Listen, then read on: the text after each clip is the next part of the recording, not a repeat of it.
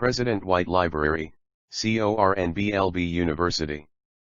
4D3YX87/9, Cornell University Library Q171.L18Z8 A Modern Zoroastrian. 3/19/24/012/240-705 The original of this book is in the Cornell University Library. There are no known copyright restrictions in the United States on the use of the text. http://www.archive.org/details/cu319240122407005 A Modern Zoroastrian. A Modern Zoroastrian. 1,000 copies printed, February, 1888. 1,000, Itfark, I, 1889. 1,000, AMODERF Zoroastrian/S Laing, author of Modern Science and Modern Thought, Problems of the Ptunra Human Origins. And ISI, T1, 2RI, 0 Stanley. London, Chapman and Hall, Limited 1893. H. Oblibdikbits and 10, Oststaliaxe of PR Pound SBMWP Face to Editiok. From some of the criticisms on the first edition of this work, I fear that the distinction I endeavored to draw between the use of the term polarity in the inorganic and in the spiritual worlds has not been made sufficiently clear. I stated in the introduction that while the principle of polarity pervades both worlds, I am far from assuming that the laws under which it acts are identical, and that virtue and vice, pain and pleasure, are products of the same mathematical laws as regulate the attractions and repulsions of molecules and atoms. But this warning has been apparently overlooked by some readers who have assumed that instead of analogy I meant identity, and that it was a mistake to use the same word polarity for phenomena so essentially distinct as those of the material and the spiritual worlds. My thus guide, philosopher, and friend, Professor Huxley, for whose authority I have the highest respect, observed in a recent article, that he had long ago acquired a habit, if he came across the word polarity applied to anything but magnetism and electricity, 6 Preface to New Edition, of throwing down the book and reading no farther. I must confess that I felt a little disconcerted when I read this passage, but I was soon consoled, for, in a month or two afterwards, I came across another passage in the same review which said, however revolting may be the accumulation of misery at the negative pole of society, in contrast with that of monstrous wealth at the positive pole, this state of things must abide and grow continuously worse, as long as Ishtar, the dual goddess of the Babylonians, holds her way unchecked. Surely, I thought, here is a case in which the professor must have thrown down the review when he came to these words, but when I came to the end, I found that it was not the review, but the pen, which must have been thrown down, for the article is signed T. Huxley. Can there be a more conclusive proof that there are a vast variety of facts outside of magnetism and electricity, connected by an underlying idea, which inevitably suggests analogy to them, and which can be most conveniently expressed by the word polarity? Words after all are only coins to facilitate the interchange of ideas, and the best word is that which serves the purpose most clearly and concisely. Thus, instead of using a wagon load of copper, or the verbiage of a conveyancer's deed, to express the ideas comprised in such words as theism, pantheism, or agnosticism, we coin them for general use, as Huxley did the word agnosticism, in order to convey our meaning. Preface to New Edition. 7. Polarity is such a word.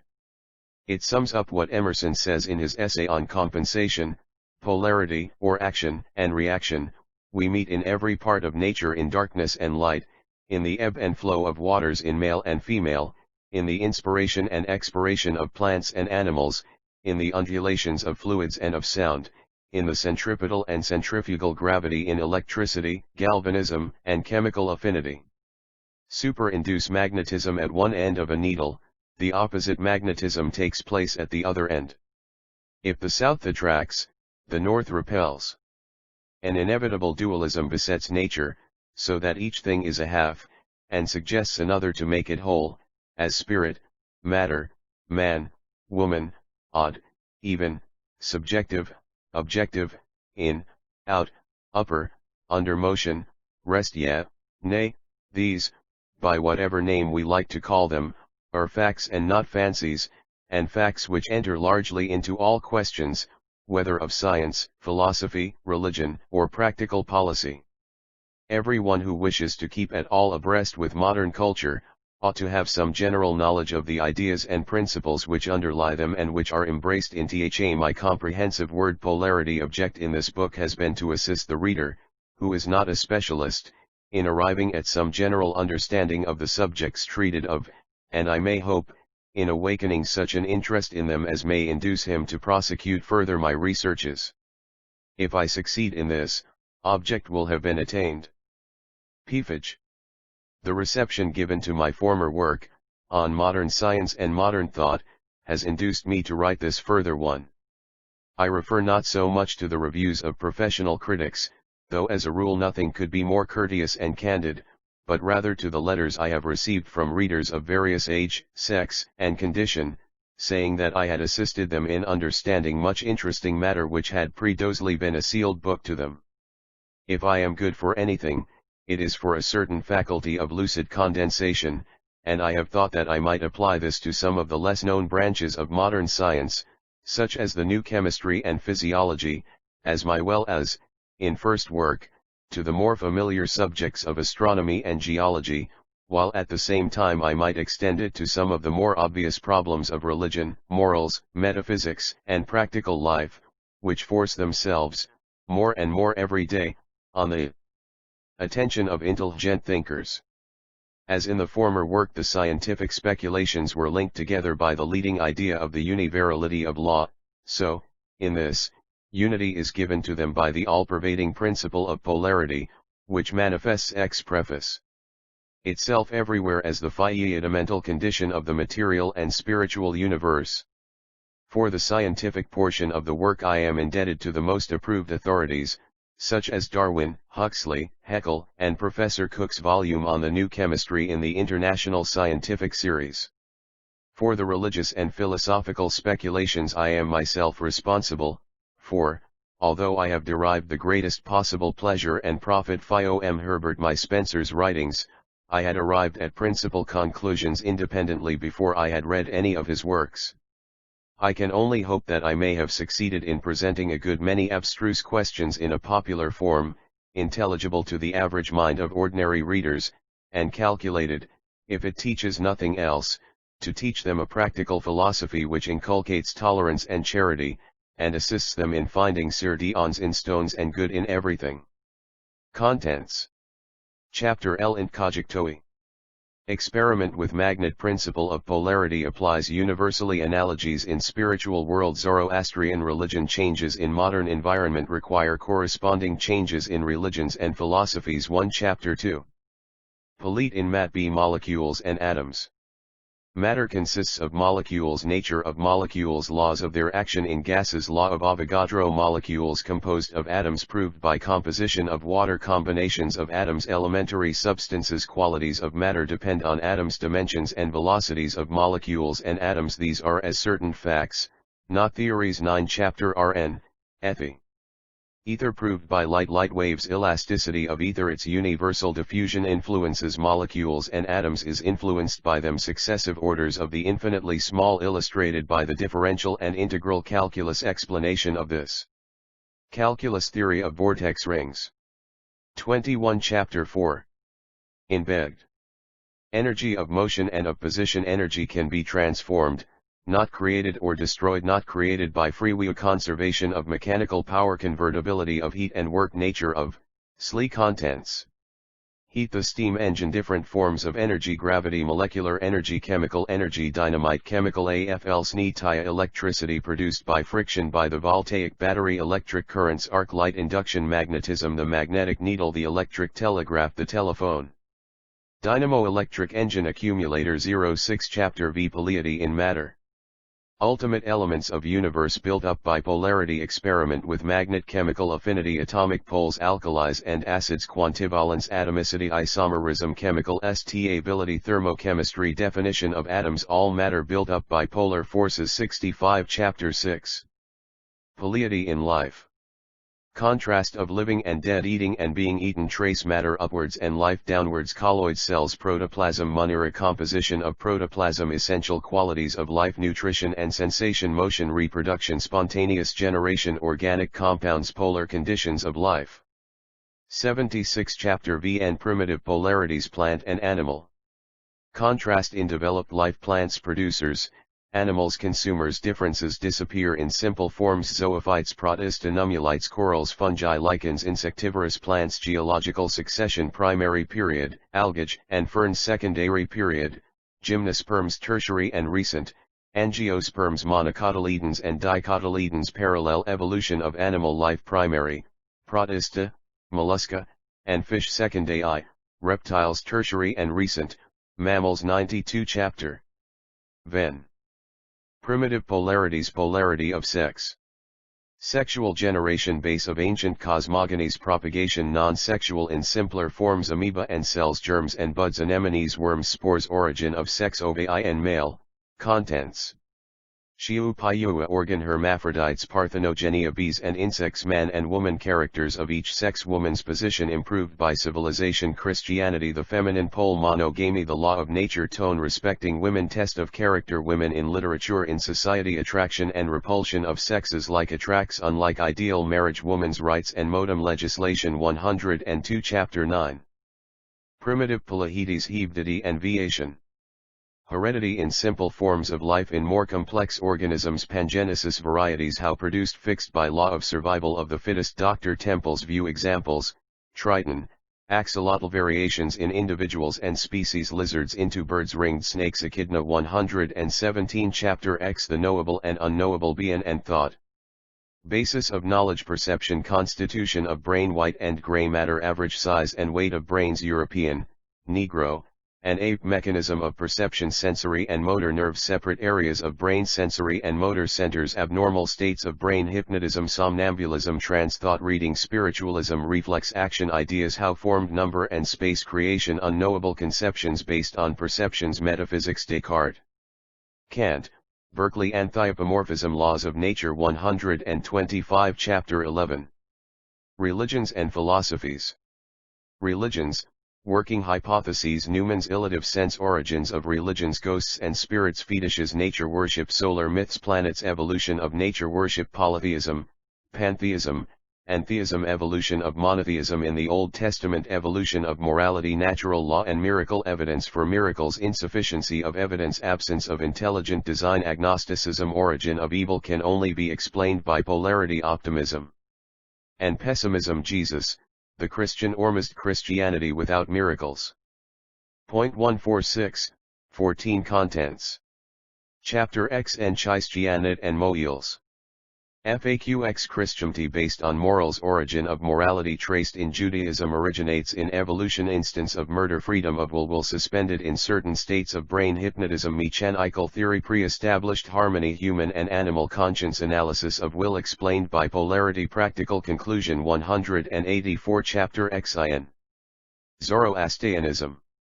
Zoroaster, an historical person, the Parsis, Iranian branch of Aryan family. Zoroaster, a religious reformer seen at Balkh, conversion of Gushtasp, doctrines of the excellent religion, monotheism, polarity. Dr. Hawk's description, Ormist and Araman Ainquitil du Peron, approximation to modem thought, absence of miracles, code of morals, its comprehensiveness and liberality, special rights, fire worship, disposal of dead, practical results. The Parsis of Bombay, their probity, enterprise, respect for women, zeal for education, philanthropy and public spirit, statistics, death and birth rates. 197 Chapter 14. Poems, OP worship. Byron's lines, Carnegie's description, Parsi nature worship, English Sunday. The sermon appeals to reason, misplaced music better than words. The mass, Zoroastrianism brings religion into Da'i life, sanitation, Zoroastrian prayer, religion of the future, sermons in stones and good in everything. 219 Chapter 15. Piaccio al P0 Liatiate. Fable of the Shield. Progress and Conservatism. English and French colonization. Law-abidingness. Irish land question. True conservative legislation. Ultra-conservatism. Law and education. Patriotism. Jingoism and parochialism. True statesmanship. Free trade and protection. Capital and labor. Egoism and altruism. Socialism and laissez-faire. Contracts. Rights and duties of landlords. George's theory. State interference. Rail, ways. Post office. Telegraphs. National defense. Concluding remarks. 227. A modem. Zoroastrian. Chapter I. Introductory. Biparament with magnet. Principle of polarity applies universally. Analogies in spiritual world. Zoroastrian religion. Changes in modern environment require corresponding changes in religions and philosophies.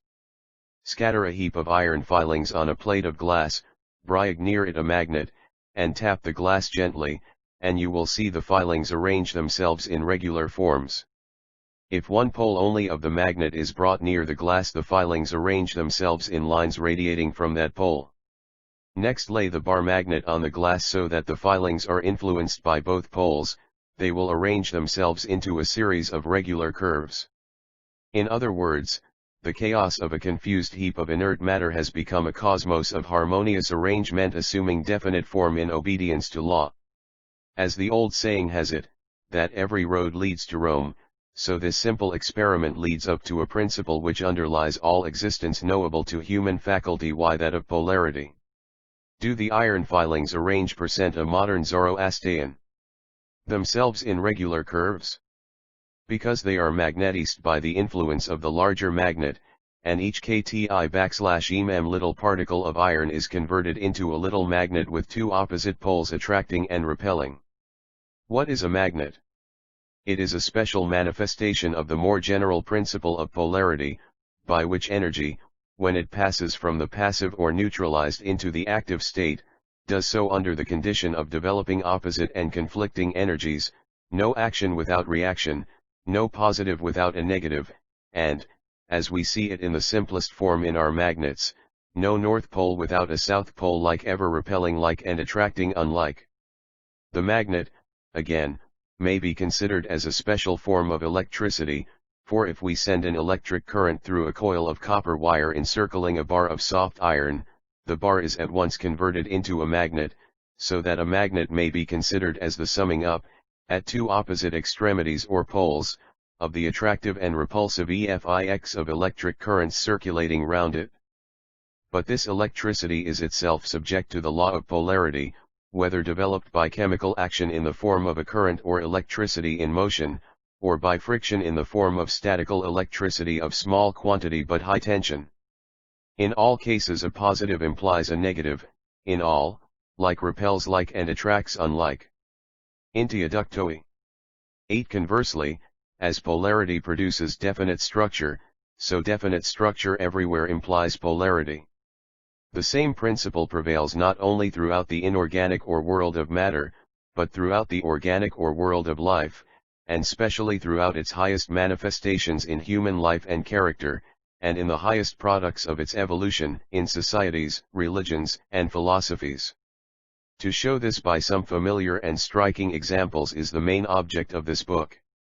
But here let me interpose a word of caution.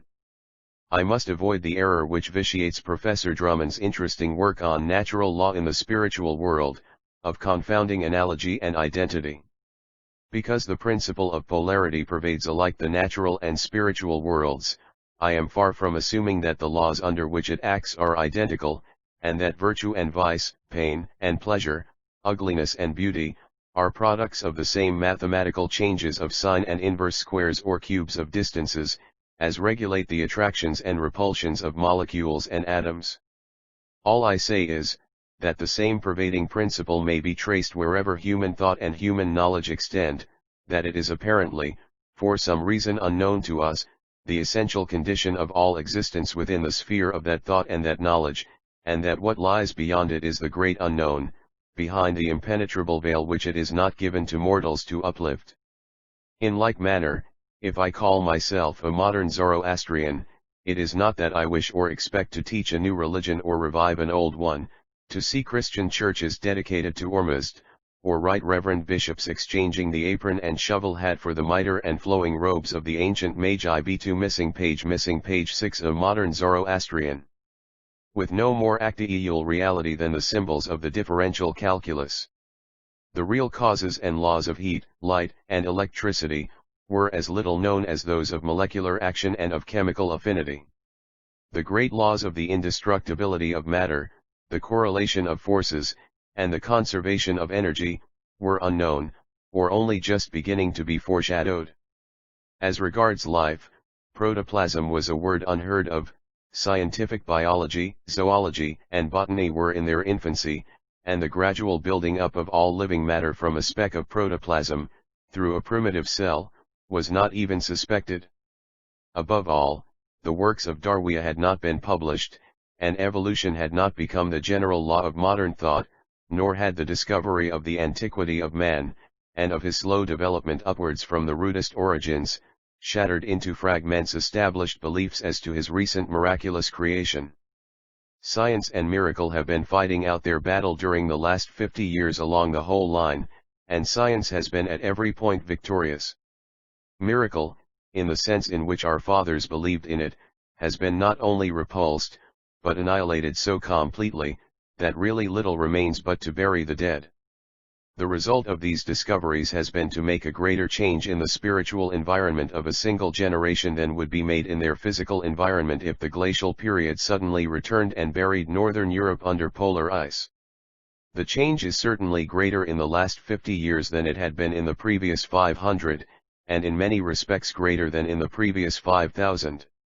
It may be sufficient to glance shortly at the equally introductory 7 great corresponding changes this period has witnessed in the practical conditions of life and of society. If astronomy and geology have extended the dominion of the mind over space and time, steamers, railways, and the electric telegraph have gained the mastery over them for practical purposes. Commerce and emigration have assumed international proportions, and India, Australia, and America are nearer to us, and connected with us by closer ties, than Scotland was to England in my schoolboy days. Education and a cheap press have even in a greater degree revolutionized society, and knowledge, reaching the masses, has carried with it power, so that democracy and free thought are, whether for good or evil, everywhere in the ascendant, and old privileges and traditions are everywhere decaying. With such a great change of environment, it is evident that many of the old creeds, institutions, and other organisms, adapted to old conditions, must have become as obsolete as a schoolboy's jacket would be as the comfortable habiliment of a grown-up man.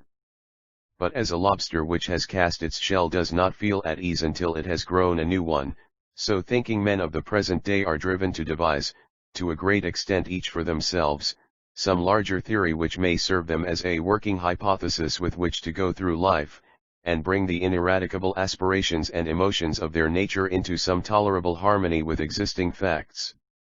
To me, as one of those thinking units, this theory, of what for want of a better name I call Zoroastrianism, has approved itself as a good working theory, which reconciles more intellectual and moral difficulties, and affords a better guide in conduct and practical life aid a modern Zoroastrian than any outlier, and, in a word, enables me to reduce my own individual chaos into some sort of an intelligible and ordered cosmos.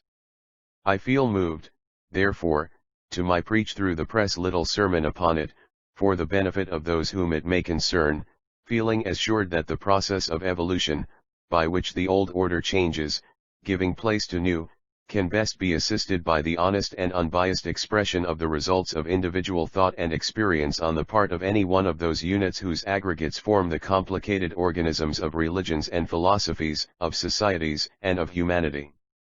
Chapter 2. M-Polarity Matter Molecules and Atoms.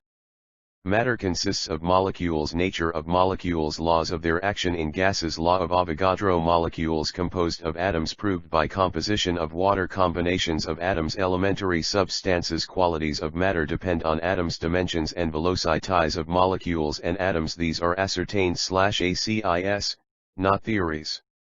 If in building a house that is to stand when the rains fall and the winds blow, it is requisite to go down to the solid rock for a foundation, so much the more is it necessary in building up a theory to begin at the beginning and give it a solid groundwork. 9/10 of the fallacies current in the world arise from the haste with which people rush to conclusions on insufficient premises. Take, for instance, any of the political questions of the day, such as the Irish question. How many df those who express confident opinions, and get angry and excited on one side or the other, could answer any of the preliminary questions which are the indispensable conditions of any rational judgment? How many marks would they get for an examination paper which asked what was the population of Ireland, what proportion of that population was agricultural, what proportion of that agricultural population consisted of holders of small tenements, what was the scale of rents compared with that for small holdings in other countries, 10a modern Zoroastrian? How much of that rent was levied on them for their own improvements, and other similar questions which lie at the root of the matter? In how many cases would it be found that the whole superstructure of their confident and passionate theories about the Irish difficulty was based on no more solid foundation than their like or dishka of a particular statesman or of a particular party? I propose therefore to begin at the beginning, and, taking the simplest case, that of dead or inorganic matter, show how the material universe is built up by the operation of the all-pervading law of polarity. What does matter consist of? Of molecules, and molecules are made up of atoms, and these are held together or parted, and built up into the various forms of the material universe, primarily by polar forces. Let me endeavor to make this intelligible to the intelligent but unscientific reader. Suppose the pyramid of Cheops shown for the first time to a giant whose eye was on such a scale that he could just discern it as a separate object. He might make all sorts of ingenious conjectures as to its nature, but if microscopes had been invented in giant land and he looked through one, he would find that it was built up, layer by layer, on a regular plan and in determinate lines and angles, by molecules, or what seemed to him almost infinitely small masses, of squared stone. For pyramid right crystal, and we may see by the human sense, aided by human instruments and human reason, a similar structure built up in the same way by minute particles.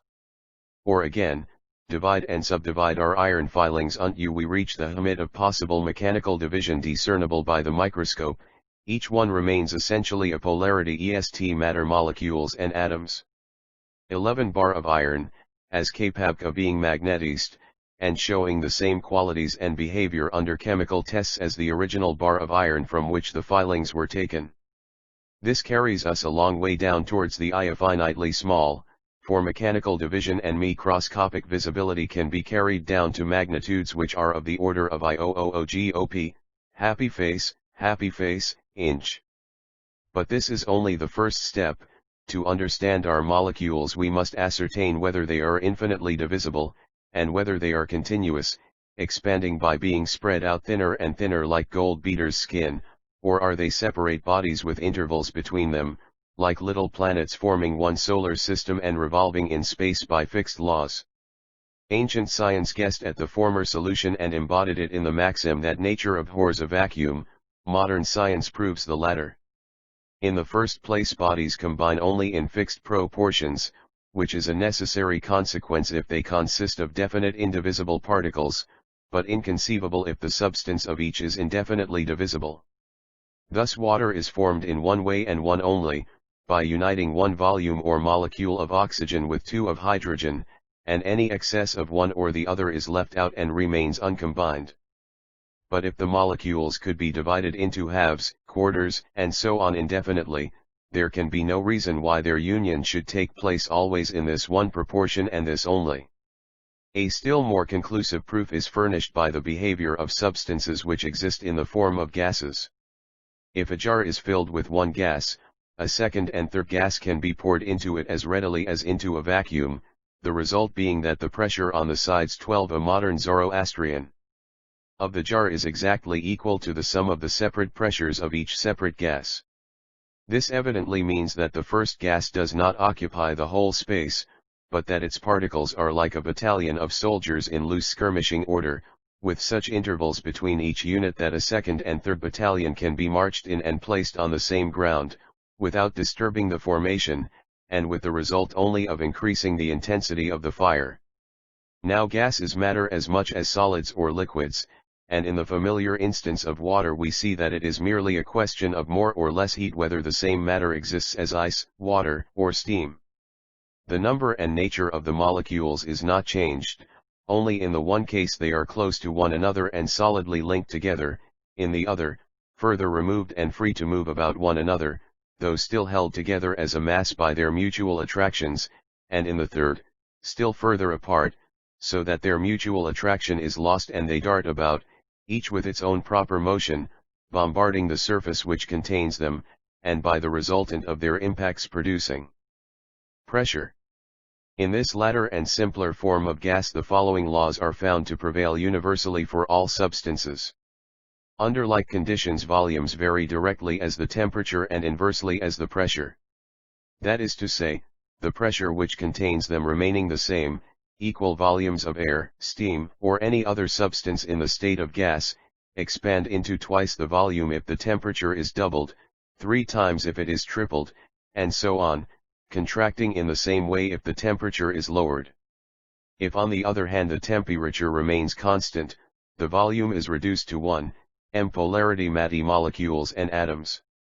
13/2 or 1/3, if the pressure is doubled or tripled. From these laws the further grand generalization has been arrived at, that all substances existing in the form of gas contain the same number of molecules in the same volume. This, which is known as the law of Avogadro, from the Italian chemist by whom it was first discovered, is the fundamental law of modern chemistry, and the key to all certain and scientific knowledge of the constitution of matter and of the domain of the infinitely small, just as much as the law of gravity is to action of matter in the mass, and the resulting conditions and motions of mechanics and astronomy. This conclusion obviously follows from it, that difference of weight in different substances arises not from one having more molecules in the same volume than another, but from the molecules themselves being heavier. If we weigh a gallon or liter of hydrogen gas, which is the lightest known substance, and then weighing an equal volume of oxygen gas find that it is 16 times heavier, we know for certain that the molecule or ultimate particle of oxygen is 16 times heavier than that of hydrogen. It is evident that in this way the molecules of all simple substances which can exist in the form of pure gas can be weighed, and their weight expressed in terms of the unit which is generally adopted, that of the molecule of the lightest known substance, hydrogen. But science, not content with this achievement, wants to know not the relative weight only, but the absolute dimensions, quantities, and motions of these little bodies, and whether, although they cannot be divided further by mechanical means, and while retaining the qualities 14 a modern Zoroastrian, of the substances they build up, they are really ultimate and indivisible particles or themselves composites. Chemistry and electricity give a ready answer to this latter question. Molecules are composites of still smaller bodies, and to get back to the ultimate particle we must go to atoms. All chemical changes resolve themselves into the breaking up of molecules and rearrangement of their constituent atoms. If the opposite poles of a voltaic battery are inserted in a vessel containing water, molecules of water are broken up, bubbles of gas rise at each pole, and if these are collected, the gas at the positive pole is found to be oxygen, and that at the negative pole hydrogen. No thing has been added or taken away, for the weight of the two gases evolved exactly equals that of the water which has disappeared. But the molecules of the water have been broken up, and their constituents reappear in totally different forms, for nothing can well be more unlike water than each of the two gases of which it is composed. That it is composed of them can be verified by the reverse experiment of mixing the two gases together in the same proportion of 2 volumes of hydrogen to 1 of oxygen as was produced by the decomposition of water, passing an electric spark through the vessel containing the mixture, when with a loud explosion the gases reunite, and water is formed in precisely the same quantity as produced the volumes of gas by its decomposition. Can the ultimate particles of these gases be further subdivided? Can they, like those of water, be broken up and reappear in new forms? No, there is no known process by which an atom of oxygen can be made anything but oxygen, or an atom of hydrogen anything but hydrogen. Polarity in matter molecules and atoms. 5. The only thing which is compound in the composition of oxygen is that its molecules consist of two atoms linked together. This appears from the fact that while the weight of oxygen, and therefore that of its molecules, is 16 times greater than that of an equal volume of hydrogen, and therefore of hydrogen molecules, it combines with it in the proportion not of 16, but of 8 to 1. If, therefore, the molecule were identical with the atom of oxygen, we must admit that the atom could be halved, which is contrary to its definition as the ultimate indivisible particle of the substance oxygen. But if the oxygen molecule consists of two linked atoms, 0, and the hydrogen H molecule equally of 2, H, as can be proved by other considerations, everything is explained by assuming that the molecule of water consists of two atoms of hydrogen linked to one of oxygen, or HJO, and that when this molecule is broken up by electricity, its constituents resolve themselves into atoms, which recombine so as to form twice as many molecules of hydrogen, HH, as of oxygen, 0, i.e. into 2 volumes of hydrogen gas to 1 of oxygen. Taking the single hydrogen atom as the unit of weight as being the lightest known ponderable body, and calling this weight a microcrith, or standard of the smallest of this order of excessively small weights, this is equivalent to saying that the weight of an oxygen atom is equal to 16 microcriths, and as water is composed of one such atom plus 2 of hydrogen, the weight of its molecule ought to be 16 plus 2 equals 18, which is in fact the exact ratio in which the weight of a volume of steam, or water in the form of gas, is heavier than an equal volume of hydrogen. 16. A modern Zoroastrian TMS key unlocks the whole secret of the chemical changes and combinations by which matter assumes all the various forms known to us in the universe. Thus oxygen enters into a great variety of combinations forming different substances, but always in the proportion which is either 16, or some multiple of 16, book as 32, 48, 64. That is, either 1, 2, 3, or 4 atoms of oxygen unite with other atoms to form the molecules from which these other substances are made. One atom of oxygen weighing 1/6 microcriths combines, as we have seen, with 2 atoms of hydrogen weighing 2, to form a molecule of water weighing 18 mc. In like manner one atom of oxygen, 16 mc, combines with one of carbon, which weighs 12 mc, to form a molecule of carbonic oxide weighing 28 mc, and 2 of oxygen, 32 mc, with one of carbon, 12 mc, to form a molecule of carbonic dioxide weighing 44 mc. The same applies to all elementary substances. Thus hydrogen, 2 atoms of which combine with one of oxygen to form water, combines one atom to one with chlorine to form the molecule of hydrochloric acid, which weighs 36 to 5 mc, being the united weights of one atom of chlorine, 35*5 mc, and one of hydrogen, 1 mc. These, with hundreds of similar instances, are the results not of theories as to molecules and atoms, but of actual facts, ascertained by innumerable experiments made independently by careful observers over long periods of years, many of them dating back to the labors of the alchemists of the Middle Ages in pursuit of gold. The atomic theory is the child and not the parent of the facts, and is indeed nothing but the summary of the vast variety of experiments which led up to it, as Newton's law of gravity is of the facts polarity in matter molecules and atoms. 17. Known to us with regard to the attractions and motions of matter in the mass. But as Newton's law enables us to predict new facts, to calculate eclipses and the return of comets beforehand, and to compile nautical almanacs, so the new chemistry, based on the atomic theory, affords the same conclusive proof of its truth by enabling us in many cases to predict phenomena which are subsequently verified by experiment, and to infer beforehand what combinations are possible, and what will be their nature. The actual existence, therefore, of molecules and atoms is as well ascertained a fact, as that of CWTS and pounds, or of planets and stars, of solar systems and nebulas. The researches of chemists have succeeded in discovering about 70 substances, of which the same may be said as of the oxygen and hydrogen into which water is decomposed, viz. that they cannot be decomposed by any known process, and must therefore be considered as ultimate and elementary. Their atoms differ widely in size and weight, that of mercury, for instance, being 200 times heavier than that of hydrogen, and the weights varying from 1 mc for the hydrogen atom, up to 240 for that of uranium. When we call them elementary substances, we merely mean that we know no means of decomposing them. It is possible that all of them may be compounds which we cannot take to pieces of some substratum of uniform matter, and it is remarkable that the weight of nearly O of these elementary atoms is some simple multiple of that of hydrogen, pointing to their being all combinations of one common substratum of matter, but this is merely conjecture, and in the present state of our knowledge we must assume these 66 or 71 ultimate particles C18 a modern Zoroastrian, or atoms to be the indivisible units out of which all the complicated puzzle of the material universe is put together.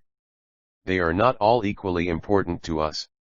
Of the 71 elementary substances enumerated in chemical treatises, 5 are doubtful, and 30 to 35 of the remainder are either known only to chemists in minute quantities, or exist in nature in small quantities, having no very material bearing upon man's relation to matter. The most important are oxygen, hydrogen, nitrogen, and carbon. Oxygen diluted by nitrogen gives us the air we breathe, combined with hydrogen the water we drink, and with metals and other primitive bases the solid earth on which we tread. Carbon again is the great basis of organized matter and life, to which it leads up by a variety of complex combinations with oxygen, hydrogen, and nitrogen. The qualities and relations of elementary atoms afford a subject of great interest, but of such vast extent that those who wish to understand it must be referred to professed works on modern chemistry. For the present purpose it is sufficient to say that the following conclusions are firmly established. All the various forms of matter are composed of combinations of primitive atoms which form molecules, the molecules being neither more nor less than very small pieces of ordinary matter. The qualities of this matter, or, what is the same thing, of its molecules, depend partly on the qualities of the atom, which are something quite distinct from those of the molecules, and partly on their mode of aggregation into molecules, affecting the form, size, stability, and other attributes of the molecule. All matter, down to the smallest atom, has dipolarity in matter molecules and atoms.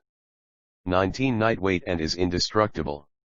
No man by taking T-bot can add the millionth of a milligram to the weight of any substance, or make it either more or less than the sum of the weights of its component factors, any more than he can add a cubit to his stature. When Shelley sang of the cloud, "I change, but I cannot die," he enunciated a scientific axiom of the first importance. Creation, in the sense of making something out of no thing, is a thing absolutely unknown and unknowable to us. If we say we make a ship or a steam engine, we simply mean that we transform existing matter and existing energies into new combinations, which give results convenient for our purpose. So if we talk of making a world, our idea really is that if our powers and knowledge were indefinitely increased we might be able, given the atoms and energies with their laws of existence, to put them together so as to produce the desired results. But how the atoms and their inherent laws got there is a question as to which knowledge, or even conceivability, is impossible, for it altogether transcends human experience. Before finally taking leave of atoms it may be well to state shortly that science, not content with having proved their existence and weighed them in terms of the lightest element, the hydrogen atom, has attempted, not without success, to solve the more difficult problem of their real dimensions, intervals, and velocities. This problem has been attacked by Clausius, Sir W. Thomson, Clerk Maxwell, and others, from various sides, from a comparison with the wavelengths of light, with the tenuity of the thinnest films of soap bubbles just before C220 a modern Zoroastrian. They burst, and when are presumably reduced to a single layer of molecules, and from the kinetic theory of gases, involving the dimensions, paths, and velocities of elastic bodies, constantly colliding, and by their impacts producing the resulting pressure on the confining surface. All these methods involve such refined mathematical calculations that it is impossible to explain them popularly, but they all lead to nearly identical results, which involve figures so marvelous as to be almost incomprehensible. For instance, a cubic centimeter of air is calculated to contain 21 trillions of molecules, i.e. 21 times the cube of a million, or 21 followed by 18 ciphers. The average distance between each molecule equals 95 millionths of a millimeter, which is about 25 times smaller than the smallest magnitude visible under a microscope. The average velocity of each molecule is 447 meters per second, and the average number of impacts received by each molecule in a second is 4,700 millions. Chapter 3. Ethy. Ether proved by light. Light waves elasticity of ether. Its universal diffusion influences molecules and atoms is influenced by them. Successive orders of the infinitely small illustrated by the differential and integral calculus. Explanation of this calculus. Theory of vortex rings. Perhaps the best way to convey some idea of this order of magnitudes to the ordinary reader is to quote Sir W. Thomson's illustration, that if we could suppose a cubic inch of water magnified to the size of the Earth, i.e. to a sphere 24,000 miles in circumference, the dimensions of its ultimate particles, magnified on the same scale, or, as he expresses it, its degree of coarse-grainedness, would be something between the size of rifle bullets and cricket balls. Extraordinary as these dimensions are, they are not more so than those at the opposite extremity of the scale, where the distance of stars and nebulae has to be measured by the number of thousand years their light, traveling at the rate of 192,000 miles per second, takes to reach us. Infinitely small, however, as those dimensions appear to our original conceptions derived from our natural senses, they are certain and ascertained facts, if not as to the precise figures, yet beyond all doubt as to the orders of magnitude. In dealing with them also we are to a great extent on familiar ground. 22. A modern Zoroastrian. Molecules are nothing more nor less than small pieces of ordinary matter, and atoms are also matter, for they obey the law of gravity, have definite weights, and build up molecules as surely as molecules build up ordinary matter, and as squared stones build up pyramids. But to understand the constitution of the material universe we must go a step further, part from the familiar world of sense, and deal with an all-pervading medium, which is at the same time matter and not matter, which lies outside the laws of gravity, and yet obeys other laws intelligible and calculable by us, of which it may be said we know it and we know it not.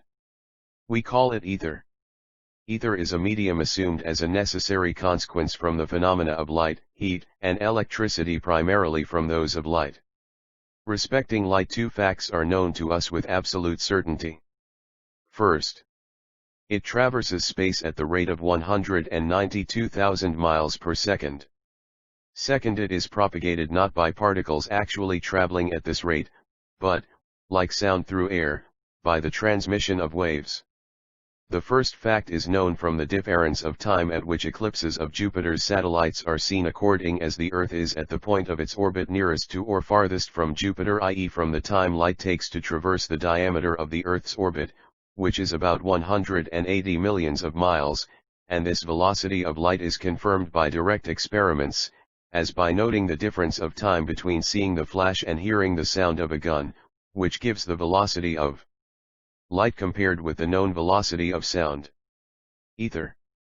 23. The second fact is equally certain from the phenomena of what are called interferences, when the crest of one wave just overtakes the hollow of a preceding one, so that, if the two waves are of equal magnitude, the oscillations exactly neutralize one another, and two lights produce darkness.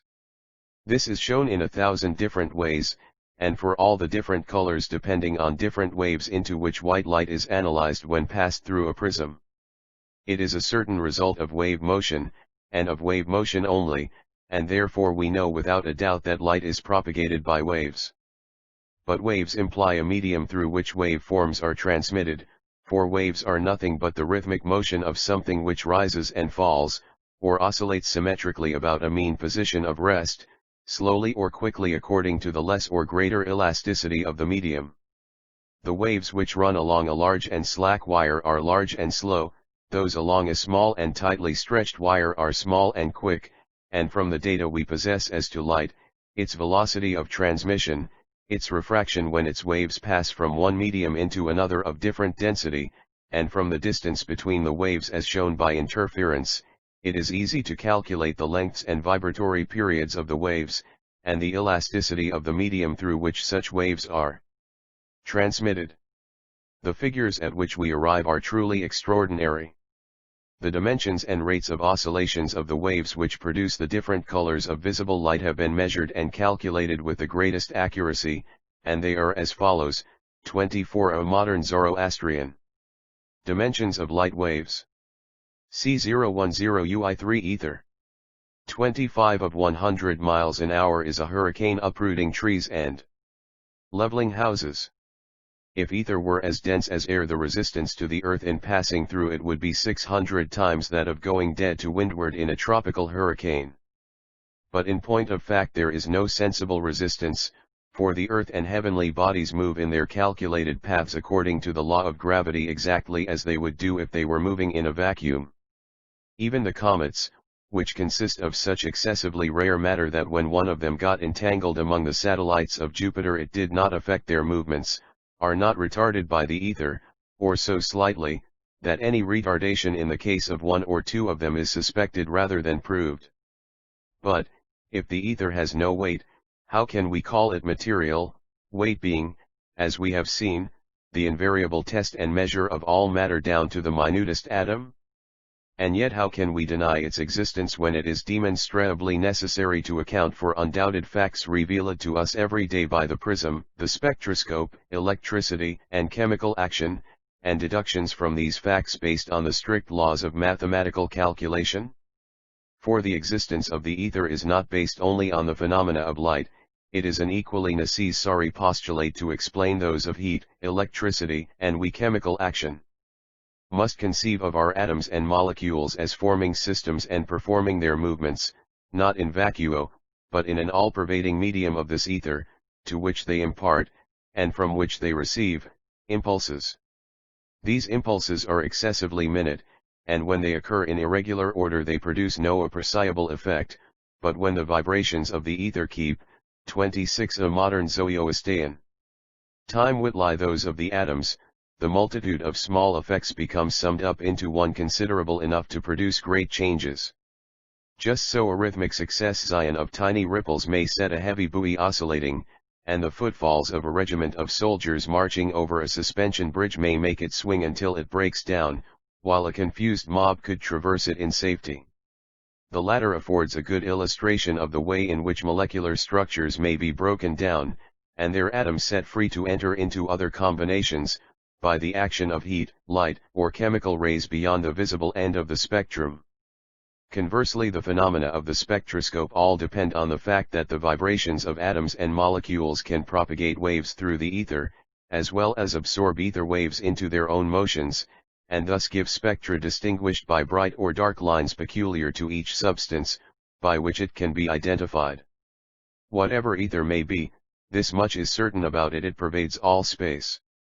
That it extends to the boundaries of the infinitely great we know from the fact that light reaches us from the remotest stars and nebulae, and that in this light the spectroscope enables us to detect waves propagated and absorbed by the very same vibrations of the same familiar atoms at these enormous distances as at the Earth's surface. Glowing hydrogen, for instance, is a principal ingredient of the Sun's atmosphere and of those distant suns we call stars, and it affects the ether and is affected by it exactly in the same manner as the hydrogen burning in an ordinary gas lamp. In the direction also of the infinitely small, ether permeates the apparently solid structure of crystals, whose molecules perform their limited and rigidly defy ether. 27 Eat movements in an atmosphere of it, as is shown by the fact that in so many cases light and heat penetrate through them. Whole series of remarkable phenomena arise from the manner in which the vibrations of ether which cause light are affected by the structure of the molecules of crystals through which they pass. In certain cases they are what is called polarized, or so affected that while they pass freely if the crystal is held in one direction, they are stopped if it is turned round through an angle of 90 degrees to its former position, so that one and the same crystal may be alternately transparent and non-transparent. It would seem as if its structure were like that of wood, grained, and more easy to penetrate if cut with the grain than against it, so that when a ray of light attempted to penetrate, its vibrations were resolved into two, one with the grain which got through, the other against it which was suppressed, so that the emerging ray, which entered with a circular vibration, got out with only one rectilinear vibration parallel to the diameter which coincided with the grain. Other crystals of more complicated structure effect transmitted light in a more complex way, developing a double polarity very similar to that induced in the iron filings when brought under the influence of the two poles of the magnet. With this polarized light, the most beautiful colored rings can be produced from the waves of the different colors into which the white light has been analyzed in passing through the crystal, which alternately flash out and disappear as the crystal is turned round its axis, and which present a remarkable analogy to the curves into which the iron filings form themselves under the single or double poles of the magnet. The importance of this will appear afterwards, but for 28 Moody and Zoroastrian. The present it is sufficient to show that the waves of ether which cause light really penetrate through the molecules of crystals, but in doing so may be affected by them. Rings of polarized light, uniaxial crystals. Rings of polarized light, biaxial crystals. In dealing with these excessively small magnitudes, it may assist the reader who has some acquaintance with mathematics in forming some conception of them, to refer to that refinement of calculation, the differential and integral calculus. And even the non-mathematical reader may find it worth while to give a little attention in order to gain some idea of this celebrated calculus, which was the key by which Newton and his successors unlocked the mysteries of the heavens. The first rough idea of it is gained by considering what would happen if, in a calculation involving hundreds of moas, we neglected inches. Suppose we had a block of land to measure, 300 miles long and 200 wide, as there are, say, 5,000 feet in a mile, and the error from omitting inches could not exceed a foot, the utmost error in the measurement of length, could not exceed I/gth, and in width trrfff auth pi t of the cor rect amount. In the area of 300 x 200 equals 60,000 square miles, the limit of error would, by adding or omitting the rectangle formed by multiplying together these two small errors, not exceed yswo xtt, that equals I/QOSTROINRPI. Is evident that the first ether 20 error is an excessively small part of tli true figure, and the second error a still more excessively small part of tli first error. But, as we are dealing with abstract numbers, we can just as readily conceive our initial error to be the xjjth or ejjth of an inch, as 1 inch, and, in fact, diminish it until it becomes an infinitesimally small or evanescent quantity. In doing so, however, it is evident that we shall make the second error such a still more infinitesimally small fraction of the first that it may be considered as altogether disappearing. The first error is called a differential of the first order and denoted by d, the second a differential of the second order denoted by d. Thus if we call the base of our rectangle x and its height y, the area will be xy. Let us suppose x to receive the addition of a very small increment dx, and y the corresponding increment dy. What will be the corresponding increment of the area, or d.xyi? Clearly the difference between the old area xy and the new area x and dx, multiplied by y and dy. This multiplication gives x and dxy and dyxy and y dxx and dx.dy xy and x dy and y dx and dx.dy. The difference between this and xy is x dy and y dx and dx.dy. But dx.dy is, as we have seen, a differential of the second order and may be neglected. Therefore dxy equals x dy plus y dx. In like manner dx equals x plus dxy, x equals 2x dx plus dx, which last term may be neglected, and dx 2x dx. In this way the differentials of all manner of functions and equations of symbols representing 30 modern Zoroastrian dimensions and motions may be found. Conversely, the wholes may be considered as made up of an infinite number of these infinitely small parts, and found from them by summing up or integrating the differentials. Thus, if we had the equation x dy plus y dx equals 2z dz, we know that the left-hand side is the differential of xy, and therefore that by integrating it we shall get xy, while the right side is the differential of z, which we shall get by integrating it. The relation expressed equals xy therefore is that z, or, in other words, that a rectangle whose sides are x and y exactly equals a square whose side is z. The use of this device in assisting calculation will be apparent if we take the case of an area bounded by a curved line. Cannot directly calculate this area, now, but we can easily tell that of a rectangle. It is evident that if we inscribe rectangles in this area A, B, C, M, F, L, G, 1. Fig 2. JB, F. Fig 3. The more rectangles we inscribe, the less will be the error in taking their sum as equal to the curved area. This is apparent if we compare figure 2 with figure 3. Sup equals, suppose we take a point P on the curve, call B n A, and equals P n y, and suppose n to be dx, the differentially small increment of x, a and 6 ipq equals dy, the corresponding small increment of y. The area of the rectangle VQNM VSX ether 31 equals TSNY dx, and differs from the true curvilinear area PPNN by less than the little rectangle of PXPG or of dx.dy. But, as we have seen, if we push our division to the first infinitesimal order, or make NN and PQ differentials of x and y, dx.dy may be neglected, i.e. multiply the number of rectangles indefinitely, and the sum of their areas will differ from the true area enclosed by the curve by an error which is evanescent.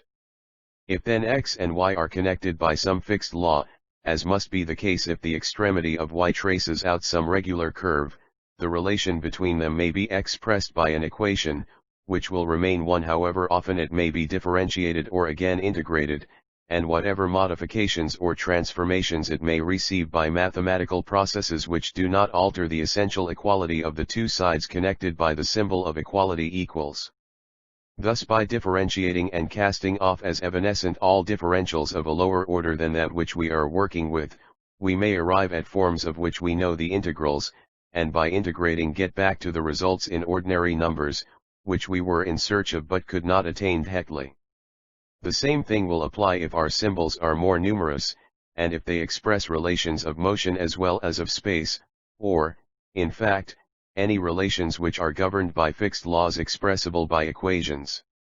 If I have succeeded in conveying to the readers any idea of this celebrated calculus, they will perceive what an analogy it presents to the idea of modern physical and chemical science, that of molecules, atoms, and ether, forming differentials of successive orders of the infinitely small.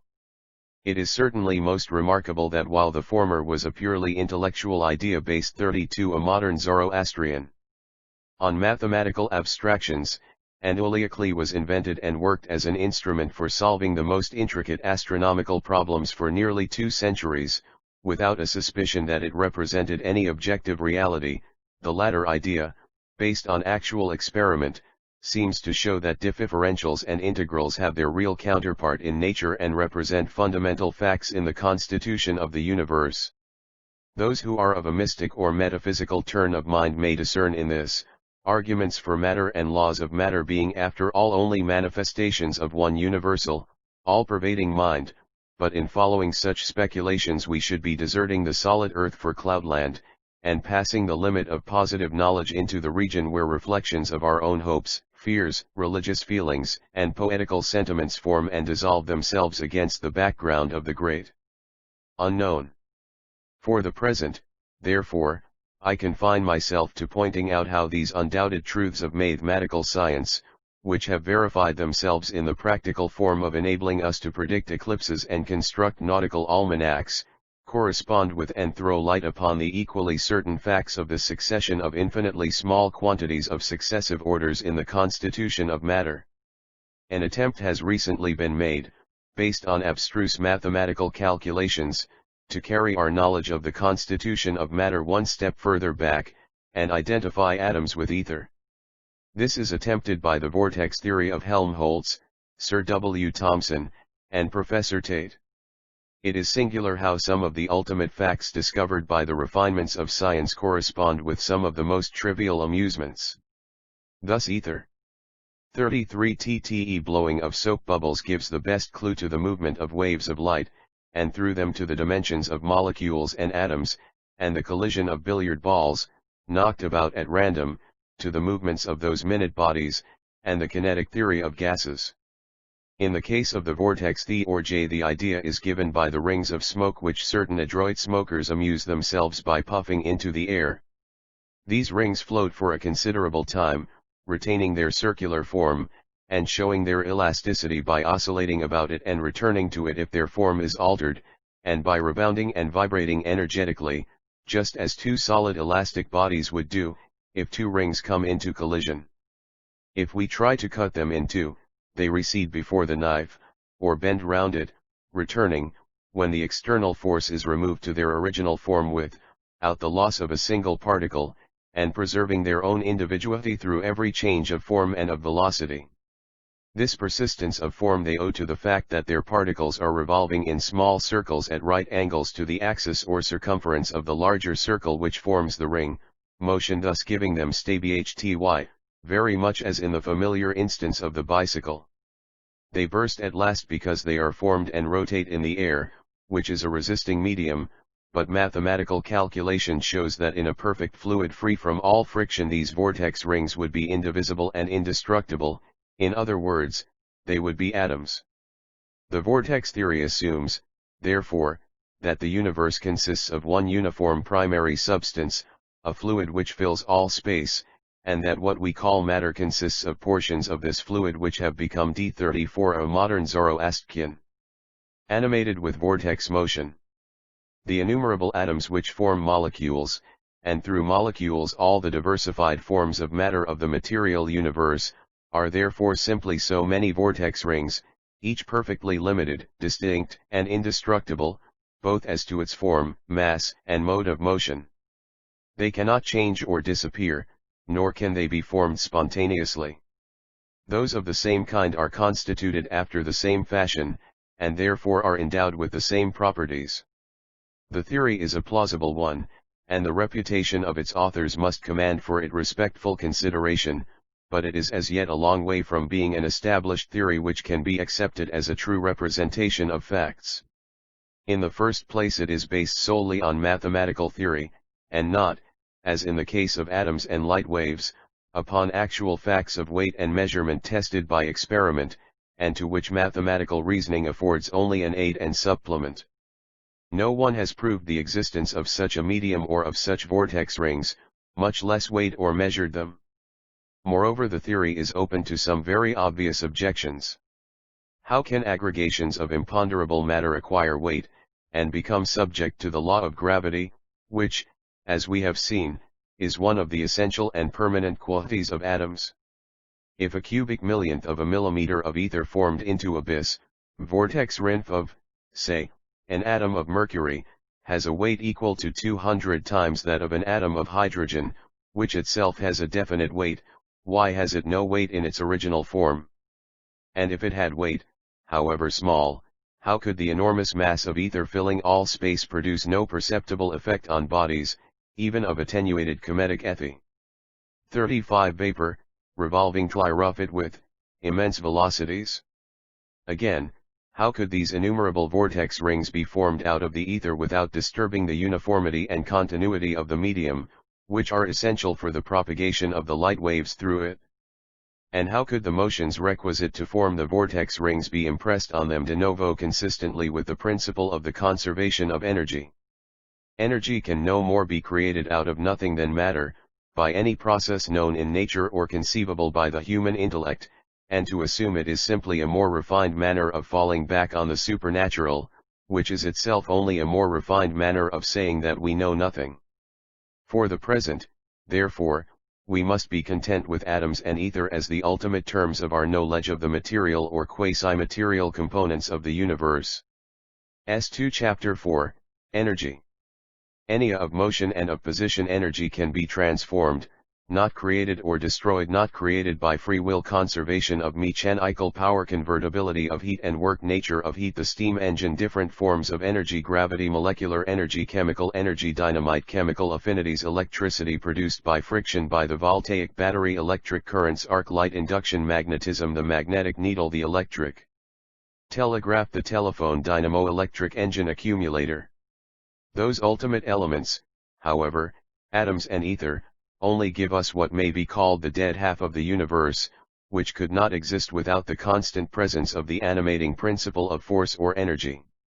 Energy is the term generally adopted in the language of science, for force is apt to be associated with human effort and with actual motion produced, while energy is a comprehensive term, embracing whatever produces or is capable of producing motion. Thus, if we bend a crossbow, the force with which it is bent may either reappear at once in the flight of the arrow, if we let go the string, or it may remain stored up, if we fix the string in the notch, ready to reappear when we pull the trigger. In the former case it is called energy of motion, in the latter energy of position. It is important to realize this distinction clearly, for many of the energy 37 ordered and harmonious arrangements of the universe depend on the polarity, or conflict with alternate victories and defeats, between those two forms of energy. Thus if AB is a pendulum suspended at the point A, if we move it from its position of rest AC to AB and hold it there, its whole energy is that of position. If we let it go, it swings backwards and forwards between the positions AB and AD, and but for the resistance of the air and the friction at the point of suspension, it would so swing forever. But in thus swinging, what happens? From AB to AC, energy of motion keeps gaining on energy of position, until when the pendulum reaches C, it has annihilated it. Energy of position has entirely disappeared, and the whole original force expended in raising the pendulum to ab exactly reappears in the force or momentum of the pendulum at its lowest point. But is this victory final? By no means. Energy of position, having touched bottom, gathers, like Antaeus, fresh vigor for the contest, and from the position AC upwards it gains ground on its adversary until when the pendulum reaches AD it is in its turn completely victorious. The same alternation between energy of motion and of position takes place in all rhythmical movements such as waves, which, whether in water, air, or ether, are propagated, as in the case of the pendulum, by particles forced out of their position of rest and oscillating between the two energies. 38 A Modi and Zoroastrian. Thus if waves run along an elastic wire AB, the particle P, which has been forced into the position P, oscillates backwards and forwards between P and Q, beginning with nothing but energy of position at P, losing it O for energy of motion at P, and regaining it at Q. All wave motions, therefore, that is to say, all sound, light, and heat depend on this primitive polarity. If we have got this definition of the two forms of energy clearly into our heads, we shall be the better prepared for this further generalization, the grandest, perhaps, in the whole range of modern science, that energy, like matter, is indestructible, and can only be transformed, but never created or annihilated. This is at first sight a more difficult proposition to establish in the case of energy than in that of matter. In the latter case we have nothing in our experience that can lead us to suppose that we have ever created something out of nothing, but in the former, our first impression undoubtedly is that we do create force. I throw a stone at a bird, I have an instinctive impression that the force which projects the stone is the creation of my own conscious will, that I had the choice either to throw or not to throw, and that if I had decided not to throw, the impelling force would never have existed. But, if we look more closely at the matter, it is not really so. The chain of events is this: the first impulse proceeds from the visual rays, which, concentrated by the lens of the eye on the retina, give energy. 3. An image of the bird, this sends vibrations along the optic nerve to the brain, setting in motion certain molecules of that organ. These again send vibrations along other nerves to certain muscles of the arm and hand, which contract, and by doing so give out the energy of movement which throws the stone. All this process is strictly mechanical. The eye acts precisely like a camera obscura in forming the image. The nerve vibrations, though not identical with those of the wires of an electric telegraph, are of the same nature, their velocity can be measured, and their presence detected by the galvanometer. The energy of the muscle is stored there by the slow combustion of the food we have eaten, in the oxygen of the air we have breathed. Take any of these conditions away, and no effort of the will can produce the result. If the nerve is paralyzed, or the muscle, from prolonged starvation, has no energy left, the stone will not be thrown, however much we may desire to cull the bird. Again, precisely the same circle of events takes place in numerous instances without any intervention of this additional factor of conscious will. Breathe mechanically, the muscles of the chest causing it to rise and fall like the waves of the ocean, without any deliberate intention of taking air into the lungs and exhaling it. Nay more, there are instances of what was at first accompanied by the sensation of conscious will, ceasing to be so when the molecular movements had made channels for themselves, as when a piano player, who had learned his notes with difficulty, ends by playing a complicated piece automatically. The case of animals also raises another difficulty. Suppose a retriever dog sees his master shoot at and miss a hare, 40 a modern Zoroastrian. Shall he obey the promptings of his animal instinct and give chase, or those of his higher moral nature which tell him that it is wrong to do so without the word of command? It is hard to see how this differs from the case of a man resisting or yielding to temptation, and how, if we assign conscious will to the man, we can deny it to the dog. Reasoning from these premises, some philosophers have come to the conclusion that man and all animals are but mechanical automata, cleverly constructed to work in a certain way fitting in with the equally preordained course of outward phenomena, and that the sensation of will is merely an illusion arising as a last refinement in the adjustment of the machinery. But here comes in that principle of duality or polarity, by which a proposition may be at once true and untrue, and two contradictory opposites exist together.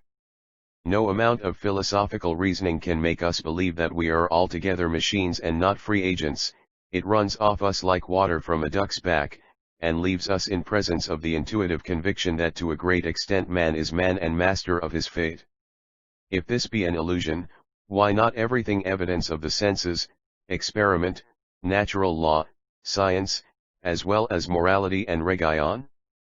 To pursue this farther would lead us far astray into the misty realm of metaphysics, and I refer to it only as showing that the principle of the conservation of energy, standing as it does in apparent contradiction to our natural impressions, requires a fuller demonstration than the kindred principle of the indestructibility of matter. Enigki. 41 In the case of ordinary mechanical power, it had been long known that the intervention of machinery did not create force, but only transformed it. If a weight of 1 pound, A, just balances a weight of 2 pounds, B, by aid of a pulley, and by the addition of a minute fraction, such as a grain, raises it 1 foot, it will be invariably found that A has descended 2 feet. In other words, 1 pound working through 2 feet does exactly the same work as 2 pounds working through 1 foot. And whatever may be the A intervening machinery, the same thing holds good, and the work put in at one end comes out, neither more nor less, at the other, except for a minute loss due to friction and resistance of air. If a force equal to 1 pound is made, by multiplying the intermediate machinery, to raise a ton a foot from the ground, exactly as much force must have been exerted as if the ton had been divided into 2,240 parts of 1 pound each, and each part separately lifted.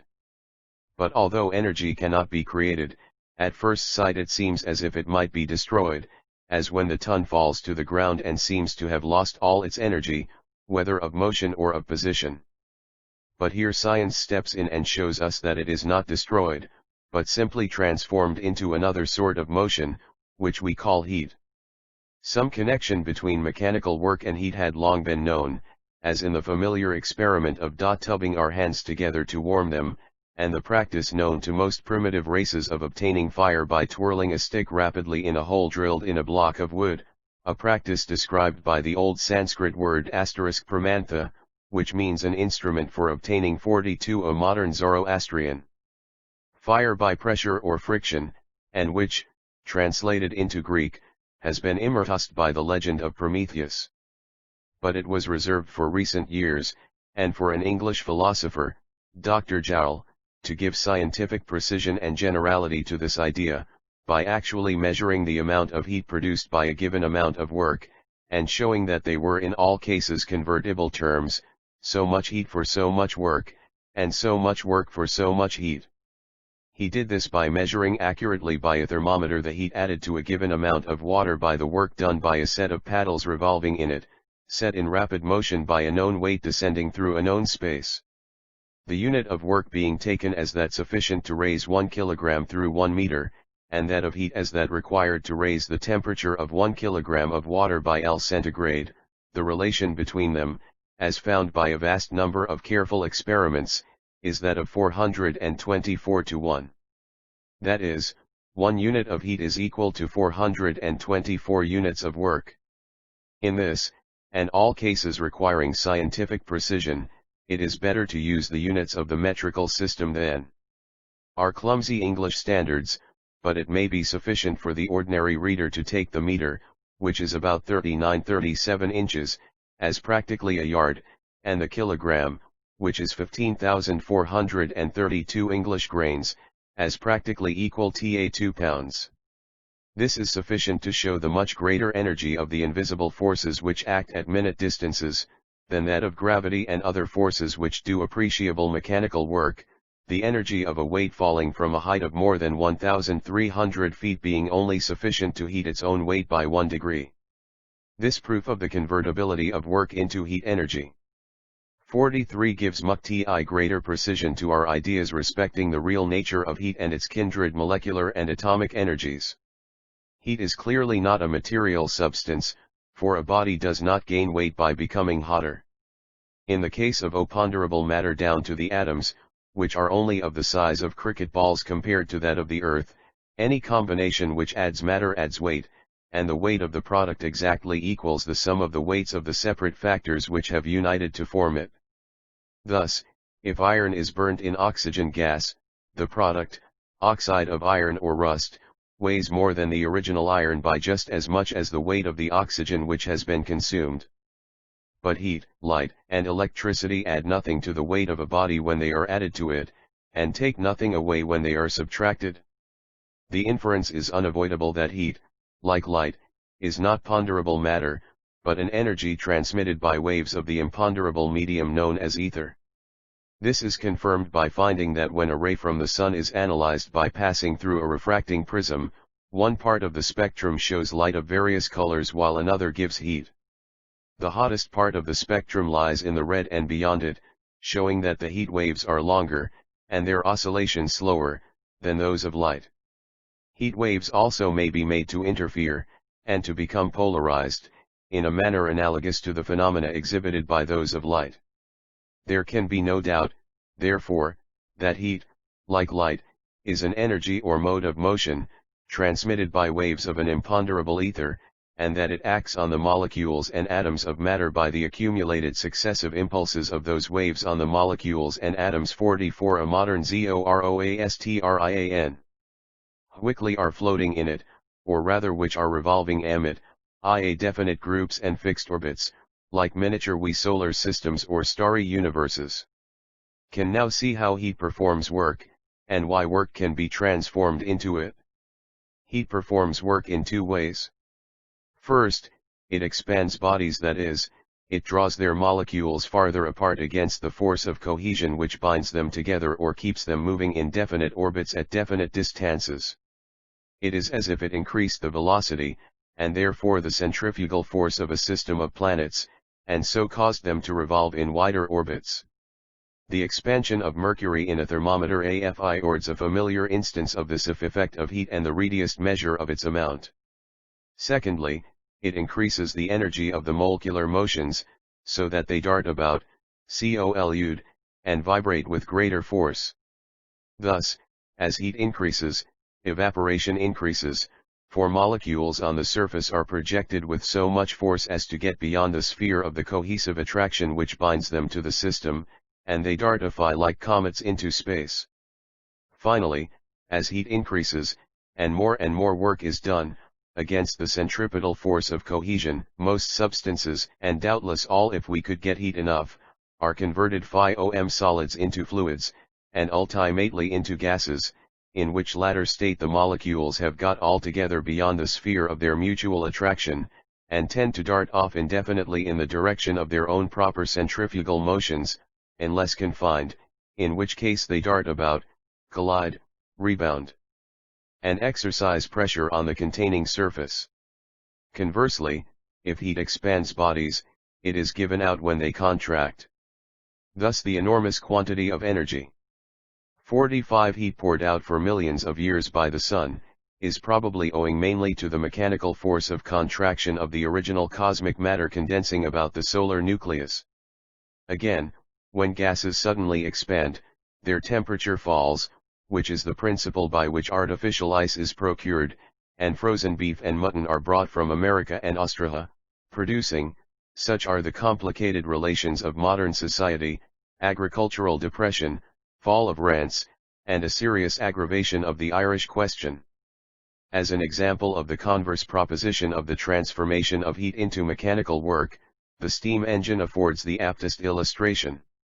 The original power came from the sun millions of years ago, and did work by enabling the leaves of plants to overcome the strong mutual affinity of carbon and oxygen in carbonic dioxide in the air, and store up the carbon in the plant, where it remains since the coal era in the form of energy of position. By lighting the coal, or in other words separating its molecules more widely by heat, we enable them to exert once more their natural affinity for oxygen, and burn, that is recombine into carbonic dioxide. The heat thus produced turns water into steam, which passes through a cylinder, either into a condenser if the steam is at low pressure, or into the outer air if it has been superheated and brought to a higher pressure than that of the atmosphere.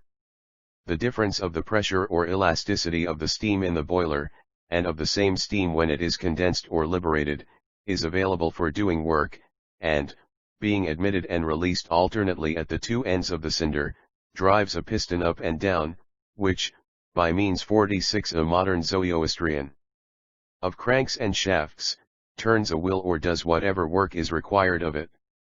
In doing this, heat disappears, being converted into work, and the amount of heat would exactly equal that into which the work would be converted according to Joule's law, if it could all be utilized without the loss necessarily incurred by friction, radiation, and the still more important absorption of latent heat required to convert water at boiling point into vapor of the same temperature. This latter is not really an annihilation of the heat, but its conversion into work done in separating the molecules against the force of cohesion.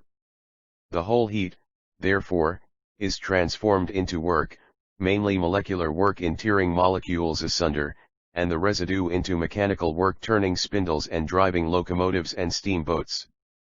The intermediate machinery here, including the water in the boiler, is merely the means of applying the original energy in the particular way we desire.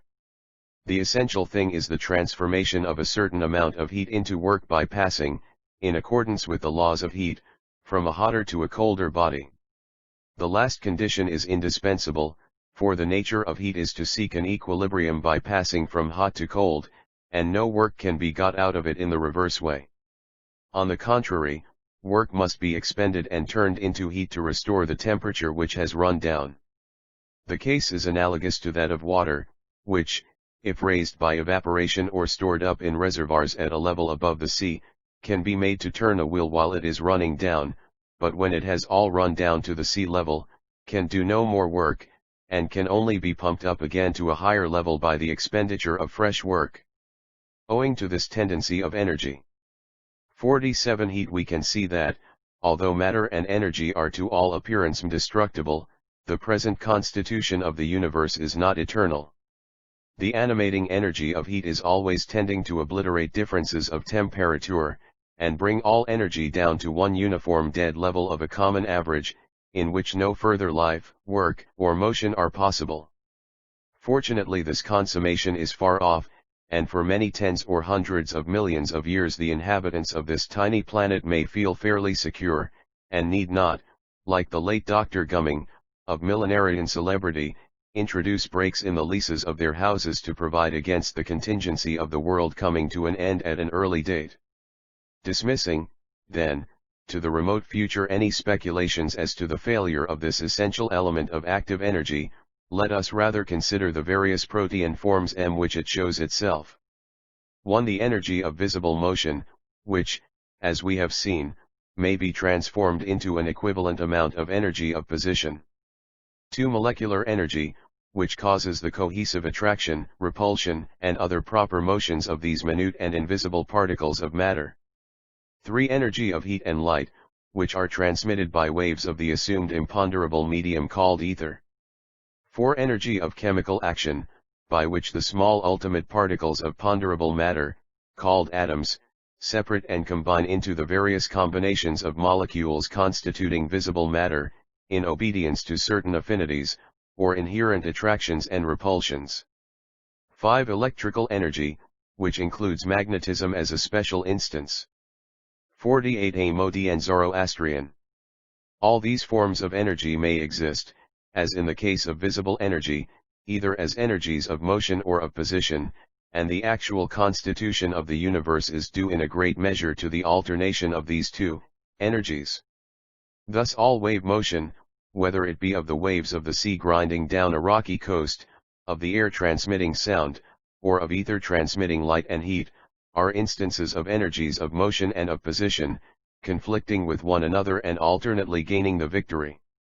So also a pound of gunpowder or dynamite has an immense energy of position, which, when its atoms are let loose from their mutual unstable connection by heat or percussion, manifests itself in an enormous energy of motion, which is more or less destructive according to the rapidity with which the atoms rush into new combinations.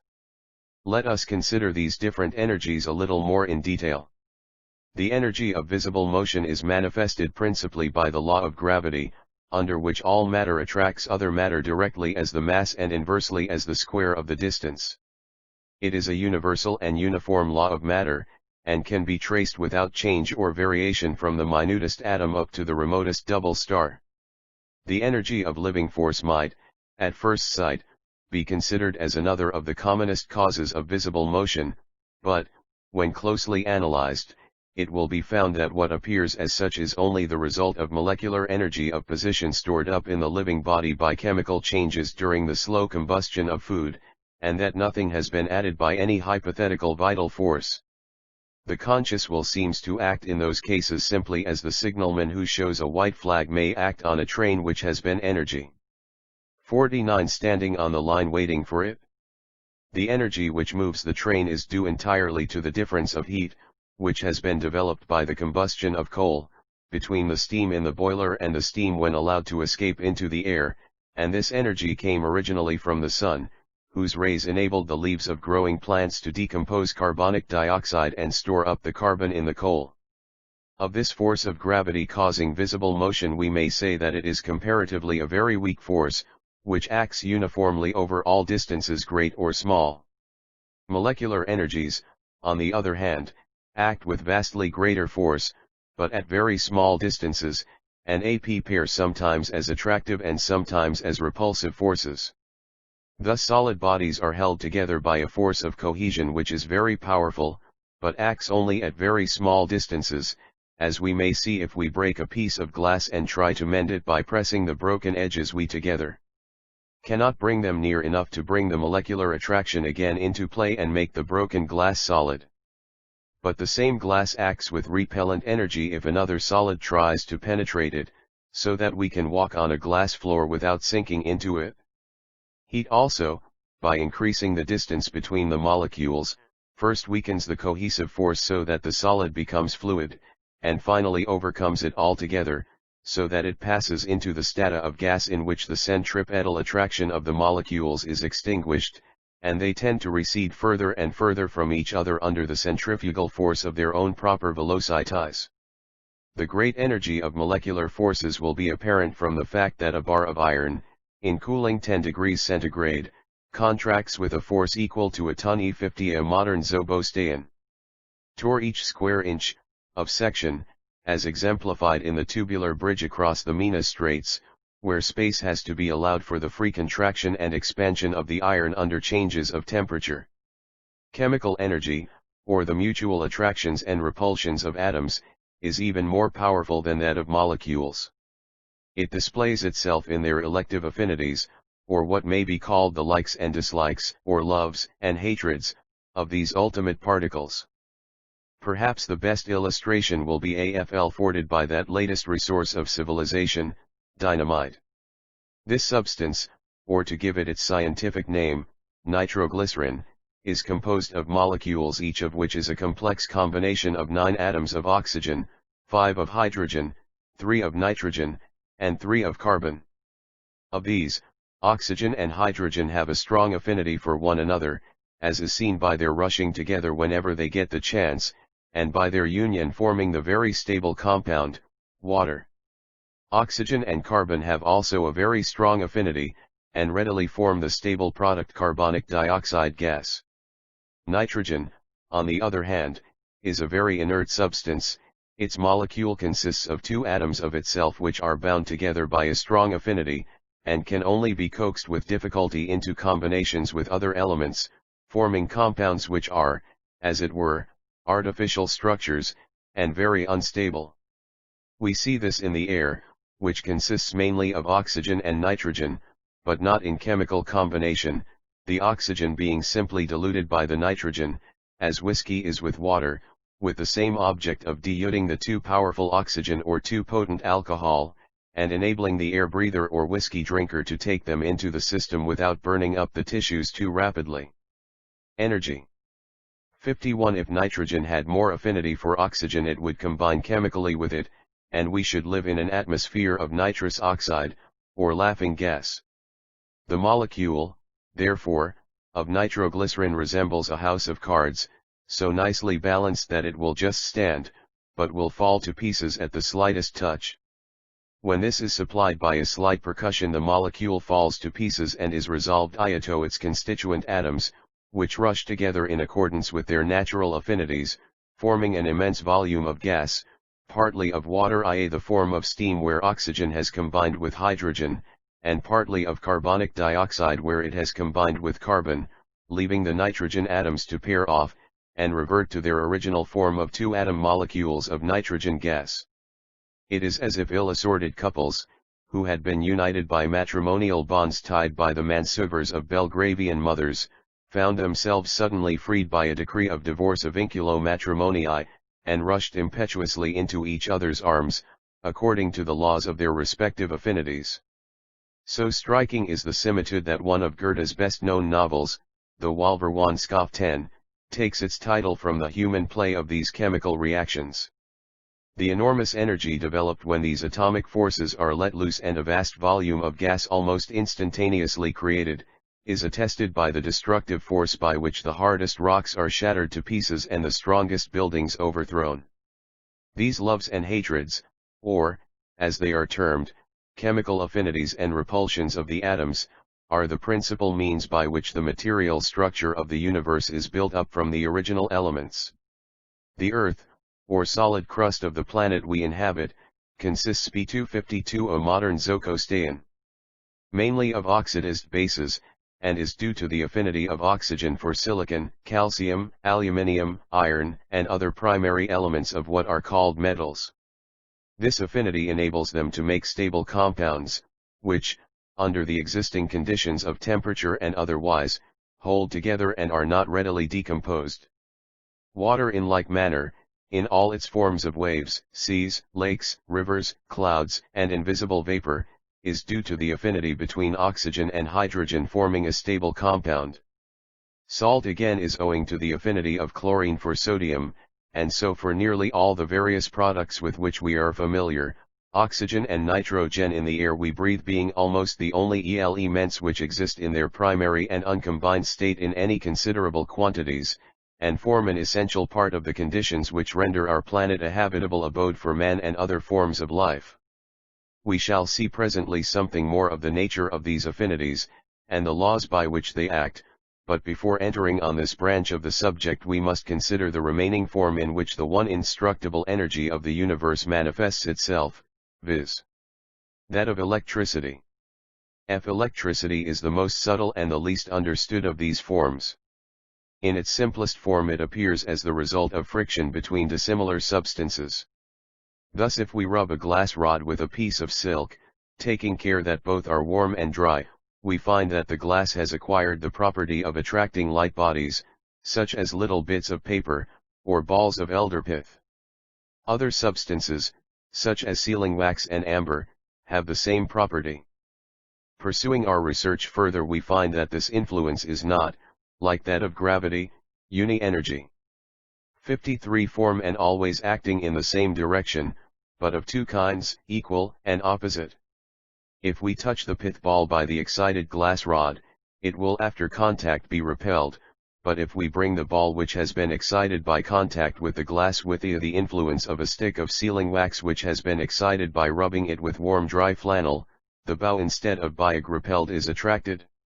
Conversely, if the pith ball has been first touched by excited sealing wax, it will afterwards be repelled by excited sealing wax and attracted by excited glass. It is clear, therefore, that there are two opposite electricities, and that bodies charged with similar electricities repel, and with unlike electricities attract, one another. For convenience, one of these electricities, that developed in glass, is called positive, and the other negative, and it has been clearly proved that one cannot exist without the other, and that whenever one electricity is produced, just as much is produced of an opposite description. If positive electricity is produced in glass by rubbing it with silk, just as much negative electricity is produced up in the silk. Another primary fact is that some substances are able to carry away and diffuse or neutralize this peculiar influence called electricity, while others are unable to do so and retain it. The former are called conductors, the latter non-conductors. Thus, glass is an insulator or non-conductor, while metal is a conductor of electricity, and the reason why the substances rub together, as glass and silk, must be dry is that water, in all its forms, is a conductor which carries away the electricity as fast as it is produced. These facts have given rise to a theory which is 54 a modern Zoroastrian. After all, not so much an explanation as a convenient mode of expressing the facts of the existence of two opposite electric fluids, which, in the ordinary or unexcited body, are combined and neutralize one another, but are separated by friction, and flow in opposite directions, accumulating at opposite poles, or, it may be, one being accumulated at one pole, while the other is diffused through some conducting medium and lost sight of. The active electricity, be it positive or negative, thus accumulated at one pole, and retained there by the substance in contact with it being a non-conductor, disturbs by its influence the electrical equilibrium of any body brought near to it, separates its two fluids, and attracts the one opposite to itself. This attraction draws the light body towards it until contact ensues, when the electric fluid of the excited body flows into the smaller one, so that its opposite electricity is expelled, and it is in the same condition as its exciter, and therefore liable to be repelled by a similar exciter, or attracted by an opposite one which formerly repelled it. It is evident, without going further, that there is a great analogy between electrical energy and those of heat and of chemical affinity. The same mechanical work, viz. friction which generates heat, generates electricity. The chief difference seems to be that friction may be transformed into heat when the same substances are rubbed together, as in the case of obtaining fire by the friction of wood, but electricity can only be obtained by friction between dissimilar substances. Thus no electricity is obtained by rubbing glass upon glass, or silk upon silk, or upon glass covered with silk, though a slight difference of texture is some energy 55 times sufficient to separate the electric fluids. Thus if two pieces of the same silk ribbon are rubbed together, lengthways, no electricity is produced, but if crossways, one is positively, and the other negatively, electrified. In this respect the analogy is evident to chemical affinity, which, in like manner, only acts between dissimilar bodies. In order, however, to carry the proof of the identity of these forms of energy beyond the sphere of vague analogy, we must follow up electricity far beyond the simple manifestations of the glass rod and sealing wax, and pursue it to its origin, in the transformations of chemical action and mechanical work, in the voltaic battery, the electric telegraph, the telephone, and the dynamo. The voltaic battery, in its simplest form, is a trough containing an acid liquid in which pairs of plates of different metals are immersed.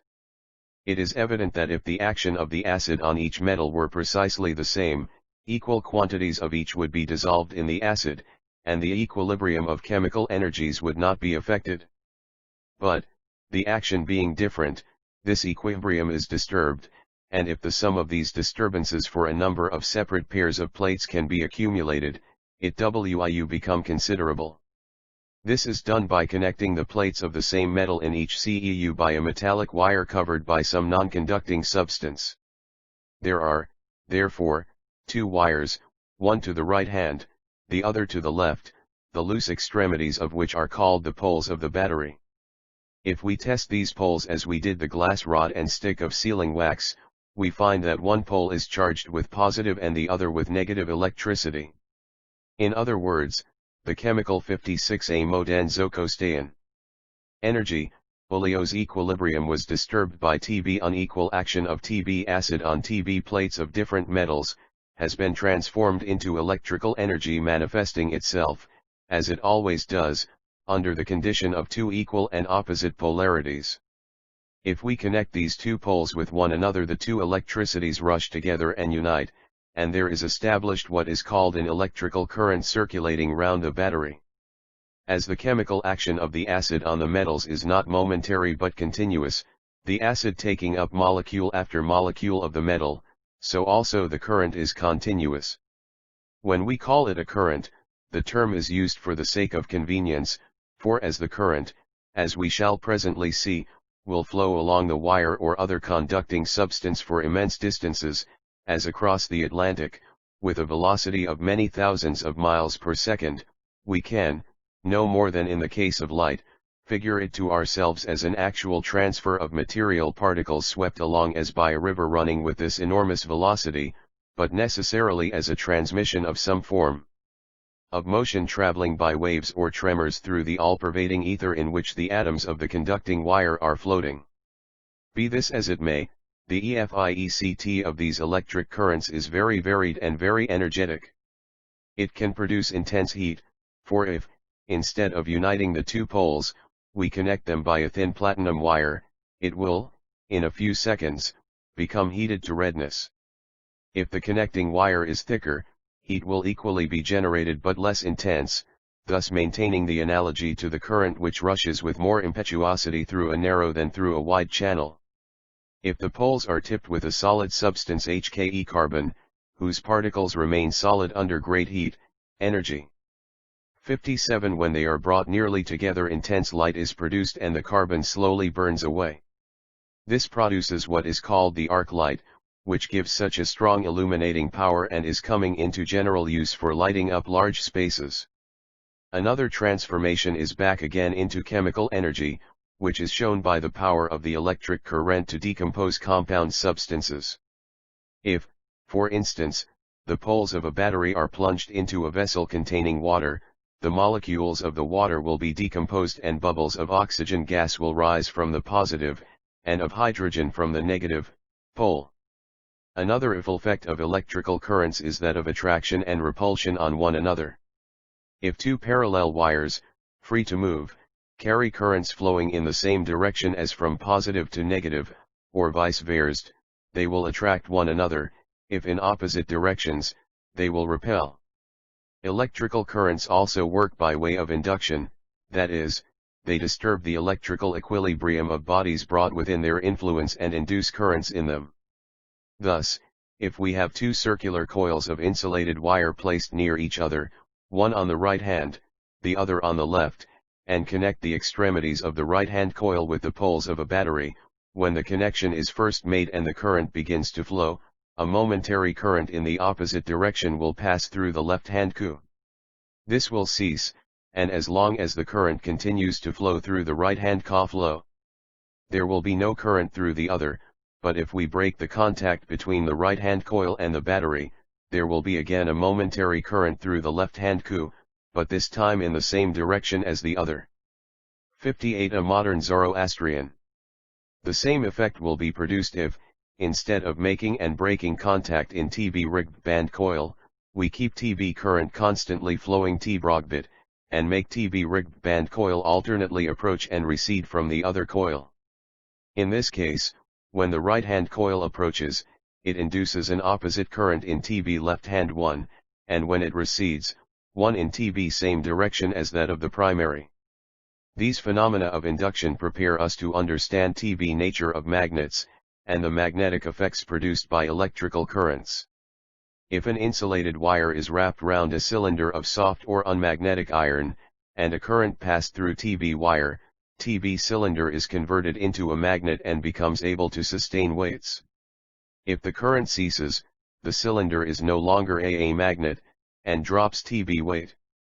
Magnet is therefore evidently a substance in which electric currents are circulating at right angles to its axis, and a permanent magnet is one in which such currents permanently circulate from TB constitution of the body without being supplied from without. TB earth is such a magnet, and also iron and other substances, under certain conditions. This being established, it is easy to see why an electrical current deflects TB magnetic needle.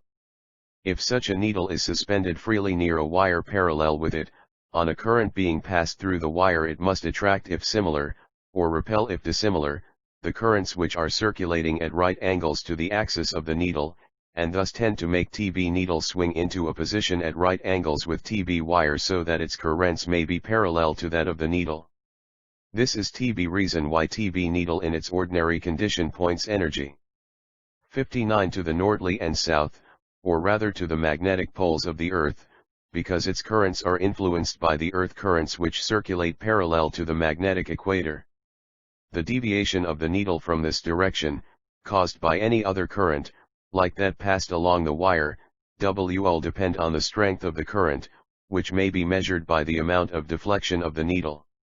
The direction IA which the needle deflects, viz. whether the north pole swings to the right or to the left, will depend on the direction of the current through the wire. The direction of the circular currents which form a magnet is such that if you look towards the north pole of a freely suspended cylindrical magnet, i.e. if you stand on the north of it and look southwards, the positive current will ascend on your right hand, or on the west side, and descend on the east. It follows that unlike poles must necessarily attract, and like poles repel one another, for in the former case the circular currents which face each other are going in the same, and in the latter in opposite directions. The reader is now in a position to understand the principle of the electric telegraph, that wonderful invention which has revolutionized human intercourse and, to a great extent, annihilated space and time. It originated in the discovery made by Ørsted, a Danish savant, that the effect of an electric current was to make a magnet swing round, in the endeavor to place itself at right angles to it. The conducting power of insulated copper wire is such that it practically makes no difference whether one of the wires connected with the pole of a battery is 2 feet or 2,000 miles in length, and the earth, being a conducting medium, supplies an equal extension from the other pole, so that a closed 60 mod and Zoroastrian electric circuit may be established across the Atlantic as easily as with the walls of a laboratory. If, therefore, a magnetic needle is suspended at the American end, it will respond to every electrical current, and to any interruption, renewal, or reversal of that current established in England. The needle may thus be made to swing to the right or left, by forming or reversing a current through the wire, and it will return to its position whenever the current is interrupted, and repeat its movement whenever the current is renewed. In fact, it may be made to move like the arm of the old-fashioned telegraph, or of a railway signal. It only remains to have a machine by which the operator can form and interrupt currents rapidly, and a code by which certain movements of the needle stand for certain letters of the alphabet, and you have the electric telegraph. There are many ingenious applications of the machinery, but in principle they all resolve themselves into transformations of energy. Chemical energy is transformed into electric energy, and that again into mechanical work in moving the needle. The telephone is another instance of similar transformations. Here spoken words create vibrations of the air, which cause corresponding vibrations in a thin plate or disc of metal at one end, which are conveyed by intermediate machinery to a similar disc at the other end, whose vibrations cause similar vibrations in the air, reproducing the spoken words at a distance which may be a great many miles from the speaker. The great inventions of modern science which have so revolutionized society are all instances of the laws of the conservation of energy. Man makes the powers.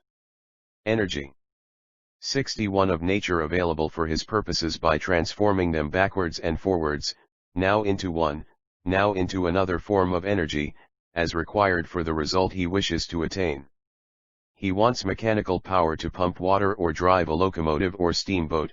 He gets it from the steam engine, by transforming the energy of heat in coal, which came ages ago from the energy of chemical action produced by the sun's rays in the green leaves of growing plants. He wants to send messages in a few seconds across the Atlantic. He does it by transforming chemical energy into electricity in a voltaic battery, sending its vibrations along a conducting wire, and converting it at the far end into mechanical power, making a magnetic needle turn on its axis and give signals.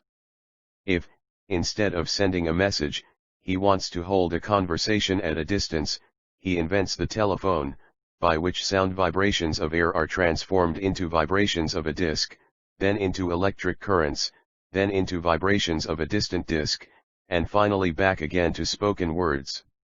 Or, if he wants light, he turns electricity into it by tipping the poles of his battery with carbon and bringing them close together. The latest inventions of electrical science, the dynamo and the accumulator, afford remarkable instances of this convertibility of one primitive energy into different forms. In the instance just quoted of obtaining light from electricity by the voltaic battery, the cost has hitherto proved an obstacle to its adoption. The electrical energy is all obtained from the transformation of the heat produced in the cells by the chemical action on the metal used, which is commonly zinc. Now, the heat of combination of zinc with oxygen is only about 1/6 of that of coal, while the cost of zinc is about 62 mod and Zoroastrian. 20 times as great. Theoretically, therefore, energy got by burning zinc costs 120 times as much as that got by burning coal. Practically the difference is not nearly so great, for there is very little loss of energy in the battery by the process of conversion, while the best steam-engine cannot convert into work as much as 20% of the heat energy in the coal consumed.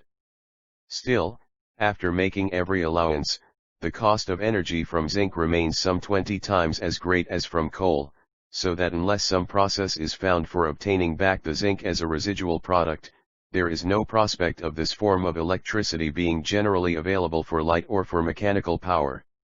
The dynamo is an instrument invented for the mechanical generation of electricity by taking advantage of the principle that electrical energy is produced by moving magnets near coils of wire, or coils of wire near a magnets.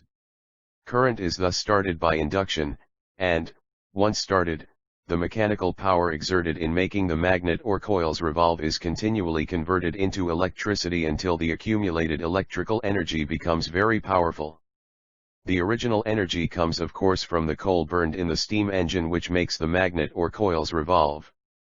The principle of the conservation of energy is well illustrated by the fact that as the dynamo generates an electric current if made to revolve, conversely it may be made to revolve itself if an electric current is sent through it from an exterior source. It is, therefore, available not only as a source of light in the former case, but as a direct source of mechanical power in the latter. It is on this principle that electric engines are constructed and electric railways are worked. Here also it is a case energy. 63 of cost and convenience, for you can only get electricity enough either to light a street or to drive an engine, by an original steam engine or other motive power to work the dynamo, and a system of conducting wires to convey the electricity to the place where the light or power is wanted. Where the motive power is supplied by nature, as in the case of tidal or river currents or waterfalls, it is quite possible that power may be obtained in this way to compete with that obtained directly from the steam engine, but there are as yet considerable practical difficulties to be overcome in the transmission of any large amount of energy for long distances. To overcome some of these difficulties, the accumulator has been invented, which affords yet another remarkable instance of the transformation of energy. It consists of two lead plates immersed in acidulated water. When a strong electrical current is sent through the water, it decomposes it, the oxygen going to one lead plate and the hydrogen to the other. The oxygen attacks the lead plate to which it goes, forming peroxide of lead, while the hydrogen reduces any oxide in the other plate, producing pure lead, and leaving a film of surplus hydrogen on the surface. The charging current is then reversed, so that the latter plate is now attacked and the former one reduced, when the current is again reversed. By continuing this process, the surfaces of both lead plates become porous, so that they present a large surface, and can therefore hold a great deal of peroxide of lead.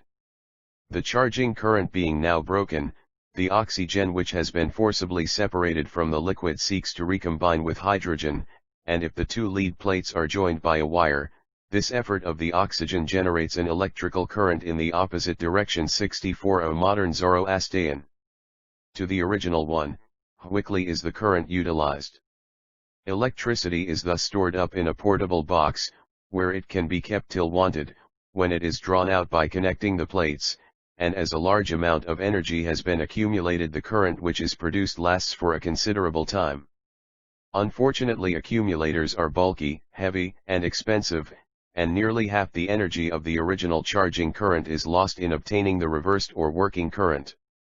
They are therefore not as yet adapted for general use, though perfectly capable of supplying either height or motive power, for both which purposes they have been successfully applied in special cases. The future both of electric power and electric lighting is now reduced entirely to a question of cost, and though it is hard to beat gas and the steam engine, with cheap coal and air and water for nothing, it is possible that by using natural sources of power to move dynamos, and by obtaining zinc back as a residual product in batteries, electricity may in certain cases carry the day. Chapter V. Polarity in Matter. Ultimate elements of universe built up by polarity. Experiment with magnet. Chemical ironity. Atomic poles. Alkalis and acids. Quantivalence. Atomicity. Isomerism. Chemical stability. Thermochemistry. Definition of atoms. All matter built up by polar forces. I almost fear that by this time some of my readers may think that I have seduced them under false pretenses to read long chapters of dry science, when they had been led from the introduction to anticipate discussions on the more immediately interesting topics of my morals, religions, and philosophies. Excuse must be that these scientific subjects are really of extreme interest in themselves and indispensable as a solid basis for the superstructure to be raised on them. How can I attempt to show that the law of polarity extends to the more complex problems of human thought and life, if I fail in establishing its application to the simpler case of inorganic force and matter? It must be recollected also that among the primitive polarities is that of author and my reader. It is part to endeavor to present the leading facts and laws of the material universe in such plain and popular language that the ordinary reader who has neither time nor faculty for special studies may apprehend them clearly without excessive effort, or extraordinary intelligence. But it is the reader's part to supply a fair average amount of attention, and above all 66 a modern Zoroastrian. To feel an interest in interesting matters. Cleverness and curiosity are very much convertible terms, and the clearest exposition is thrown away on the torpid mind which views the marvelous universe in which he has the privilege to live, with the stupid apathy of the savage, taking things as they come without caring to know anything about them. For the reader's part of the work I am not responsible, but for my own I am, and I proceed therefore to give in my own way, and with the best faculty that is in me, a clear summary of such of the fundamental facts and laws of nature as seem necessary for the work I have undertaken. From the preceding chapters we are now able to realize what are the ultimate elements of the material universe, and it remains to show how they are put together. The elements are ether, energy, and matter. First, ether, a universal, all-pervading medium, imponderable or infinitely light, and almost infinitely elastic, in which all matter, from suns and planets down to molecules and atoms, float as in a boundless ocean, and whose tremors or vibrations, propagated as waves, transport the different forms of energy, light, heat, and electricity, across space. Secondly, energy, a primitive, indestructible something, which causes motion and manifests itself under its many diversified forms, such as gravity, mechanical work, molecular and atomic forces, light, heat, electricity, and magnetism, all of which are merely protean transformations of the one fundamental energy, and convertible into each other. Thirdly, matter, the ultimate elements of this are atoms, which combined form molecules, or little pieces of polarity in matter. 67 Ordinary matter with all its qualities, WMCH, are the bricks used in building all the varied structures of the organic and inorganic worlds. Of these atoms some 70 have never yet been divided, and therefore, although we may suspect that they are merely combinations or transformations of one original matter, we must be content for the present to consider them as elementary. In like manner we may suspect that matter is in reality only another form of energy, and that the impression of solidity is given by the action of a repellent K-force which is very energetic at short distances. This were established, we might look forward to the generalization that energy was the one reality of nature, but for the present it is a mere speculation, and we must be content with over 70 elementary atoms as ultimate facts. In any case this much is certain, that matter, we like energy, is indestructible. Have absolutely no experience of either of them being created or annihilated. Nay, more, we have no faculties to enable us even to conceive how something can be made out of nothing, and all we know, or can ever know, about these primitive constituents of the universe is of their laws of existence, their evolutions, and their transformations.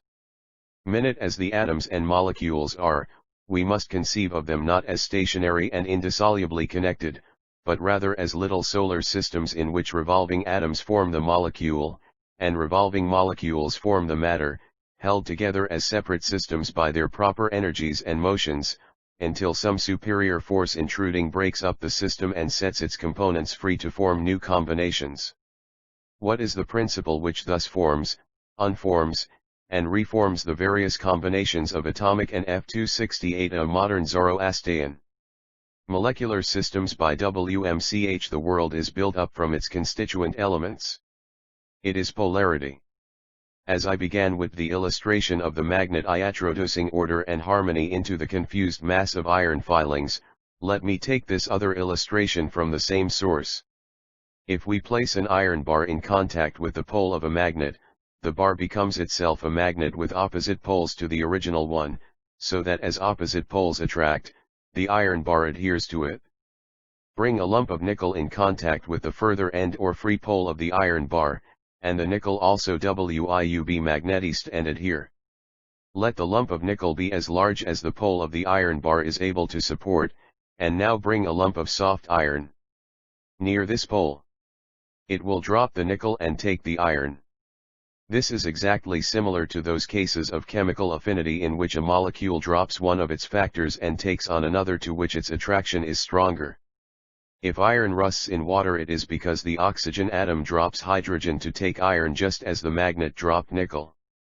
The polarity of chemical elements is attested by the fact that when compounds are decomposed by the electric current, the different elementary substances appear at different poles of the battery. Thus, oxygen, chlorine, and nonmetallic substances appear at the positive pole, while hydrogen, potassium, and metals generally, appear at the negative one. The inference is irresistible that the atoms had in each case an opposite polarity to that of the poles to which they were attracted.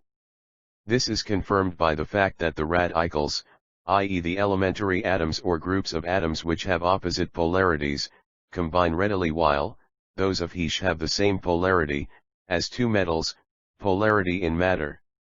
69 have but slight affinity for equally other. Like therefore attracts unlike, as in all cases of polarity, and the greater the degree of unlikeness the stronger is the attraction.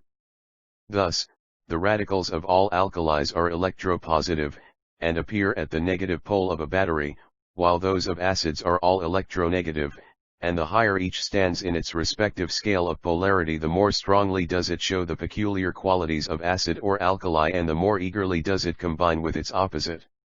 Acids and alkalis are, in fact, all members of the same class of compounds called hydrates, because a single atom of hydrogen is a common feature in their composition.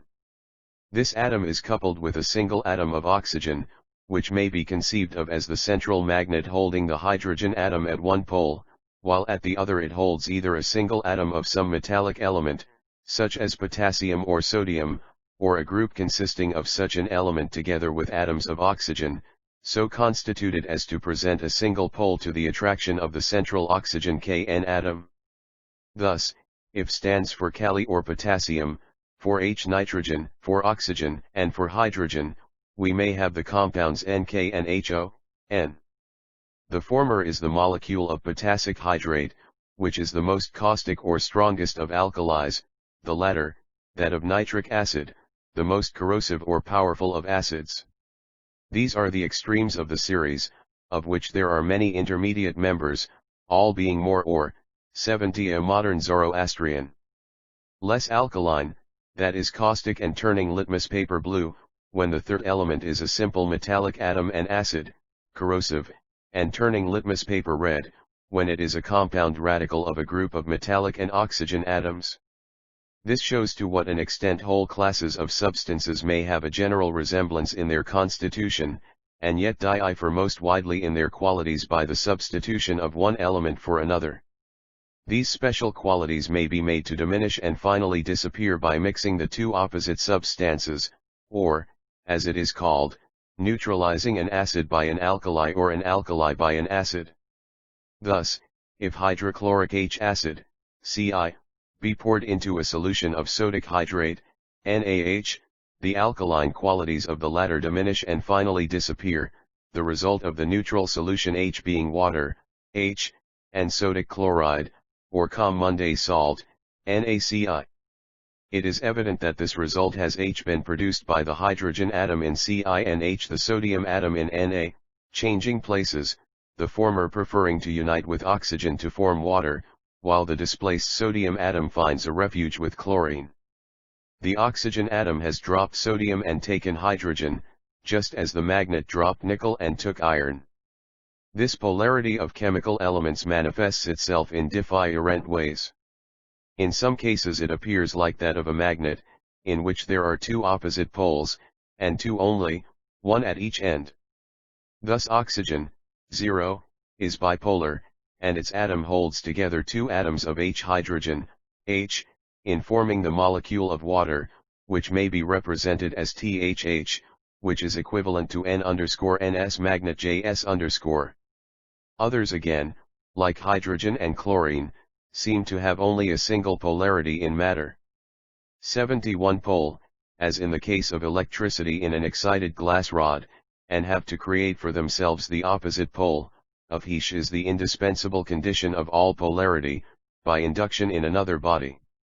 Thus, muriatic or hydrochloric acid is formed by the union of a single atom of chlorine, which is strongly negative, with a single atom of hydrogen, in which it appears to have induced a positive pole, though the combination is not a very stable one, for if an element with a stronger positive pole of its own is presented to the chlorine, it drops the hydrogen, just as the magnet drops the nickel.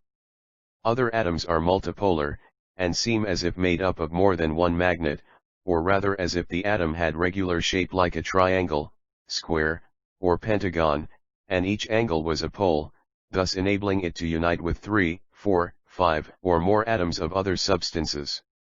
Thus, one atom of nitrogen unites with 3 of hydrogen, one of carbon with 4 of hydrogen, and so on. Every substance has, therefore, what is called its quantivalence, or power of uniting with it a greater or less quantity of other atoms, and conversely that of replacing in combinations other atoms, or groups of atoms, the sum of whose quantivalence equals its own. Thus, one atom of carbon, which has 4 poles, combines with 4 atoms of hydrogen or chlorine, which is unipolar, but with only 2 of oxygen, which are bipolar. Whue the oxygen atom combines with 2 of hydrogen, and that of chlorine with one atom only of hydrogen. The analogy between the single atomic and electrical poles on the one hand, and the dual and magnetic poles on the other, will be evident if we consider what occurs if a pith ball, electrified positively, is brought near a similar ball electrified -72 a modern Zoroastrian. Tivoli. They attract each other, and the one becomes the pole of the other, but if separated, each carries with it its own electrical charge. But the separate balls or poles, though no longer influencing each other, are not isolated, for each draws by induction an electrical charge opposite to its own to the extremity of the nearest conductor, and thus creates for itself a new or second pole.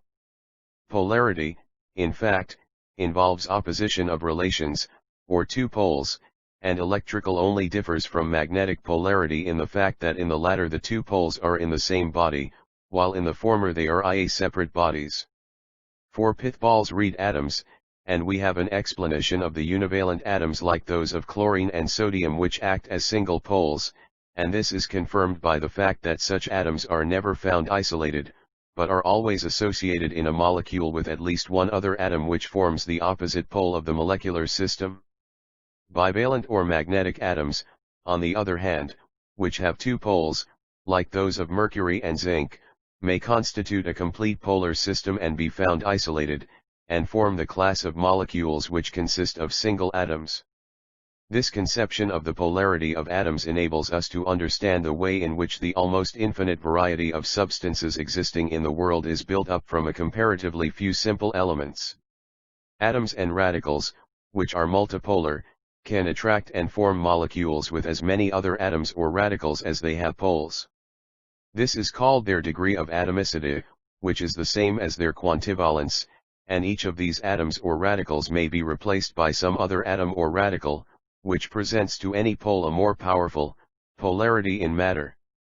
73 Polarity. Thus, compounds may be built up of great and varied complexity, for the quality of any compound may be greatly altered by any one of the substitutions at any one of the poles.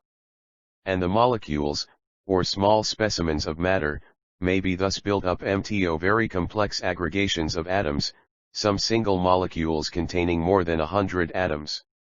Thus, carbon has 4 poles, or is quadrivalent, and its atoms possess the power of combining among themselves to an almost indefinite extent and forming groups of great stability. Thus, carbon radicals may be formed in very great number, each affording a nucleus upon which compound radicals may be built up, so that carbon has been aptly called the skeleton of almost all the varied compounds of the more complex forms of inorganic matter as well as the principal foundation of organic life. Nor is this all, for the qualities of substances depend not only on the qualities of their constituent elements, but also on the manner in which these elements are grouped. Two substances may have exactly the same chemical composition and yet be very different. We may suppose that the same elements affect us differently according as they are grouped. Thus, the same bricks may be built up either into a cube or pyramid, which forms are extremely stable and can only be taken in pieces brick by brick, or into a Gothic arch, which all tumbles to pieces if a single brick forming the keystone is displaced. As an instance of this, butyric acid, which gives the offensive odor to rancid butter, has exactly the same composition as acetic ether, which gives the flavor to a ripe apple. They consist of the same number of atoms of the same elements 74 a modern Zoroastrian. Carbon, hydrogen, and oxygen united in the same proportions. This applies to a number of substances, and is called isomerism, or formation of different wholes from the same parts. The principle of polarity, therefore, aided by the subsidiary conditions of quantivalence, atomicity, and isomerism, gives the clue to the construction of the inorganic world out of some 70 elementary substances. Of the substances thus formed, whether of molecules or of combinations of molecules, some are stable and some unstable. As a rule, the simpler combinations are the most stable, and instability increases with complexity. Thus the diamond, which is merely a crystal of pure carbon, is very hard and indestructible, while dynamite, or nitroglycerin, which is a very complex compound, explodes at a touch. The stability of a substance depends partly on the stable structure of its component elements, and partly on their mutual affinity being strong enough to keep them together in presence of the attractions of other outside elements, which, in the case of most natural substances at the surface of the earth, consist principally of air and water. Thus, the rocks, earths, meta-UIE oxides, water, carbonic dioxide, and nitrogen are extremely stable, and resist decomposition, or chemical union with other substances, with great energy. With regard to all substances this law holds good, that the tendency is to fall back from a less stable to a more stable condition, and that such a falling back is always attended with an evolution of heat, while, on the other hand, heat is always absorbed and disappears whenever the elements of a more stable substance are made to enter into a less stable condition. Thus, when wood ROLAEITY in metal 75 burns, there is a falling back from a substance unstable, on account of its affinity for the oxygen in the air, into the stable products, carbonic dioxide and water, and the heat evolved is the effect of this fall. As the tendency of all changes is towards stability, we arrive at the following law, which is one of the most recent generalizations of modern chemistry. In all cases of chemical change the tendency is to those products whose formation will determine the greatest evolution of heat.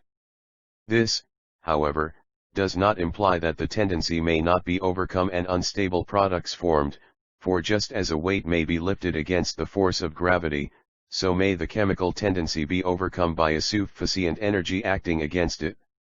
Heat is the principal means of supplying this energy, and by increasing it sufficiently not only are molecules drawn apart and most solids converted into fluids and finally into gases, but there is reason to believe that at extremely high temperatures, such as may prevail in the sun, all matter would be resolved into isolated or dissociated atoms. Thus, water at a temperature of 1200 degrees is resolved into a mixture of oxygen and hydrogen atoms no longer chemically united into water molecules, and iodine vapor, which below 700 degrees consists of molecules of two atoms, above that temperature consists of single atoms only. The subject might be pursued further, but enough has been said for the present purpose to show that the universe consists of atoms which are endowed with polarity, and that as diminished temperature allows these atoms to come closer together and form compounds, matter in all its forms is built up by the action of polar forces. Chapter 6. Polarity in life. Contrast of living and dead, eating and being eaten. Trace matter upwards and life downwards. Colloid cells. Protoplasm. Munera. Composition of protoplasm. Essential qualities of life. Nutrition and sensation. Motion. Reproduction. Spontaneous generation. Organic compounds. Polar conditions of life. Polarity having been established as the universal law of the inorganic world, we have now to pass to the organic, or world of life. At first sight there seems to be a great gulf fixed between the living and the dead which no bridge can span. But first impressions are very apt to deceive us, and when things are traced up to their origins we often find them getting nearer and nearer until it is difficult to say where one begins and the other ends. Take for instance such an antithesis as eating or being eaten. If a hunter meets a grizzly bear in the Iaki Mountains, one would say that no distinction can be sharper than whether the bear eats the man, or the man the bear. In the one case there is a man, and in the other a bear, less in the world. But look through a microscope at a glass of water, and you may see two specks of jelly-like substance swimming in it. They are living creatures, for they eat and grow, and thrust out and retract processes of their formless mass, which serve as temporary legs and arms for seizing food and for voluntary motion. In short, they are polarity in life. 77 Each what may be called strictly individual amoebae, forming separate units of the animated creation as much as the man and the bear. But if the two happen to come in contact, what happens? The two shmy masses involve one another and coalesce, and the resulting amspa swims away merrily as two gentlemen rolled into one. Now in his case what became of their individual aitas? Did amoeba eat amoeba B, or vice versa? And A is the resulting amoeba a survival of or of B, or of both or neither of them? And what becomes of the antithesis of eating or being eaten, which was so clear and distinct in the highly specialized forms of life, and is so evanescent in the simpler forms? This illustration may serve to teach us how necessary it is to trace things up to their origins, before expressing too trenchant and confident opinions as to their nature and relations. In the case of the organic and inorganic worlds, the proper se obviously is, not to draw conclusions from extreme and highly specialized instances, but to follow Fe downwards to its simplest and most primitive form, and matter upwards to the form which approaches most nearly to this form of life. Following matter upwards, we find a regular progression from the simple to the complex. Take the diamond.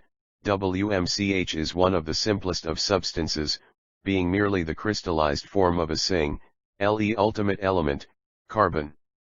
It is extremely hard and extremely stable. Ascending to compounds of 2, 3, or more elements, we get substances which are more complex and less stable, and at last we arrive at combinations which involve many elements and are extremely complex. Among these latter substances are some, called colloids, which 78 a modern Zoroastrian, are neither solid, like crystals, nor fluid, like liquids, but in an intermediate state, like jelly, or the white of an egg, in which the molecules have great mobility and are at a considerable distance apart, so that water can penetrate their mass. These colloids are for the most part very complicated compounds of various elements based on a nucleus of carbon, which, from its atom having 4 poles with strong mutual attractions, is eminently qualified for forming what may be called the inner skeleton of these complex combinations. Colloids of this description form the last stage of the ascending line from inorganic matter to organic life. Next, let us trace life downwards towards matter. There is a constant succession from the more to the less complex and differentiated, from man, through mammals, reptiles, fishes, and a long chain of more simple forms, unto, at its end we come to the 2 last links, which are the same for all animals, all plants, and all forms of animated existence. The last link but one is the cell, the last of all is protoplasm. Protoplasm, or, as Huxley calls it, the physical basis of life, is a colorless jelly-like substance, absolutely homogeneous, without parts or structure, in fact a mere microscopic speck of jelly. The cell is the first step in the specialization ox protoplasm, the outer layer of which, if contact with the surrounding environment, becoming hardened so as to form an enclosing cell wall, while a portion of the enclosed protoplasm condenses into a nucleus, in which a further condensation makes what is called the nucleolus or second smaller nucleus.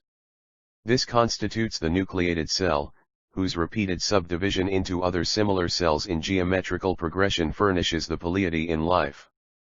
79 raw material out of which all the varied structures of the world of life are built up.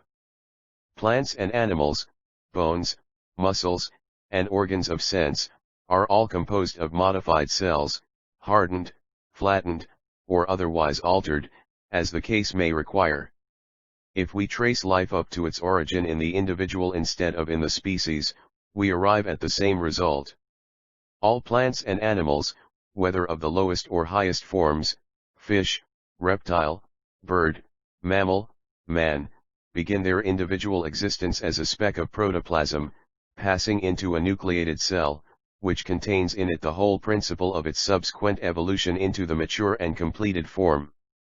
Protoplasm is, therefore, evidently the nearest approach of life to matter, and if life ever originated from atomic and molecular combinations, it was in this form.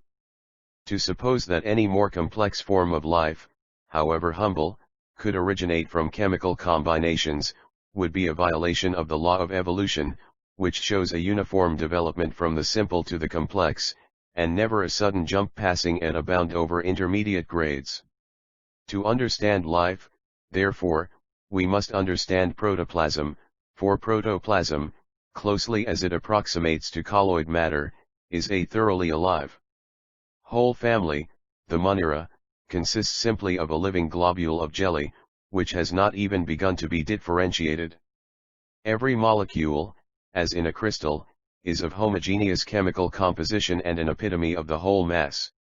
There are no special parts, no organs told off for particular functions, and yet all life functions, nutrition, reproduction, sensation, and movement are performed, but each by the whole body. The jelly speck becomes a mouth to swallow, and turning inside out, a stomach to digest. It shoots out a modern Zoroastrian tongues of jelly to move and feel with, and presently withdraws them. With these attributes it is impossible to deny to protoplasm the full attributes of life, or to doubt that, like the atom in the material world, it is the primary element of organic or living existence. Given the atom, we can trace up, step by step, the whole evolution of matter, so given the protoplasm, we can trace up the evolution of life by progressive stages to its highest development, man. To understand life, therefore, we must begin by trying to understand protoplasm.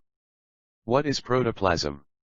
In its substance it is a nitrogenous carbon compound, differing only from other similar compounds of the albuminous family of colloid by the extremely complex composition of its atoms. It consists of 5 elements, and its average composition is said by chemists to be 50–55%, carbon, 21–23 oxygen, 15–17 nitrogen, 6–7 hydrogen, 1*2 sulfur. Its peculiar qualities, therefore, including life, are not the result of any new and peculiar atom added to the known chemical compounds of the same family, but of the manner of grouping and motions of these well-known material elements. It has in a remarkable degree the faculty of absorbing water, so that its molecules seem to float in it in a condition of semi-fluid aggregation, which seems to be necessary for the complex molecular movements which are the cause or accompaniment of life. Thus, many seeds and animal culls, if perfectly dry, may remain apparently as dead and as unchanging as crystals, for years, or even, as LQ mummy the case of the wheat, for centuries, to revive into life when moistened. But in addition to those material qualities in which polarity in life, 81 protoplasm seems to differ only from a whole group of similar compounds of the type of glycerin, by the greater complexity and mobility of its molecules, it has developed the new and peculiar element which is called life. Life and its essence is manifested by the faculties of nutrition, sensation, movement, and reproduction. As regards nutrition there is this essential difference between living and non-living matter. The latter, if it feeds and grows at all, does so only by taking on fresh molecules of its own substance on its outer surface, as in the case of a small nucleus crystal of ice in freezing water. If it feeds on foreign matter and throughout its mass, it does so only in the way of chemical combination, forming a new product. Living matter, on the other hand, feeds internally, and works up foreign substances, by the process we call digestion, into molecules like its own, which it assimilates, rejecting as waste any surplus or foreign matter which it cannot incorporate. It thus grows and decays as assimilation or waste preponderates, remaining always itself. The distinction will be clear if we consider what happens when water rusts iron. In a certain sense the iron may be said to eat the oxygen, reject the hydrogen, and grow, or increase in weight by what it feeds on, but the result is not a bigger piece of iron, but a new substance, rust, or oxide of iron. That living matter should feed internally is not so wonderful, for its semi-fluid condition may well enable foreign molecules to penetrate its mass and come in contact with its own interior molecules, but it is an experience different from anything known in the inorganic world that it should be able to manufacture molecules of protoplasm like its own out of these foreign molecules, and thus grow by assimilation. 082 A modern Zoroastrian. For instance, when amebs, bacteria, and other low organisms live and multiply in chemical solutions which contain no protoplasm, but only inorganic compounds containing the requisite atoms for making protoplasm, or when a plant not only chemically decomposes carbonic dioxide, exhaling the oxygen and depositing the carbon in its stem and leaves, but also from this and other elements drawn from the soil or air manufactures the living protoplasm which courses through its channels, the result is that life has manufactured life out of non-living materials. If we take sensation, this, in its last analysis, is change, or molecular motion, induced in a body by the action of its environment. Here there is a certain analogy between living and non-living matter, for the latter does respond to changes in the surrounding environment, as in the case of heat, electricity, and otherwise, but living matter is far more sensitive, the changes are far more frequent and complex, and in certain cases they are accompanied by a sensation of what is called consciousness, which in the higher organisms rises into a perception of voluntary effort or free will as a factor in the transformation of energies. Thus it happens that in the case of dead matter the changes produced by a change of conditions follow fixed laws and can be predicted and calculated, while those of living matter are apparently uncertain and we capricious. Can tell how much an iron bar will expand with heat, but we cannot say whether, if a particle of food is brought within reach of an amoeba, it will or will not shoot out a finger to seize it. If the amoeba is hungry it probably will, if it is enjoying a siesta after a full meal, it probably will not.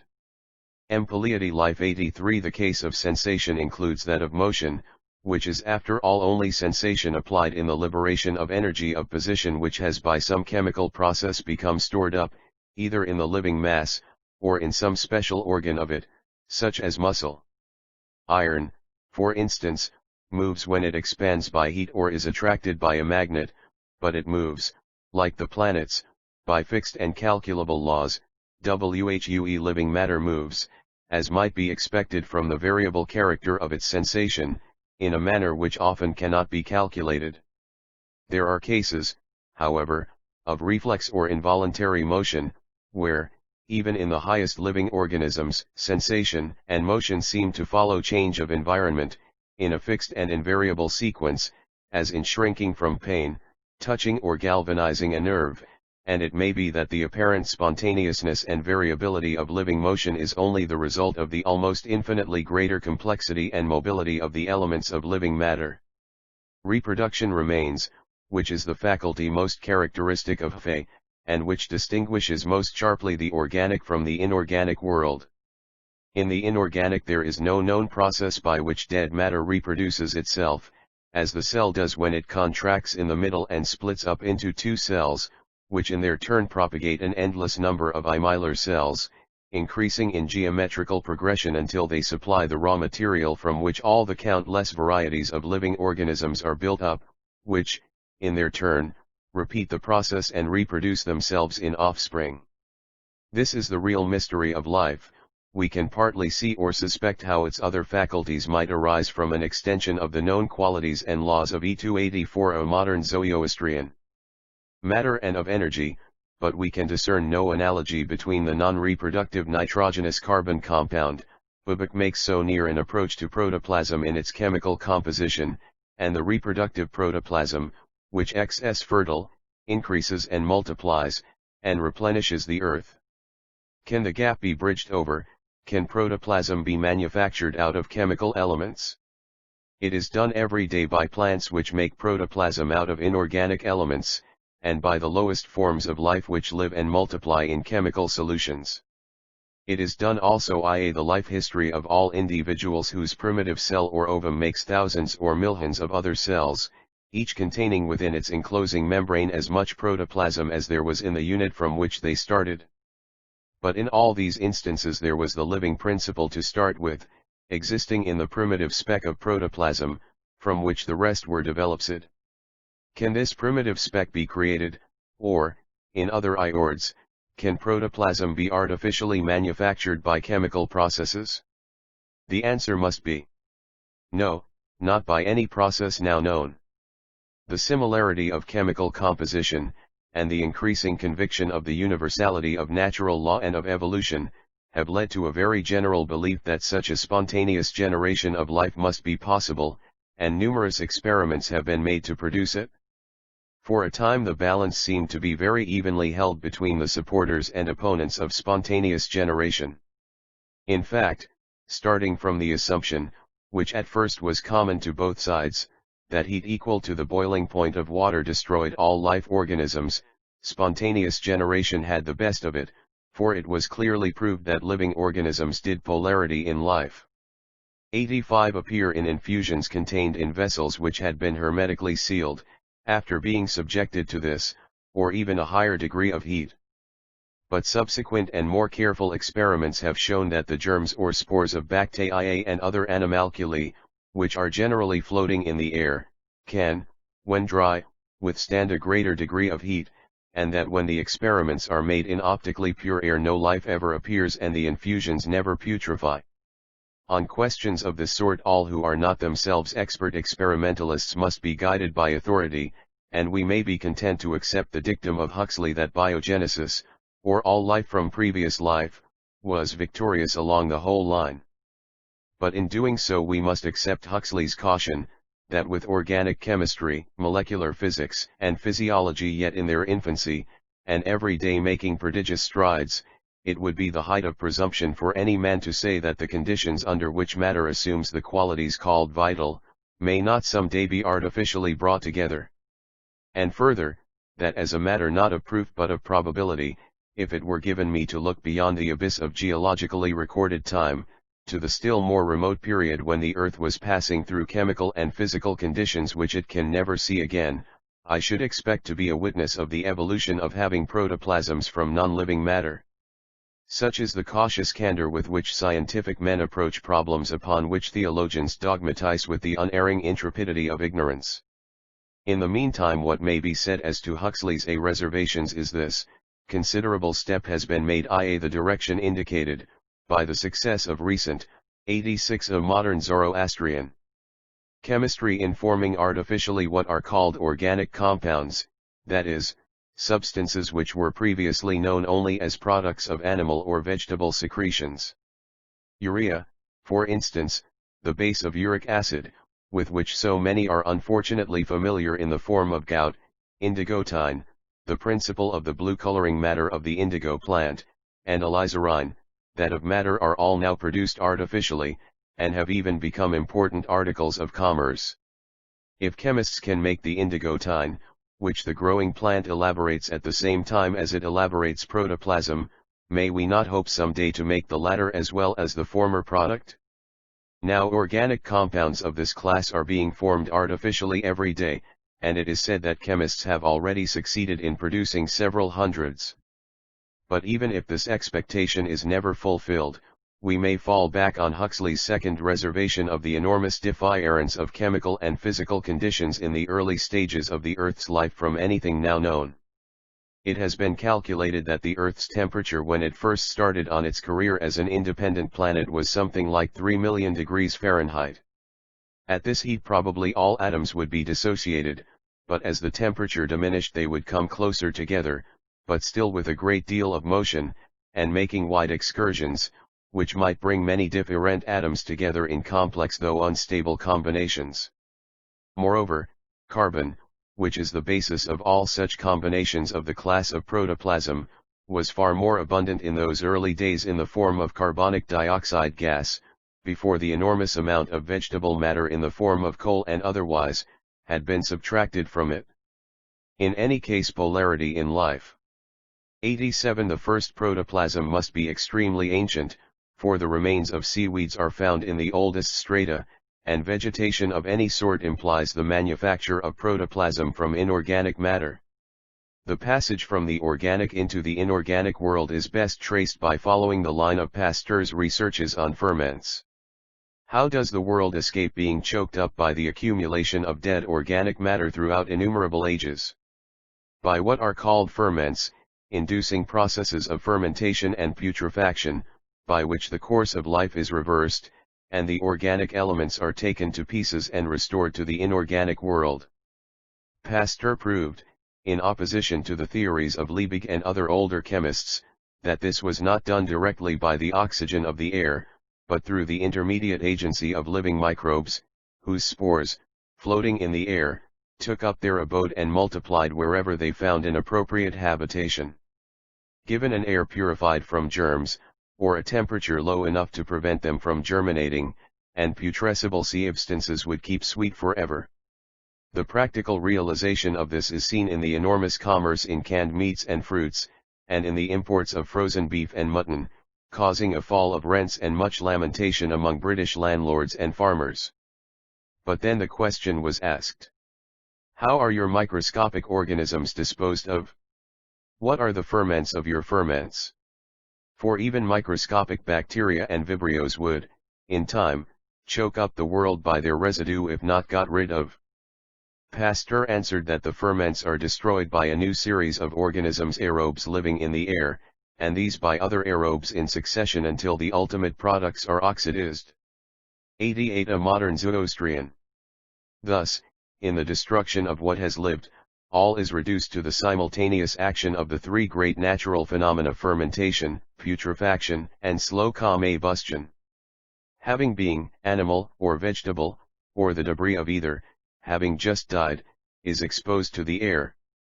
The life that has abandoned it is succeeded by life under other forms. In the superficial parts, accessible to the air, the germs of the infinitely little aerobes flourish and multiply. The carbon, hydrogen, and nitrogen of the organic matter are transformed by the oxygen of the air, and under the vital activity of the aerobes, into carbonic acid, the vapor of water, and ammonia. The combustion continues as long as organic matter and air are present together. At the same time the superficial combustion is going on, fermentation and putrefaction are performing their work in the midst of the mass by means of the developed germs of the original microbes, which, note, do not need oxygen to live, but which oxygen causes to perish. Gradually the phenomena of destruction are at last accomplished through the work of latent fermentation and slow combustion. This seems a complete demonstration of the passage of the organic into the inorganic world in the way of analysis, or taking the puzzle to pieces. In the opposite way of synthesis, or putting it together, the nearest approach yet made has been in the manufacture of those organic compounds already referred to, such as urea, alizarine, indigotine, and other products which had hitherto only been known as products of animal or vegetable life. Of these a vast number have been already formed from inorganic elements by chemical processes, and almost every day announces some fresh discovery. Under these circumstances it is unsafe to affirm polarity in life. 8 And either, on the one hand, that the problem has been solved and that life has ever been made in a laboratory, or, on the other hand, that there is any such great gulf fixed between the organic and the inorganic, that we can assume a break requiring secondary supernatural interference to surmount it, and ignore the good old maxim that natura nihh facit per saltum. Positive proof is wanting, but the probabilities point here, as they do everywhere else throughout the universe, to the truth of the theory of original impress as opposed to that of secondary interference. It remains to show how the fundamental law of polarity affects the more complex relations of life and of its various combinations. And here it is important to bear in mind that as the factors of the problem become more intricate and complex, so also do the laws which regulate their existence and action. Polarity is no longer a simple question of attraction and repulsion at the two ends of a magnet or at the opposite poles of an atom. It appears rather as a general law under which as the simple and absolute becomes differentiated by evolution into the complex and manifold, it does so under the condition of developing contrasts. For every plus there is a minus, for every like and unlike, one cannot exist without the other, and, although apparently antagonistic, harmonious order is only possible by their coexistence and mutual balance. This is so important that it may be well to make the idea clearer by an illustration. The Earth revolves round the Sun in its annual orbit under the influence of two forces, the centripetal, or force of gravity tending to draw it towards the Sun, and the centrifugal, tending to make it dart away into infinite space. During half the 90 a modern Zoroastrian orbit the centripetal seems to be gaining ground on the centrifugal, and the Earth is approaching nearer to the Sun. If this continued it would revolve ever nearer and soon fall into it, but the centrifugal force is gradually recruiting its strength from the increased velocity of the Earth, until it first equals the centripetal, and finally outstrips it, and for the remaining half of the orbit it is constantly gaining ground.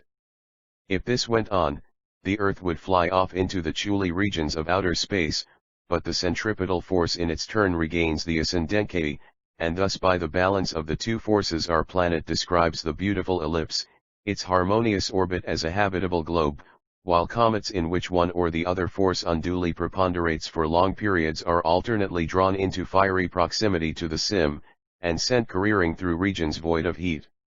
Compare this passage from Herbert Spencer, as from antagonist physical forces, as from antagonist emotions in each man, so from the antagonist social tendencies man's emotions create, there always results not a medium state, but a rhythm between opposite states. The one force or tendency is not continuously counterbalanced by the other force or tendency, but now the one greatly preponderates, and presently by reaction there comes a preponderance of the other.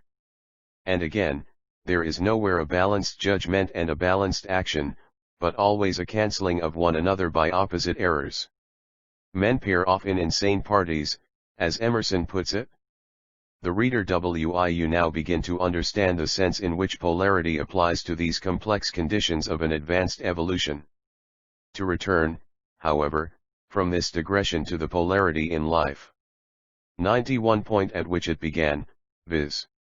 The origin of life, we have to show how the law of polarity prevails in the organic as well as in the inorganic world.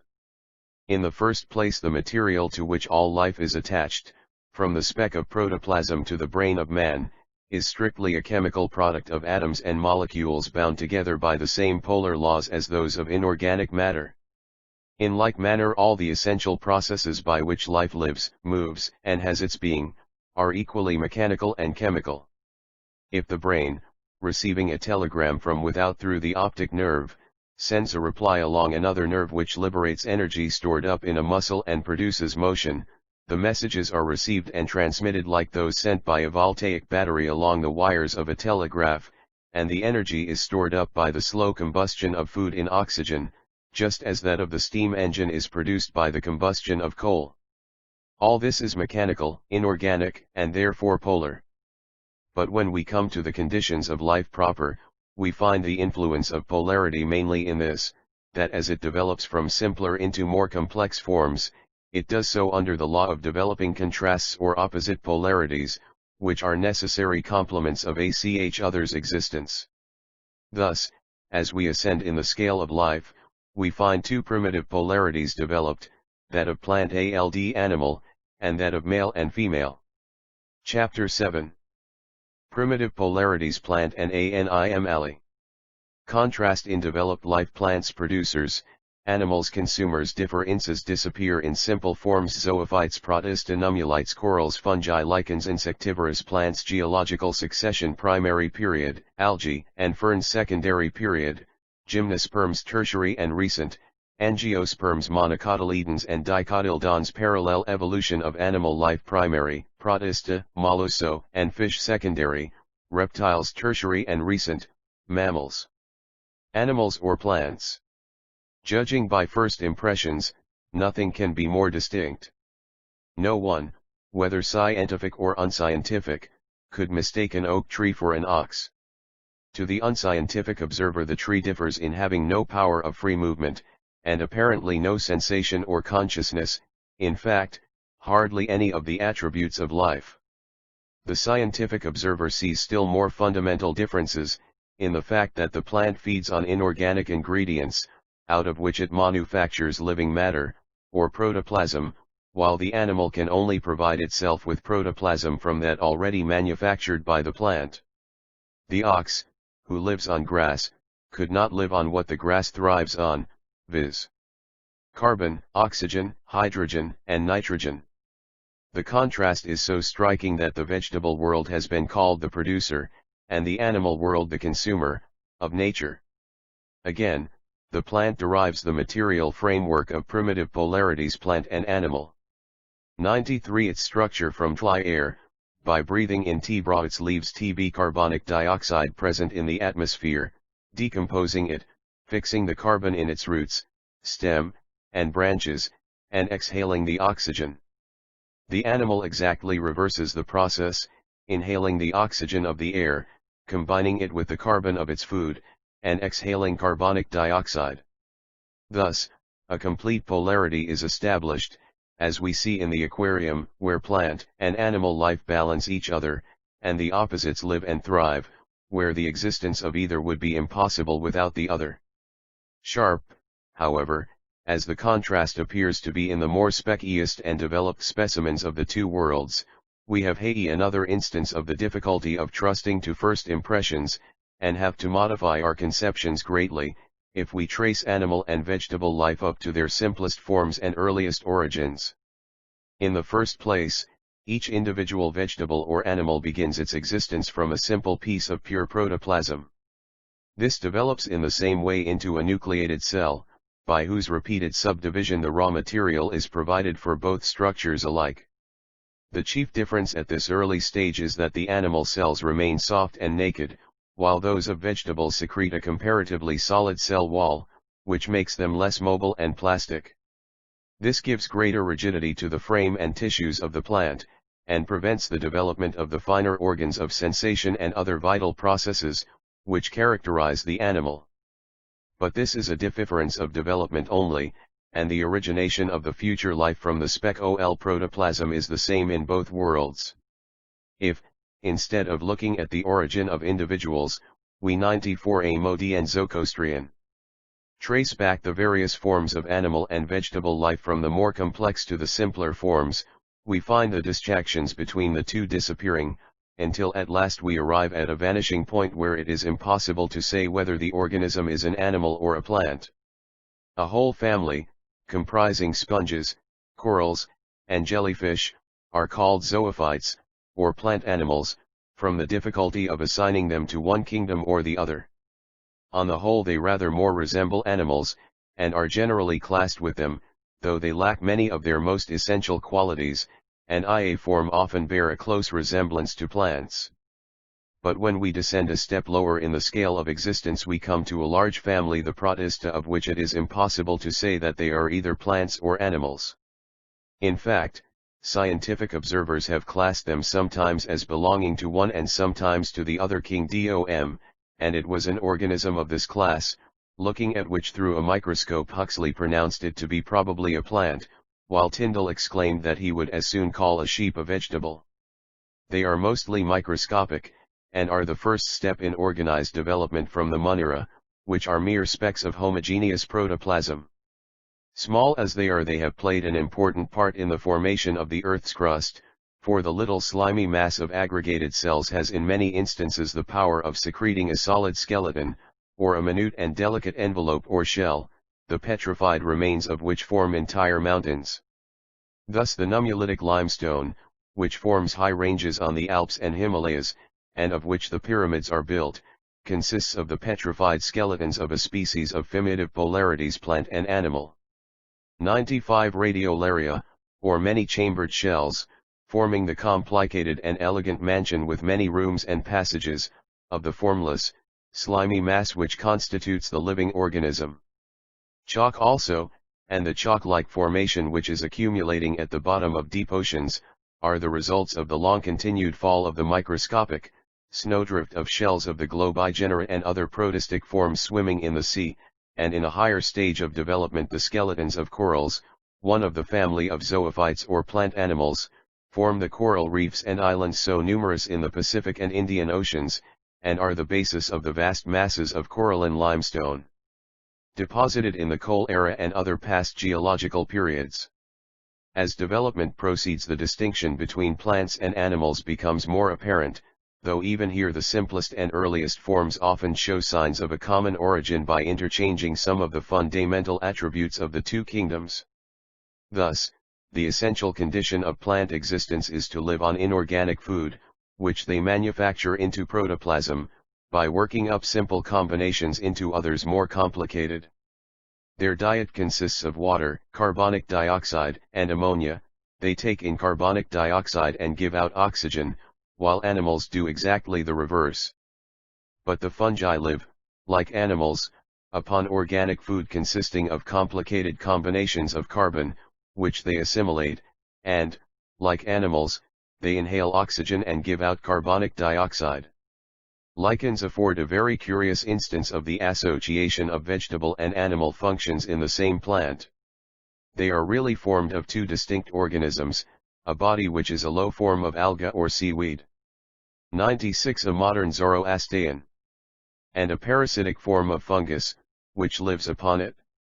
The former has a plant life, living on inorganic matter and forming the green cells, or chlorophyll, which are the essential property of plants, enabling them under the action of the sun's rays to decompose carbonic dioxide, while the parasite lives like an animal on the formed protoplasm of the parent stem, forming threads of colorless cells which envelop and interlace with the original lichen of which they constitute the principal mass, as in a tree overgrown with ivy. Even in existing and highly developed plants we find some curious instances of reversion towards animal life. Certain plants, for instance, like the Dionsat or Venus flytrap, finding it difficult to obtain the requisite supply of nitrogenous food in a fluid state from the arid or marshy soil in which they grow, have acquired a habit of supplying the deficiency by taking to an animal diet and eating flies. Conjoined with this is a more highly developed sensitiveness, and power of what appears to be voluntary motion, and a faculty of secreting a sort of gastric juice in which the flies are digested. The fundamental property also of decomposing carbonic dioxide and exhaling oxygen depends on light stimulating a peculiar chemical action of the chlorophyll, and at night leaves breathe like lungs, exhaling not oxygen, but the carbonic dioxide. The records of geology, imperfect as they are, show a continued progression from these simple and neutral organisms to higher and more differentiated forms, both in the animal and vegetable worlds. These records are imperfect because the soft bodies of the simpler and for the most part microscopic forms of protoplasm and cell life are not capable of being preserved in petrifactions, primitive polyades plant and animal. 97 And it is only when they happen to have secreted shells or skeletons that we have a chance of identifying them. Still we have a sufficient number of remains in the different geological strata to enable us to trace the allotment. Thus, in the vegetable world, in the earliest strata, the Laurentian, Cambrian, and Silurian, forming the primordial period, which forms a thickness of some 70,000 feet of the Earth's crust or more than that of the whole of the subsequent strata. Primary, secondary, tertiary, and quaternary, taken together we find only vegetable remains of the lowest group of plants, that of the tangles or algas, which live in water. Forests of these seaweeds, like those of the Aleutian Islands, in some of which single tangles stream to the length of 60 feet, and floating masses, hke those of the Sargasso Sea, appear to have constituted the sole vegetation of these primeval periods. The primary epoch, which comes next, comprises the Devonian or Old Red Sandstone, the Carboniferous or Coal system, and the Permian, the average thickness of the three together amounting to about 42,000 feet. In these the family of ferns predominates, the remains of which constitute the bulk of the large strata of coal, forming in modern times our great resource for obtaining the energy which, in a transformed shape, does so much of our work. Pines begin to appear, though sparingly, in this epoch. The secondary epoch comprises the Triassic, the Jurassic, and the Cretaceous or Chalk formation, the average thickness of the three amounting to about 15,000 feet. In this era a higher species of vegetation predominates, that of the gymnosperms, or plants having naked seeds, of which the pines, or conifers, and the H98 a modern Zoroastrian palm ferns, or cycades, are the two principal classes. As in the case of the former epoch, traces of the approaching higher organization in the form of leaf-bearing trees began to appear towards its close. The tertiary period extends from the end of the chalk to the commencement of the quaternary or modern period.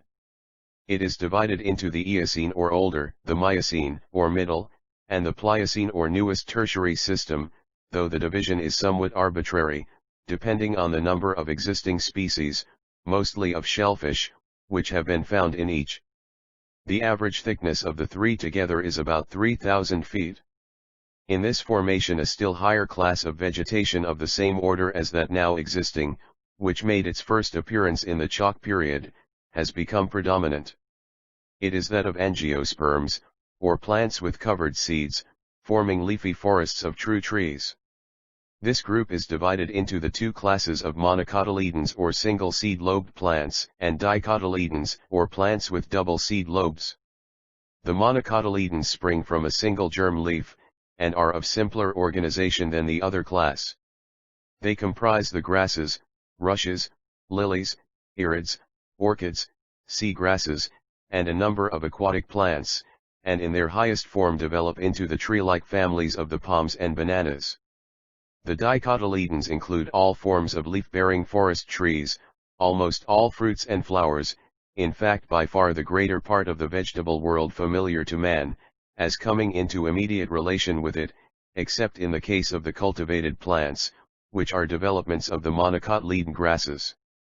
We see, therefore, in the geological record a confirmation of the evolution over immense periods of primitive Pleiades plant and animal, 99 times of the more complex and perfect from the simple and primitive. If we turn to the same geological record to trace the development of animal life, we find it running a parallel course with that of plants. The earliest known fossil, the Eozoon canadiense, from the Lower Laurentian, is that of the chambered shell of a protista of the class of rhizopods, whose soft body consists of mere protoplasm which has not yet differentiated into cells. As we ascend the scale of the primordial era, traces of marine life of the lower organisms begin to appear, until in the Silurian they become very abundant, consisting however mainly of mollusca and crustacea, and in the upper Silurian we find the first traces of fishes. In the primary era the Devonian and Permian formations are characterized by a great abundance of fishes, of the antique type, which has no true bony skeleton, but is clothed in an armor of enameled scales, and whose tail, instead of being bilobed or forked, has one lobe only, a type of which the sturgeon and garpike are the nearest surviving representatives. In the coal formation are found the first remains of land animals in the form of insects and a scorpion, and a few traces of vertebrate amphibious animals and reptiles, while higher up in the Permian are found a few more highly developed reptiles, some of which approximate to the existing crocodile. Still fishes greatly predominate, so that the whole primary period may be called the Age of Fishes, as truly as, looking at its flora, it may be called the Age of Ferns. In the secondary period reptiles predominate, and are developed into a great variety of strange and colossal forms. The first birds appear, being obviously 100 a modern Zoroastriansr, developed from some of the forms of flying lizards, and having many reptilian characters. Mammals also put in a first feeble appearance, in the form of small, marsupial, insectivorous creatures. In the tertiary period the class of mammals greatly predominates over all other vertebrate animals, and we can see the principal type slowly developing and differentiating into those at present existing. The human type appears plainly in the Middle Miocene, in the form of a large anthropoid ape, the Dryopithecus, and undoubted human remains are found in the beginning of the Quaternary, if not, as many distinguished geologists believe, in the Pliocene and even in the Miocene ages. So far, therefore, there seems to be a complete parallelism between the evolution of animal and vegetable life from the earliest to the latest, and from the simplest to the most complex forms. These facts point strongly to a process of evolution by which the animal and vegetable worlds, starting from a common origin iri protoplasm, the lowest and simplest form of having matter, have gradually advanced step by step, along diverging loos, until we have at last arrived at the sharp antithesis of the ox and the oak tree. It is clear, however, that this evolution has gone on under what I have called the generalized law of polarity, by which contrasts are produced of apparently opposite and antagonistic qualities, which however are indispensable for each other's existence. Thus animals could not exist without plants to work up the crude inorganic materials into the complex and mobile molecules of protoplasm, which are alone suited for assimilation by the more delicate and complex organe primitive polarities plant and animal. 101 Sation of animal life. Plants, on the other hand, could not exist without a supply of the carbonic dioxide, which is their principal food, and which animals are continually pouring into the air from the combustion of their carbonized food in oxygen, which supplies them with heat and energy. Thus nature is one huge aquarium, in which animal and vegetable life balance each other by their contrasted and supplemental action, and, as in the inorganic world, harmonious existence becomes possible by this due balance of opposing factors. Chapter 8. I might of polarities. Polarity of sex. Sexual generation. Base of ancient cosmogonies. Propagation. Non-sexual in simpler forms. Amoeba and cells. Germs and buds. Anemones. Worms. Spores. Origin of sex. Ovary and male organ. Hermaphrodites. Parthenogenesis. Bees and insects. Man and woman. Characters of each sex. Woman's position improved by civilization. Christianity. The feminine pole. Monogamy. The law of nature. Tone respecting women. Test of character. Women in literature. In society. Attraction and repulsion of sexes. Like attracts. Unlike ideal marriage. Woman's rights and modem legislation. Male and female created he them. At first sight this distinction of sex appears as fundamental as that of plant and animal. Iankind, and all the higher forms of life with which mankind has relations, can only propagate their species in one way, by the cooperation of two individuals of the species, who are essentially like and yet unlike, possessing attributes which are complementary of one another, and whose union is requisite to originate a new living unit. In other words, by sexual propagation. So certain does this appear that all ancient religions and philosophies begin by assuming a male and female principle for their gods, or first guesses at the unknown first causes of the phenomena of nature. Thus Uranus and Gaia, heaven and earth, Phoebus and Artemis, the sun and moon, are all figured by the primitive imagination as male and female, and the spirit of God brooding over chaos and producing the primitive polarities. Polarity of sex. 103 World, is only a later edition, revised according to monotheistic ideas, of far older Chaldean legend which describes the creation of cosmos out of chaos by the cooperation of great gods, male and female. Even in later and more advanced religions, traces of this ineradicable tendency to assume difference of sex as the indispensable condition of the creation of new existence are found to linger and crop up in cases where they are altogether inapplicable. Thus, in the Orthodox Christian creed we are taught to repeat begotten, not made, a phrase which is absolute nonsense, or nonsense that is, an instance of using words like counterfeit notes, which have no solid value of an idea behind them. For begotten is a very definite term, which implies the conjunction of two opposite sexes to produce a new individual. Unless two deities are assumed of different sexes the statement has no possible meaning. It is a curious instance of atavism, or the way in which the qualities and ideas of remote ancestors sometimes crop up in their posterity. Science, however, makes sad havoc with this impression of sexual generation being the original and only mode of reproduction, and the microscope and dissecting knife of the naturalist introduce us to new and altogether unsuspected worlds of life. By far the larger proportion of living forms, in number at any rate, if not in size, have come into existence without the aid of sexual propagation. When we begin at the beginning, or with those monera which are simple specks of homogeneous protoplasm, we find them multiplying by self-division. Amoeba, when it outgrows its natural size, contracts in the middle and splits into two amoebas, B and C, which are exactly like one another and like 104 a modern Zoroastrian. The original A. In fact B contains one half of its parent A, and C the other half. They each grow to the size of the original A, and then repeat the process of splitting and duplicating themselves. The next earliest stage in the evolution of living matter, the nucleated cell, does exactly the same thing. The nucleus splits into two, each of which becomes a new nucleus for the protoplasmic matter of the original cell, and either multiply within it, or burst the old cell wall and become two new cells resembling the first.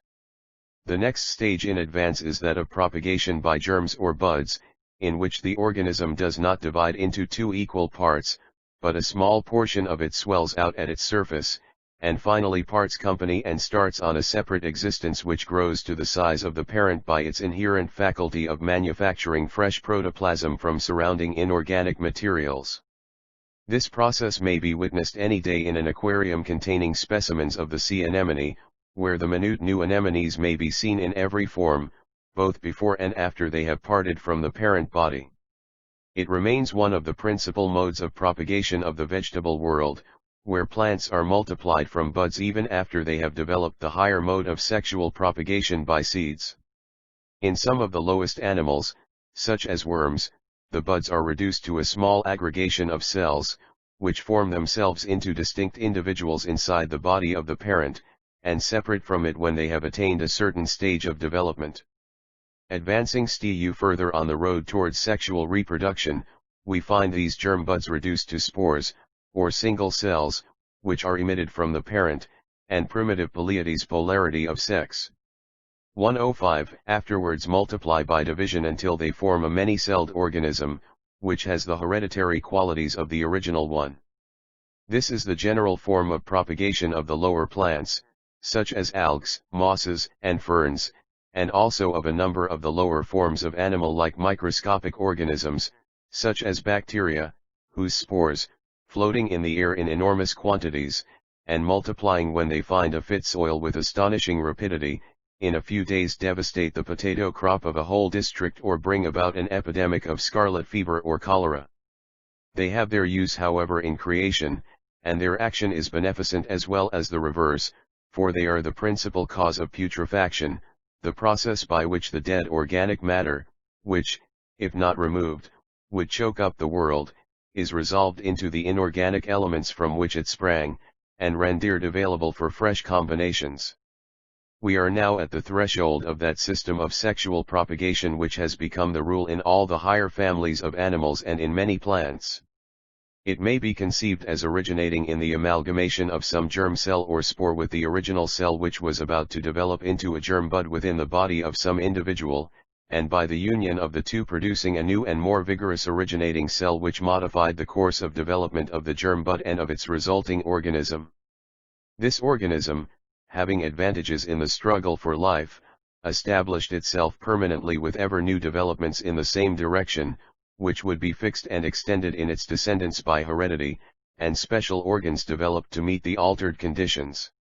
Thus at length the distinction would be firmly established of a female organ or ovary containing 106 a modern Zoroastrian. The egg or primitive cell from which the new being was to be developed, and a male organ supplying the furnishing spore or cell, which was necessary to start the egg in the evolutionary process by which it developed into the germ of an offspring combining qualities of the two parents.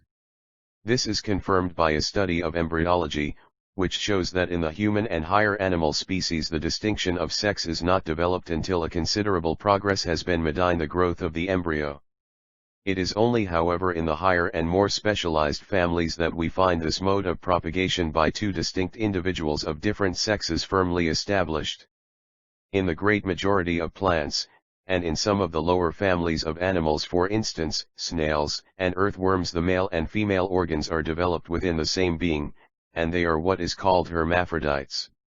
Thus, in most of the flowering plants the same blossom contains both the stamens and anther, which are the male organ, and the style and germ, which are the female. Another transition form is parthenogenesis, or virginal reproduction, in which germ cells, apparently similar in all respects to egg cells, develop themselves into new individuals without any fructifying element. This is found to be the case with many species of insects, and with this curious result, that those same germ cells are often capable of being fructified, and in that case produce very different individuals. Thus, among the common bees, male bees or drones arise from the non-fructified eggs of the queen bee, while females are produced if the egg has been fructified. In the higher families however of animal life the distinction of sex in different individuals has become primitive polarities Pleiades of sex. 107 The universal rule, and it produces a polarity or contrast which becomes ever more conspicuous as we rise in the scale of creation, until it attains its highest development in the highest stage hitherto reached, that of civilized man and woman. Both physical and mental characteristics depend mainly on the fact that the ovary or egg-producing organ is developed in the female, and thus the whole work of reproduction is thrown on her. To perform this a large portion of the vital energy is required, which in the male is available for larger and more prolonged growth of organs, such as the brain, stature, and limbs, by which a more powerful grasp is attained of the outward environment. In other words, the female comes sooner to maturity and is weaker than the male. She is also animated by a much stronger love for the offspring, which is part of her own body, during the period of infancy, and thus, in addition to the physical attributes, such as lacteal glands and larger breasts, she inherits qualities of softness, amiability, and devotion, which fit her for the office of nurse. Her physical weakness, again, has made her, for untold ages, and even now in all the less advanced communities, and too often even in the most advanced, the slave of the stronger male. She has thus inherited many of the mental qualities which are essential to such a state, the desire to propitiate by pleasing and making herself attractive, the gentleness and submissiveness which shrink from a contest of brute force in which she is sure to be defeated, the clinging to a stronger nature for support, which in extreme cases leads to blind admiration of power, and the spaniel-like attachment to a master whether deserving of it or not. As civilization however advances, and as intellectual and moral 108 a modern Zoroastrian qualities gain ascendancy over brute strengthly and animal instincts, the condition of woman improves, and it comes more and more to be recognized that she is not made to be man's slave or plaything, but has her own personality and character, which, if in some respects inferior, are in others better than those of the male half of creation. Tennyson, the great poet of modern thought, who sums up so many of the ideas and tendencies of the age in concise and vigorous verse, writes, "For woman is not undeveloped man, nor yet man's opposite. Not opposite, yet different, so that the one supplements what is wanting to the other, and the harmonious union of the two makes ideal perfection." It is the glory of European civilization to have done so much to develop this idea of the equality of the sexes, and to have gone so far towards emancipating the weaker half of the human species from the tyranny of the stronger half. It would be unfair to omit mention of the great part which Christianity has had in this good work, not only by direct precept and recognition of religious equality, but even more by the embodiment, as its ideal, of the feminine virtues of gentleness, humility, resignation, self-devotion, and charity. Ideal Christianity is, in fact, what may be called the feminine pole of conduct and morality, as opposed to the masculine one of courage, hardihood, energy, and self-reliance. Many of the precepts of Christianity are unworkable, and have to be silently dropped in practice. It would not answer either for individuals or nations when smitten on one cheek to turn the other. When an appeal is made to fact to decide whether it is a right, primitive polarities belief of sex. 109 Rule to live as the sparrows do, taking no thought for the morrow, the verdict oifad is in favor of foresight and frugality. Herbert Spencer has stated this polarity very strongly as that of the religion of amity and the religion of enmity, but I think he states the case too adversely for the latter, for the qualities which make men and nations good fighters and victorious in the struggle for existence, are in their way just as essential as the gentler virtues, and both alike become defects when pushed to the falsehood of extremes. Christianity, therefore, whatever may become of its dogmas, ought always to be regarded with affection and respect for the humanizing effect it has produced, especially in improving the condition of the female half of creation. This improvement in the condition of women has brought about a corresponding improvement in the male sex, for the polarity between the two has come to be the most intimate and far-reaching influence of modern life. Take the literature of the novel and play, which aim at holding up the mirror to human nature and contemporary manners, and you will find that they nearly all turn upon love. The word immorality has come to signify the one particular breach of the laws of morality which arises from the relations of the sexes. In providing for the birth of nearly equal numbers of each sex, nature clearly establishes monogamy, or union of single pairs, as the condition of things most in accordance with natural laws. The family also, the first germ of civilization, is impossible, or can only exist in a very imperfect and half-developed state, without this permanent union of a single husband and wife. Violations of this law lead to such disastrous 110 Modi and Zoroastrian consequences to individuals, and are so deteriorating to nations, that they are properly considered as the immorality par excellence, and condemned by all right-minded opinion. And yet to observe this law is a constant lesson in self-control for a great part of the life, a lesson of the utmost value, for it is a virtue which is at the root of all other virtues. And it is formed and becomes habitual and easy by practice, for just as the muscles of the ballet dancer's leg or blacksmith's arm acquire strength and elasticity by use, so do the finer fibers of the brain improve by exercise and become soft and flabby by disuse, so that effort in the former case is a pleasure and in the latter a pain. For this reason chaste nations are generally strong and conquering nations. Dissolute imperial Rome went down before the Goths and Germans, and polygamous Turkey perishes of dry rot in the midst of the progress of the 19th century. Indeed, there is no better test of the position which either an individual, a class, or a nation hold in the scale of civilization, than the tone which prevails among the men with regard to women. Wherever Turkish ideas prevail, we may be sure that whatever may be the outward varnish of manner, there is essential snobbishness. Up and down along the scale of life, through all, to him who wears the golden ball, by birth a king, at heart a clown. On the other hand, wherever women are regarded with a chivalrous respect and reverence, the heart of a true gentleman beats, though it be under the roof exterior of one of Bret Harte's cowboys or Californian miners. Primitive polarities, polarity of sex. Nothing in fact gives one more hope in the progress of human society than to find that in the freest countries, and those farthest advanced towards modern ideas and democratic institutions, the tone with regard to women shows the greatest improvement. There is a regular crescendo scale of progress from Turkey to America. I do not refer so much to the fact that in the newer colonies and countries women can travel unprotected without fear of insult or injury, as to the almost instinctive recognition of their equal rights as intelligent and moral beings who have a personality and character of their own, which places them on the same platform as men though on opposite sides of it.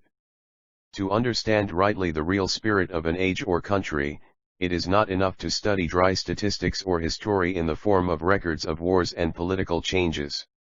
We must study the works of the best poets, novelists, and dramatists, who seek to embody types and to hold up the mirror to contemporary ideas and manners.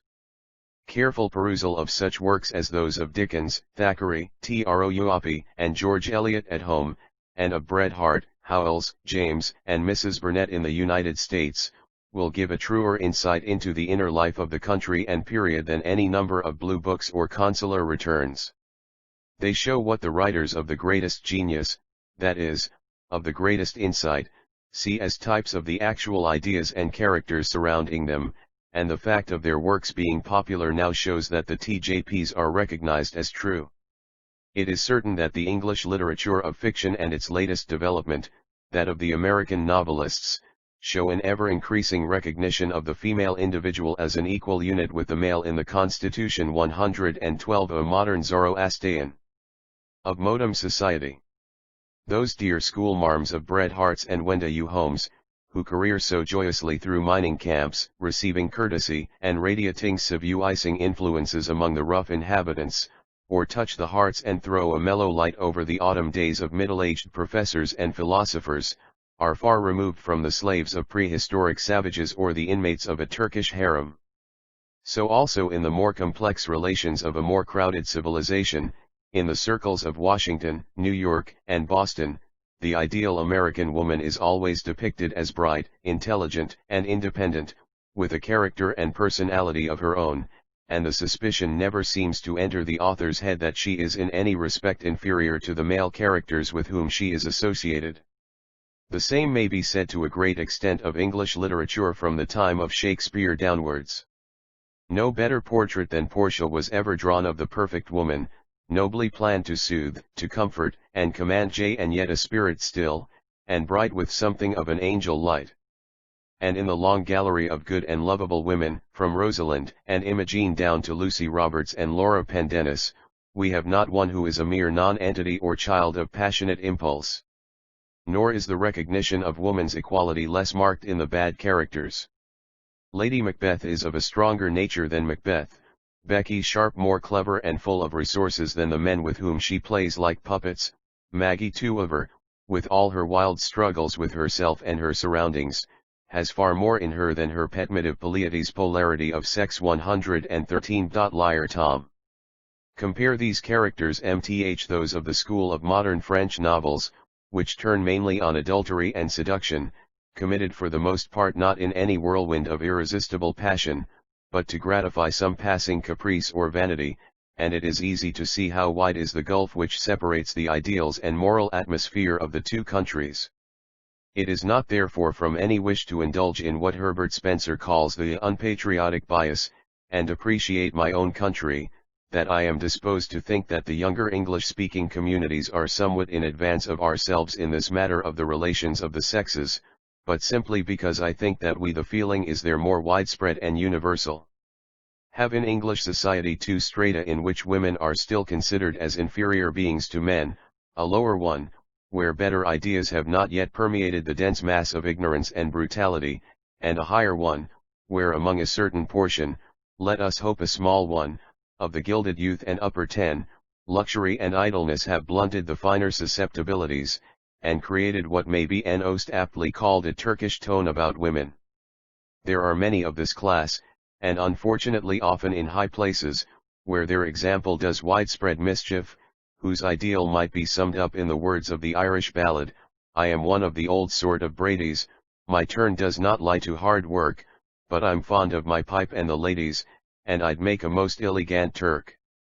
And most elegant Turks they make, though far worse than real Turks who are born and brought up in the ideas and surroundings of a lower civilization. While I 114 a modern Zoroastrian. The tone of our Enkerlili Turks is far more nauseous and disgusting, as denoting innate selfishness, sensuality, and vulgarity.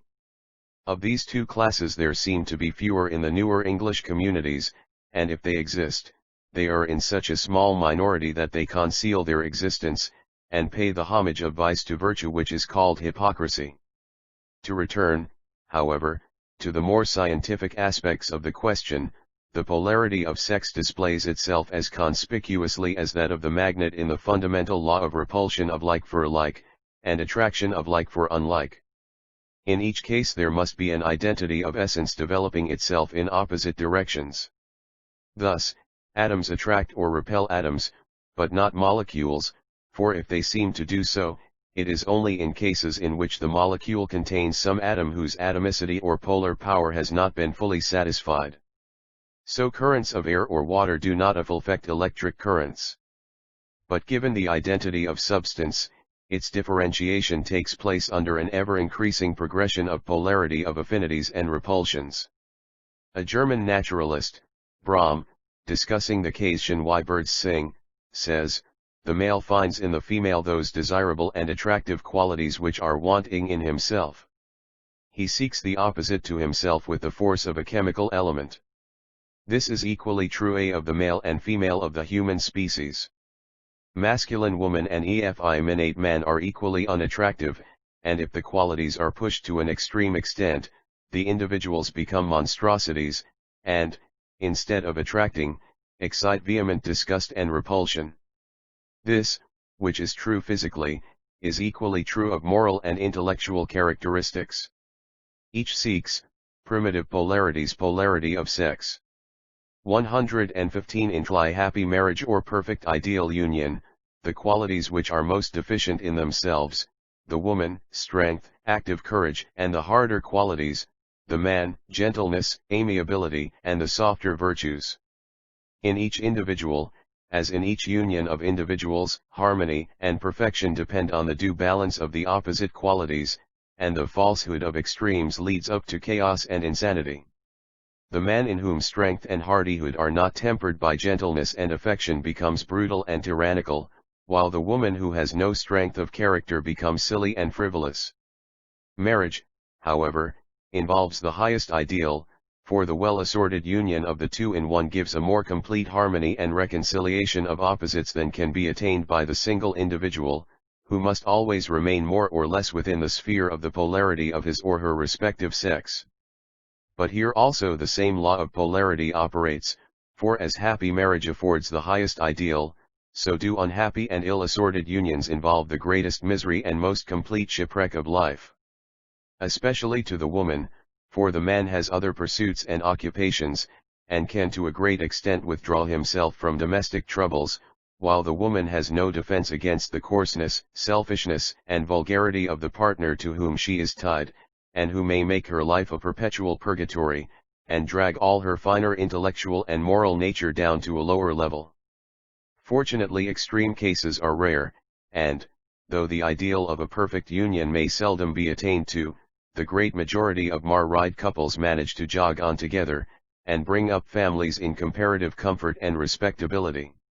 Evidently, however, in many cases the weaker party I2 116 a modern Zoroastrian does not get fair play, and the laws which result of centuries of male legislation are often too oblivious of the maxim that what is sauce for goose is sauce for gander. Improvement, however, is coming from the growth of the more healthy public opinion which stigmatizes any invasion of woman's real rights, and any attempt on the part of her natural protector to bully and tyrannize, as utterly disgraceful, and the waves of this public opinion are slowly but surely sapping the cliffs of legal conservatism, and forcing the entrenchments of stolid injustice behind ermine robes, horsehair wigs, and obsolete acts of parliament. Chapter 9. Primitive polarities, heredity and variation. Heredity in simple forms of life, in more complex organisms pangenesis, varieties how produced fixed by law of survival of the fittest. Dr. Temple's view examples, Triton, axolotl variations in individuals and species, lizards into birds, ringed snakes, echidna. As the Earth is kept in an orbit, which makes life possible by the balance of the antagonists centripetal and centrifugal forces, so is that life evolved and maintained by the balance of the two conflicting forces of heredity and variation.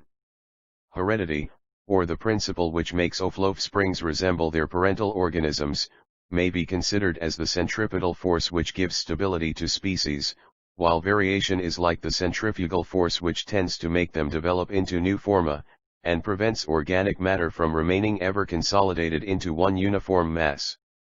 As regards heredity, the considerations which have been advanced in the last chapter, on the origin of sex, will enable the reader to understand the principles on which it is based. When a monoron, or having piece of pure protoplasm, or its successor the nucleated cell, propagates itself by simple division into two equal parts, it is obvious that each half must, in its atomic constitution and motions, exactly resemble the original. If a amoeba divides into a moebs B and C, both B and G 118 a modern Zoroastrian, A are exact facsimiles of N of one another, and so are the progeny of B and C through any number of generations. They must remain identical repetitions of the parent form, unless some of them should happen to be modified by different actions of their surrounding environment, powerful enough to affect the original organization. In propagation by germs or buds, the same thing must hold true, only, as the offspring carries with it not the half, but only a small portion of the parental organism, its impress will be less powerful, and the new organism will more readily be affected by external influences. When we come to propagation by spores or single cells, and still more to sexual propagation by the union of stoga cells of two progenitors, it becomes more difficult to see how the type of the two parents, and of a long line of preceding ancestors, can be maintained so perfectly. Of the fact that it is maintained there can be no doubt. Not only do species breed true and remain substantially the same for immense periods, but the characters of individual parents and their ancestors repeat themselves, to a great extent, in their offspring. Thus the cross between the white and black varieties of the human species perpetuates itself to such an 3xtent, that a single cross of black blood leaves traces for a number of generations.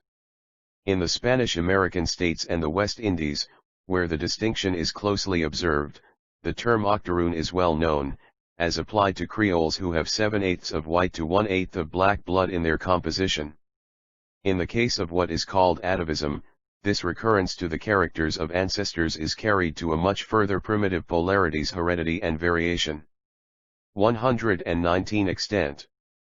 In breeding animals, it is not uncommon to find the peculiar features of generations of ancestors long since extinct cropping up occasionally in individuals.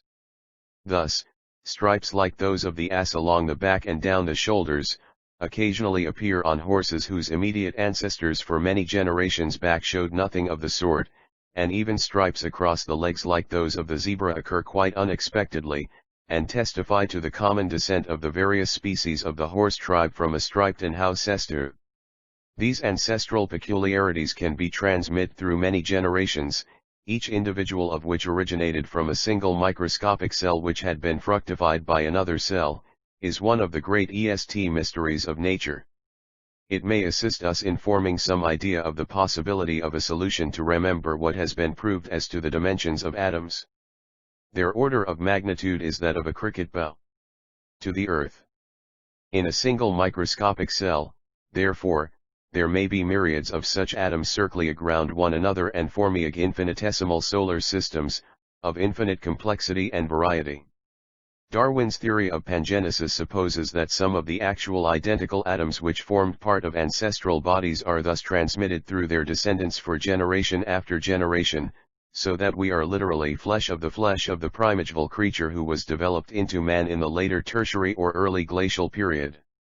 Haeckel, more plausibly, suggests that not the identical atoms, but their peculiar motions and mode of aggregation have been thus transmitted, a mode of transmission which, with his prevailing tendency to invent long and learned names for everything, he calls the 120 a modern Zoroastrian perigenesis of plastids.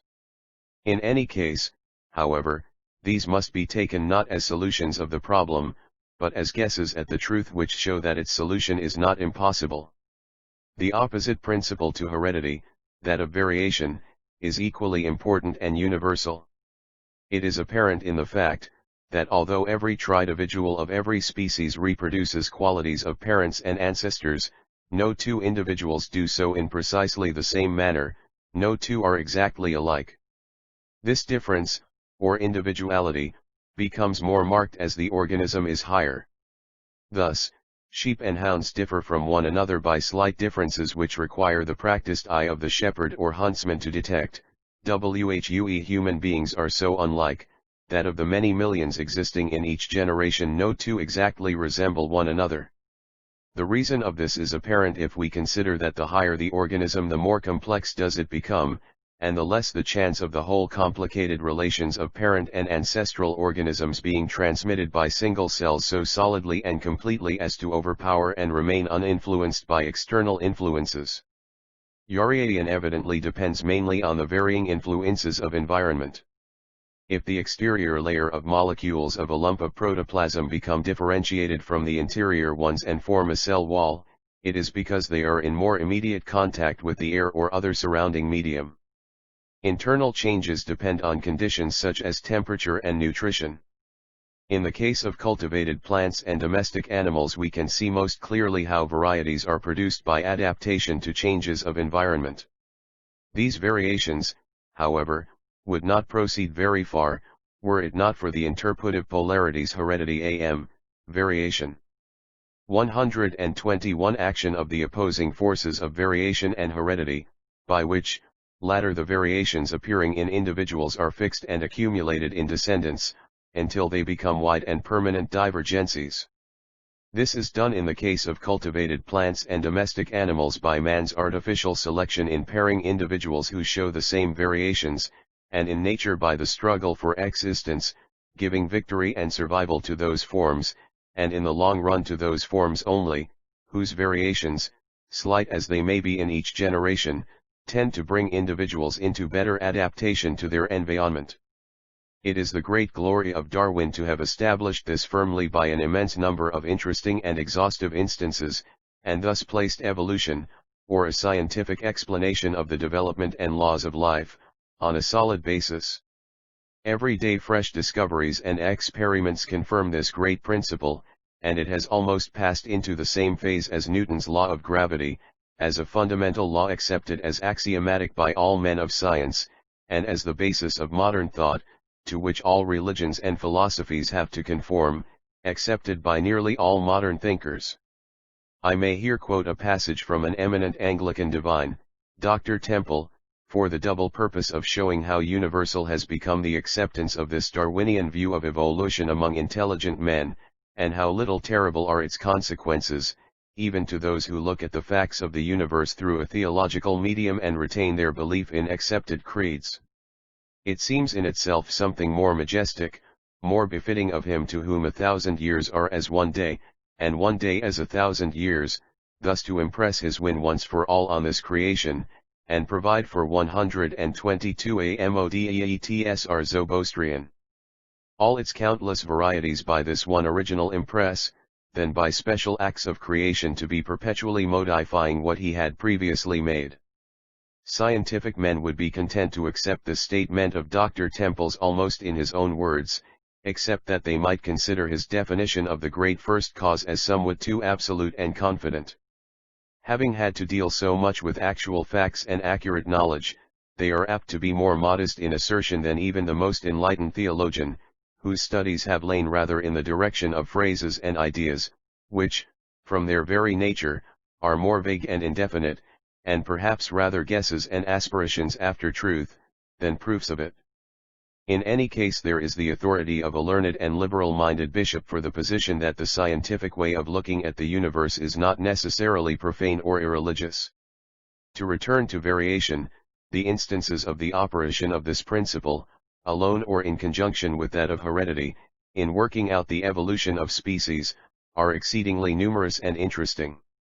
Those who wish to understand the subject thoroughly must study the works of Darwin, Haeckel, Huxley, and other modern writers, but for present purpose it will be sufficient to refer to a few of the most marked instances which may assist the reader in comprehending how the gradual evolution of life and creation of new species may have been brought about.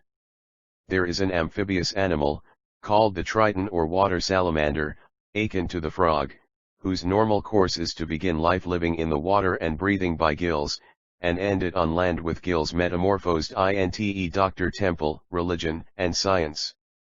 Primitive Pleiades, Heredity and Variation. 123 lungs. If they are shut up in water and kept in a tank, they never lose their gills, but continue through life in the lower stage of development, and reproduce themselves in other tritons with gills. Conversely, the axolotl, a peculiar gilled salamander from the Lake of Mexico, has its normal course to live, die, and propagate its species in water, breathing by gills, but if an axolotl happens to stray from the water and take to living on dry land, the gills are modified into lungs and the animal gains a place in the class in the school of development. This fits in remarkably with the fact that the embryo of all vertebrate mammals, including man, passes through the gilled stage before arriving at the development of lungs, which assists us in understanding two facts of primary importance in the history of evolution. First, how terrestrial life may have arisen from aquatic life by adaptation to altered conditions. Secondly, how the evolution of the embryo sums up in the individual, in the period of a few days or months, the various stages of evolutions which it has taken millions of years to accomplish in the species. As a parallel to the transformation of gills into lungs, and of an aquatic into a land animal, if we turn to the geological records of the secondary period, we may trace the transformation of a water into an air population, of sea lizards into flying lizards, and of flying lizards into birds. The Hesperornis is an actual specimen of the transition, being a feathered lizard, or rather winged and feathered creature which is half lizard and half bird. A remarkable instance of the great change of functions which may be produced by a change of outward 124 a modern Zoroastrian conditions is afforded by the common ringed snake, which in its natural state lays eggs which take 3 weeks to hatch, but if confined in a cage in which no sand is strewed, it hatches the eggs within its own body, and from oviparous becomes viviparous. This may help us to understand how the lowest order of mammals, which, like the Australian echidna or duck-billed mole, lay eggs, may have developed, first into marsupial, and finally into placental mammals. These examples may assist the reader in understanding how the infinite diversities of living species may have been developed in the course of evolution from simple origins, just as the inorganic world was from atoms, by the action and reaction of primitive polar forces between the organism and its environment, and between heredity and variation. Chapter X: The Knowable and Unknowable Brain and Thought. Basis of knowledge: perception, constitution of brain, white and gray matter, average size and weight of brains, European, Negro and ape, mechanism of perception, sensory and motor nerves, separate areas of brain, sensory and motor centers, abnormal states of brain, hypnotism, somnambulism, trance, thought reading, spiritualism, beflex, action, ideas, how formed, number and space, creation, unknowable conceptions based on perceptions, metaphysics. Descartes, Kant, Berkeley, anthropomorphism, laws of nature. Before entering on the higher subjects of religions and philosophies, it is well to arrive at some precise idea of the limits of human knowledge, and of the boundary line which separates the knowable from the unknowable. The ultimate basis of all knowledge is perception. Without an environment to create impressions, and an organ to receive them, we should know absolutely nothing. What is the environment and what the organ of human knowledge? The environment is the whole surrounding universe, or, in the last analysis, the motions, or changes of motion, by which the objects in that universe make impressions on the recipient organ. The organ is the gray matter of that large nervous agglomeration, the brain. But here I must at the outset make two reservations. In the first place, I do not define how these impressions are made. In ordinary 126 modern Zoroastrian cases they are made through the channels of the senses. Why? But it is possible that in certain exceptional cases vibrations in the brain, causing perceptions, may be conveyed to it through the nerves in other ways. In somnambulism, for instance, it seems to be an ascertained fact that a somnambulist with closed eyes securely bandaged can walk in the dark and avoid obstacles as well as if guided by the sight in full daylight. There is a great deal of evidence also that in artificial somnambulism, otherwise called mesmerism or hypnotism, and also in what is called thought reading, perceptions may be conveyed from one brain to another otherwise than by the usual methods of speech or writing. But these phenomena, however far they may be extended, do not affect the position that impressions on the brain are the essential condition of thought. If the gray matter of the brain is deficient or diseased, the mind is affected, and beyond a certain point becomes extinct. The second and more important reservation is, that although mind and its qualities are thus indissolubly connected with matter, it by no means follows that they are matter or mere qualities of it. In the case of the atoms and energies, we know absolutely nothing of their real essence, and cannot form even a conception of what they are, how they came there, or what will become of them. It is the same with mind, soul, or self. We feel an instinctive certainty of their existence, as we do of that of matter, and we can trace their laws and manifestations under the conditions in which they are known to us, viz. those of association with matter and motion in the brain. But of their real essence or existence we know nothing, and it is as unscientific to affirm as to deny. Directly we pass beyond the bound the knowable and the unknowable. 127 Dairy of such knowledge as really can be known by human faculty, and stand face to face with the mystery of the great unknown, we can only bow our heads with reverence and say with the poet, "Behold, I know not anything." I hope thus to steer safely between Ceylon Charybdis, between the arid rocks of materialism and the whirling eddies of spiritualism. Materialist and spiritualist seem to me very like two men disputing as to the existence of life in the Sunday. No, argues the former, for the known conditions there are totally inconsistent with any life we can conceive. Yes, says the other, for the belief fits in with many things of which I earnestly wish to believe respecting a supreme being and a future existence. To the first I say, ignorance is not evidence, to the second, wishes are not proofs. For myself, while not quarreling with those more favored mortals who have, or fancy they have, superior knowledge, I can only say that I really know nothing, and this being the case, I see no use in saying that I know, and think it both more truthful and more modest to confess the limitation my of faculties.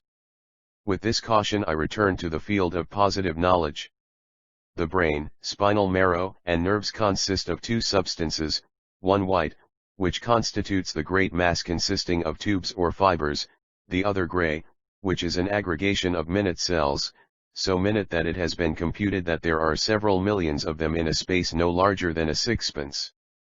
The bulk of this gray nerve tissue is found in the higher animals, and especially in man, in the outside rind which covers the brain, and its amount is greatly increased by the convo 128a modern zokoastbian. Lutions of that organ giving a greater extent of covering surface. In fact, the convolutions of the average human brain give as much gray matter in a head of average size, as would be given by a head of 4 times the size if the brain were a plane surface. The extent of the convolutions is, therefore, a sure sign of the extent of intellect. They are more numerous and deeper in the European than in the Negro than in the chimpanzee, in the anthropoid ape than in the monkey or lemur. This gray nerve tissue is the organ by which impressions from without are turned into perceptions, volitions, and evolutions of nerve force. The white matter is simply the medium of transmission, or we may say the telegraph wires by which the impressions are conveyed to the head office and the answers sent. The cell tissue of the gray matter is thus emphatically the organ of the mind. In fact, if it did not sound too materialistic, we might call thought a secretion of the gray matter. Only in saying so we must bear in mind that it is only a mode of expressing the fact that th62 invariably go together, and that if we say with the German philosopher ohne Phosphor kein Gedanke, it does not mean that thought and phosphorus are identical, but simply that the condition on which thought depends is that of the existence of a material organ of which phosphorus is an ingredient. That this gray nerve tissue is really the organ of thought has been firmly established by numerous experiments both in man and the lower animals. Injuries to it, or diseases in it, invariably affect what is called the mind, while considerable portions of the white matter may be removed without affecting the thinking and perceptive powers. Certain amount of it is the knowable and the unknowable. 129 Indispensable for the existence of intellect, the more too there is of it as the brain increases in size and the convolutions become deeper, the greater is the intellect. When these fall below certain dimensions, intellect is extinguished and we have idiocy. The average brain of the male white European weighs 49 ounces, of the Negro a little under 47. The maximum brains which have been accurately weighed and measured, are those of Cuvier and Daniel Webster, the weight of the former being 64 ounces, and the capacity of the latter being 122 cubic inches, while the average capacity of the Teutonic race, including English, Germans, and Americans, is 92 inches, of the Negro S3, and of the Australian and Hottentot 75. The brain of the idiot seldom weighs over 23 ounces, and the minimum weight consistent with a fair degree of intelligence is about 34 ounces. The mechanism by which correspondence is kept up between the living individual and the surrounding universe is very simple in reality, as simple as that of any ordinary electric circuit. In the most complex case, that of man, there are a number of nerve endings, or small lumps of protoplasm, embedded in the tissues all over the body, or highly specialized and grouped together in separate organs such as the eye and ear, from which a nerve fiber leads direct to the brain, or to the spinal cord and so up to the brain. These nerve endings receive the different vibrations by which outward energy presents itself, which propagate a current or succession of vibrations of nerve energy along the nerve fiber. This nerve fiber is a round thread of protoplasm covered by a white sheath of fatty matter which insulates it like the wire of a submarine telegraph K130, a modern Zoroastrian, coated with gutta percha. This nerve wire leads up to a nerve center, consisting of 2 corpuscles of protoplasm, the first or sensory, a smaller one, which is connected by branches with the second, a much larger one, called the motor, from which a much larger nerve fiber or wire proceeds, which terminates in a mass of protoplasm firmly attached to a muscle. Thus, a sensation is propagated along the sensory nerve to the sensory nerve center, whence it is transmitted to the motor center, which acts as an accumulator of stored-up energy, a large flow of which is sent through the large conductor of the motor nerve to the muscle, which it causes to contract and thus produces motion. It is thus that the simpler involuntary actions are produced by a process which is purely mechanical. In the more complex cases, in which consciousness and will are involved, the process is essentially the same, though more complicated. The message is transmitted to the brain, where it is received by a cluster of small sensory cells or nerve centers, which are connected with another cluster of fewer and larger motor centers, often at some distance from them, by a network of interlacing fibers. But it is always a case of a single circuit of wires, batteries, and accumulators, adapted for receiving, recording, and transmitting one sort of vibrations caused by and producing one sort of energy, and one only. The brain does not act as a whole, receiving indiscriminately impressions of light, sound, and heat, but by separate organs for each, located in separate parts of it. It is like a great central office, in one room of which you have a printing instrument reading off and recording messages sent through an electric telegraph, in another a telephone, a third a self-registering the knowable and the unknowable, 131 mometer, and so on. And the same for the motor centers and nerves. One set is told off to move the muscles of the face, another those of the arms, others for the legs and body, and so forth. This is further complicated by the fact that the brain, like the rest of the body, has two sides, a right and left, and that in some cases the motor apparatus is doubled, each working only on one side, while in others the same battery and wires serve for both. As a rule, the right hemisphere of the brain works the muscles of the left side of the body, and vice versa, so that an injury to one side of the brain may paralyze the voluntary motion of the limbs on the opposite side, leaving in a perfect condition those on its own side. In the case of the higher functions involving thought, the upper part of the brain, which performs these functions, seems to be a sort of duplex machine, so that we have two brains capable of thinking, just as we have two eyes capable of seeing. It is a remarkable fact that the areas of the brain which are appropriated to the lowest and most instinctive functions, which appear first, lie lowest, and as the functions rise the position of their nerve centers rises with them. Thus, at the very base of the frontal convolutions at the lowest end of the fissure of Rolando, we find the motor areas for the lower part of the face, by which the lowest animals and the newborn infant perform their solitary function of sucking and swallowing.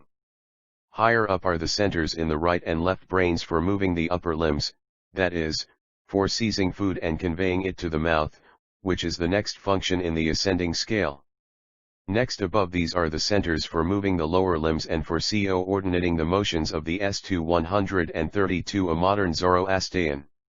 Arms and legs, marking the progression of an organism which can pursue and catch as well as eat its food. And still higher are the centers which regulate the motions of the trunk and body in correspondence with those of the limbs, while highest of all, at the front and hind ends of the enveloping cortex of the brain, come the organs of the intellectual faculties. It is easy to see that this corresponds with the progression of the individual, for the infant sucks and cries for food from the first day, soon learns to extend its hand and grasp objects, but takes some time to learn to walk, and still longer to perform exercises like dancing or riding, in which the motions of the whole body have to be coordinated with those of the limbs. And as the development of the individual is an epitome of the evolution of life from protoplasm, we may well suppose that the brain was developed in this order from its first origin in a swelling at the end of the spinal cord as we find it in the lowest vertebrates. It is a singular fact that the particular motor area which gives the faculty of articulate speech lies in a small patch of about 1½ square inches on the left side of the lower portion of the first brain. If this is injured, the disease called aphasia is produced, in which the patient loses the power of expressing ideas by connected words. The corresponding area on the right side cannot talk, but in left-handed persons the state of things is reversed, and the right side, which is generally aphasial, can be taught to speak in young people, though not in the aged. Higher up in the cortex, or convoluted envelope of the brain, come the areas for hearing and seeing, the latter being the more extensive. These areas are filed the knowable and the unknowable.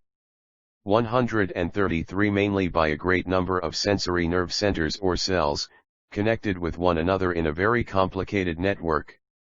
These seem to be connected with the multitude of ideas which are excited in the brain by perceptions derived from the higher senses, especially that of sight. The simple movements are produced by a few large motor centers, which have only one idea and do only one thing, whether it be to move the leg or the arm. But a sensation from sight often calls up a multitude of ideas. Suppose you see the face of one with whom some 50 years ago you may have had some youthful love passages, but your lives drifted apart, and you now meet for the first time after these long years. How many ideas will crowd on the mind, how many nerve cells will be set vibrating, and how many nerve currents set coursing along intricate paths. No wonder that the nerve corpuscles are numerous and minute, and the nerve channels many and complicated. When we come to the seats of the intellectual faculties, the question becomes still more obscure. They are probably situated in the hinder and front parts of the surface of the brain, and depend on the gray matter consisting of an immense number of minute sensory cells. It has been computed that there are millions in the area of a square inch, and they are all in a state of the most delicate equilibrium, vibrating with the slightest breath of nervous impression. They depend for their activity entirely on the sensory perceptive centers, for there is no consciousness in the absence of sensory stimulation, as in dreamless sleep. Perception, however caused, whether by outward stimulation of real objects, or by former perceptions revived by memory, feeds a stream of energy through the sense area, which 134 a modern Zoroastrian expands, like a river divided into numerous channels, fertilizing the intellectual area, where it is stored up by memory, giving us the idea of continual individual existence, and by some mysterious and unknown process becoming transformed into consciousness and deliberate thought. And conversely, the process is reversed when what we call WL is excited, and the small currents of the intellectual area are concentrated by an effort of attention and sent along the proper nerve channels to the motor centers, whose function it is to produce the desired movement. This mechanical explanation, it will be observed, leaves entirely untouched the question of the real essence and origin of these intellectual faculties, as to which we know nothing more than we do of the real essence and origin of life, of matter, and of energy. A very curious light, however, is thrown on them by phenomena which occur in abnormal states of the brain, as in trance, somnambulism, and hypnotism. In the latter, by straining the attention on a given object or idea, such as a coin held in the hand or a black wafer on a white wall, the normal action of the brain is, in the case of many persons, perhaps 1 out of every 3 or 4 thrown out of gear, and a state induced in which the WL seems to be annihilated, and the thoughts and actions brought into subjection to the will of another person. In this state also a cataleptic condition of the muscles is often induced, in which they acquire enormous strength and rigidity. In somnambulism, outward consciousness is in a great measure suspended, and the somnambulist lives for the time in a walking dream which he acts and mistakes for reality.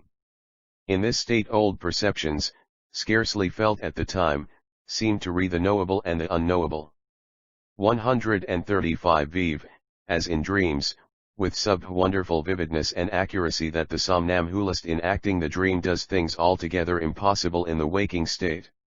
Thus an ignorant Scotch servant maid is said to have recited half a chapter of the Hebrew version of the Old Testament, the explanation being that she had been in the service of a Scotch minister, who was studying Hebrew, and who used to walk about his room reciting this identical passage.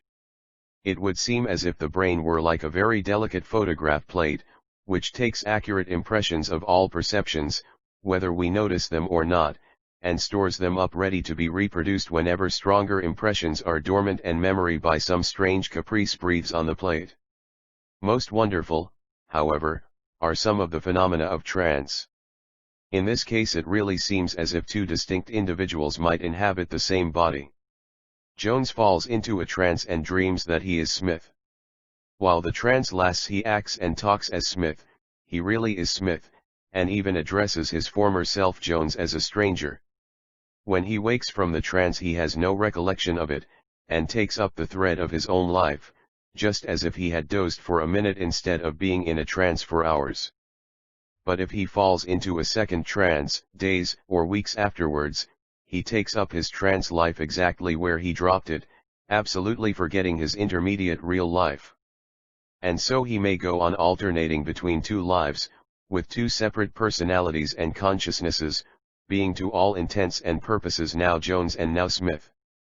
If he died during a trance, which would he be, Jones or Smith? The question is more easily asked than answered. But at 136 a modern Zoroastrian certainly appears as if with one mode of motion in the same brain you might have one mind and personal identity associated with it, and with another mode of motion different ones. It would take me too far, and the facts are too doubtful, to investigate the large class of cases included under the terms thought reading, telepathy, psychism, and spiritualism. It may suffice to say that there is a good deal of evidence for the reality of very curious phenomena, but none of any real weight for their being caused by any spiritualistic or supernatural agency. They all seem to resolve themselves into the assertion that under special conditions the perceptions of one brain can be reproduced in another otherwise than by the ordinary medium of the senses, and that in such conditions a special sort of cataleptic energy or psychic force may be developed. The amount of negative evidence is of course enormous, for it is certain that in millions upon millions of cases thought cannot be read, things are not seen beyond the range of vision, and coincidences do not occur between deaths and dreams or visions. Neither can tables be turned, nor heavy bodies lifted, without some known form of energy and a fulcrum at which to apply it. This borderland of knowledge is, therefore, best left to time, which is the best test of truth. That which is real will survive, and be gradually brought within the domain of science and made to fit in with other facts and laws of nature. That which is unreal will pass away, as ghosts and goblins have done, and be forgotten as the fickle fashion changes of superstitious fancy. In the meantime we shall do better to confine ourselves to ascertained facts and normal conditions. The knowable and the unknowable. 137 It is pretty certain that although the brain greatly preponderates as an organ of mind in man and the higher animals, the gray tissue in the spinal marrow and nervous ganglia exercises a limited amount of the aim functions proportionate to its smaller quantity. The reflex or automatic actions, such as breathing, are carried on without reference to the brain, and the messages are received and transmitted through the local offices without going to the head office. This is the case with many complicated motions which originated in the brain, but have become habitual and automatic, as in walking, where thought and conscious effort only intervene when something unusual occurs which requires a reference to the head office, and in the still more complex case of the piano player, who fingers difficult passages correctly while thinking of something else or even talking to a bystander. Indeed, in extreme cases, where experiments on the brain have been tried on lower animals, it is found that it can be entirely removed without destroying life, or affecting many of the actions which require perception and volition. Thus, when the brain has been entirely removed from a pigeon, it smooths its feathers with its bill when they have been roughed, and places its head under its wing when it sleeps, and a frog under the same conditions, if held by one foot endeavors to draw it away, and if unsuccessful, places the other foot against an obstacle in order to get more purchase in the effort to liberate itself. So much for the organ of mind. The other factor, that of outward stimulus, is still more obvious. If thought cannot exist without gray nerve tissue, neither can it without impressions to stimulate that tissue. 138 A modern Zoroastrian perfect brain, if cut off from all communication with the external universe, could no more think and have perceptions, than impressions from without could generate them without the appropriate nerve tissue. Once generated, the mind can store them up by memory, control them by reason, and gradually evolve from them ever higher and higher ideas and trains of reasoning, both in the individual and the species, in the individual passing from infancy to manhood, partly by heredity from ancestors, and partly by education using the word in the large sense of influences of all sorts from the surrounding environment, in the species, by a similar but much slower development from savagery to civilization. Thus the whole fabric of arithmetic, algebra, and the higher calculi are built up from the primitive perception of number. The earliest Paleolithic savage must have been conscious of a difference between encountering one or two cave bears or mammoths, and some existing races of savages have hardly got beyond this primitive perception. Some Australian tribes, it is said, have not got beyond 3 numerals, 1, 2, and a great number. but by degrees the perceptions of number have become more extensive and accurate, and the number of fingers on each hand has been used as a standard of comparison. Thus 10, or two-hand, the number of fingers on the two hands has gradually become the basis of arithmetical numeration, and from this up to Sir W. Hamilton's quaternions the progress is regular and intelligible. But Newton could never have invented the differential calculus and solved the problem of the heavens, if thousands of centuries before some primitive human mind had not received the knowable and the unknowable. 139 Perception that two apples or two bears were different from one. In like manner geometry, as its name indicates, arises from primitive perceptions of space, applied to the practical necessity of land measuring in alluvial valleys like those of the Nile and Euphrates, where annual inundations obliterated to a great extent the dividing lias between adjoining properties. The first perceptions of space would take the form of the rectangle, or so many feet or paces, or cubits or arm lengths, forwards, and so many sideways, to give the proper area, but as areas were irregular, it would be discovered that the triangle was necessary for more accurate measurement. Hence the science of the triangle, circle, and other regular forms, as we see it developed in Euclid and later treatises on geometry, until we see it in its latest development in speculations as to space of four-dimensions.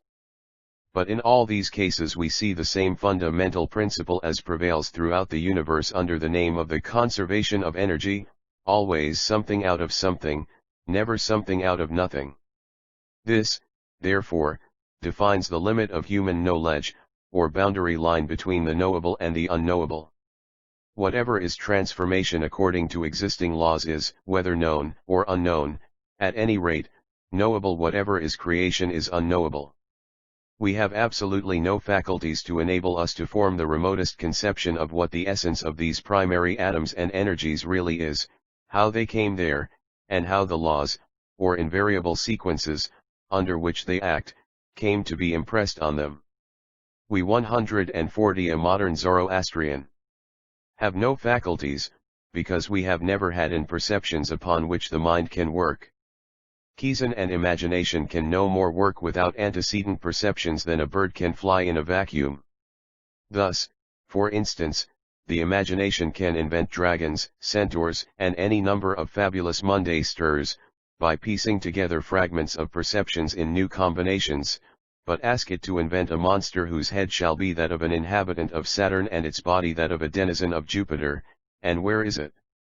Of necessity all attempts to define or describe things of which we have never had perceptions, must be made in terms of things of which we have had perceptions, or, in other words, must be anthropomorphic.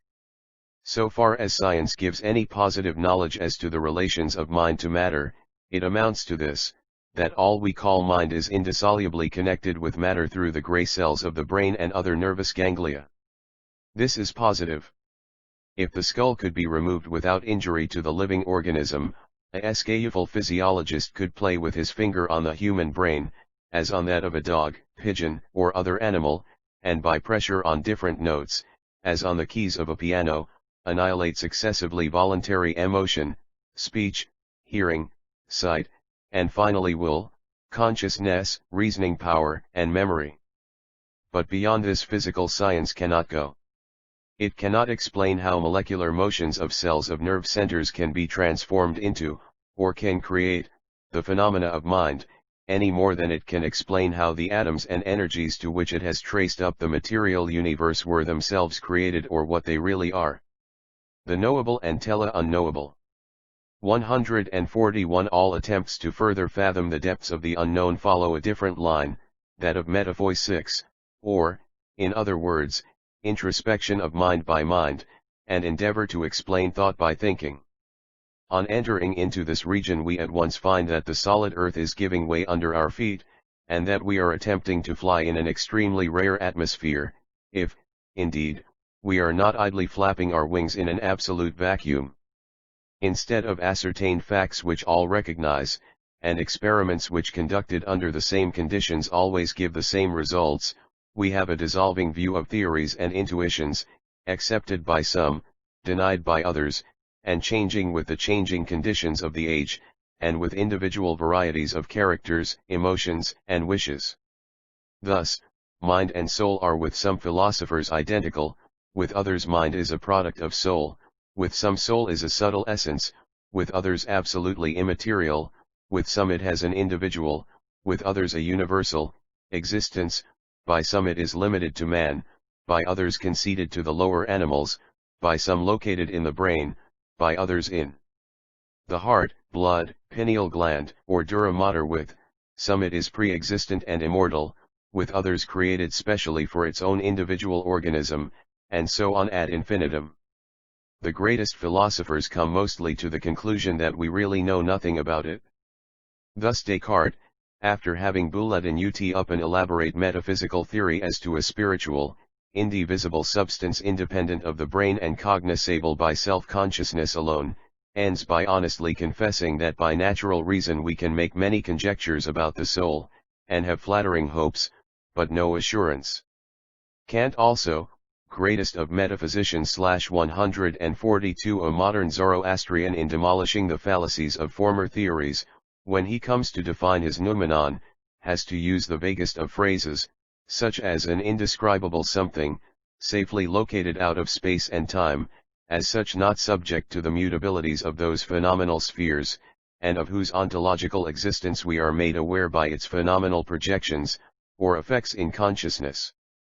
The sentence takes our breath away, and makes us we sympathize with Bishop Berkeley when he says, metaphysicians have first raised a dust, and then complain we cannot see.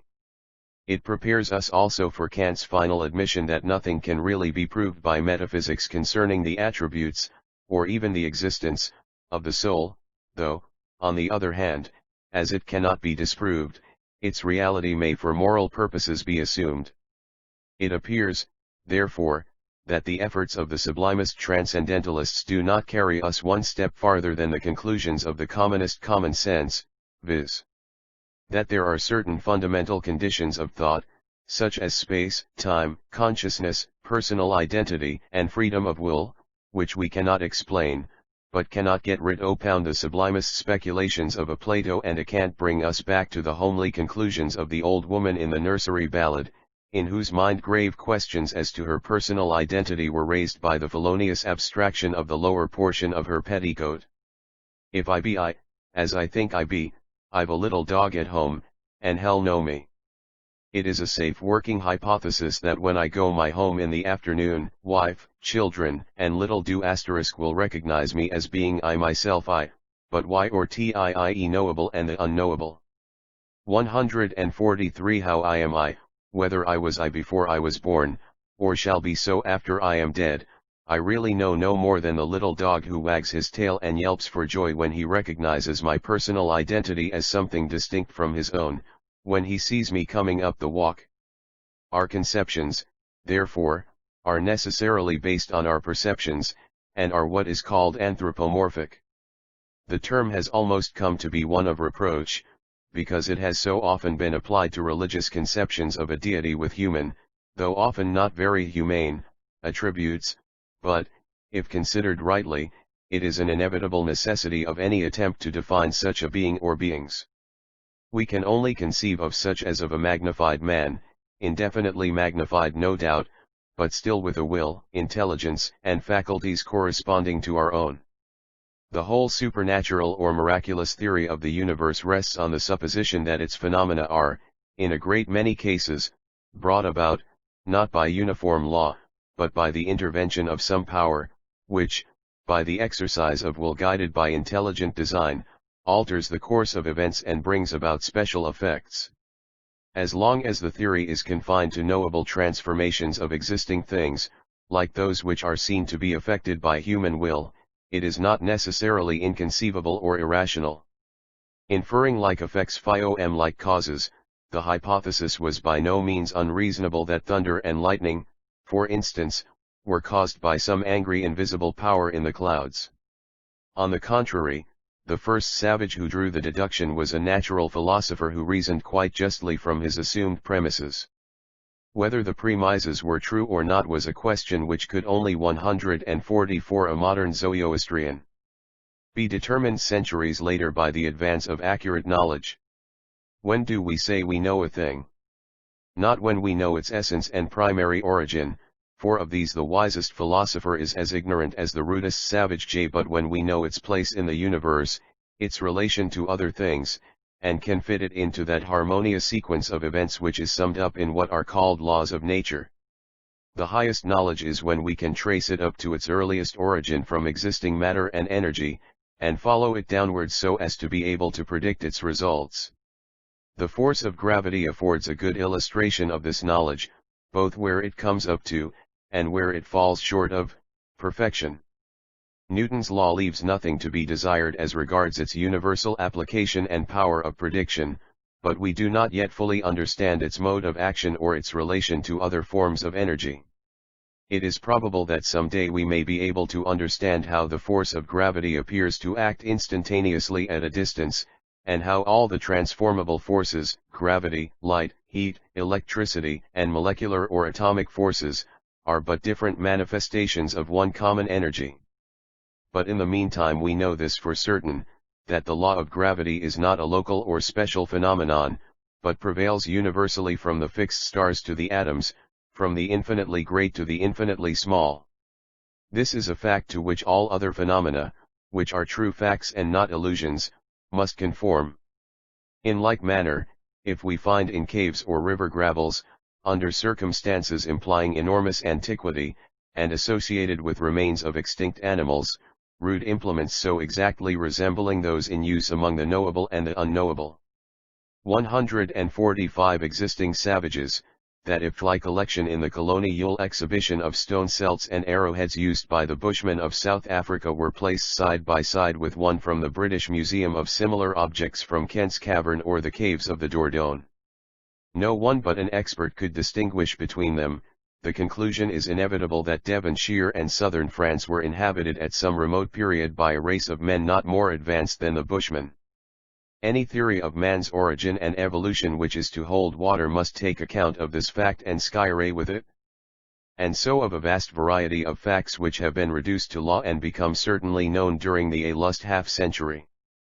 Great deal of ground remains unexplored or only partially explored, but sufficient has been discovered to enable us to say that what we know thoroughly, and that certain leading facts and principles undoubtedly prevail throughout the knowable universe, including not only that which is known, but that which is as yet partially or wholly unknown. For instance, the law of gravity, the conservation of energy, the indestructibility of matter, and the law of evolution, or development from the simple to the complex. Chapter 11.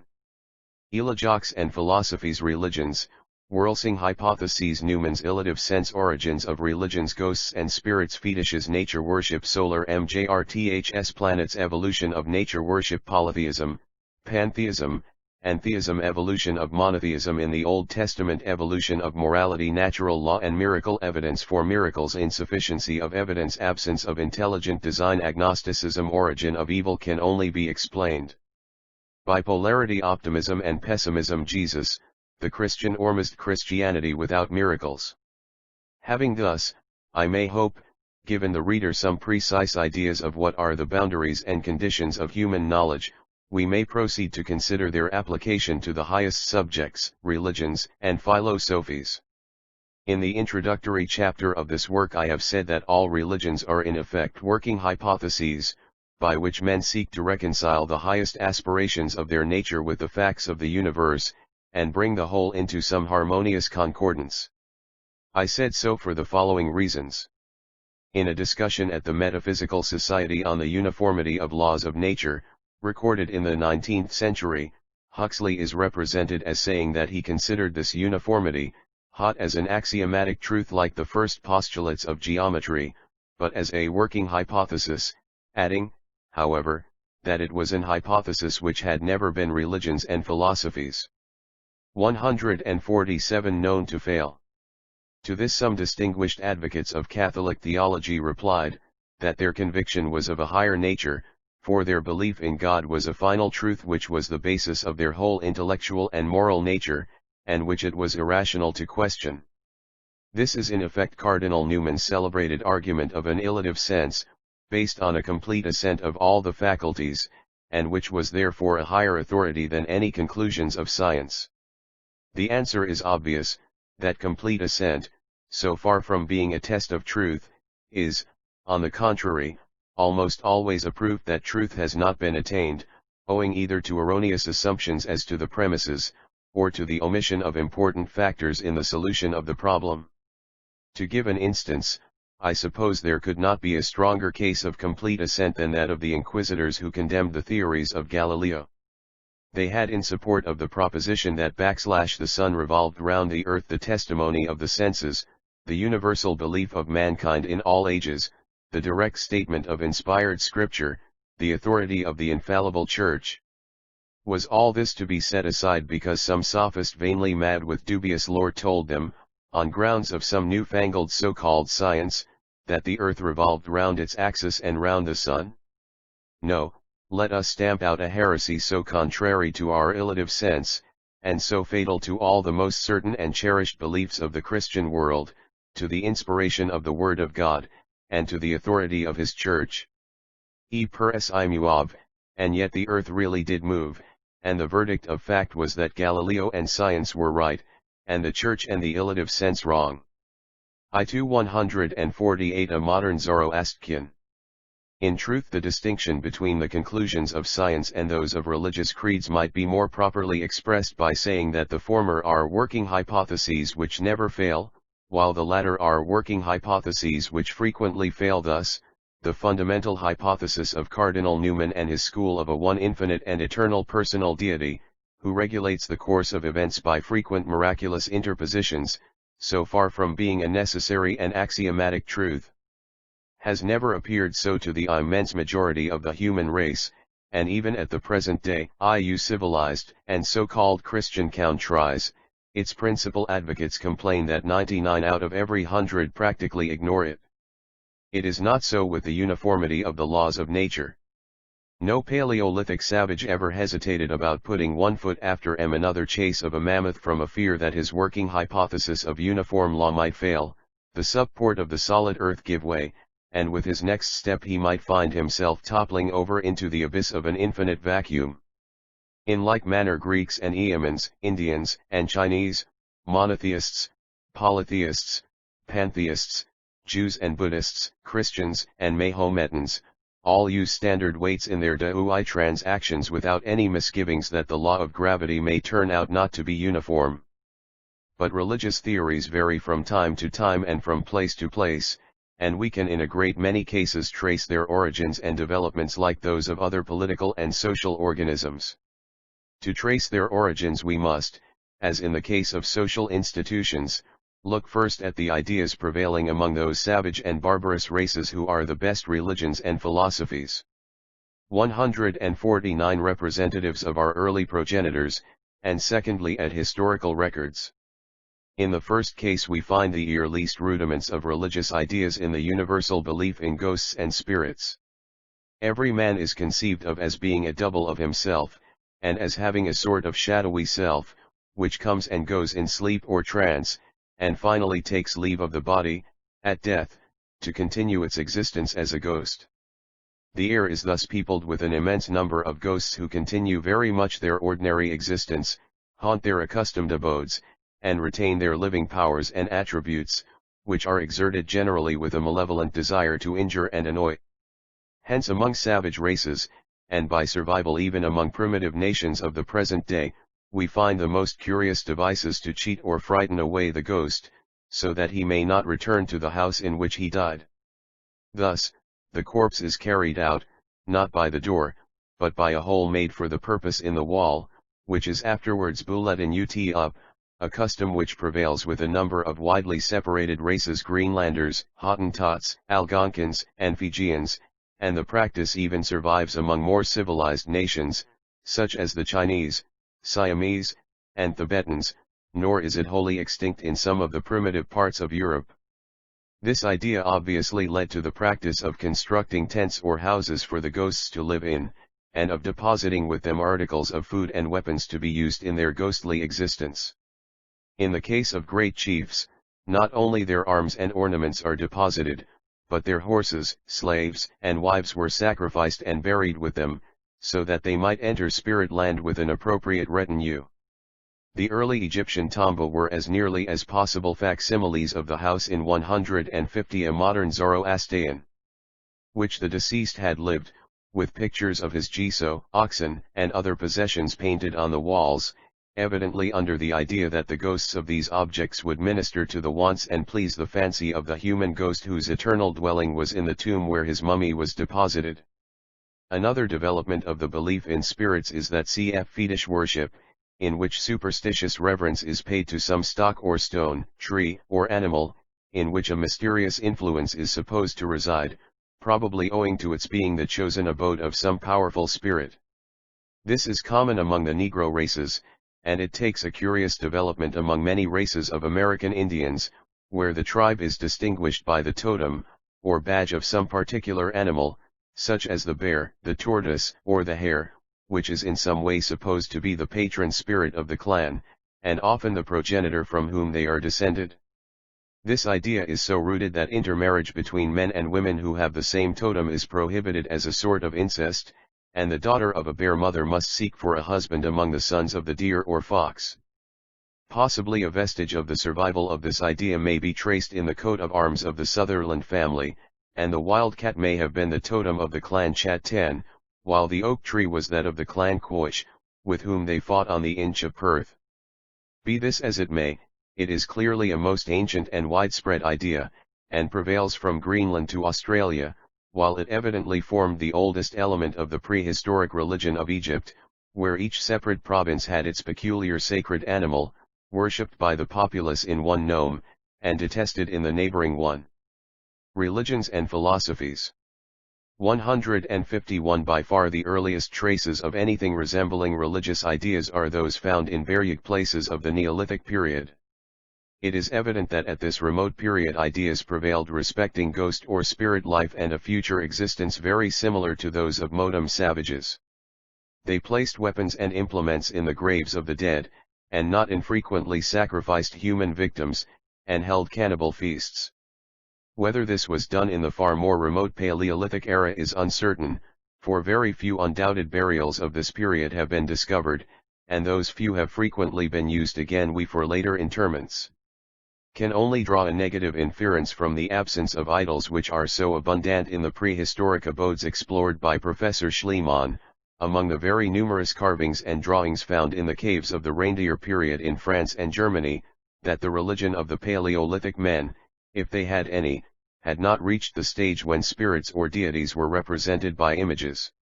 For the first traces therefore of anything like what is now understood by the term religion, we must look beyond the vague superstitions of savages, at the historical records of civilized nations. As civilization advanced, population multiplied, and rude tribes of hunters were amalgamated into agricultural communities and powerful empires, in which a leisured and cultured class arose, to whom the old superstitions were no longer sufficient. They had to enlarge their working hypothesis from the worship of stocks and stones and fear of ghosts, to take in a multitude of new facts and ideas, and specially those relating to natural phenomena which had roused their curiosity, or become important to them as matters of practical utility. The established 152 a modern Zoroastrian meant of an hereditary caste of priests accelerated this evolution of religious ideas, and from time to time recorded its progress. The oldest of such records are those of Egypt and Chaldassa, where the fertility of alluvial valleys watered by great rivers had led to the earliest development of a high civilization. The records also of the Chinese, Hindus, Persians, and other nations take us a long way back towards the origins of religions. In all cases we find them identical with the first origins of science, and taking the form of attempted explanations of natural phenomena, by the theory of deified objects and powers of nature. In the Vedas we see this in the simplest form, where the gods are simply personifications of the heavens, earth, sun, moon, dawn, and so forth, and where we should say the red glow of morning announces the rising of the sun, they express it that Aurora blushes at the approach of her lover the mighty sun god. It is very interesting to observe how the old Chaldaean legend of the creation of the world has been modified in the far later Jewish edition of it in Genesis, to adapt it to monotheistic ideas. The Chaldean legend begins, like that of Genesis, with an earth without form and void, and darkness on the chaotic deep. In each legend the Spirit of God, called Apsu in the Chaldean, moves on the face of the waters, and they are gathered together and separated from the land. But here a difference begins.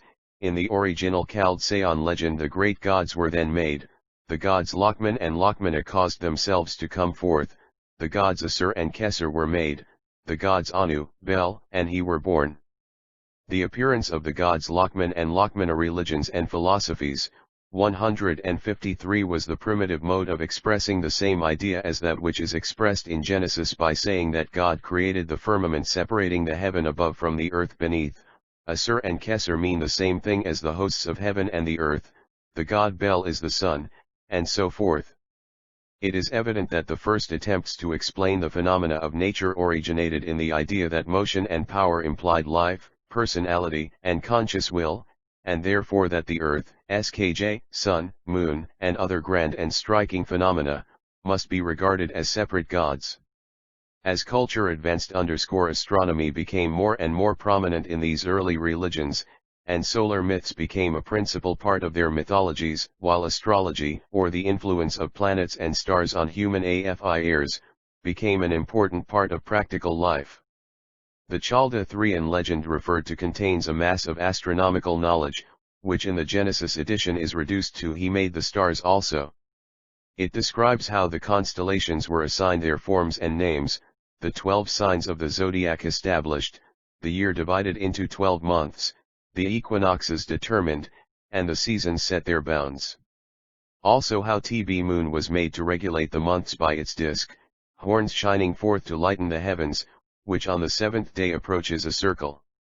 In the still older Egyptian pyramids we find proof of the long previous existence of great astronomical knowledge and refined methods of observation, for these by-yieldings, which are at once the largest and the oldest in the world, are laid down so exactly in a meridian line, and with such a close approximation to the true latitude, as would have otherwise been impossible. In 154 a modern Zoroastrian fact there is every reason to believe that while they were constructed as tombs for kings, they were at the same time intended for national observatories, for the arrangement of the internal passages as such is to make the Great Pyramid serve the purpose of a telescope, equatorially mounted, and showing the transits of stars and planets over the meridian, by reference to a reflected image of what was then the polar star, a knowledge of which was essential for accurate calculation of the calendar and seasons, for fixing the proper date of religious ceremonies, and very probably for astrological purposes.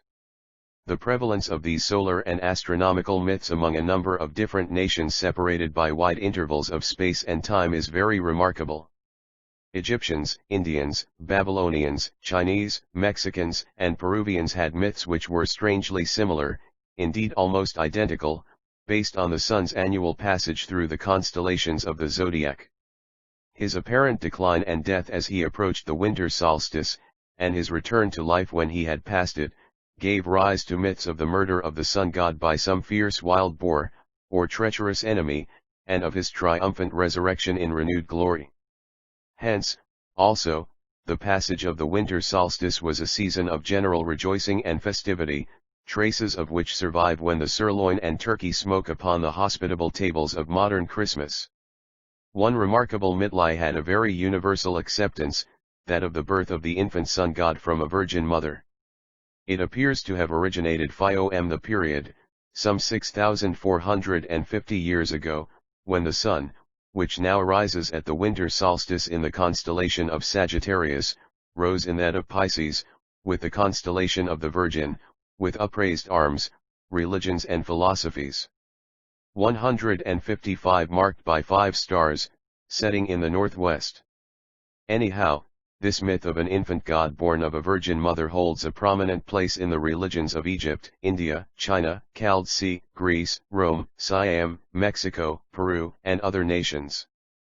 The resemblances are often so close that the first Jesuit missionaries to China found that their account of the miraculous conception of Christ had been anticipated by that of Fouquet, born 3468 BC, and if an ancient priest of Thebes or Heliopolis could be restored to life and taken to the gallery of Dresden, he would see in Raphael's Madonna di San Sisto what he would consider to be an admirable representation of Horus in the arms of Isis. The planets also, still more mysterious in their movements than the sun, and therefore still more endowed with human-like faculties of life, power, and purpose, were from an early period believed to exercise an influence on human affairs. Of the universality of this belief we find traces in the names of the days of the week, which are so generally taken from the Sun, Moon, and 5 visible planets Mercury, Mars, Jupiter, Venus, and Saturn, to whom special days were dedicated. If every 7th day is a day of rest, it was originally so because it was thought unlucky to undertake any work on the Sabbath, Saturday, or day of the gloomy and malignant Saturn. As time rolled on and civilization advanced, this simple nature worship and deification of astronomical phenomena developed into larger and more complex conceptions. Following different lines of evolution, polytheism, pantheism, and monotheism began to emerge as religious systems with definite creeds, rituals, and sacred books. These lines seem to have been determined 156 a modern Zoroastrian. A good deal by the genius of the race Inuliakli the religious development took place. The impressions made on the human mind by the surrounding universe are very various. Suppose ourselves looking up at the heavens on a clear starry night, what will be the impression? To one, that of awe and reverence, and he will feel crushed, as it were, into nothingness, in the presence of such a sublime manifestation of majesty and glory. Another, of more aesthetic nature, will be charmed by the beauty of the spectacle, and tempted to assign life to it, and to personify and dramatize its incidents. A third, of a scientific turn, will above all things wish to understand it. Thus we find the impression of awe preponderating among the Semitic races generally, and as in their political relations, so in their religious conceptions, find them prone to prostrate themselves before despotic power. With the Greeks again the aesthetic idea almost swallowed up the others, and the old astronomical myths blossomed into a perfect flower bed of poetical and fanciful legends. The Chinese never got beyond a simple pantheism, which looked upon the universe as being alive, and saw nothing behind it. The more metaphysical and physically feeble races of Hindus and Buddhists refined their pantheism into a system of illusion, in which their own existence and the surrounding universe were literally such stuff as dreams are made on, and to be rotted with a sleep was the final consummation devoutly to be desired. Monotheism developed itself later, partly from the religions and philosophies. 157 Feeling of unity of nature forcing itself on the more philosophical minds, partly from that feeling of reverence and awe in presence of the unknown which swallowed up other conceptions, and partly, in the earlier stages, from the feeling which exalted the local god of the tribe or nation, first into a supremacy over other gods, and finally into sole supremacy, degrading all other gods into the category of dumb idols made by human hands. In the Old Testament we can trace the development of this latter idea in its successive stages.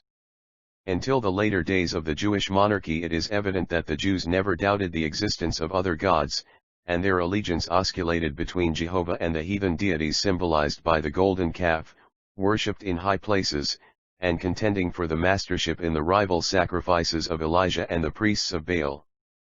But the prophetic element gradually introduced higher ideas, and in the reigns of Hezekiah and Josiah the worship of Jehovah as the sole God became the religion of the state, and old legends and documents were re-edited in this sense in the sacred book, which was discovered and published for the first time in the reign of the latter king.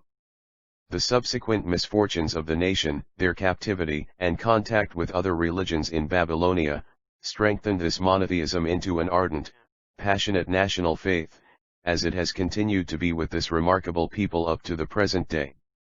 Christianity and Mohammedanism, children of Judaism, have spread this form of faith over a great part of the civilized world, and of the three theories of polytheism, pantheism, and monotheism, it may be said that only the two latter survive. Polytheism was bound to perish first, for slow as, 158 A modern Zoroastrian. The advance of science was, the uniformity of most of the phenomena, which had been attributed to so many separate gods, could not fail to make an impression, and as ideas of morality came slowly and tardily to be evolved as an element of religion, the cruel rites and scandalous fables which so generally accompanied polytheistic religions became shocking to an awakening conscience. It is worthy of remark that this element of morality, which has now gone so far towards swallowing up the others, was the latest to appear. Even in the Jewish conception, Jehovah was for a long time just as often cruel, jealous, and capricious, as just and merciful, and St. Paul's doctrine that because God had the power to do as he liked, he was warranted in creating a large portion of the human race as vessels of wrath, predestined to eternal punishment, is as revolting to the modern conscience as any sacrifice to Beelzebub or Moloch.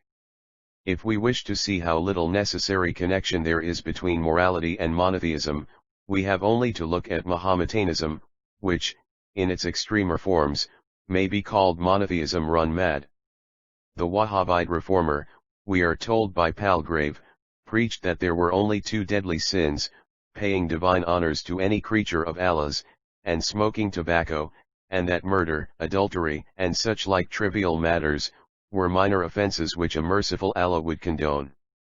He held also that of the whole inhabitants of the world all would surely be damned, except one out of the 72 sects of Mahometans, who held the true faith and dwelt in the district of Riyadh. This illustrates the insane extremes into which all human speculations run, if a single idea in this religions and philosophies. 159 Case that of awe, reverence, and abject submission in presence of an almighty power is allowed to run its course without check and obtain undue preponderance. Apart from these extreme instances, we may say that the two religious theories which have survived to the present day in the struggle for existence are monotheism and pantheism. Pantheism is, in the main, the creed of half the human race of the teeming millions of India, China, Japan, Ceylon, Tibet, Siam, and Burma. How deeply it is rooted in their conceptions was very forcibly impressed on me in a conversation I had on board one of the P&0 steamers with an English missionary returning from China. He told me how he had dined one evening with an intelligent Chinese merchant, and after dinner they walked in the garden discussing religious subjects, and he tried to impress on his host the first principles of the Christian religion. It was a starlight night, and for sole reply the Chinese gentleman stretched his hand to the heavens and said, "Do you mean to tell me all that is dead? Do you take me for a fool?" The Chinese illative sense was as absolute in its conclusions for pantheism, as that of Cardinal Newman for theism. In fact, pantheism, though not the whole truth, and almost as inconsistent as polytheism with the real facts of the universe as disclosed by science, has a certain poetical truth in it, to which chords of human emotion vibrate responsively, and is perhaps not so widely in error as some of the extreme theories which treat matter as something base and brutal. Wordsworth's noble lines, "A sense sublime of something far more deeply interfused, whose dwelling is the light of setting suns," 160 A modern Zoroastrian. And the round ocean and the living air, and the blue sky, and in the mind of man a motion, and a spirit that impels all thinking things, all objects of all thoughts, and rolls through all things are pure pantheism, and yet we cannot but feel ourselves to a great extent in sympathy with them. So also the well-known lines of a greater than Wordsworth, Shakespeare, are pure Buddhism, the cloud-capped towers, the gorgeous palaces, the solemn temples, the great globe itself, yea, all which it inherit, shall dissolve and, like this insubstantial pageant faded, we leave not a rack behind. Are such stuff as dreams are made on, and our whole life is rounded with a sleep. No one can read these lines without feeling that the Buddhist conception is as far as possible from being a trivial or vulgar one, and that the triviality and vulgarity are rather with those who cannot, up to a certain point, understand and sympathize with it. The religions of the East are very philosophical, and have kept very clearly in view this fundamental distinction between the knowable and the unknowable. In the Century magazine of July 1886, there is an interesting account of a conversation between an American missionary and the Bozu or chief priest of the great temple of the Shin sect of Buddhists at Kyoto in Japan. The priest was an intelligent and highly educated gentleman who spoke English, and was well versed in the speculations of modern philosophy. The conversation turned on theological questions, and when pressed by the argument for a divine creator, from design shown in the universe implying intelligence, he replied, religions and philosophies. 161 No, God cannot make matter. Only artificial tilings show design, only things which can be made. What do you mean by saying a thing shows design?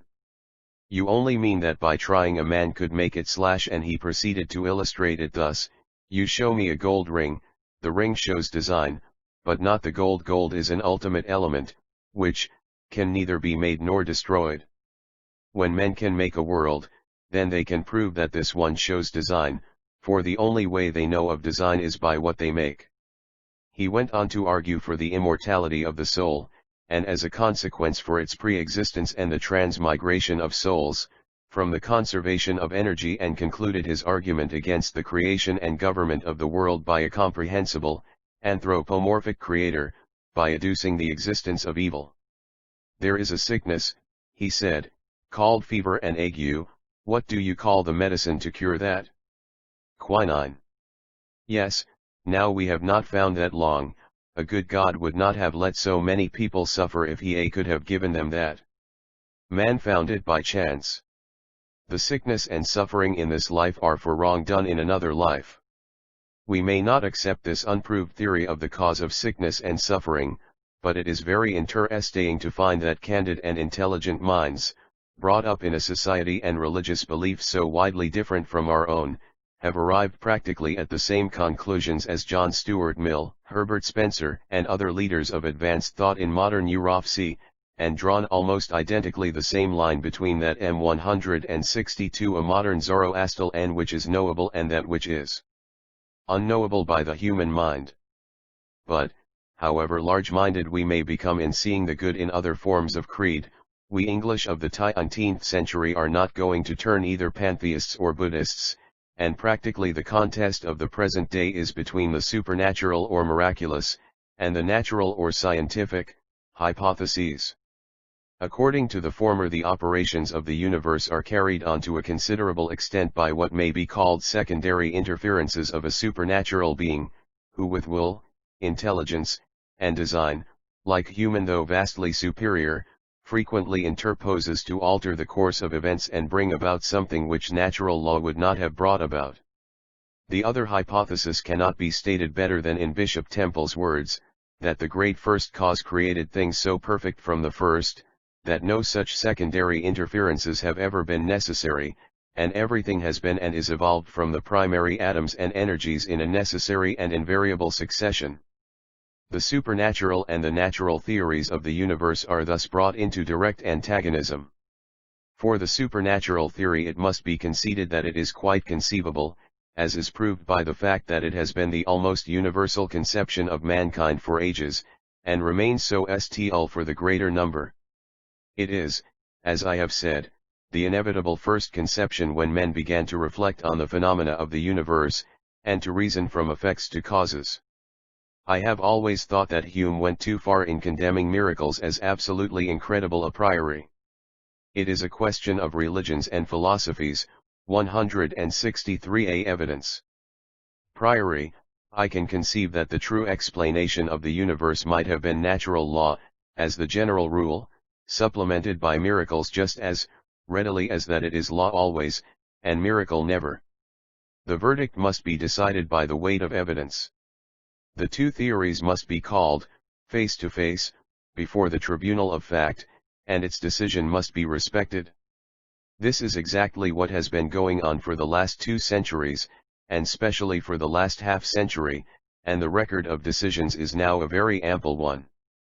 In every single instance law has carried the day against miracle.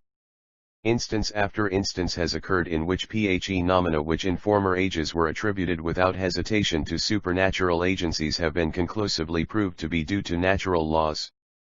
Take the obvious instance of thunder.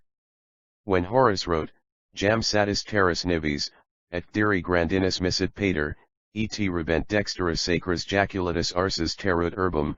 He wrote to a public to whom it was an undoubted article of faith that thunder and lightning, hail, and snowstorms, came direct from the Father of the gods in the sky. Even to a late period this was the general faith, and the prayers in our rubric for rain or fine weather remain as a survival of the belief that these things, when unusual or in excess, are supernatural manifestations. But Benjamin Franklin said, "No, there is nothing supernatural about lightning. I will bring it down from the clouds and manufacture it by turning a wheel." Appeal being made to fact, the verdict is that Franklin was right, and that lightning conductors protect ships and houses better than prayers or incantations. 164 A modern Zoroastrian. Again, Botan Galileo and the Church joined issue as to whether the earth was round or flat. Inspiration and authority were cited in vain for the received theory. Facts said it was round, and it was proved to be so by men sailing round it. The law of gravity was considered a very dangerous heresy, and for a long time pious divines held out against its conclusions, and contended that it was no better than atheism to doubt that comets were signs of God's anger sent to warn a sinful world. But Halley calculated the time of his comet's return according to the laws of gravity, and appeal being made to fact, the comet returned true to time. This has occurred so often that few are left who doubt the universal prevalence of law in the material universe, where former generations saw miracles at every turn. Nor is the defeat of miracle less conspicuous in the spiritual world. Where former ages and rude races saw, and still see, possession by evil spirits, modern doctors see fevers, epilepsies, or insanity. Once more appeal being made to fact, the old medicine men administered incantations, the new ones quinine which cure the most patients.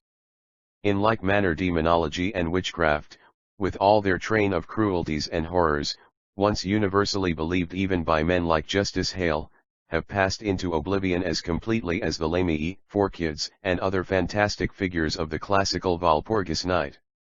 Is the world the better or the worse for this triumph of natural law over supernaturalism? The triumph has been so complete in innumerable instances, without a single one to the contrary, that belief in the permanence and universality of natural law has become almost an instinct in all educated minds, religions, and philosophies.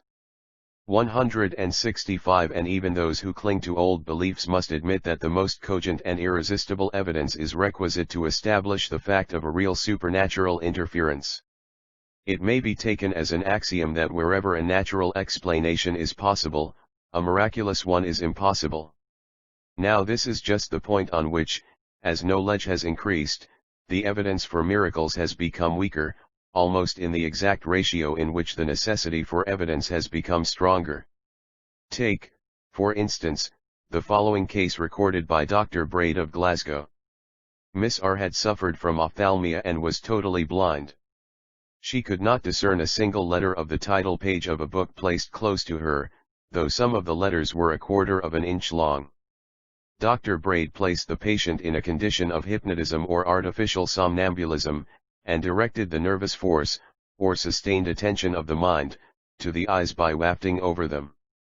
After a first sitting of about 10 minutes she was able to read a great part of the title page, and after 4 more sittings she was able to read the smallest sized print in a newspaper, and was quite cured for the rest of her life. In another case, that of Mrs. S., blindness of the left eye had occurred owing to an attack of rheumatic fever, the structure of the eye, both external and internal, being considerably injured, and more than half the cornea covered by an opaque film. After a few sittings the cornea became transparent, and the patient was cured. In both these cases the blind were made to see by processes which were purely mechanical, for hypnotism was induced by the simple means of making the patient strain her attention on some fixed idea or object, commonly on a black wafer stuck on a white wall, and the 166 A modern Zoroastrian. Stimulation of the optic nerve to greater activity did the rest. And if the blind could be made to see, a fortiori the deaf were made to hear, and the lame and halt to walk, by the same mechanical process. Here there is an explanation of 9/10 of all recorded miracles by purely natural causes. Again, take the well-known case of the Berlin bookseller, Nikolai, who, having fallen into ill health, for a whole year saw, when awake, visions so real and palpable that he may be said to have lived in the company of disembodied spirits, undistinguishable from actual men and women. This is a common phenomenon, i.e. vivid dreams, but the Berlin case takes us a step farther, and shows us how subjective impressions may assume the form of objective realities, even in the case of a man wide awake, of a skeptical turn of mind, and in full possession of his reasoning faculties. Then should we be driven to the alternative of miracle or imposture, to account for similar dreams or visions being taken for objective realities by enthusiastic minds, living in an atmosphere of religious excitement, in an uncritical age, when supernatural occurrences were considered to be matters of course. And history is full of instances which show how any supernatural germ, planted in such a medium, propagates itself and extends to millions, almost as rapidly as the bacillus germ does in an epidemic of smallpox. Saint Vitus's dance, or the dancing mania, ran the round of Europe like the potato disease, and even yet survives in the hysterical affections of the sect of Shakers. The gift of tongues spread like wildfire through Irving's congregation, and only died out because it had fallen on the uncongenial soil of the 19th century, even the story of the tale of the lion over the gateway religions and philosophies. 167 of the old Northumberland house being seen by many passers-by to wag because one had asserted it, illustrates the contagiousness of nervous sympathy, and the tricks which strong imagination can play with the senses. Another great blow has been dealt against the miraculous theory by what can only be called the singular want of intelligence displayed in the exercise of miraculous power as commonly recorded. The raison d'être, or effect desired to be produced by miracles, is to convert mankind from sin, or to attest a divine mission by convincing proofs. Even ordinary human intelligence, and how much more so that of a superior being, must see that to attain this end the means must be to make the proof convincing. There is no reason in itself why it should not be so. The fact that a man who was alive and signed a will is now dead, is attested as regards the latter proposition by a proper medical certificate, and as regards the former by two credible witnesses, who are prepared to come into court, give their names and addresses, depose on oath to the signature, and stand cross-examination. If this testimony is required to establish a fact so antecedently probable as that one particular man has undergone the common fate of millions of other men, that is to say, that he has died after being alive, how much more must it be requisite to establish the fact so antecedently improbable, as that one man among those many millions after having died came back to life? And yet where is the recorded miracle for which even this minimum amount of testimony is forthcoming? Why are miracles so constantly performed in holes and corners, in obscure localities, among little knots of ignorant and enthusiastic adherents, attested by the it68 modern Zoroastrian? Vaguest hearsay evidence of unknown or incompetent witnesses, and apparently under circumstances inevitably calculated to defeat their object and engender doubts in the minds of reasonable and conscientious men. Take, for instance, the miracles now said to be wrought at Lourdes. The object must be taken to be to convert infidel France to the Catholic faith. But obviously this object would be far better attained by a single undoubted miracle wrought at Paris before a commission headed by a man like Pasteur, than by any number of miracles scarcely, if at all, distinguishable from those of Dr. Braid, alleged to occur at an obscure village in the presence of peasants and pilgrims. Or, take a higher instance, that of the demand made by the Pharisees to Jesus for a sign to attest his messiahship. Consider the circumstances of the case, and see if it is at all possible that if he had possessed the power of working miracles he should have replied, "Doth this generation seek after a sign? Verily I say unto you, there shall no sign be given unto this generation." St. Mark 9:12. In the first place, the statement throws discredit upon all the miracles said to have been wrought, by the positive and explicit declaration that none should be wrought. But beyond this, the very essence of the mission of Jesus was contained in the words, "Capent ye, for the kingdom of heaven is at hand. He had a firm conviction that the kingdom of heaven, or a millennium of peace and goodwill, was close at hand, and its advent only retarded by the sinfulness and want of faith of his chosen people. He thought it his bounden duty to do all he could to remove the obstacle and expedite the coming of the kingdom. With this conviction, though fully seeing the religions and philosophies 169 risk and counting the cost, when he found that he was making no decided headway by preaching in a remote province, he determined to go to Jerusalem and make there one great effort to accomplish his object. Can it be doubted that he would use every means in his power to carry his mission to a successful conclusion? If, having the power to do so by working a miracle, he had refused, he would from his point of view have been guilty of a great sin, that of preventing the coming of the kingdom of heaven. Again, who were the Pharisees? No doubt there were formalists and hypocrites among them, but the position of the sect in the Jewish nation was almost exactly similar to that of the English Puritans in the reign of Charles.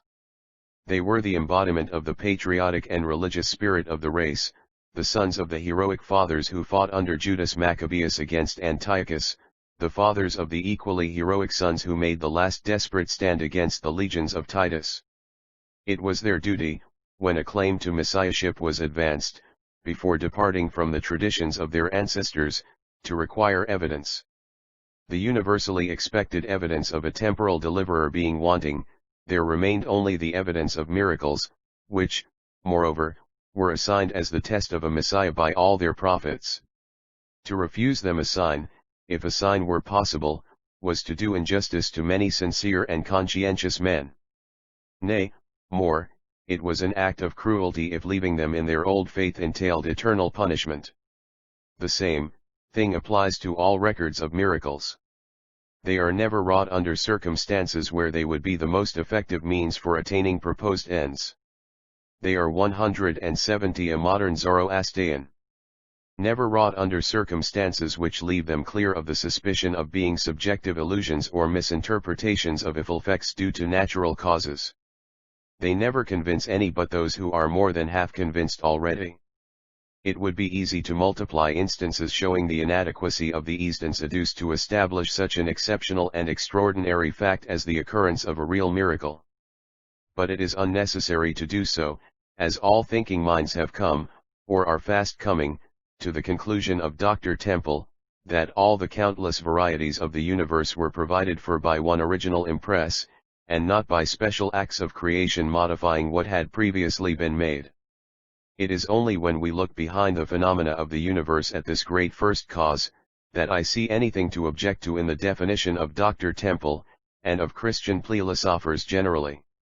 They assume it to be a personal deity, who is to a great extent known or knowable, and therefore must have attributes conformable to human perceptions which are the basis of all human knowledge. In other words, however much we may purify and enlarge these attributes, he must be essentially an anthropomorphic God or magnified man. To this theory there seems to me to be this fatal objection, that it gives no account of the origin of evil, or rather that it makes the divine creator directly responsible for it. The existence of evil in the world is as palpable a fact as the existence of good.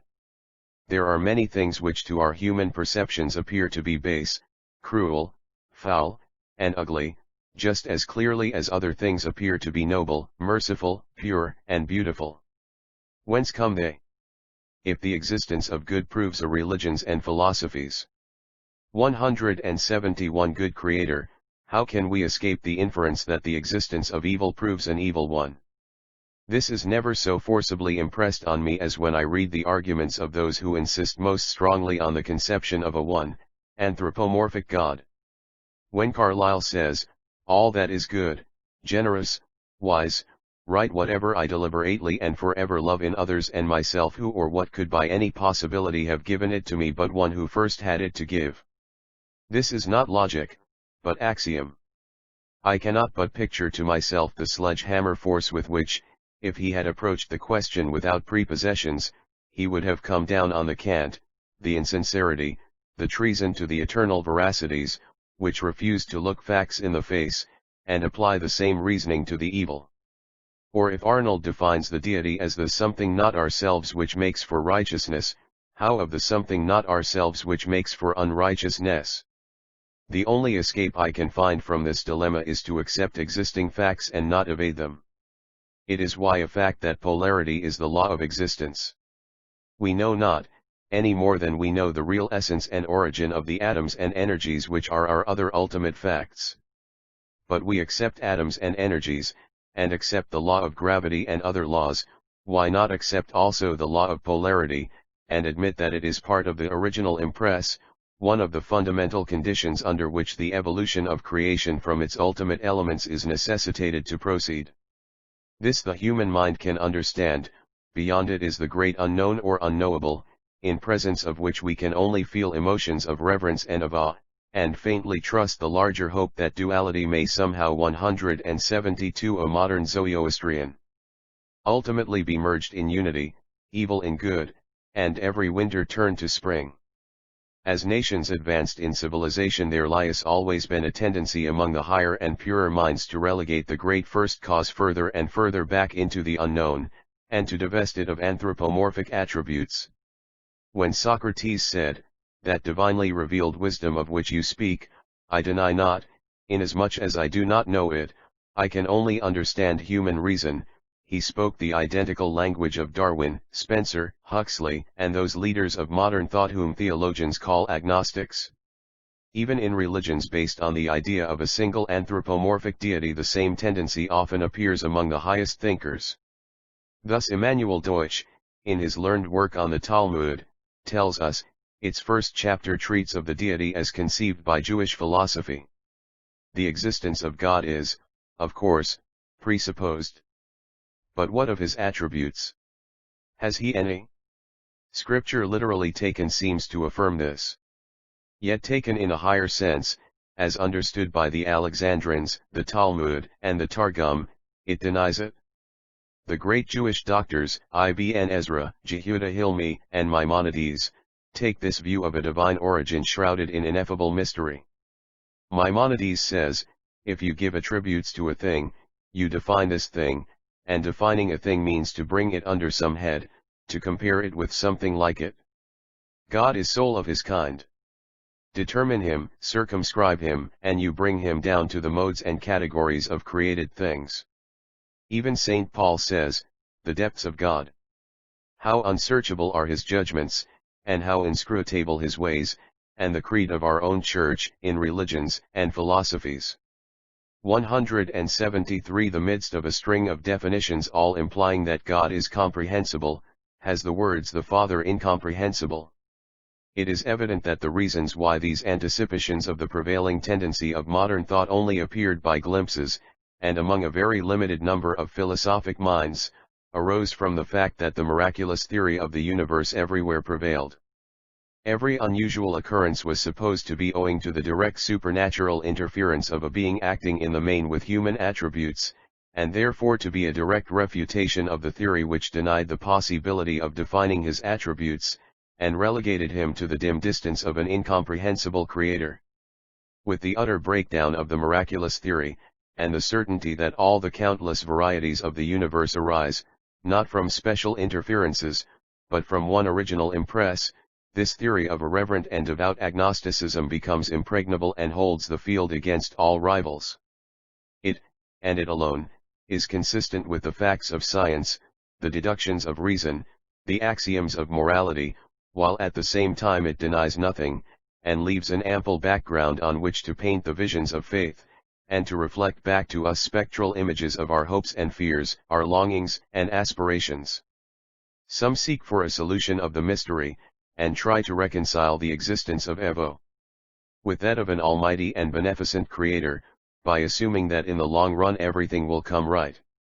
Evolution, they say, has led constantly to higher and better things, and when carried far enough will lead to a state of society in which wars will cease, evil passions die out, and 174 a modern Zoroastrian universal love and charity prevail, in other words, to a millennium. Even if this were true, what of the untold millions of the human race who have perished in their sins while evolution was slowly working out this tardy millennium? Are they the Cherokannons, whom a Napoleon-like deity sacrifices with cynical indifference, in the calculated moves of the game of creation? Is this their idea of an all-wise and all-merciful Father who is in heaven? And again, is it true that evolution works constantly for good and promises to bring about such a millennium? It is doubtless true that evolution means progress, and the ever-increasing development of the more and more complex and differentiated from the simple and uniform. But is this all for good, or all for happiness, and is not evolution, like everything else, subject to the primary and all-pervading law of polarity? Have only to ask the question to answer it. In the case of the individual, which is the epitome of the history of the species, is development from the engaging innocence of childhood always in the direction of goodness and happiness? So far is this from being the case that, as individuals and societies advance, and become higher and more complex in the scale of organization, the law of polarity asserts itself with ever-increasing force, and contrasts become sharper. The good become better, the bad worse, and as we become less like the beasts with lower pleasures, like the beasts with lower pains, if our happiness becomes more intense, so does our misery become more intolerable. I refer not merely to religions and philosophies. 175 physical conditions, though here the contrast is most inapparent. Intelligent traveler who recently circled the world, surveying mankind with a keen and impartial eye from China to Peru, says, as the result of his experience, the traveler will not see in all his wanderings so much abject repulsive misery among human beings in the most heathen lands, as that which startles him in his civilized Christian home, for nowhere are the extremes of wealth and poverty so painfully presented. This is perfectly true, but it would be a rash conclusion to infer that civilized and Christian countries are worse than heathen lands, or that those who march in the van of progress and succeed in the struggle for life, have a larger dose of original sin than the laggards and those who fail. Accumulations of population and accumulations of capital are alike causes and effects of progress in an industrial age. But you can no more have a north without a south pole, than you can have this progress without its counterpart of suffering. When an educated gentleman was, like the good vicar, passing Rickley with £40 a year, how many struggles and how many heartaches were avoided? When Merry England dwelt in rural hamlets and villages, the bitter cry of East London could scarcely have been written. Turn it as you like, increase of population means increase of poverty. Say that only 5% fail in the battle of Fay, from their own or inherited faults, FIOM bad luck, ill health, weakness of mind, adverse surroundings. 5% on 30 millions is a larger figure than 5% on 10 millions. And the lot of those who fall is 176 a modern Zoroastriajf. Aggravated by the success of those who succeed. The scale of living rises, and the cost of living increases, while competition becomes keener. Increase of population in a limited area means increased difficulty of finding employment, and the complex relations of international commerce send panics and crises vibrating throughout the world, which throw millions out of work, or reduce them to starvation wages. In simple forms of society everyone accepts the condition in which he finds himself as a matter of course, while in a more complex civilization the fiend envy steps in, and teaches the baser natures who are failures, to regard every success as an insult and every successful man as an enemy. Hence labor rises in mad revolt against capital, socialists attack society with dynamite, and utopian theorists preach a millennium to be attained by abolishing private property and individual liberty. If we turn to the moral aspects of the question, it is still more clear that evolution does not tend solely to the side of virtue. There is doubtless less ferocious savagery, less rude and unconscious or half-conscious crime, in civilized societies, but there is far more deliberate and diabolical wickedness. The very temptations and opportunities which, if resisted, lead to higher virtues, if succumbed to, lead to greater vice. Even the intellectual advance, if perverted, becomes the instrument of greater crimes. Chemist discovers nitroglycerin, and dynamite becomes a resource of civilization. There is a saying that there is no blackguard so bad as a Scotch blackguard, which, as a patriotic Scotchman, I take to be a tribute to the generally high intellectual and moral character of my countrymen. Powerful polarity is powerful, as the case may be, either religions and philosorms. 177 Why for good or evil? Tlain should we believe that evolution, which, carried thus far, has developed more strongly the contrast between good and evil, will, if carried a little farther, extinguish it by annihilating the evil? In fact, the good and evil resulting from the higher evolution of society are so equally balanced that it depends very much on place, time, and temperament whether we are optimists or pessimists. If liver acts properly, I am an optimist; if it is out of order, a pessimist. Personally, I incline to optimism. That is, I think that this world, if not exactly the best of all possible worlds, is yet on the whole a very tolerable world, and that life to the majority, and on the average, is worth living. I think also that progress is certainly towards higher, and very probably towards happier, conditions. It seems to me that in the most advanced English-speaking communities, the condition of at least one half, viz. the female half of the population, is distinctly better, and that the working class, who form the majority of the male half, though many are worse off than formerly, are, on the whole, better fed, better clothed, better educated, and better behaved.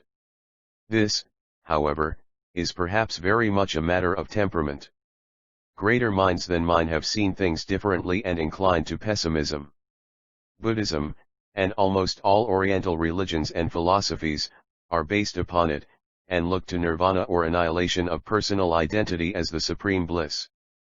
Pauline Christianity assumes that all mankind, except a few chosen vessels, are so hopelessly bad as to be predestined to eternal damnation.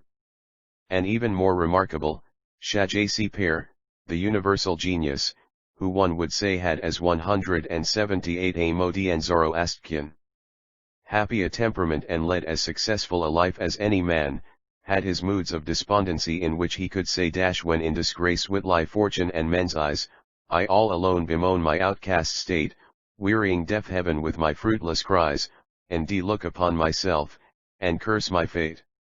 Or declare with Hamlet that no one would bear the ills of if he himself could his quietus make with a bare bodkin. With instances like these, and the disgust of life manifested in so many modern societies by the increase of suicides, and the spread of pessimistic theories like those of Schopenhauer and Hartmann, who can deny that the great magnet of modern civilization has a south as well as a north pole, and that progress is not all towards perfection? The attempts of theologians to reconcile the existence of evil with the goodness of an almighty creator, by relegating the adjustment to a future life, only make the fact of this fundamental polarity more apparent, for their conceptions of a heaven and a hell obviously do not reconcile, but only intensify, the opposite polarities.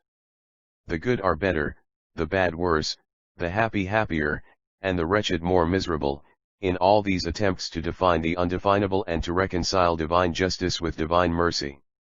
All that remains really clear to each individual is that by his efforts in this life he can do something to keep the balance of polarities somewhat more on the side of good, both in his own individual existence, and in that of the aggregate of units, of which he is one, which is called society or humanity.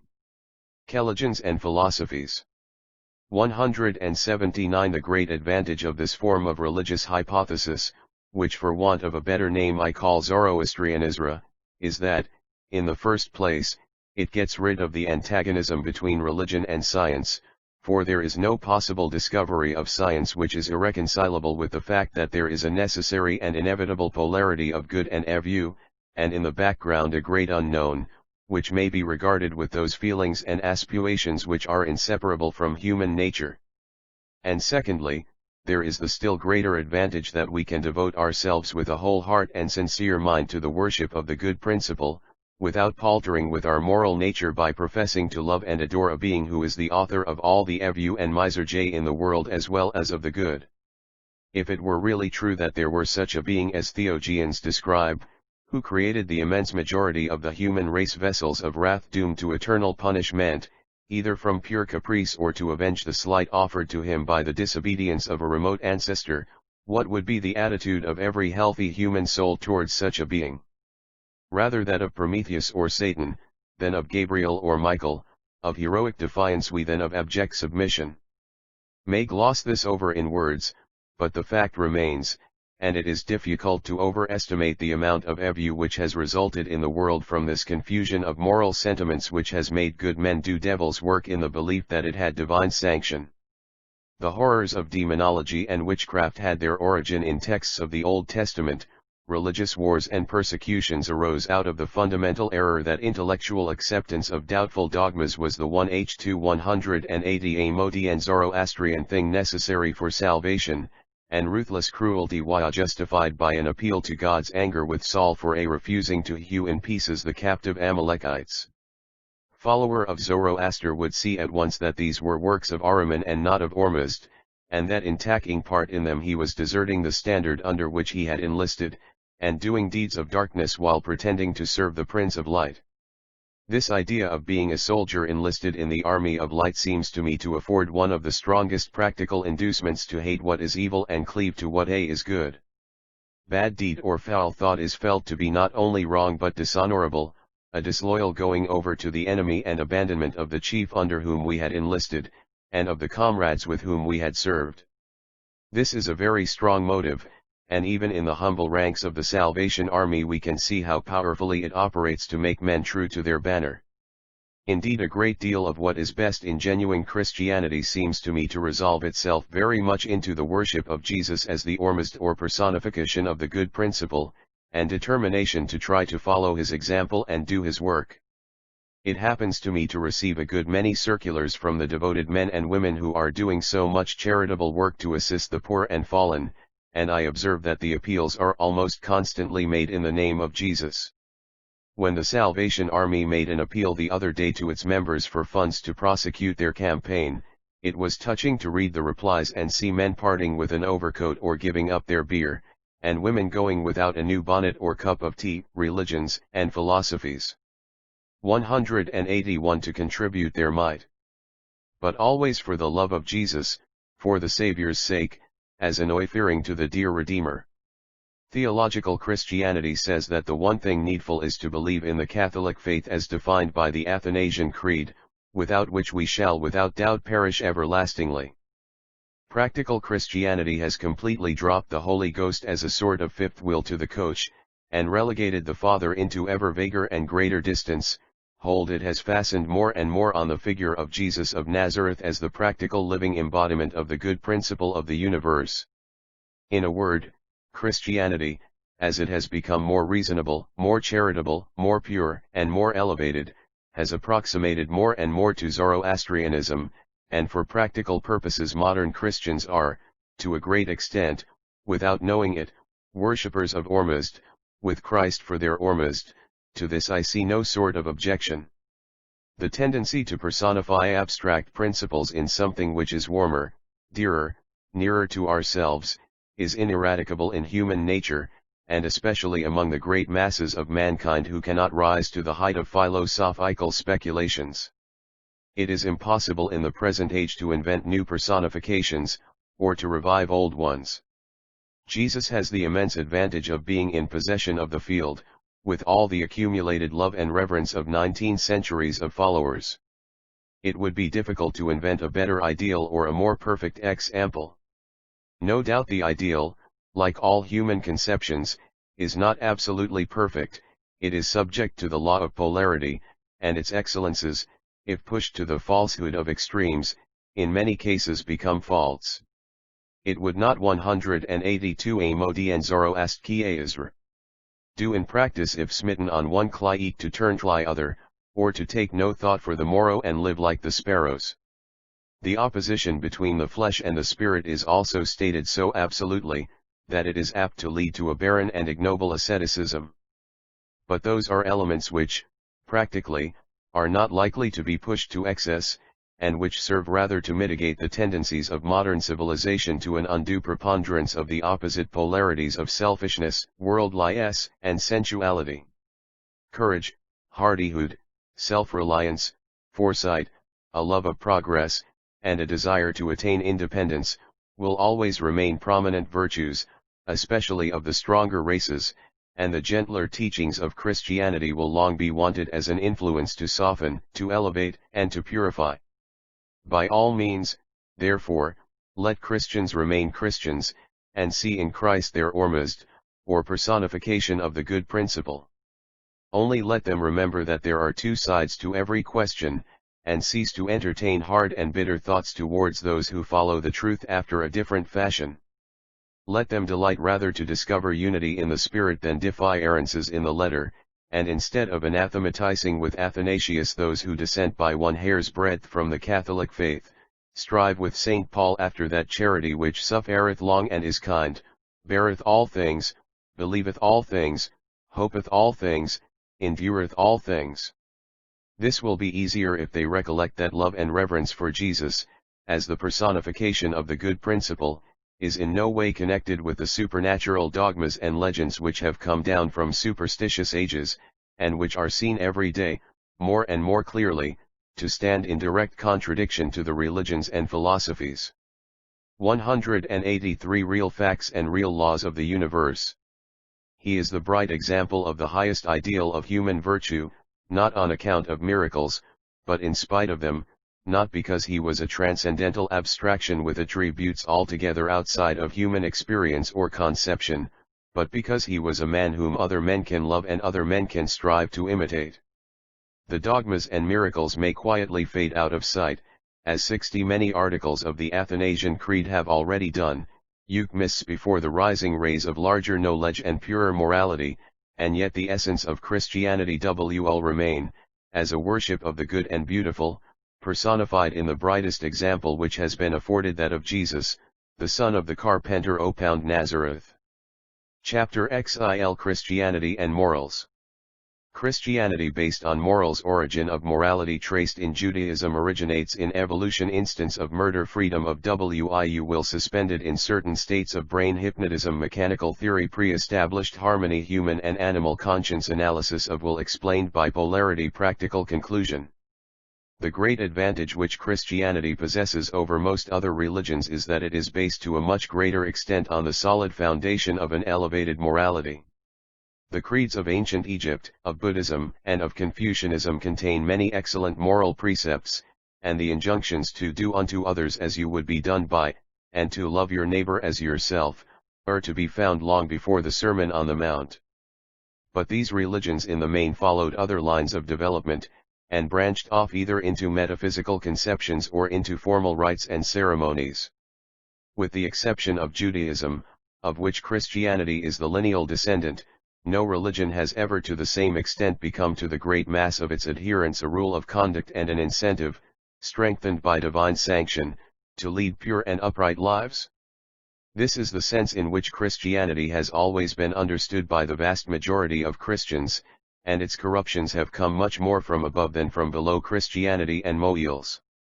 185 From theologians, priests, and politicians, than from the instincts of the millions.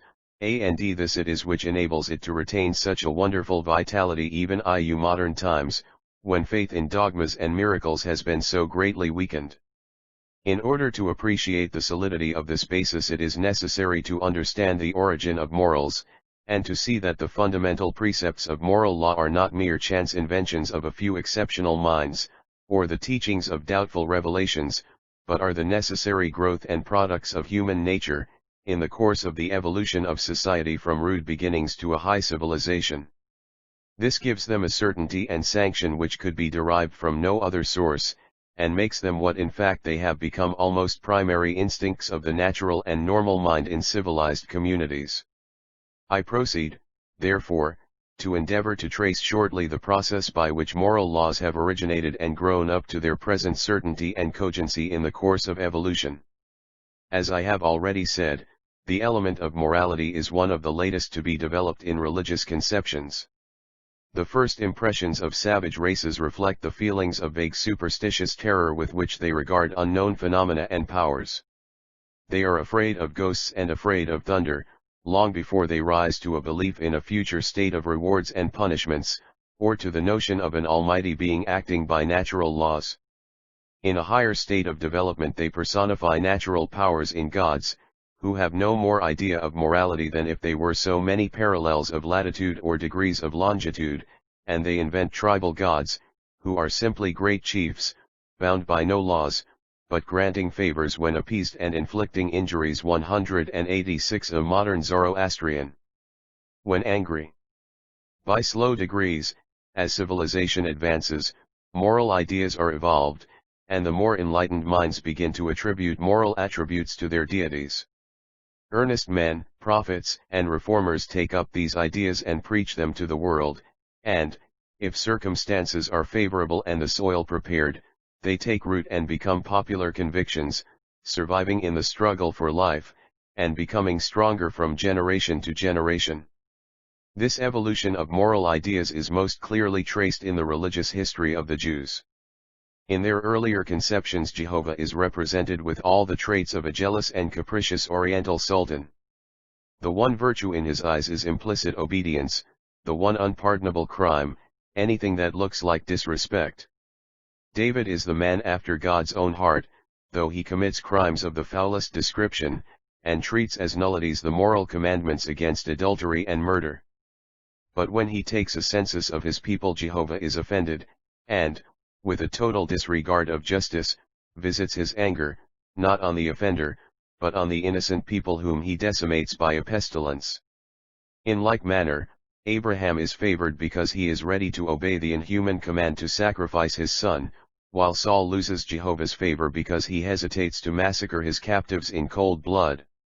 The first ideas of a higher moral sense appear with the prophets in the troubled times of the later kings, when poor little Palestine was being ground between the upper millstone of Assyria and the nether one of Egypt. Sufferings and persecutions, anxieties and tribulations, wrought a ferment in the Jewish mind from which new ideas were generated. Sacrifices had been duly offered, Christianity and morals. 187 And yet the enemies of Jehovah waxed and his chosen people waned. It must be that he was offended with them because he required something better than the blood of bulls, justice and mercy. So taught the popular preachers of the day, men like Isaiah and Amos, and by degrees their words found acceptance. It was not, however, until the captivity that these ideas of morality were wrought into the Jewish nation so as to become, so to speak, flesh of their flesh and blood of their blood, as they have remained ever since. Whether it was contact with the more advanced moral ideas of religions like those of Buddha and Zoroaster, or, more probably, their sufferings from the cruelty and injustice of their conquerors, the captivity certainly made them a new nation, attached ardently to morality and monotheism, thus effecting in a few years, and by purely human agencies, what, according to received beliefs, centuries of miraculous dispensation had failed to accomplish. How speedily and how effectually the work was done appears from that most interesting narrative of the domestic life of a middle-class Jew of Nineveh, the Book of Tobit. The simple piety and homely household virtues are almost identically the same as those of many a Jewish family living today in London or Frankfurt. From that time forward Jewish morality maintains a high level, and in the age immediately preceding Christianity it had attained great purity and spirituality in the school of the early doctors of the Talmud, and of the Jewish colony of Alexandria. The Sermon on the Mount, beautiful as it is but an admirable resume of maxims which are to be found in the works of Pho and other Jewish teachers, and which were current in the synagogues of the 188 A modern Zoroastrian day. Hillel, who was president of the Sanhedrin when Christ was born, when asked what was the law, replied, "Do not unto another what thou wouldst not have another do unto thee. This is the whole law, the rest is mere commentary." And again, "Do not judge thy neighbor until thou hast stood in his place." The Talmud anticipates in a wonderful degree not only the moral precepts of the Gospel, but to a great extent its phraseology and technical terms. Redemption, grace, faith, salvation, Son of Man, Son of God, Kingdom of Heaven, were all, as Deutsch shows, not invented by Christianity, but were household words of contemporary Judaism. In one respect only Christianity shows a higher evolution of morality than Judaism, viz. its universality. Pure Judaism hardly rises above the idea of neighbor, or those who were of the same race or common faith, while Christianity, as enlarged by St. Paul, embraces all mankind, and may truly say, humani nihil alienum puto. The idea that morality and religion are products of a slowly developing evolution is denounced by many as degrading and materialistic. In many the instinct of the good is so strong that it seems to them sacrilege to attempt to explain it. They insist that it is either a universal instinct implanted from the first in all mankind, or else that it has been so implanted by a divine revelation. They forget that, to use the vigorous phraseology of Carlyle, it matters not whether you call a thing pantheism or potheism, what really concerns us is to know whether it is true. Now it admits of no question that, whether we like it or not, the evolutionist theory of morality is the true one. Take an extreme instance, that of murder. Feel an instinctive horror Christianity and morals. 189 At the idea, and even a brutal ruffian like Bill Sykes becomes an accursed thing to himself and his companions when he has transgressed the commandment thou shalt do no murder. But is it so everywhere, and was it so always? By no means. The Fiji Islander culls and eats a stranger or enemy without scruple. The Red Indian and the Dayak are not accounted men unto they have murdered someone and brought home his scalp or his head as a trophy. Even at a late period among ourselves murder was considered to be rather as a civil injury, to be met by compensation, than as a crime, and a regular tariff was established of the amount to be paid according as the victim was a slave or a freeman. The origui and progress of the idea that murder is a crime can almost be traced step by step. The wife of a rude savage does something which offends him, alien perception of anger flashes from the visual organ to the perceptive area of the brain, and a reflex action flashes from it along the motor nerve to the muscles of the arm. He strikes and kills her, almost as unconsciously and instinctively as he walks or breathes. But other perceptions follow on the act.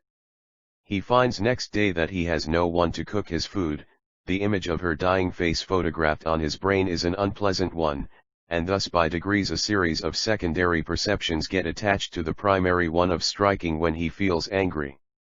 If he gets another wife who again provokes him, the primary perception calls up the secondary ones, and the nerve centers of his brain, instead of being solicited only in one direction, are acted on in opposite ways by conflicting impressions.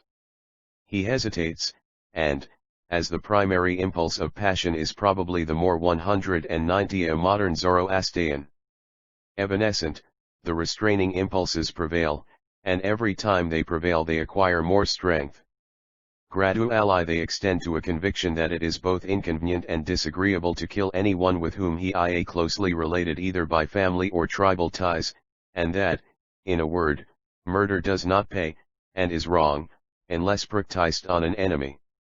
This idea accumulates by here whom deity, and evidently those tribes or races it is strongest will have an advantage in the struggle for life and be most likely to survive. From this point the idea may be traced historically, deepening and widening from generation to generation as civilization advances, until in the higher races it assumes the form of an instinctive abhorrence of murder in the abstract, as we find it at the present day. It is a mistake to suppose that the foundations of morality are in any way weakened by thus tracing them up to their first origins. On the contrary, if we consider the matter rightly, they are placed on a much more solid and unassailable basis. If we say that moral laws depend on a universal instinct implanted in all mankind, faith in them is shaken whenever we read in history, or hear from the report of travelers, of whole nations, constituting from first to last the immense majority of the human race, who had none of those ideas which we now consider fundamental.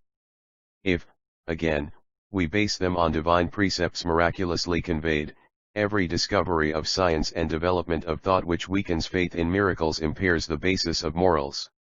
And on this theory, hopeless contradictions arise within the sphere of those very moral laws which we seek to establish, as in reconciling the justice and mercy of the Creator revealing this inspired code only to Christianity and moels.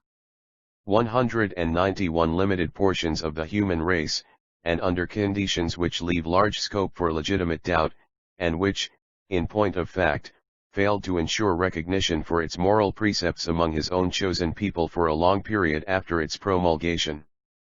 But on the scientific theory of the evolution of morality by natural laws it stands on an impregnable footing. No one can deny that, as a matter of fact, such instincts do prevail, and have become part of the nature of all the best men and best races, and that each successive generation tends to fix them more firmly. Mathematical laws are not the less certain because they can be traced back to counting on the fingers, and moral laws will continue to have a certainty and cogency, scarcely inferior to the axioms of mathematics, although we can trace them back to origins as rude as the attempts of the Australian savage to extend his perceptions of number beyond 1, 2, and a great many. The real difficulty is not in tracing the origin of these instincts of morality, but in that fundamental difficulty which underlies all theories of reconciling the consciousness of free will with the material attributes with which it is indissolubly associated. Without freedom of will there can be no conscience, no right or wrong in acting in accordance or otherwise with the instincts of moral law, however those instincts may now have been derived. It is certain that the will, like life, memory, consciousness, and other mental functions, is, so far as human knowledge extends, indissolubly connected with matter and natural laws, in the form of certain motions of the cells which form the grey substance of the nerves and of the nervous ganglia of 192 a modern Zoroastrian. Quickly the cortex of the brain is the most considerable. This is conclusively proved by experiment.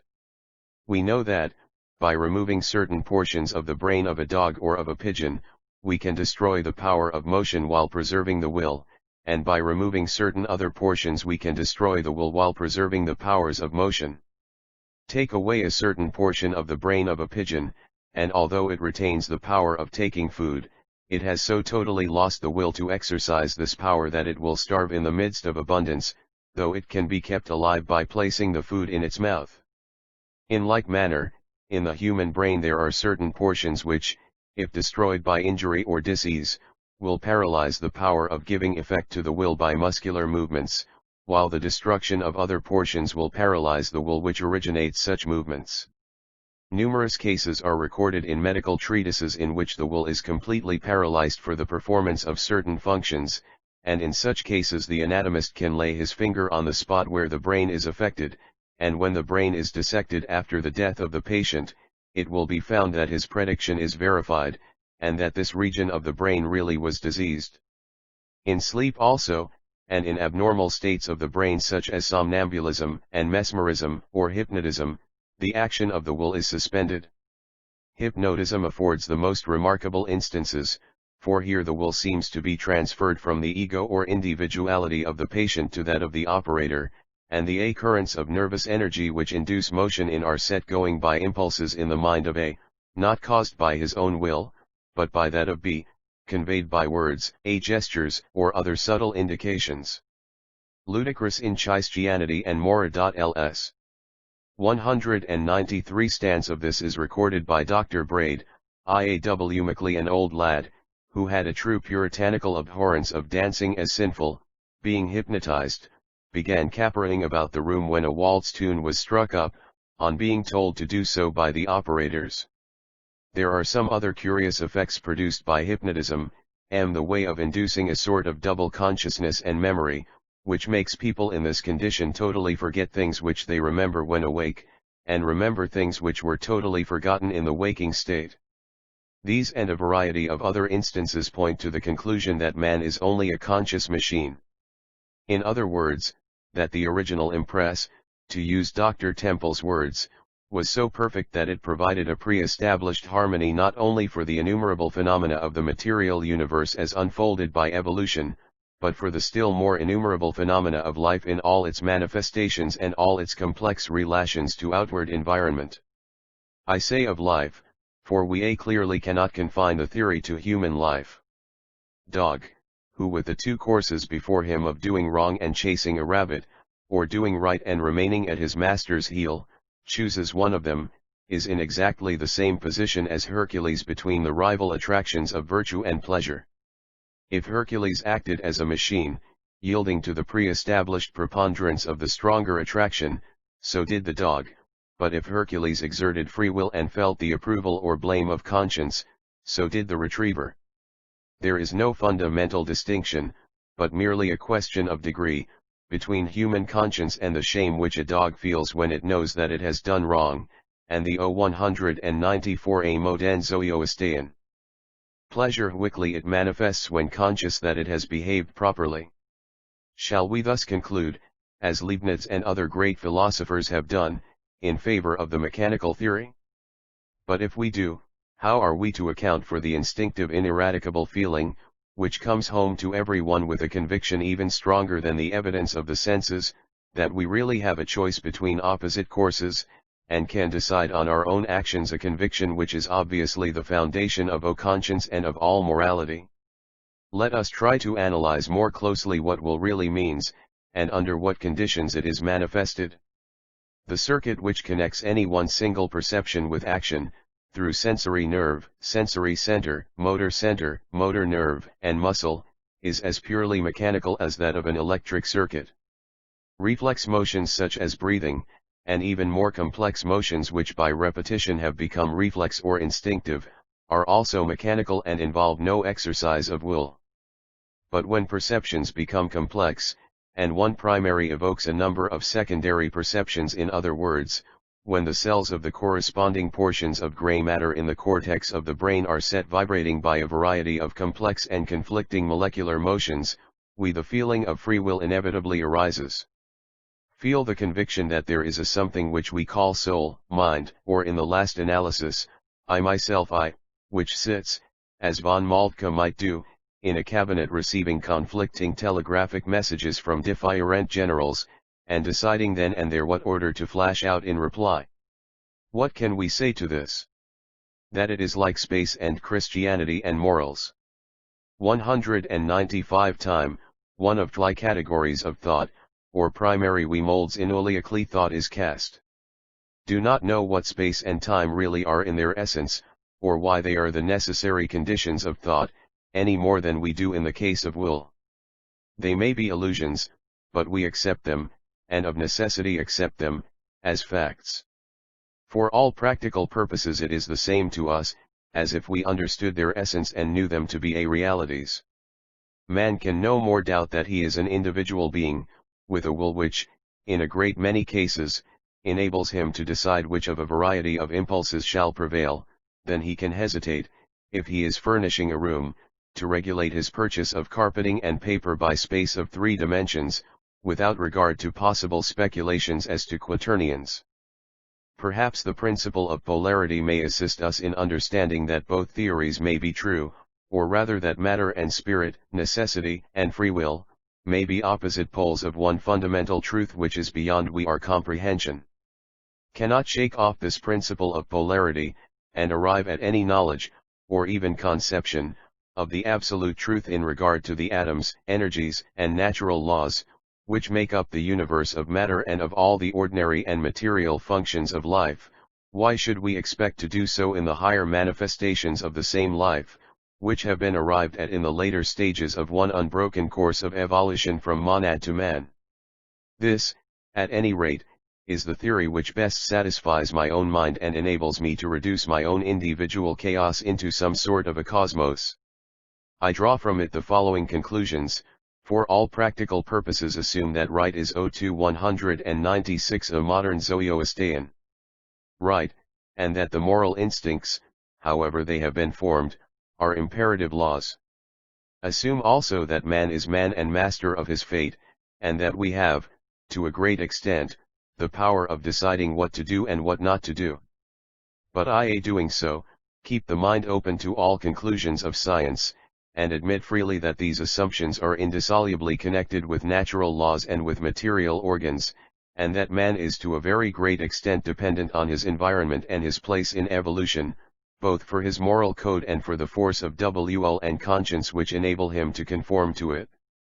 Learn therefore the lesson of a large toleration and of charity in thought and deed, towards those who, from inherited constitution or unfortunate conditions of education and outward circumstances, fall under the sway of the principle of evil, and lead bad, useless, and unlovely lives? Had you and I, reader, been in their place, should we have done better? Chapter XIIT. Zoroastrianism. Zoroaster, an historical person. The Parsis, Iranian branch of Aryati family. Zoroaster, a religious reformer seen at bulk conversion of Gush-Tasp doctrines of the excellent religion monotheism polarity. Dr. Hang's description Ormuzd and Ahriman Ain Quitil du Peron approximation to modern thought absence of miracles code of morals its comprehensiveness and liberality special rites fire worship disposal of dead practical results the PARCs of Bombay their probity, enterprise, respect for women zeal for education philanthropy and public spirit statistics death and birth rates. Zoroastrianism is commonly supposed to derive its name from its founder Zoroaster, a Bactrian sage or prophet, who lived in the reign of King Gush-Tasp I. Zoroaster's name has come down to us from antiquity in much the same relation to this form of religion as that of Moses to Judaism, or of Sakyamuni to Buddhism. As in those cases, certain learned commentators have endeavored to show that the alleged founder was purely mythical and had no real historical existence, basing their argument mainly on the fact that a number of supernatural attributes, and embodiments of metaphysical and theological ideas, became attached to the name, just as a whole cycle of solar myths became associated with the name of Hercules. But this seems to be carrying skepticism too far. Experience shows that religions have generally 198 modi and Zoroastrian originated in the crystallization of ideas floating in solution at certain periods of the evolution of societies, about the nucleus of some powerful personality. Nearly all the GT religions of the world, such as Buddhism, Confucianism, Christianity, and Mohammedanism, clearly had historical founders, and it would be hypercritical to deny that such a man as Jesus of Nazareth really lived because many of his sayings and doings may be traced to applications, more or less erroneous, of ancient prophecies, or because his human nature became transfigured into the logos and other metaphysical conceptions of the Alexandrian philosophy.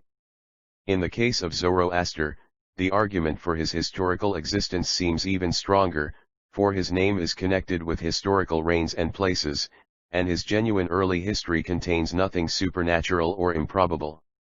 He is represented as simply a deep thinker and powerful preacher, like Luther, who gave new form and expression to the vague religious and philosophical ideas of his age and nation, reformed its superstitions and abuses, and converted the leading minds of his day, including the monarch, by the earnestness and eloquence of his discourses. At any rate, for purpose I shall assume his personality, for object is not to write a critical essay on the origin and development of the Zoroastrian religion, but to show that in its fundamental ideas and essential spirit it approximates wonderfully to those of the most advanced modern thought, and gives the outline of a creed which goes further than any other to meet the practical wants of the present day, and to reconcile the conflict between faith and science. This will be most clearly and vividly shown by assuming the commonly accepted historical existence Zoroastrianism. 199 of Zoroaster to be true, and by confining myself to the broad, leading principles of HS religion, without dwelling on its varying phases, or on the mythical legends and ritualistic observances which, as in the case of all other old religions, have crystallized about the primitive idea and the primitive founder. Zarathustra, or, as he is commonly called, Zoroaster, and the religion which goes by his name, are known to us mainly from the sacred books which have been preserved by the modern Parsis. The Parsis, a small remnant of the Persians who under Cyrus founded one of the mightiest empires of the ancient world, flying from their native country to escape from persecution after the Mohammedan conquest, formed a colony in India, and are now settled at Bombay. They form a small but highly intelligent community, who have preserved their ancient religion, and, fortunately, some considerable fragments of their sacred scriptures. The oldest of these are written in the Gada dialect of the Avesta or Zend language, which is contemporary with Sanskrit, and bears much the same relation to it as Latin does to Greek. The primitive Aryan family at some very remote period became divided into two branches, and radiated from their Central Asian home in two directions. The Hindu branch migrated to the south into Th6 Punjab and Hindustan, the Iranian westwards, into Bactria and Persia, while other successive waves of Aryan migration in prehistoric times rolled still further westwards over Europe, obliterating but a few traces of the aboriginal population. The period of this separation of the Iranian and Hindu races must be very remote, for the Rig Veda is probably at least 4.000 years old, and the divergence 200 a modern Zoroastrian. Between its form of Sanskrit and the Gada dialect of the Zend is already as great as that between two kindred European languages such as Greek and Latin. The divergence of religious ideas is also evidently of very early date. In the Hindu, and all other races of the primitive Aryan stock, the word used for gods and good spirits is taken from the root div, to Shia. Thus, Deva in Sanskrit, Zeus, and Theos in Greek, Deus in Latin, Tins in German, Dios in Lutheranism, Dia in Irish, Du in Cymric, all mean the bright or shining one represented by the vault of heaven. But in Iranian the word has an opposite sense, and the devs correspond to our devas. The primitive Aryan religions were evidently all derived from a contemplation of the powers and phenomena of nature. The sky, with its flood of light and vault of ethereal blue, was considered to be the highest manifestation of a supreme power, while the sun and moon, the stars and planets, the winds and clouds, the earth and waters, were personified, either as symbols of the deity or as subordinate gods. The original simple faith was thus apt to degenerate into a system of polytheism, and, as the gods came to be represented by visible forms, into idolatry. Zoroaster appears to us, like Muhammad at a later age and among a ruder people, as a prophet or reformer who avouched these abuses and restored the ancient faith in a loftier and more intellectual form, adapted to the use of an advanced and civilized society. The records of his life and teaching have fortunately been preserved in so authentic a form, that distant as he is from us we can form a singularly accurate idea of who he was and what he taught. Zoroastrianism. 201 Some 3,200 years ago a site might have been seen in the ancient city of Balkh, the famous capital of Bactria, the mother of cities very like that witnessed some 14 centuries later at our own Canterbury. The king and his chief nobles and courtiers were assembled to hear the discourse of a preacher who proposed to teach them a better religion. Gushtasp listened to Zoroaster, as Ethelbert listened to Augustine, and in each case reason and eloquence carried conviction, and the nation became converts to the new doctrine. This conversion was effected without miracles, for it is expressly stated in the celebrated speech of the prophet, preserved in the 30th chapter of the Isna, that he relied solely on persuasion and argument. Ferdowsi, the Persian Homer, thus describes the first interview between Zoroaster and Gushtasp: "Learn," he said, "the rites and doctrines of the religion of excellence. For without religion there cannot be any worth in a king." When the mighty monarch heard him speak of the excellent religion, he accepted from him the excellent rites and doctrines. The doctrines of this excellent religion are extremely simple. The leading idea is that of monotheism, but the one God has far fewer anthropomorphic attributes, and is relegated much farther back into the vague and infinite, than the God of any monotheistic religion. Ahura Mazda, of which the more familiar appellation Ormazd is an abbreviation, means the all-knowing Lord. He is said sometimes to dwell in the infinite luminous space, and sometimes to be identical with it. He is, in fact, not unlike the inscrutable Fu-st cause, whom we may regard with awe and reverence, with love and hope, but whom we can 202 a modern Zoroastrian not pretend to define or to understand. But the radical difference between Zoroastrianism and other religions is that it does not conceive of this one God as an omnipotent creator, who might make the universe as he chose, and therefore was directly responsible for all the evil in it, but as a being acting by certain fixed laws, one of which was, for reasons totally inscrutable to us, that existence implied polarity, and therefore that there could be no good without corresponding evil. Dr. Hogg, who is the greatest authority on all questions connected with the Zen scriptures, says, having arrived at the grand idea of the unity and indivisibility of the Supreme Being, Zoroaster undertook to solve the great problem which has engaged the attention of so many wise men of antiquity and even in modern times. Viz. How are the imperfections discernible in the world, the various kind of evils, wickedness, and baseness, compatible with the goodness, holiness, and justness of God? This great thinker of remote antiquity solved this difficult question philosophically, by the supposition of two primeval causes, which, though different, were united, and produced the world of material things as well as that of spirit. These two primeval principles are the two moving causes in the universe, united from the beginning, and therefore called twins. They are present everywhere in the Ahura Mazda, or Supreme Deity, as well as in man. They are called in the Vendidad Spentomaniash, or the beneficent spirit, and Engrossmaniash, or the hurtful spirit. The latter is generally known as Ahriman, the prince of darkness, and the former as Ormuzd, is identified with Ahura Mazda, the good god, though, strictly speaking, Ahura Mazda is the great Zoroastrianism. 205 Unknown first cause, who comprehends within himself both principles as a necessary law of existence, and in whom behaviors may hope that evil and good will ultimately be reconciled.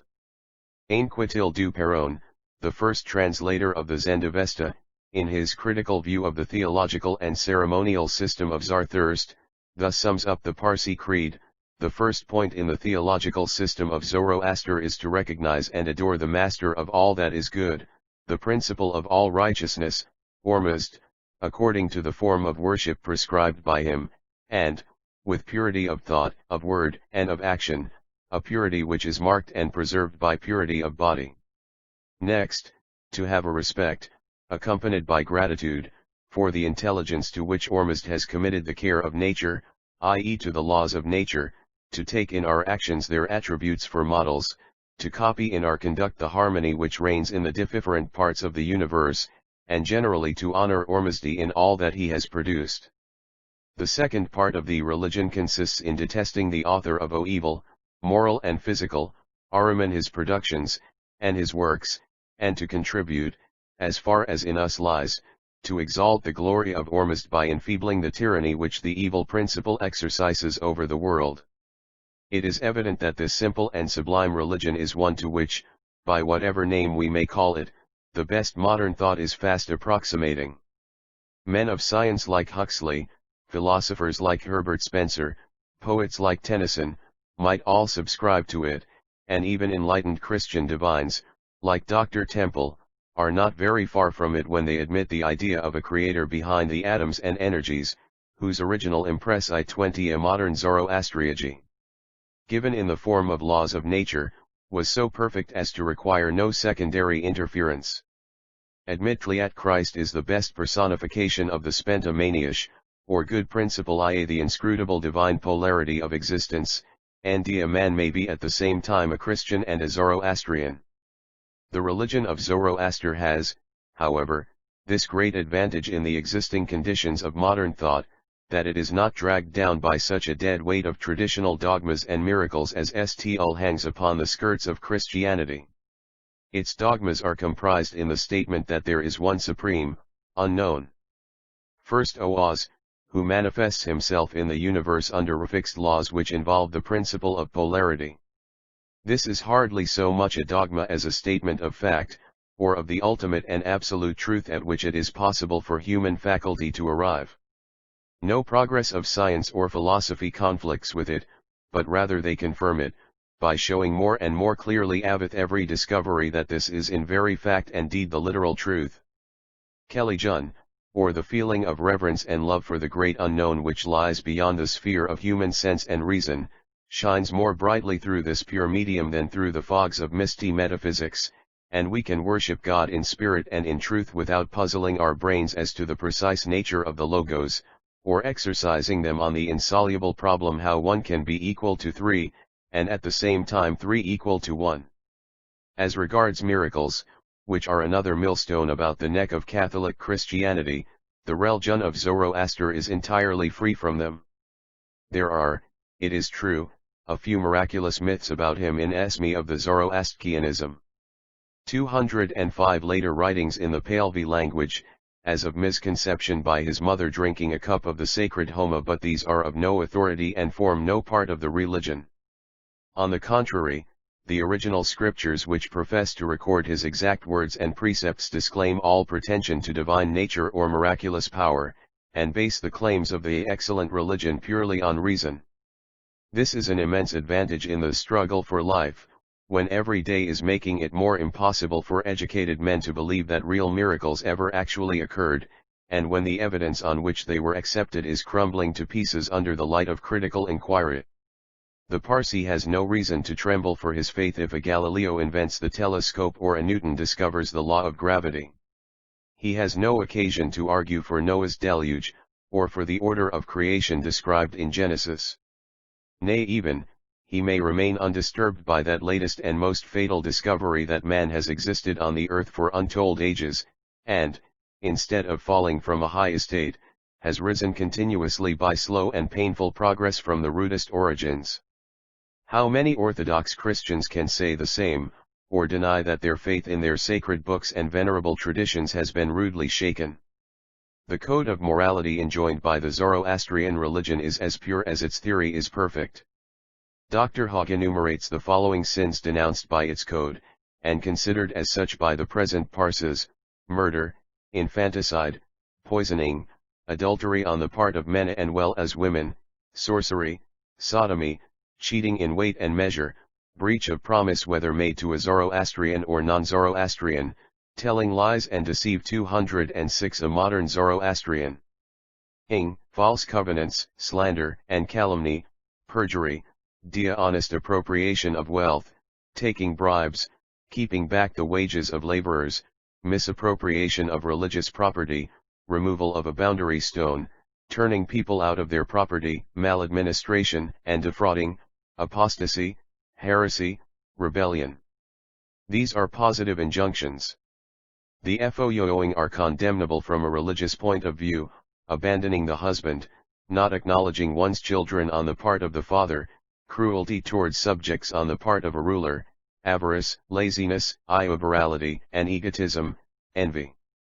In addition, there are a number of special precepts adapted to the peculiar rites of the Zoroastrian religion which aim principally at the enforcement of sanitary rules, kindness to animals, hospitality to strangers and travelers, respect to superiors, and help to the poor and needy. It is evident that this is the most complete and comprehensive code of morals to be found in any system of religion. It comprises all that is best in the codes of Buddhism, Judaism, and Christianity, with a much more ample definition of many vices and virtues which, even in the Christian religion, are left to be drawn as inferences rather than inculcated as precepts. Thus, laziness, cheating, selfishness, and envy are distinctly defined as crimes, and their opposites as virtues, and not merely left to be inferred from the general maxims of loving your neighbor as yourself, and doing unto others as you would be done by. The comprehensiveness and liberal spirit of the code is also remarkable, for we are repeatedly told that these rules of morality apply to non-Zoroastrians as well as to Zoroastrians. The application of religious precepts to practical life is another distinguishing feature. Thus, kindness to Zoroastrianism. 207 Animals is specially enjoined, and it is considered a sin to high-treat animals of the good creation, such as cattle, sheep, horses, or dogs, by starving, beating, or unnecessarily killing them.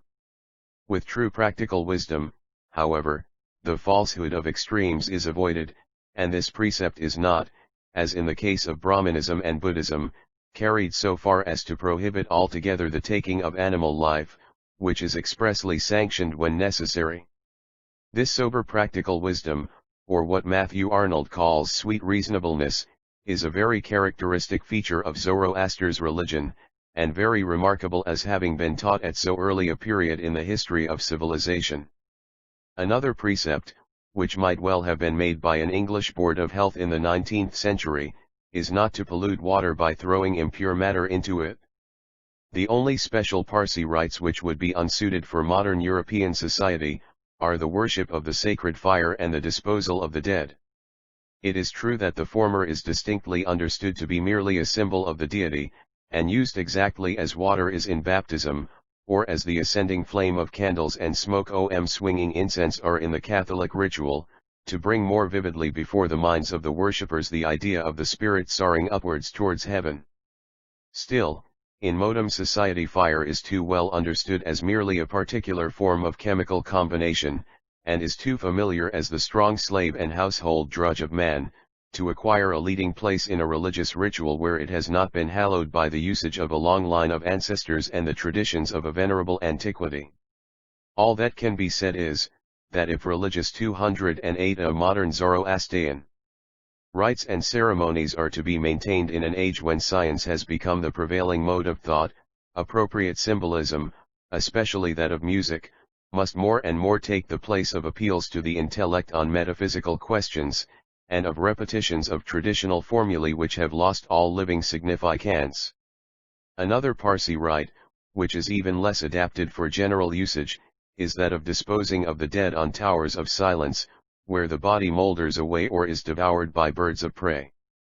It originates in a poetical motive of not defiling the pure elements, fire, earth, or water, by corruption, but it is obviously unsuited for the conditions of civilization and climate which prevail in crowded cities under a humid sky. There is little prospect therefore of any general conversion to the sect of Zoroastrians, but what seems probable is the gradual transformation of existing modes both of religious and secular thought into something which is, in principle, very closely akin to the excellent religion taught by the Bactrian prophet. The miraculous theory of the universe being virtu dead, the only theory that can reconcile facts with feelings, and the ineradicable emotions and aspirations of the human mind with the incontrovertible conclusions of science, is that of a remote and more or less unknown and incomprehensible first cause, which has given the original atoms and energies so perfect an impress from the first, that all phenomena are evolved from them by fixed laws, one of the principal of such laws being that of polarity, which develops the ever-increasing complexities and contrasts of the inorganic and organic worlds, of moralities, philosophies, religions, and human societies. Zoroastrianism. 209 religion consists in a recognition of TMS truth, a feeling of reverence in presence of the unknown, and, above all, a feeling of love and admiration for the good principle in whatever form it is manifested, in the beauties of nature and of art, in moral and physical purity and perfection, and all else that falls within the domain of the Prince of Light, in whose service, whether we conceive of him as an abstract principle, or accept some personification of him as a living figure, we enlist as loyal soldiers, doing our best to fight in his ranks against and powers of evil. The application of the all-pervading principle of polarity is exemplified in the realm of art. The glorious Auric drama turned mainly on the conflict between resistless fate and heroic free will, and is typified in its highest form by Aeschylus, when he depicts Prometheus chained to the rock hurling defiance at the tyrant of heaven.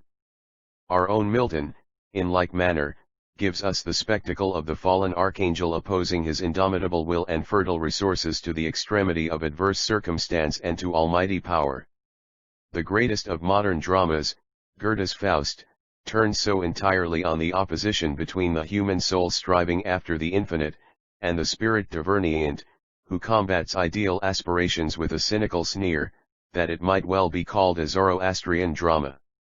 It is a picture of the conflict between the two opposite principles of good and evil, of affirmation and negation, of the beautiful and the ugly, personified in Faust and Mephistopheles, and it is painted on a background of the great mysterious unknown. Wer darf ihn nennen? Who dares to name him, who to say of him, I believe, 210 a modern Zoroastrian. Who is there ever snth a heart to dare him to utter, I believe not? So in poetry, Tennyson, the poet of modern thought, touches the deepest chords when he asks are God and nature, then, at strife? And paints in the sharpest contrast on the background of the unknown, the conflict between the faith that God is love indeed, and love creation's final law, and the harsh realities of nature, which read in tooth and claw with ravine shrieks against the creed or again in his later work, The Ancient Sage, he says, "Thou canst not prove the nameless, my son, one for nothing worthy proving can be proven, nor yet disproven."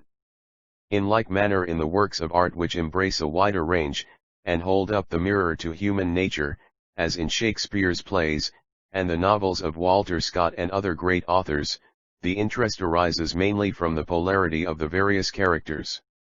We care little for the goody-good heroes or vulgar villains, but we recognize a touch of that nature which makes all the world akin in a Macbeth drawn by metaphysical suggestion to wade through a sea of blood, in Othello's noble nature caught like a lion in the toils by the net of circumstances woven by a wily hunter, in Falstaff P. a Iogue, a liar and a glutton, yet made almost likable by his ready wit, imperturbable good humor, and fertile resources. Shakespeare is, in fact, the greatest of artists, because he is the most multipolar. He has poles of Zoroastrianism, 211 Simpat lie in him WMCH, as the poles of carbon attract so many elements and form so many combinations, enable him to take into his own nature, assimilate, and reproduce every varied shade of character from a Miranda to a Caliban, from an Imogen to a Lady Macbeth, from a Falstaff to an Othello. Sir Walter Scott and all our great novelists have the same faculty, though in a less degree, and are great in exact proportion as they have many poles in their nature, and as those are poles of powerful polarity. The characters and incidents which affect us strongly and dwell in the memory are those in which the clash and conflict of we opposites are most vividly represented. Feel infinite pity for a Maggie too of her dashing her young life, like a prisoned wild bird, against the bars of trivial and pro-SAIC environment which hem her in, or for a Colonel Newcome opposing the patience of a gentle nature to the buffets of such a fate as meets us in the everyday world of modern life, the failure of his bank and the naggings of the old campaigner. On a higher level of art we sympathize with a Lancelot and a Guinevere because they are types of what we may meet in many a London drawing room, noble natures drawn by some fatal fairy fascination into ignoble acts, but still retaining something of their original nobility, and while their honor rooted in dishonor stands, appearing to ordinary mortals little less in archangels ruined. Or even if we descend to the lowest level of the penny dreadful or suburban drama, we find that the polarity between vice and virtue, however coarsely delineated, is that which mostly fascinates the uncultured mind. P2 212 A modern Zoroastrian. The affinity between Zoroastrianism and art is easily explained when we consider that in one respect it has a manifest advantage over most Christian forms of religion. Christianity in its early origins received a taint of Oriental asceticism which it never shook off, and which in the declining centuries of the Ottoman Empire, and in the barbarism and superstition of the Middle Ages, developed into what may be almost called a devil worship of the ugly and repulsive. The antithesis between the flesh and the spirit was carried to such an extreme and false extent, that everything that was pleasant and beautiful came to be regarded as sinful, and the odor of sanctity was an odor which the passerby would do well to keep on the windward side of. This leaven of asceticism is the rock upon which Puritanism, monasticism, and many of the high est forms of Christian life have invariably split. It is contrary to human nature, and directly opposed to the spirit of the life and doctrines of the founder of the religion. Jesus, who was a Jew living among Jews and speaking to Jews, adopted the true Jewish point of view of making religion amiable and attractive, and denouncing, as all the best Jewish doctors of the Talmud did, the Pharisaical strictness which insisted on ritualistic observances and arbitrary restrictions.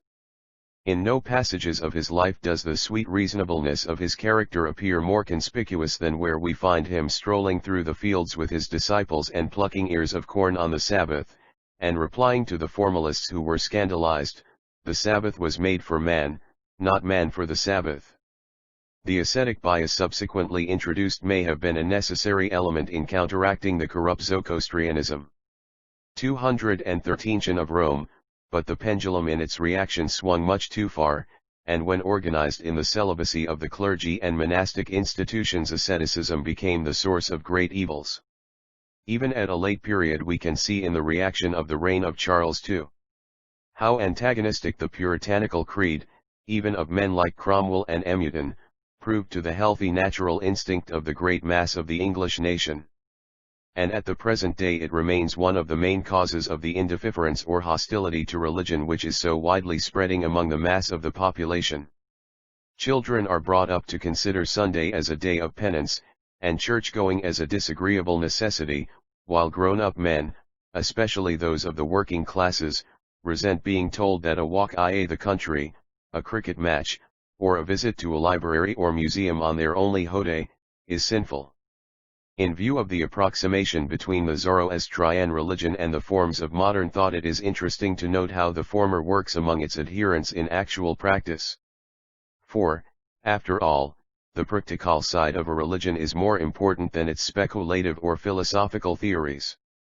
Thus, for instance, the Quakers have a faith which is about the most reasonable of any of the numerous sects of Christianity and nearest to the spirit of its founder, and yet Quakerism remains a narrow sect which is far from being victorious in the struggle for life. Mahometanism, again, while dying out among civilized nations, shows itself superior to Christianity in the work of raising the barbarous, fetish-worshipping Negroes of Africa to a higher level. And Mormonism, based on the most obvious imposture and absurdity, is the only 214a modern Zoroastrian new religion which, in recent times, has taken root and to a certain extent flourished. Tried by this test, Zoroastrianism has made good its claim to be called the excellent religion. Its followers, the limited community of Parsis in India, are honorably distinguished for probity, intelligence, enterprise, public spirit, benevolence, tolerance, and other good qualities. By virtue of these qualities they have raised themselves to a prominent position in our Indian Empire, and take a leading part in its commerce and industrial enterprise. The chief shipbuilder at Bombay, the first great native railway contractor, the founder of cotton factories, are all Parsis, and they are found as merchants, traders, and shopkeepers in all the chief towns of British India, and distant places such as Aden and Zanzibar. Their commercial probity is proverbial, and, as in England, they have few written agreements, the word of a Parsi, like that of an Englishman, being considered as good as his bond. Their high character and practical aptitude for business are attested by the fact that the first mayor, or chairman of the Corporation of Bombay, was a Parsi who was elected by the unanimous vote both of Europeans and natives. The position of women affords perhaps the best test of the real civilization and intrinsic worth of any community. Where men consider women as inferior creatures, it is a sure proof that they themselves are so. They are totally wanting in that delicacy and refinement of nature which distinguishes the true gentleman from the snob or the savage, and are coarse, vulgar brutes, however disguised under a veneer of outward polish. On the other hand, respect for women implies self-respect, nobility of nature, capability of rising to Zoroastrianism.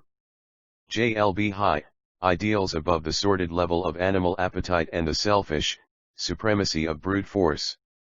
The Parsis in this respect stand high, far higher than any other Oriental people, and on a level with the best European civilization. The equality of the sexes is distinctly laid down in the Zoroastrian scriptures. Women are always mentioned as a necessary part of the religious community. They have the same religious rights as the men. The spirits of deceased women are invoked as well as those of men. Long contact with the other races of India, and the necessity for some outward conformity to the practices of Hindu and Mahometan rulers, did something to impair the position of females as regards public appearances, though the Parsi wife and mother always remained a principal figure in the Parsi household, and latterly, under the security of English rule, Parsi ladies may be seen everywhere in public, enjoying just as much liberty as the ladies of Europe or America. Nor are they at all behind their Western sisters in education, accomplishments, and, it may be added, in daintiness of fashionable attire. In fact, an eager desire for education has become a prominent feature among all classes of the Parsi community, and they are quite on a par with the Scotch, Orman, and other European races in their efforts to establish schools, and in the numbers who attend, and a species ally of those who obtain distinguished places in the higher schools and colleges, such as the Elphinstone Institute and the Bombay University. Female education is also actively promoted, and no prejudices stand in the way of attendance at the numerous girls' schools which have been established, or even of studying in medical colleges, where Parsi women attend lectures on branches of 216 a modern Zoroastrian medical science along with male students. Those who know the position of inferiority and seclusion in which women are kept among all other Oriental nations can best appreciate the largeness and liberality of spirit of a religion which, in spite of all surrounding influences, has rendered such a thing possible in such a country as India. Another prominent trait of the Parsi character is that of philanthropy and public spirit. In proportion to their numbers and means they raise more money for charitable objects than any other religious sect. And they raise it in a way which does the greatest credit to their tolerance and liberality. For instance, the Parsis were the principal subscribers to a fund raised in Bombay in aid of the Scottish Corporation / and quite recently a Parsi gentleman gave 16,0001 towards the establishment of a female hospital under the care of lady doctors, although the benefit of such an institution would be confined principally to Mahometan and Hindu women, Parsi women having no prejudice against employing male doctors. The public spirit shown by acts like this is the trait by which the Parsi community is most honorably distinguished, and in respect of which it must be candidly confessed it far surpasses not only other Oriental races, but most European nations, including our own. Whatever the reason may be, the fact is certain that in England, while a great deal of money is spent in charity, lamentably little is spent from the enormous surplus wealth of the country on what may be called public objects. There is neither religious influence nor social opinion brought to bear on the numerous class who have incomes far beyond any possible want, to teach Zoroastrianism. 217 them that it should be both a pleasure and a pride to associate their names with some act of noble liberality. A better spirit we may hope is springing up, and there have been occasional instances of large sums applied to public purposes, such as parks and colleges, by private individuals, principally of the trading and manufacturing classes, such as the Salts, Crossleys, Baxters, and Holloways, but on the whole the amount contributed is miserably small. It is probably part of the price we pay for aristocratic institutions that those who inherit or accumulate great fortunes consider it their primary object to perpetuate or to found great families. Be this as it may, a totally different spirit prevails among THFR Parsis of Bombay, where it has been truly stated that hardly a year passes without some wealthy Parser coming forward to perform a work of public generosity. The instance of Sir Jamsetji Jajabhoy, who attained a European reputation for his noble benevolence, is only one conspicuous instance out of 1,000 of this * public spirit which has become almost an instinctive element in Parsi society. How far the large and liberal religion may be the cause of the large and liberal practice, it is impossible to say. Other influences have doubtless been at work. The Parsis are a commercial people, and commerce is always more liberal with its money than land. They are the descendants of a persecuted race, and as a rule it is better to be persecuted than to persecute. Still, after making allowances, it remains that the tree cannot be bad which bears such fruits, the religion must be a good one which produces good men and women and good deeds. Statistical facts testify quite as strongly to the high 218 a modern Zoroastrian standard of the Parsi race, and the practical results which follow from the observance of the Zoroastrian ritual. Small death rate and a large proportion of children prove the vigorous vitality of a race. The Parsis have the lowest death rate of any of the many races who inhabit Bombay. The average for the 2 years 1881 and 1882 per thousand was for Hindus 2611, for Musulmans 3046, for Europeans 2018, for Parsis 1926. The percentage of children under 2 years old to women between 15 and 45 was 80 to 27 for Parsis, as against Hindus 22-24, and Musulmans 24*9, showing incontestably greater vitality and greater care for human life. Of 6,618 male and 2,966 female mendicants in the city of Bombay, only 5 male and 1 female were Parsis. These figures speak for themselves. It is evident that a religion in which such results are possible cannot be unfavorable to the development of the mens sana in corpore sano, and that, although we may not turn Zoroastrians, we may envy some of the results of a creed which inculcates worship of the good, the pure, and the beautiful, i.e. the concerns of daily life, as well as in the abstract regions of theological and philosophical speculation. Chapter 14. Forms of Worship. B.J. Tun's lines. Carnegie's description. Parsi nature worse life. English Sunday. The sermon appeals to reason. Misplaced music better than words. The mass. Zoroastrianism brings religion into daily life. Sanitation. Zoroastrian prayer. Religion of the future. Sermons in stones and good in everything. Not vainly did the early Persian make his altar the high places and the peak of earth o'er gazing mountains, and thus take a fit and unwalled temple, where to seek the spirit, in whose honor shrines are weak, upreared of human hands. Come, and compare columns and idol dwellings, Goth or Greek, with nature's realms of worship, earth and air, nor fix on fond abodes to circumscribe thy prayer. One Child Harold, 3. 91. A shrewd Scotch-American ironmaster Andrew Carnegie, in an interesting and instructive record of experiences during a voyage round the world, gives the following description of the worship of the modern Parsis, as actually witnessed by him at Bombay. This evening we were surprised to see, as we strolled along the beach, more Parsis than ever before, and more Parsi ladies richly dressed, all wending their way towards the sea. It was the first of the new moon, a period sacred to these worshippers of the elements, and here on the shore of the ocean, as the sun was sinking in the sea, and the slender silver thread of the 220 a modern Zoroastrian crescent moon was faintly shining on the horizon, they congregated to perform their religious rites. Fire was there in its grandest form, the setting sun, and water in the vast expanse of the Indian Ocean outstretched before them. The earth was under their feet, and wafted across the sea the air came laden with the perfumes of Araby the Blessed. Surely no time or place could be more fitly chosen than this for lifting up the soul to the realms beyond sense. I could not but participate with these worshippers in what was so grandly beautiful. There was no music save the solemn moan of the waves as they broke into foam on the beach. But where shall we find so mighty an organ, or so grand an anthem?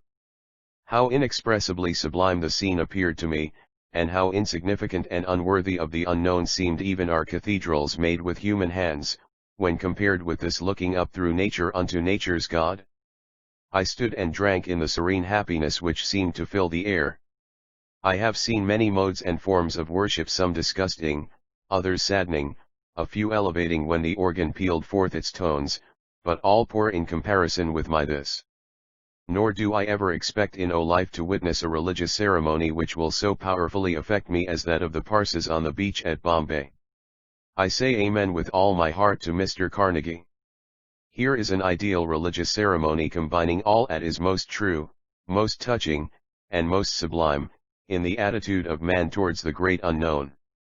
Compare it with the routine of an ordinary English Sunday, and how poor and prosaic does the latter appear.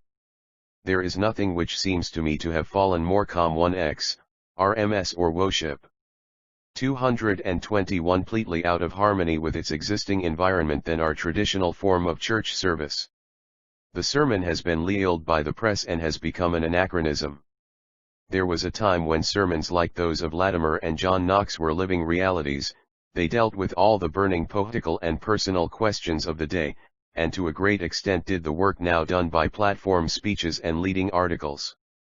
If there are national dangers to be denounced, national shortcomings to be pointed out, iniquity in high places to be rebuked, we look to our daily newspaper, and not to our weekly sermon. The sermon has in a great majority of cases become a sort of schoolboy theme, in which traditional assumptions and conventional phrases are ground out, with as little soul or idea behind them as in the Tibetan praying mill.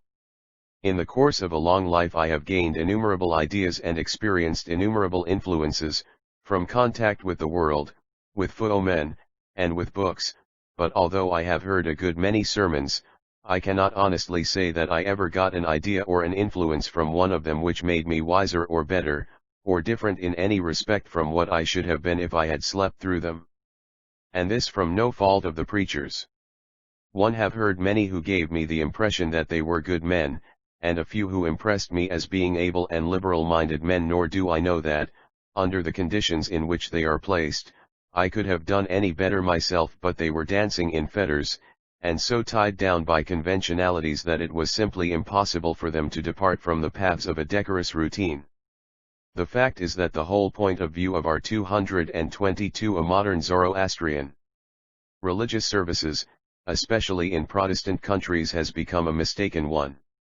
It is far too musib, an appeal to dry intellect and to abstract dogmas, and too little, one to the realities of actual life and to TB vague emotions and aspirations that constitute TB proper field of religion.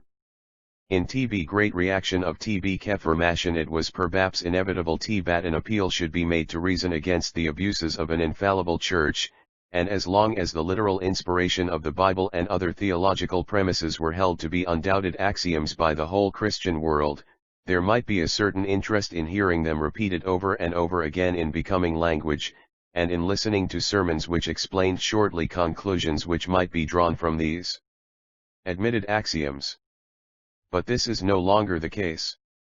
It is impossible to touch the merest fringe of the questions now raised by the intellectual side of religion in discourses of half an hour's length, even if the preacher were perfectly free, and not hampered by TB fear of scandalousing simple, pious souls by plain language.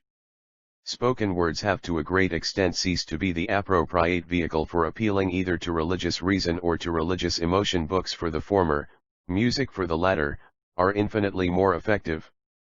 Music especially seems made to be the language of religion. Not only its beauty and harmony, but its vagueness, and its power of exciting the imagination and stirring the feelings, without anything definite which has to be proved and can be contradicted, fitted to be the interpreter of those emotions and aspirations which fill the human soul in presence of the universe and of the great unknown. Demonstrate, with St. Thomas Aquinas, or forms of worship. 228 Duns Scotus, how many angels can stand on the point of a needle, and I remain unaffected, but let me hear Rossini's Cujas Animam, or Mozart's Agnus Dei, and I say, thus the angels sing. In this respect the Roman Catholic Church has retained a great advantage over Reformed churches. Whatever we may think of its tenets and principles, its forms of worship are more impressive and more attractive. The Mass, apart from all dogma and miracle, is a mysterious and beautiful religious drama, in which appropriate symbolism, vocal and instrumental music, all the highest efforts of human art, are united to produce feelings of joy and of devoutness.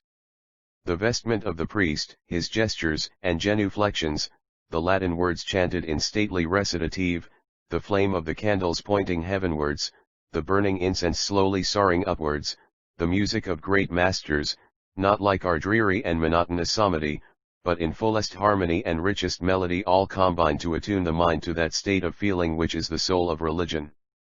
In this respect, however, what I have called the Zoroastrian theory of religion affords great advantages. It connects religion directly with all that is good and beautiful, not only in the higher realms of speculation and of emotion, but in the ordinary affairs of daily life. To feel the truth of what is true, the beauty of what is beautiful, is of itself a silent prayer or act of worship to the Spirit of Light. To make an honest, earnest effort to attain this feeling, is an offering or act of homage. Cleanliness of mind and body, order and propriety in conduct, civility in intercourse, and all the homely virtues of everyday life, thus acquire a higher 224 a modern Zoroastrian significance, and any willful and persistent disregard of them becomes an act of mutiny against the power whom we have elected to serve. Such moral perversion becomes impossible as that which in the Middle Ages associated filth with holiness, and adduced as a title to canonization that the saint had worn the same woolen feard until it fell to pieces under the attacks of vermin. We laugh at this in more enlightened days, but we often imitate it by setting up false religious standards, and thinking we can make men better by penning them up on Sundays in the foul air and corrupting influences of densely peopled cities. The identification of moral and physical evil, which is one of the most essential and peculiar tenets of the Zoroastrian creed, is fast becoming a leading idea in modern civilization.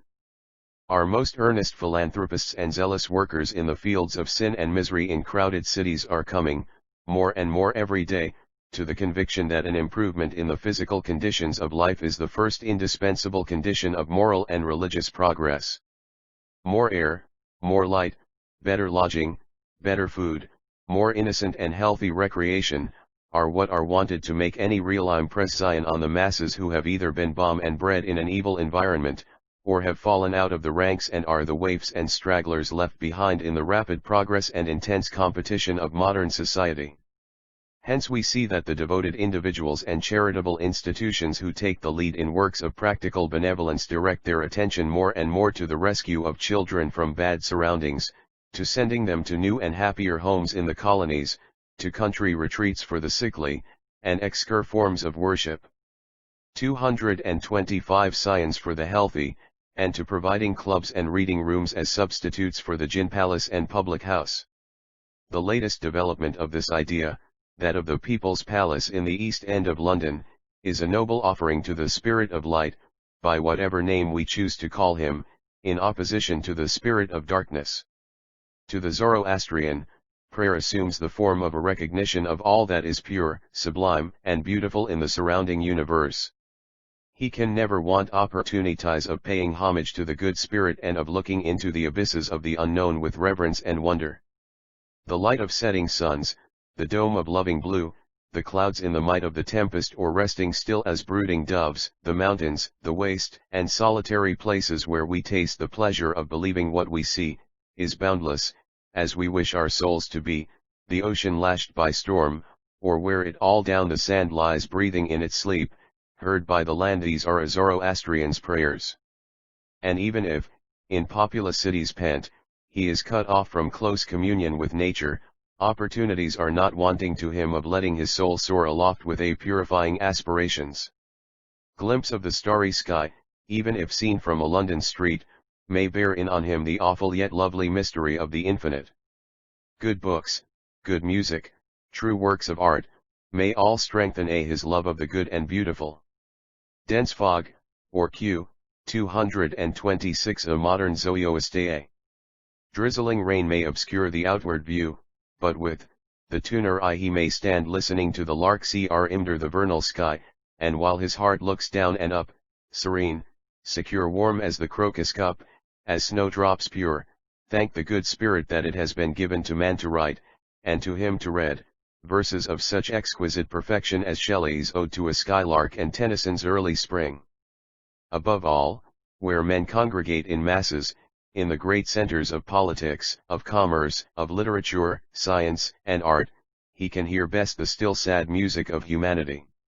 Not harsh nor grating, but of ample power to chasten and subdue, and associate himself with movements in which his little individual effort is exerted towards making the world a little better rather than a little worse than he found it. This, rather than wrangling with his fellow mortals about creeds and attempts to name the unnameable, believe the unbelievable, and define the undefinable, seems to me to be the religion of the future.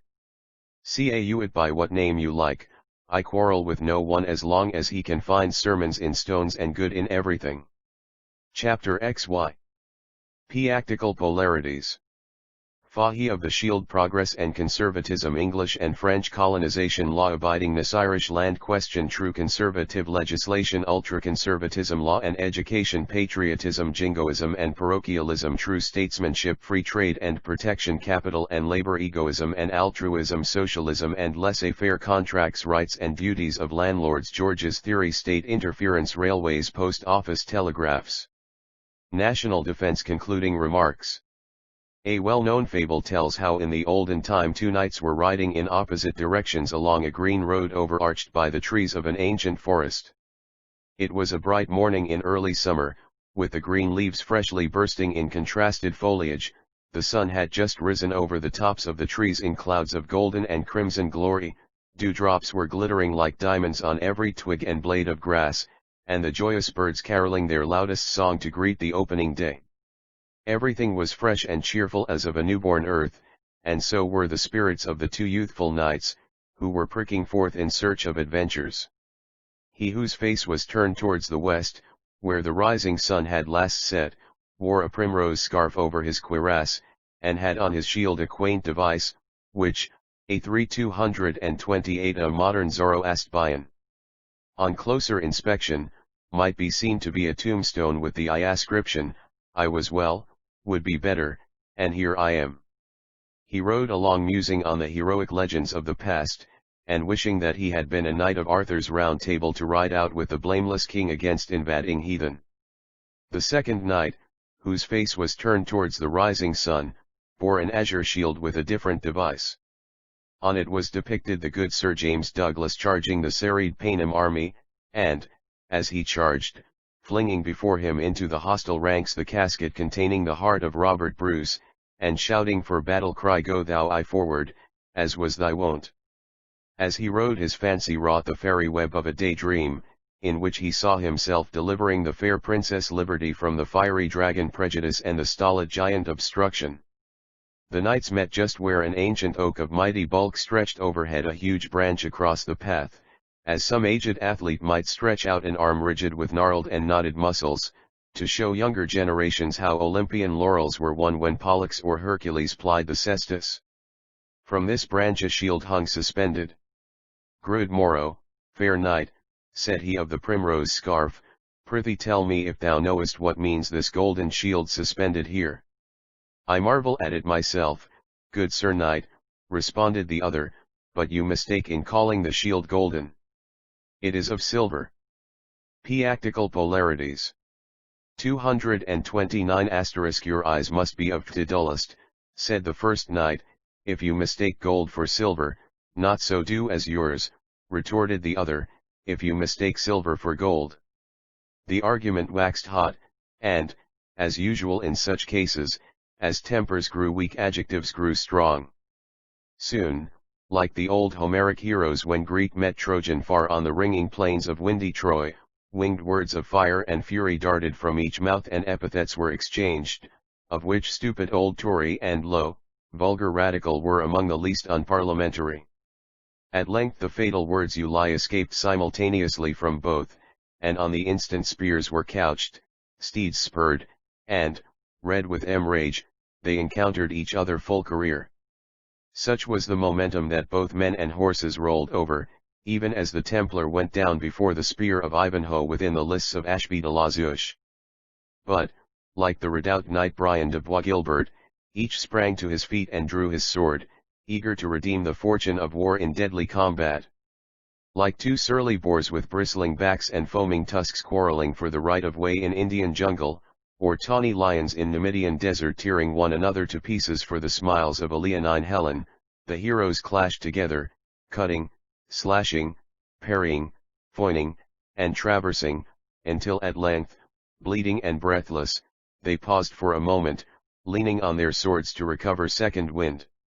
Just then an aged hermit appeared on the scene, drawn thither by the sound of the combat. My pause, sons, he said, and tell me what is the cause of this furious encounter. 230 Amodi and Zoroastrian yonder false villain protests, said the one, that the shield which hangs there is of gold. And that lying varlet persists that it is of silver *, said the other. The hermit smiled, and said, hold your hands, good sirs, for a single moment, and use your remaining strength to exchange places and look at the opposite side of the shield. They obeyed his words, and found to their confusion that they had been fighting in a quarrel in which each was right and each wrong. Father, they said, we are fools. Grant us thy pardon for our folly and absolution for our sin. Absolution, said the hermit, is soon granted for faults which arise from the innate tendency of poor human nature. Wiser and older men than you are prone to see only their own side of a question.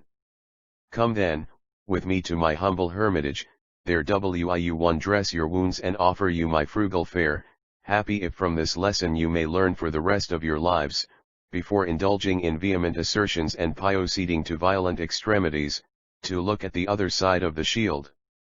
The application of this fable to the polarity of politics will be obvious to every intelligent reader. As the earth is kept in its orbit by the due balance of centripetal and centrifugal forces, So is every civilized society held together by the opposite influences of conservative and progressive tendencies. The conservative tendency may be likened to the centripetal force which binds the mass together, while the progressive one resembles that centrifugal force which prevents it from being concentrated in a rigid and inert central body without life or practical polarities. 231 Motion. As Herbert Spencer truly says, from antagonistic social tendencies there always results not a medium state, but a rhythm between opposite states. Now the one greatly preponderates, and presently, by reaction, there comes a preponderance of the other. So it is with the antagonism of conservative and liberal tendencies. In the societies of the ancient world, and to the present day in the East, the conservative tendency unduly preponderates, and they crystallize into inert masses in the form of despotisms, and of sacerdotal or administrative hierarchies.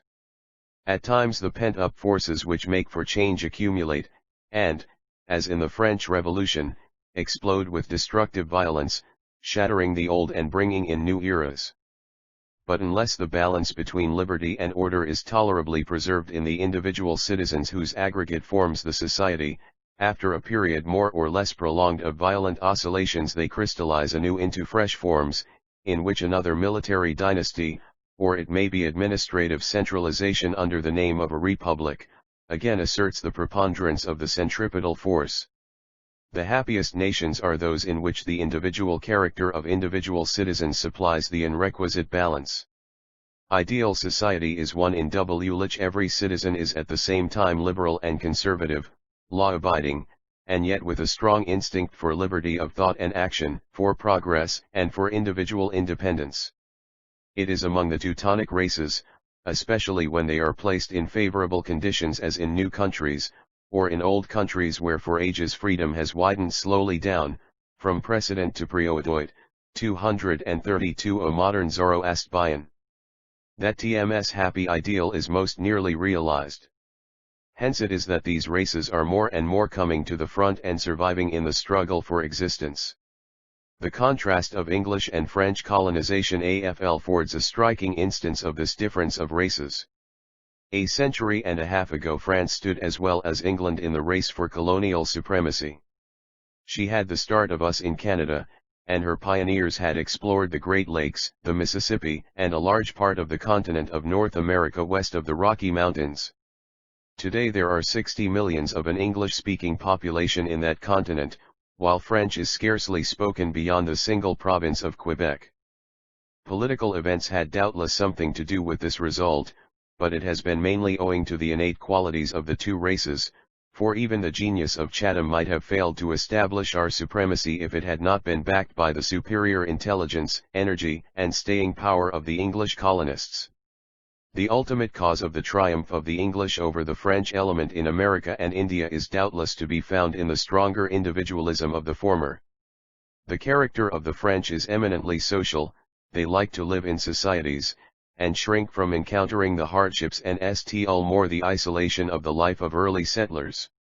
They like to be administered, and shrink from the responsibility of hewing out, each for themselves, their own path in the relations of civil life or in the depths of primeval forests. It is so to the present day, and they fail conspicuously in creating a large French population even at their own doors in Algeria, while in their more distant colonies they conquer and annex, but to see their compiactio polarities. 233 Mers fall into the hands of English, Germans, and Chinese, as in Cochin China, or to stagnate as in New Caledonia. As a witty French writer puts it, the trade of a remote French colony may be summed up as imports, absinthe, and cigars, exports, stamped paper, and red tape. Individualism in this case has been fairly pitted against socialism, and has beaten it out of the field by the verdict of fact, which is more conclusive than any amount of abstract argument. To return, however, to the field of politics. Where the essential quality of being law-abiding is wanting in individuals, it is hopeless to look for real liberty. The centripetal force in societies, as in planets, must be supplied somehow, or they would fly into dissolution, and if not by the integration of the tendencies of the individual units, then by external restrictions. Socialists may be allowed to make inflammatory harangues in a non-explosive atmosphere, but hardly to let off their fireworks in a powder magazine. In order, however, that a nation shall be law-abiding, it is essential that the great majority should feel that, on the whole, the law is their friend. It is not in human nature to love that which injures, or to respect that which is felt to be unjust. The volcanic explosion of the French Evolution was due to the feeling of the French nation, with the exception of a few courtiers, nobles, and priests, that the existing order of things was their enemy, and law a tool in the hands of their oppressors. Even among English-speaking races we find, in the unfortunate instance of Ireland, that under specially unfavorable circumstances the same effects may be produced by the same causes. What has English law practically meant for centuries to an average peasant of 234 a modern Zoroastrian? Kari or Connemara? It has meant an irresistible malevolent power, quickly comes down on him with writs of eviction to compel him to pay a high rent on his own improvements. More than half the population of Ireland consists of tenants and their families occupying small holdings, paying less than 10 a year of rent. Of an immense majority of these small holdings two things may he safely asserted: first, that the total gross value of the produce is insufficient, after paying the rent, to leave a decent subsistence for the cultivator. Secondly, that this rent is levied to a great extent on the improvements of the tenant or his predecessors. Throughout the poorer parts of Ireland the greater part of the soil, in its natural state of bog or mountain, is not worth a rent of a shilling an acre, but some poor peasant, urged by the earth hunger which results from the absence of other sources of employment, squats upon it, builds a wretched cottage, delves, drains, fences, and reclaims a few acres of land so as to bear a scanty crop of oats and potatoes. When he has done so the landlord or landlord's agent comes to him and says, "This land is worth 10 or 15 shillings an acre, according to the standard of rents in the district, and you must pay it or turn out," and the law backs him in saying so by writs of eviction and police. Put yourself in poor Pat's place, and say if you would love the law and be law-abiding. It would take me too far from the scope of this volume into the field of contemporary politics if I attempted to point out who is to blame for this state of things, or what are the remedies. It is enough to say that this is the real Irish problem, and to point to it as an instance of the calamitous EFIX which inevitably practical polarities. 235 follow when the instincts of a whole population are brought by an unfavorable combination of circumstances into necessary and natural antagonism with the laws which they are bound to obey. Conservative legislation, by whatever party it is introduced, really means making the law correspond with the common sense and common morality of all except the criminal and crotchety classes, so that the majority may feel it to be their friend. For instance, the most truly conservative measure of recent times was probably that which legalized trades unions and gave working men full liberty to combine for an increase of wages.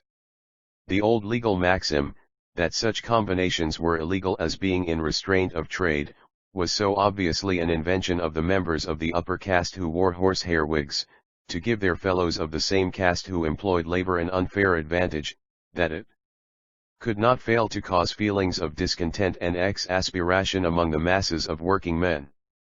By its repeal the sting has been taken out of socialism, and the British working man has come to be, in the main, a reasonable citizen, on whom incitements to violence in order to inaugurate utopias, fall as lightly as the bowlings of the barren east wind on the chimney tops. It has led also to reasonable and peaceful adjustment of disputes between employers and laborers by arbitration and sliding scales instead of by strikes and lockouts. In the United States of America the law-abiding instinct is even stronger. Find that strikes attended with violence are almost always confined mainly to the foreign element of recently imported immigrants, and that the native-born American citizen 236 a modern Zoroastrian considers the laws as MS own laws, and is determined to have them respected. The balance between the conservative and progressive tendencies is, however, at the best, always imperfect, and inclines too much sometimes in one and sometimes in the other direction. In England the conservative tendency has had on the whole too much preponderance. I do not speak of political institutions, for in these of late years the balance has been pretty equally preserved, but in practical matters there is still a good deal of old-fashioned stolid obstruction. This is most apparent in law and in education. The common or judge-made law, though on the whole well-intentioned and upright, is fettered by so many technicalities and musty precedents, that it fails in a great many instances to be, what civil law ought to be, a cheap, speedy, and intelligible instrument for enforcing honest dealings between man and man. One of our greatest railway contractors once said to me, if I want to make an agreement which shall be absolutely binding, I make it myself on a sheet of notepaper. If I want to have a loophole, I send it to my lawyer to have it drawn up in legal language and engrossed on sheets of parchment. Another man of large experience in commercial and financial matters laid down this axiom: if you want to know what is the law in a doubtful case, reason out what is the common sense view of it, and assume that the direct opposite is probably the law. These may be extreme instances, as all such epigrammatic sentences generally are, but it is undeniable that they have a considerable basis of sub-45 tangential truth, and that law, with its dilatory processes, its enormous expense, and its uncertain conclusions, may practical polarities. 237b, and often is, not an instrument of justice, but a weapon in the hands of an unscrupulous adventurer or of a dishonest rich man, to extort blackmail or to defeat just claims. Again, what nation but England would tolerate so long a system of land law, so bristling with antiquated technicalities, so tedious, and so expensive, as almost to amount to a prohibition of the transfer of land in small quantities, or could let the private interests of a mere handful of professional lawyers stand in the way of a codification of laws and a registration of titles? Education is another subject which shows how difficult it is to move the sluggish ultra-conservative instincts of the English mind in the direction of progress, when not stimulated by political conflict. What is education? The word tells its own story. It is to draw out, not to cram in, to unfold the capacities of the growing mind, strengthen the reasoning faculty, create an interest in the surrounding universe, in a word, to excite a love of knowledge and impart the means of acquiring it. For the mass of the population, education is necessarily confined in a great measure to the latter object. The 3 Rs reading, writing, and arithmetic are indispensable requisites, and the acquirement of these, with perhaps a few elements of history and geography, absorbs nearly all the time and opportunity that can be afforded for attendance at school. For any culture beyond this the great majority must depend on themselves in after life. But there are a large number of parents of the upper and middle classes who can and do keep their children at school for 8 or 10 years, and spend a large sum of money in giving them what is called a higher education. What is there to a 238 Mohammedan Zoroastrian show for this time and money, even in the case of the highest schools, which ought to give the highest education? The credit side, a little Latin and less Greek, plenty of cricket and athletics, good physical training, and, best of all, on the whole a manly, honorable, and gentlemanlike spirit. But on the debit side, absolute ignorance, except in the case of a few unusually clever and ambitious boys, of that a cultivated man of the 19th century ought to know. No French, no German, and, what is worse, no English. The average boy can neither write his own language legibly nor grammatically, and, if he goes straight from a public school into a competitive examination, stands an excellent chance of being plucked for spelling. And, what is worst of all, he not only knows nothing, but cares to know nothing. His reasoning faculty has never been cultivated, and his interest in interesting things has never been awakened. What is the first lesson he has had to learn? Propria qui maribus dicantur mascula dicas, that is, words appropriated to males are called masculine lesson, which elicits as much reasoning faculty, and creates as much interest, as if he had been made to commit to memory that things made of gold are called golden. Suppose instead of this that the lesson had been that 2 volumes of hydrogen combine with 1 volume of oxygen to form water. The exercise to the memory is the same, but how different is the amount of thought and interest evoked, especially if the experiment is made before the class and each boy has to repeat it for himself. How many new subjects of interest would this open up in the mind of any lad of how average intelligence? Strange that there should be airs other than the air we breathe, which can be practical polarities. 239 weigh, glide and measured, and that two of them by combining shall produce their exact weight of a substance so unlike them as water. Or if the exercise of a class were to look through a microscope at the leaf of a plant or wing of an insect, and try who could best draw what they had seen and write a description of it in a legible hand and in good English, how many faculties would this call into play compared with the dull routine of parsing a Latin sentence or writing a halting copy of 3 RREEK iambics?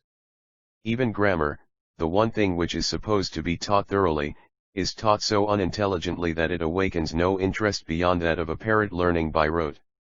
From propria qua 3 maribus the scholar passes to as in presenti perfectum format in avi, without an attempt to explain what language really means, how it originates from root words, and how these inflections of as and avi are part of the devices which certain families of mankind, including our own, have invented as a mechanism for attaching shades of meaning, such as present and past, to the primitive root.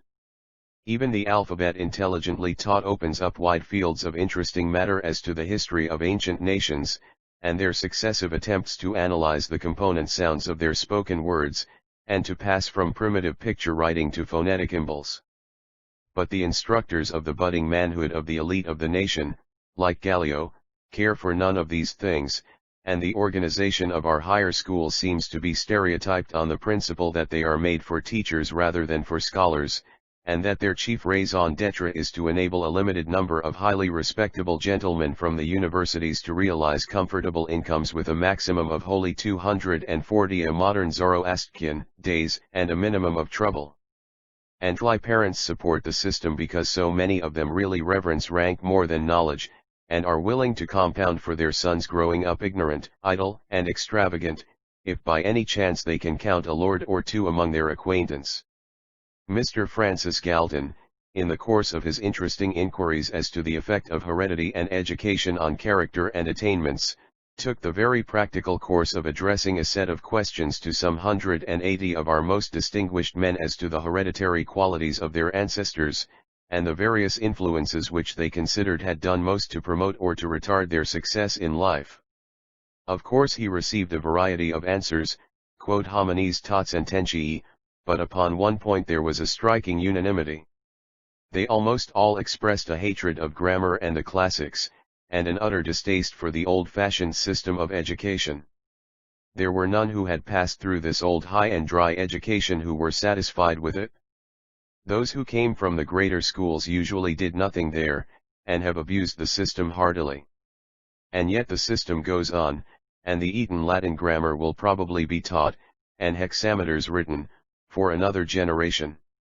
Surely the needle swings here too strongly towards the negative or obstructive pole. The instances are so numerous in social and practical life in which it is necessary to look at both sides of the shield that the difficulty is in selection.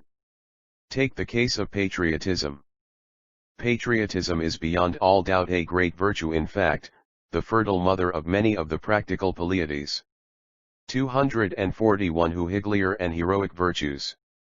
Does not sympathize with the legends of Wallace and William Tell, and sorn with Walter Scott, the man with soul so dead who never to himself has said, "This is my own, my native land," one, and yet how thin a line of partition separates it from narrow-minded arrogance and insolent ignorance. Efflected in the latter form from Paris, in hysterical shouts a now of Berlin, K Berlin. And now has perfied Albion. We see it chauvinism, and recognize it as an unlovely exhibition. But call it jingoism, and let it take the form of the bellowings of some stupid view, as the red flag, now of a French and now of a Russian scare, crosses his line of vision, and we are blind to its deformity. Still there is another side to the shield, for even jingoism, which is only another word for patriotism run mad, is more respectable than the opposite extreme of a sordid and narrow-minded parochialism, which shrinks behind the silver streak, measures everything by the standard of pounds, shillings, and pence, and, with what Tennyson calls the craven fear of being great, groans over the responsibilities of extended empire.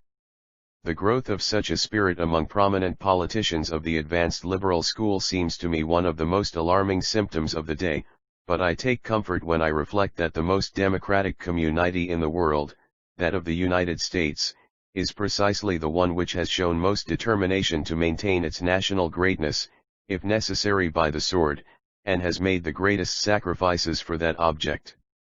If 242 a modern Zoroastrian copperheads were a miserable minority in America, why should we be afraid of our English copperheads ever becoming a majority in Old England?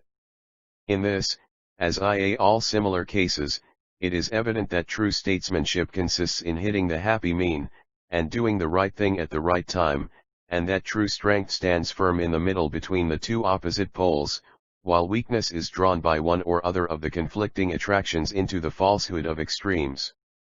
When Sir Cobert Peel some 40 years ago announced his conversion by the unadorned eloquence of Richard Cobden, and free trade was inaugurated, with results which were attended the most brilliant success, everyone expected that the conversion of the rest of the civilized world was only a question of time, and that a short time. Few would have been found bold enough to predict that 40 years later England would stand almost alone in the world in adherence to free trade principles, and that the protectionist heresy would not only be strengthened and confirmed among continental nations such as France and Germany, but actually adopted by large and increasing majorities in the United States, Canada, Australia, and other English-speaking communities. Yet such is the actual fact at the present day. In spite of the Cobden Club and of arguments which to the average Englishire mind appear irresistible, free trade has been steadily losing ground for the last 20 years, and nation after nation, colony after colony, sees its protectionist majority increasing and its free trade minority dwindling. Practical polarities. 243 It is evident there must be some real cause for a universal phenomenon. In countries like France and Russia we may attribute it to economical ignorance and the influence of cliques of manufacturers and selfish interests, but the people of Germany, and still more of the United States, Canada, and Australia, are as intelligent as ourselves, and quite as shrewd in seeing where those interests really lie. They are fettered by no traditional prejudices, and their political instincts rather lie towards freedom and against the creation of anything like an aristocracy of wealthy manufacturers. And yet, after years of free discussion, they have become more and more hardened in their protectionist heresies. What does this prove? That there are two sides to the shield, and not, as we fancied in our English insularity, only one. Free trade is undoubtedly the best, or rather the only possible, policy for a country like England, with 30 millions of inhabitants, producing food for less than half the number, and depending on foreign trade for the supplies necessary to keep the other half alive. It is the best policy also for a country which, owing to its mineral resources, its accessibility by sea to markets, its accumulated capital, and the inherited qualities, physical and moral, of its working population, has unrivaled advantages for cheap production. Nor can any dispassionate observer dispute that in England, which is such a country, free trade has worked well. It has not worked miracles, it has not introduced an industrial millennium, the poor are still with us, and it has not saved us from our share of commercial depressions. But, on the whole, national wealth has greatly increased, and, what is more important, national well 244 a modern Zoroastrian being has increased with it, the mass of the population, and especially the working classes, get better wages, work shorter hours, and are better fed, better clothed, and better educated than they were 40 years ago. This is one side of the shield, and it is really a golden and not an illusory one. But look at the other side. Take the case of a country where totally opposite conditions prevail, where there is no surplus population, unlimited land, limited capital, labor scarce and dear, and no possibility of competing in the foreign or even in the home market with the manufactures which, with free trade, would be poured in by countries like England, in prior possession of all the elements of cheap production. It is by no means so clear that protection, to enable native industries to take root and grow, may not in such cases be the wisest policy. Take as a simple illustration the case of an Australian colony imposing an import duty on foreign boots and shoes. There is not a doubt that this is practically taxing the immense majority of colonists who wear and do not make these articles. But, on the other hand, it makes the colony a possible field for emigration for the shoemakers of Europe, and shoemaking a trade to which any Australian with a large family can bring up one of his sons. Looking at it from the strict point of view of the most rigid political economist, the maximum production of wealth, which is the better policy. The production of wealth, we must recollect, depends on labor, and productive labor depends on the laborer finding his tools, that is, employment at which he can work. Laborer who cannot find work at living vs ages is worse than a zero, he is a negative quantity as far as the accumulation of wealth is concerned. On the practical polarities. 245 other hand, every workman who finds work, even if I and may not be of the ideally best description, is a wealth-producing machine. What he spends on himself and his family gives employment to other workmen, and the work must be poor indeed if the produce of a year's labor is not more than the cost of a year's subsistence. The surplus adds to the national capital, and thus capital and population go on increasing in geometrical progression. The first problem, therefore, for a new or a backward country is to find a fair day's wages for a fair day's work, for as many hands as possible. The problem of making that employment the most productive possible is a secondary one, which will solve itself in each case rather by actual practice than by abstract theory. This much, however, is pretty clear, that in order to secure the maximum of employment it must be varied. All are not fit for agricultural work, and, even if they were, if the conditions of soil and climate favor large estates and sheep or cattle runs rather than small farms, a large amount of capital may provide work for only a small number of laborers. On social and moral grounds, also, apart from dry considerations of political economy, progress intelligence, and a higher standard of life are more likely to be found with large cities, manufactures, and a variety of industrial occupations than with a dead level of a few millionaires and a few shepherds, or of a few landlords and a dense population of poor peasants. If protection is the price which must be paid to render such a larger life possible, it may be sound policy to pay it, and the result seems to show that neither it nor free trade is inconsistent with rapid progress, while, on the other hand, neither of them 246 a modern Zoroastrian affords an absolute immunity from the evils that dog the footsteps of progress, and from the periods of reaction and depression which accompany vicissitudes of trade. Here, as in other cases, there are two sides of the shield, and true statesmanship consists in seeing both, and doing the right thing, at the right place, and at the right time. If free trade is, as we believe, ultimately to prevail, it will be an affair of time. The real trial of protection comes when it has stimulated production to a point which gluts the home market and leaves a surplus which must be exported. Exports of articles the cost of which has been artificially raised by protection, cannot compete in the world's market with the cheaper products of free trade countries. Vicissitudes therefore of prosperity and depression must tend to become more frequent and more severe, and, if production goes on, a point must be reached where, at whatever cost, it must either be arrested or made capable of competing in the wider market. The United States are probably not far from such a point, and it would have been already reached but for the immense and unexhausted resources of that vast continent.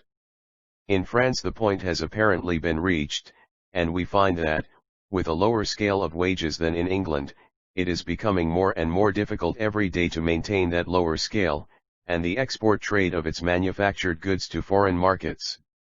Protection, leading to higher wages and profits than can be permanently maintained, and artificially enhancing the cost of living to the working classes, threatens, more and more every day, to introduce strained relations between capital and labor in most countries of Europe. The relation between capital and labor affords a good piaccio al polarities. 247 Instance of the inevitable error of applying hard and fast logical conclusions to the complex and ever-varying problems of actual life. Ricardo and other distinguished writers on political economy have assumed that the two constitute a fundamental antagonistic polarity. Wealth, they say, is the joint product of capital and labor, and, as in the case of a cake which has to be divided between C and L, the more C gets the less is left for L, and vice versa. The theory sounds plausible, but what says fact? In the most unmistakable manner it pronounces, as the outcome of practical experience, that the profits of capital and the wages of labor rise and fall together. High profits mean high wages, rising profits rising wages, falling profits falling wages. It has been proved so in 1,000 instances, and not one can be quoted where the one factor has varied in an inverse, and not in a direct, ratio with the other. It is obvious that there must be some fallacy in Ricardo's argument. The fallacy is this: he assumes the cake to be of fixed dimensions, whereas in point of fact it varies, sometimes diminishing to zero, or even to a negative quantity, at others expanding to many times its original size. New goldfield is discovered in a remote country, and forthwith profits rise to cent per cent and wages to a pound a day. A bad season and depression of trade overtake an old country, and the gross value of the produce of many a farm is insufficient to cover expenses and depreciation, even if the laborers worked for nothing. The polarity is therefore confined to the limited and temporary case of the division of the profit, where there is a profit, in particular trades and in individual instances. And this is regulated mainly by the accused-tomed scale of wages and standard of living of the work 248. A modern Zoroastrian men, and their opportunities of finding employment elsewhere if dissatisfied with the terms offered to them. On the whole, it may be said that capital has the best of it on a rising, and wages on a falling, market. Manufacturer or mine owner's profit may rise from 5 to 20%, without quadrupling the rate of wages, but, on the other hand, it may fall from 20% to 5, or even for a time below zero, without a proportionate diminution in the price paid for labor. Capital is, in fact, the great insurer of labor, the flywheel which regulates the motion of the industrial machine. This will be best illustrated by a practical instance. The Brighton Railway Company for several consecutive years paid no dividend, or only a trifling amount, on the shareholders' capital, but during the whole of this time it gave steady employment at good wages to upwards of 10,000 workmen.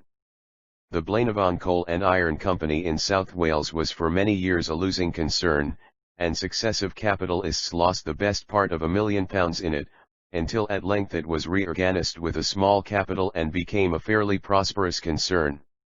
During the whole of this time it gave employment at fair wages to several thousand workmen. Which had the best of it in these two cases, capital or labor, and where would the workmen have been on any communistic or cooperative system? In fact, it will be apparent to anyone who study dispassionately the statistics of any line of inquiry, such as the scale of wages, the price of provisions, the accumulations of savings banks and provident societies, and see, for the last 20 years, that the working classes have had the lion's share of the vast increase which has taken place in the wealth and income of Piaccio al Palacides. 249 AM The Nation. I glad that it is so, for it is better, both morally and politically, that the condition of the masses should be improved, and their standard of living raised, than that capital should accumulate too exclusively in large masses. There is a good deal to be said for such large accumulations. Let us go to the United States of America for an illustration, where everything is on a large scale, and colossal fortunes have been made in a few years. The modus operandi by which most of these fortunes have been made may be described according to the way we look at it, either as railway jobbing or as pioneering the way in useful enterprise. The construction of the first railway across the continent to California is a typical instance. Clique or syndicate of wealthy speculators make surveys and estimates of a line across deserts and over mountain ranges, and ascertain pretty accurately what it will cost. They form a company with a capital of double that cost, and by subventions from the government, grants of land, and sale of mortgage bonds, raise the half really required and hold the other half in shares as profit in paper. The line is made, and if the traffic turns out well, and there is a period of speculation in the money market, the paper is turned into dollars, and, if the line really costs, say, 10,000,000 Z, or 20,000,000, the promoters realize an equal amount as profit. This has two sides to it. It is doubtless bad for the public to have to pay rates which give a return on twice the actual cost, and the possession of a close monopoly in the hands of a few millionaires may be abused to the detriment of individual traders. But, on the other hand, the railway could not have been made in any -250 a modern Zoroastrian other way. If it had been necessary to wait until the slow growth of population ensured such a traffic would induce the ordinary public to subscribe for shares at par, you might have waited for 20 years before a single mile of railway was made west of the Mississippi. Nor is this all. The enormous profit realized in the first of these enterprises led to a rush of rich speculators into the lottery of pushing railways ahead of traffic, in which there were such magnificent prizes. The continent was covered by new railways built to create new traffic rather than to provide for that which already existed. And the traffic was created, though, as the lottery contained blanks as well as prizes, many of the original promoters were ruined. The second great line spanning the continent, the Northern Pacific, ruined two successive sets of promoters, and is only now beginning to be moderately successful. But the final result has been that while British India, which went on what may be called the respectable system of getting a pound's worth of work for every pound raised, has only 12,000 miles of railway, the United States, under the speculative system, has got 120,000 miles. I cannot doubt that the national wealth of America is greater at the present day than if there had been no Jay Goulds or Vanderbilts, and the construction of her railways had been delayed on the average for 20 years. The contrast between labor and capital, or free trade and protection, is only a particular case of the larger polarity between what is called in scientific language egoism and altruism, or, in more popular phraseology, individualism and socialism. According to one theory, the best result is obtained by leaving practical polarities. 251 individuals as free as possible to act on their own suggestions of their duties and interests, and confining the intervention of the state to enforcing laws for the protection of life and property, and such measures as are obviously necessary for the safety of society. According to the other theory, the state ought to interfere wherever the results of individual liberty lead to abuses, and should endeavor to create a society as near to ideal perfection as possible, by administering and regulating the public and private affairs of its citizens. It is obvious that the question has two sides, that extreme conclusions in either direction are, as is always the case, invariably false. Individualism carried too far would disintegrate society. It would be impossible to leave it to the short-sighted selfishness of every citizen to say whether an army and navy should be maintained for national defense, and taxes should be levied for their support.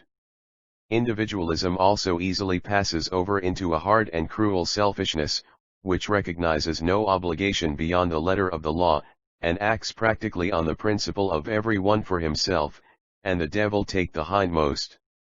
It is this phase of individualism which makes enthusiasts and men of strong moral and religious sympathies declaim so vehemently against laissez-faire, and cry aloud, like Carlyle, for a hero or benevolent despot who is to scourge humanity into the practice of all the virtues.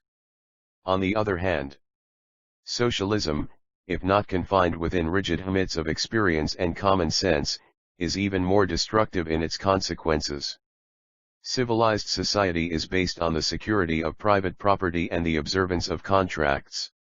If these are liable, not merely 252 a modern Zoroastrian, to be regulated in extreme and exceptional cases, but to be absolutely condemned in principle, as by socialists of the Proudhon school, who declare, la propriété c'est le vol or overruled and set aside whenever they are thought to conflict with humanitarian scruples or sentimental aspirations, society would be dissolved into its elements, to crystallize anew about some military dictator or other strong form of repressive government, who could restore it to a state of stable equilibrium in accordance with these fundamental laws. No society based on the community of goods has ever existed, except on a very limited scale and for a very short time, under some strong temporary influence such as religious excitement. In the early Christian Church it only existed as long as its members were a handful of humble individuals who were impressed with the idea that the end of the world was close at hand, and that sacrifices made on earth would be repaid at an early day with compound interest in heaven. They acted on what was almost as much a principle of enlightened selfishness as if they had placed their money on the best possible security at the highest possible interest. The only existing society, as far as I am aware, which has everything in common, is a small sect of Shakers in the United States, which owes its limited success to two conditions: first, that there is no marrying or giving in marriage; secondly, that a member invented a patent rat trap, conditions which are hardly likely to survive in the struggle for life and become a type for general adoption. The nearest approach to communism in practical operation on a large scale is that of the village practical polarities. 253 munities of Russia and parts of India, which certainly show no signs of being progressive types destined to gain ground. On the contrary, they fail to fulfill what is the first condition of an agricultural community, that of obtaining a fair average produce from the soil, and the more enterprising and intelligent mujiks or riots invariably seek to obtain something which they can call their own and are not obliged to share with the idle and improvident. Conclusive objection to all schemes of socialism or communism is, that they not only crush out all individual initiative and enterprise in material life, but that they also destroy incentives to individual charity and benevolence. Make sacrifices to help others, if they are already helped at your expense by the state. This is no theoretical objection, but has been proved practically by the history of the poor laws. What scope for individual charity was there in a parish that in Buckinghamshire, where under the old poor law the rate had risen to 20 shillings in the pound, and the cultivation of the soil was abandoned? Or even in less extreme cases, anyone who is acquainted with remote rural parishes inhabited by cotters and small farmers must be aware that the poor law operates strongly to destroy the feeling of manly independence and family affection which induced the poor to support their own aged and infirm relatives.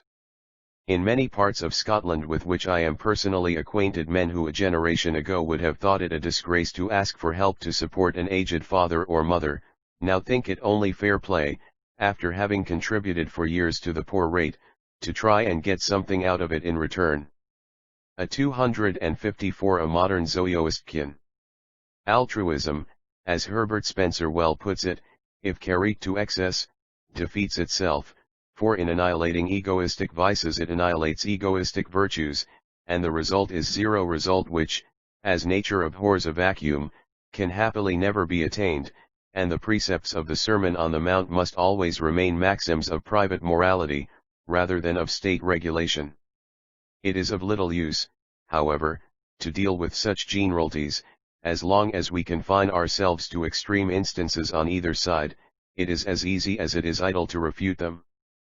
Profitable discussion only begins when we enter on the wide intermediate space which lies between the extreme frontier provinces, and, instead of arguing for absolute conclusions, endeavor to discover the happy mean in doubtful cases, where there really are limitations of time and circumstance, and a good deal which may be reasonably said on each side of the question.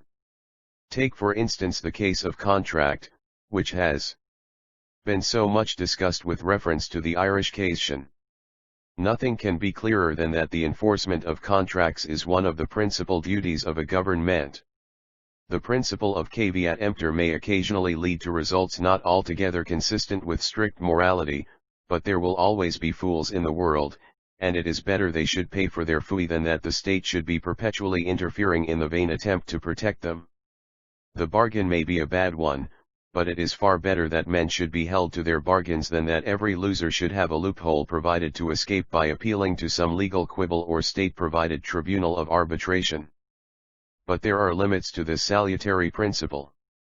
The P-actical polarities. 255 Contract must be a free one, freely entered into by parties who meet on equal terms. If it is a compulsory one, which the weaker party has practically no option of refusing, the case is altered. Thus, in the case of children, it is absurd to say that they are free agents in contracting for the disposal of their labor, and the state properly interferes by factory acts to limit the number of hours for which they are to work. So in the relations between landlord and tenant, whenever they meet on equal terms, and the tenant has an option of either taking or refusing to take a farm at the rent asked, both sides must be held to their bargain, however disadvantageous it may turn out for either of them. But if the landlord is practically omnipotent, and the tenant has no alternative but to promise to pay an impossible rent or to be turned out on the roadside and die of starvation, it is by no means so clear that the state should enforce the bargain unless the landlord submits to equitable terms. Or again, if the rent is not due to the intrinsic value of the land, but is a confiscation of the tenant's improvements, it is far from being self-evident that the law should look only at landlord's rights and forget all about landlord's duties. It is a question rather of fact than of argument or assertion, whether such a state of things does or does not prevail at any particular time in any particular country. The contracts were fair bargains entered into by free agents, they ought to be enforced whether prices have risen or fallen, leaving it to the humanity and self-interest of landlords to make reasonable reductions. But if they were no more equal bargains than those of slaves or factory children, the state might. 256 A modern ZOKOASTEIAN. Fairly interfere to adequately equitable conditions to the enforcement of inequitable contracts. The antithesis between TB rights and duties of property, especially in TB case of land, is one that raises many nice and difficult questions. Some TBorists, like Henry George, are for solving it by ignoring TB rights altogether.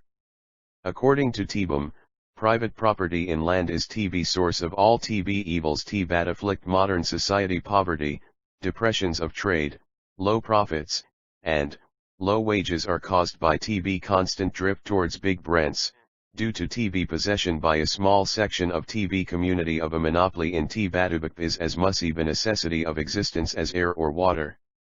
Abolish private property in land, and straightway you will bave TB millennium.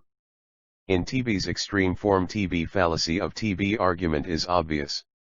You cannot stop at land, but must bave TB courage of your opinion, and go TB full length, with proudban, of denouncing all property as robbery. For if TB rigged of individual property is TB first condition of civilized society, you can bardly exclude TBat form of it in all ages and all countries. BAS been practically TB most powerful incentive to progress and civilization. Compare TB United States of America under TB or Bomestead laws, with Russia under a system of village communes, or TB California of today with TBat of 50 years ago under TB Jesuit padres, and UWIUC TBat TB desire to acquire property IA land. BAS Benubat may be called TB big pressure steam supplying TB motive power to reclaim continents and multiply population. Nor in principle is TBare any argument for TB confiscation of land would not equally apply to TB P-actical polarities. 257 Confiscation of any other sort of property, when theorists, philanthropic at other people's expense, thought that the owner had more than was good for him, or had acquired it as an unearned increment, without working for it. Suppose two men, and B, employed as engine drivers on an American railway, have each saved 100 $. The railway has been a failure, intended to reach a distant terminus, it has stopped halfway in a desert, for want of funds, and for years has paid no dividend. The $100 shares are only worth 10, and the land at the distant terminus is only worth $10 an acre. But and B are sharp fellows, and see that if speculation ever revives the line will probably be completed, and both shares and land A will become valuable. buys 10 shares with his $100, and b 10 acres of land. The boom comes, the capital is found, the line completed, and the shares rise to par, and the land to $100 an acre. And b have each realized $900 by what may be described, as you like to put it, either as an unearned increment or as providence and foresight. On what principle can you confiscate b's $900 because it is in land, and leave a's untouched because it is in shares? On the other hand, there is no doubt that when we come to more complex cases, in which land is held in large masses, fenced in, not by the natural right of a man to the produce of his own exertions, but by artificial legal systems of inheritance and settlement, we are on neutral ground, where fair discussion is possible as to the limitations and conditions under which the state may afford its protection. Landed property is more the creature of law, and runs greater risks in case 8258 a modern Zoroastrian revolution or communistic legislation, than personal property, which is more easily concealed or transferred. It is not unreasonable, therefore, that it should pay a higher insurance in the form of taxation, and especially when it passes by inheritance or settlement, when the new owner's title is to a great extent artificial and the creation of the law. No one can dispute the abstract justice of a succession duty on all property, landed or personal, in proportion to its amount, passing by operation of law. The only question can be as to the amount, and the expediency of confining it within limits that shall not trench on confiscation or impair the desire to accumulate capital. And in the case of land, there is no doubt that there are a good many instances in which the question of the unearned increment is raised more forcibly than in the case of ordinary property. Take a practical instance within my own knowledge, for an illustration is often better than an argument. There was a mountain property in Wales which, as a sheep or cattle farm, might be worth at the outside $800 a year. Coal and iron were discovered under it, capitalists sank pits and erected works, 2 or 3 sets lost their money, but the works were carried on, a large amount of labor was employed, and in course of time a town of some 8 or 9,000 inhabitants sprang up. The proprietor's $800 a year grew into 8,000. From fixed rents and royalties, which he has enjoyed for the last 30 years, through good times and bad, without being called on to contribute a penny towards schools, churches, roads, sewers, water, or any of the local objects necessary for the civilized existence of the population of 8,000 whose labor has added to his wealth.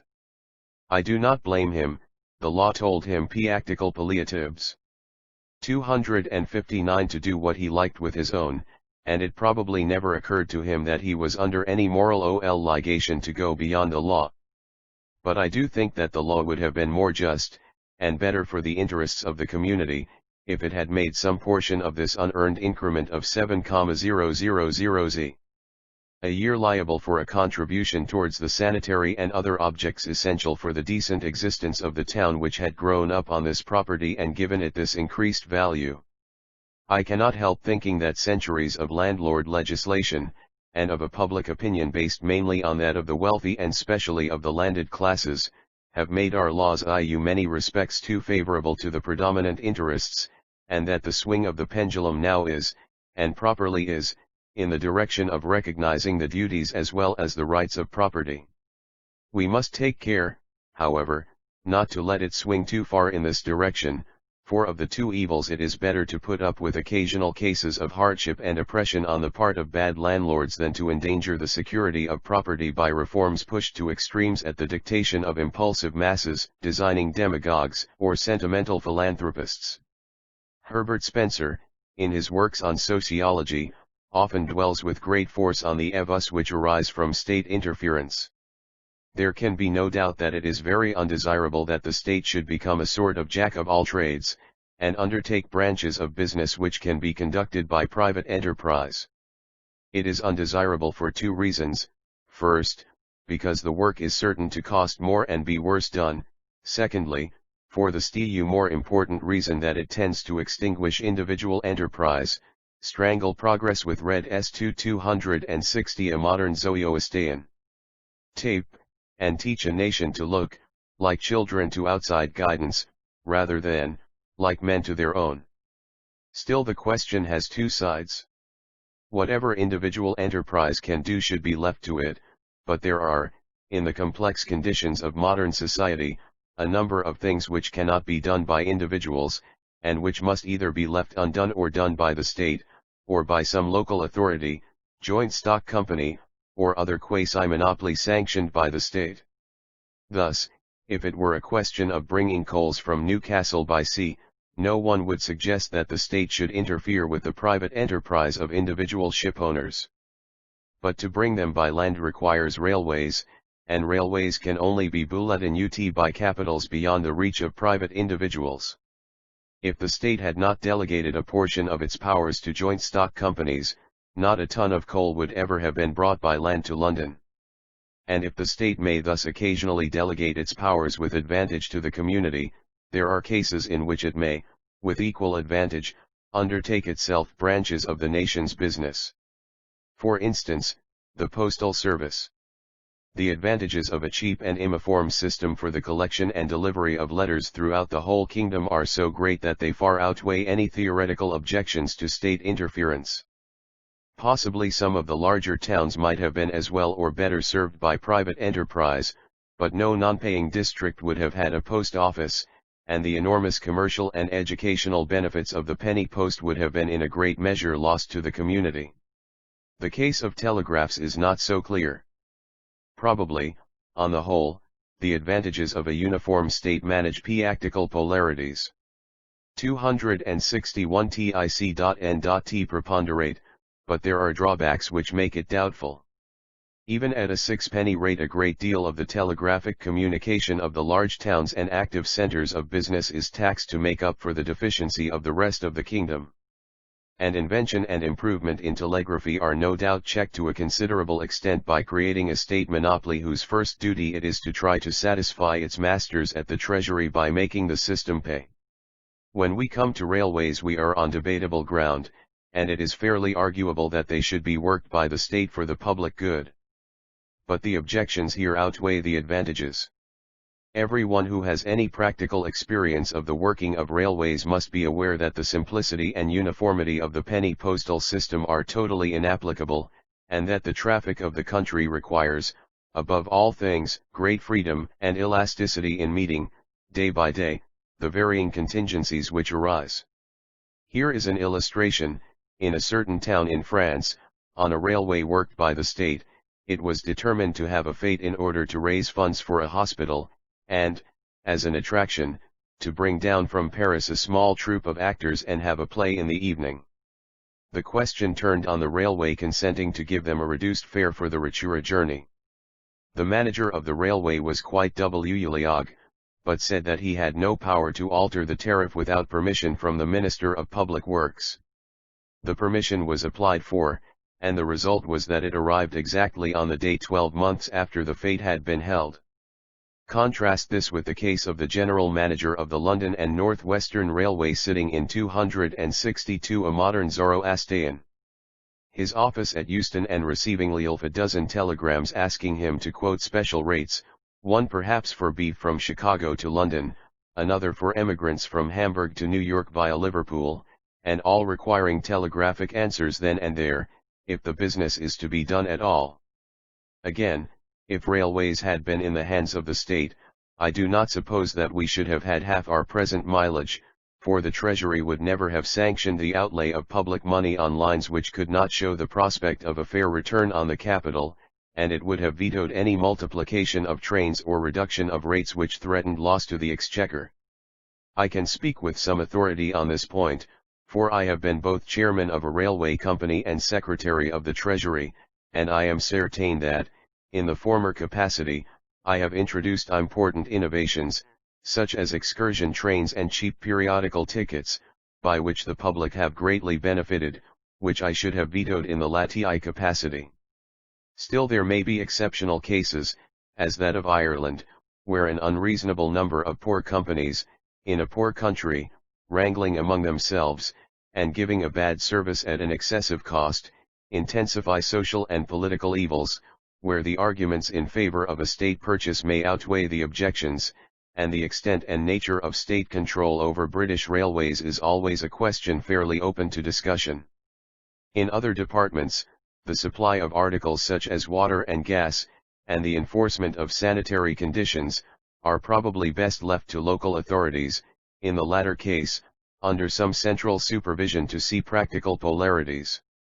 263 That cly duty is not evaded. Wherever neglect involves danger to others, as in the case of smallpox and other contagious epidemics, it is clear that the decision cannot be left to individuals, and the state is bound to interfere to enforce rational precautions. So also the state is bound to undertake trades which are essential for the protection of the nation against foreign enemies. Our dockyards and arsenals may, and doubtless do, often make mistakes and turn out expensive work, but we could not safely leave the building of ironclads and supply of cannon solely to private enterprise, for there is no such large and steady demand for such articles as would induce a number of private firms to erect works and keep up establishments adequate to supply the wants which might arise in an emergency. In all such matters, therefore, of national defense we must put up with a certain amount of drawbacks incidental to state management, and confine ourselves to endeavoring to reduce them to a minimum. And this is to a great extent within the power of the nation and its parliament, by applying common sense principles of business to national expenditure, and seeing that whue on the one hand we get as nearly as possible a pound's worth of work for every pound spent, on the other hand we do not spend 19 shillings uselessly, because some Chancellor of the Exchequer wants to gain momentary popularity by the penny-wise and pound-foolish economy of docking the extra shilling off the necessary estimates. In private life a man gets on by knowing when to spend as well as when not to spend, and true economy has no greater foe than spasmodic parsimony alternating almost certainly with spasmodic extravagance. It would be 264 a modern Zoroastrian. Easy to multiply instances, for there are few phases of political and practical life to which the principle of polarity does not apply, where extremes are not false, and where there is not a good deal to be said on both sides of the question. But the very obviousness of the principle makes it difficult to deal with it generally without degenerating into commonplace, while to trace its application exhaustively in any one instance would require a volume. Those who wish to pursue the subject further will do well to study the works of Herbert Spencer, where they will find the application of general principles to all the problems of sociology treated with a depth of philosophic insight and an abundance and aptness of illustration which I cannot pretend to equal. My ambition is of a humbler nature. I do not expect to set the Thames on fire, or to produce a revolution in modern thought, but I do hope that the views which I have endeavored to express may do somewhat to make some readers more tolerant and charitable in their judgments, less bitter and one-sided in controversy, and that whatever truth there may be in ideas will contribute to form a small part, neither more nor less than it deserves, of the great body of truth which is handed down from the present to succeeding generations, and which becomes, long after I am there to witness it, the inheritance of the human race in the course of its evolution. And now, before I take final leave of the reader, let me for a few moments throw the reins on the neck of fancy, and suppose myself standing with that group of Parsis by the shore of the Indian Ocean, listening to its murmured rhythm, inhaling the balmy air, watching the silver crescent of the new moon, and musing, practical polarities. 265 On the wise sayings of the ancient sage, the sum of the reflections which I have tried to embody in the preceding pages would take form and crystallize in the following sonnet. Hail! Gracious Ormuzd, author of all good, spirit of beauty, purity, and light, teach me like thee to hate dark deeds of night, and battle ever with the hellish brood of Ahriman, dread prince of evil mood, father of Hes, uncleanness, envious spite, thefts, murders, sensual sins that shun the height, unreason, ugliness, and fancies lewd. Grant me, bright Ormuzd, in thy ranks to stand, a valiant soldier faithful to the end, so when I leave this life's familiar strand, bound for the great unknown, shall I commend my soul, if soul survive, into thy hand vourless of fate if thou thine aid will lend. Index. Abaham, 186. Accumulator, the Pleotrio, 63, 64. Acetic ether, 73, 74. Acids, 69, 70. Aerobes, 87, 88. Affinities, chemical, 51, 52, 55, 68. Of Zoroastrianism and art, 212. Agriculture, 245. Ahriman, 4, 180, 202, 203, 265. Air, a cubic centimeter of, 20 pressure of, 24, 25. Aleutian Islands, 97. Allier, 95, 105, Forests of the, 97. Algonquins, funeral custom, 149. Alizarine manufactured, 86. Alkalis, 69, 70. America, woman in, 111, 112, respect for law in, 286. Amoeba, 76, 77, 82, propagation of the, 103, 104, 117. Amos, 187. Anemone, c. 104.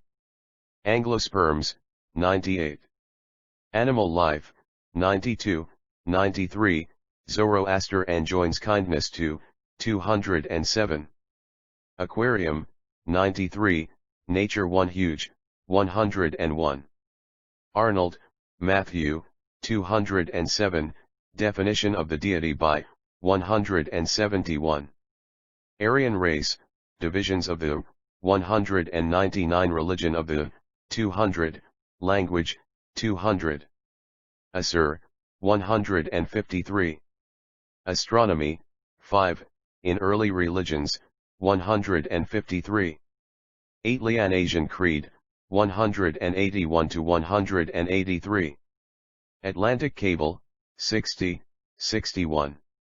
Atoms, 5, 10, 14, weight of, 16 to 17, theory of 16, elementary, 18, and their laws, 19, 22,25, vibrations of, 26, and ether, 32 and the, vortex theory, 33, 34, 36, action of heat on, 43, and chemical energy, 50, affinities and repulsions of, 51, the primary element of matter, 66, 67, polarity of, 68, in hydrates, 69, of hydrogen in acids, 69, 70, of oxygen, 70, multipolar, 71, magnetic, 72, dimensions of, 119. Augustine, 201. Australia, free trade in, 242, 245. Authorities to whom the author is indebted, ex atavism, 103, 118. Avogadro, law of, 13. Axolotl, 123. Bhakma, 86, 105. Balk, Zoroaster at, 201. Bees, reproduction of, 106. Bell, 152, 153. Berkeley, Bishop, 142. Berlin, spirit seeing in, 166. Blindness cured by hypnotism, 165. Bombay, death rate in, 1881, 1882, 218.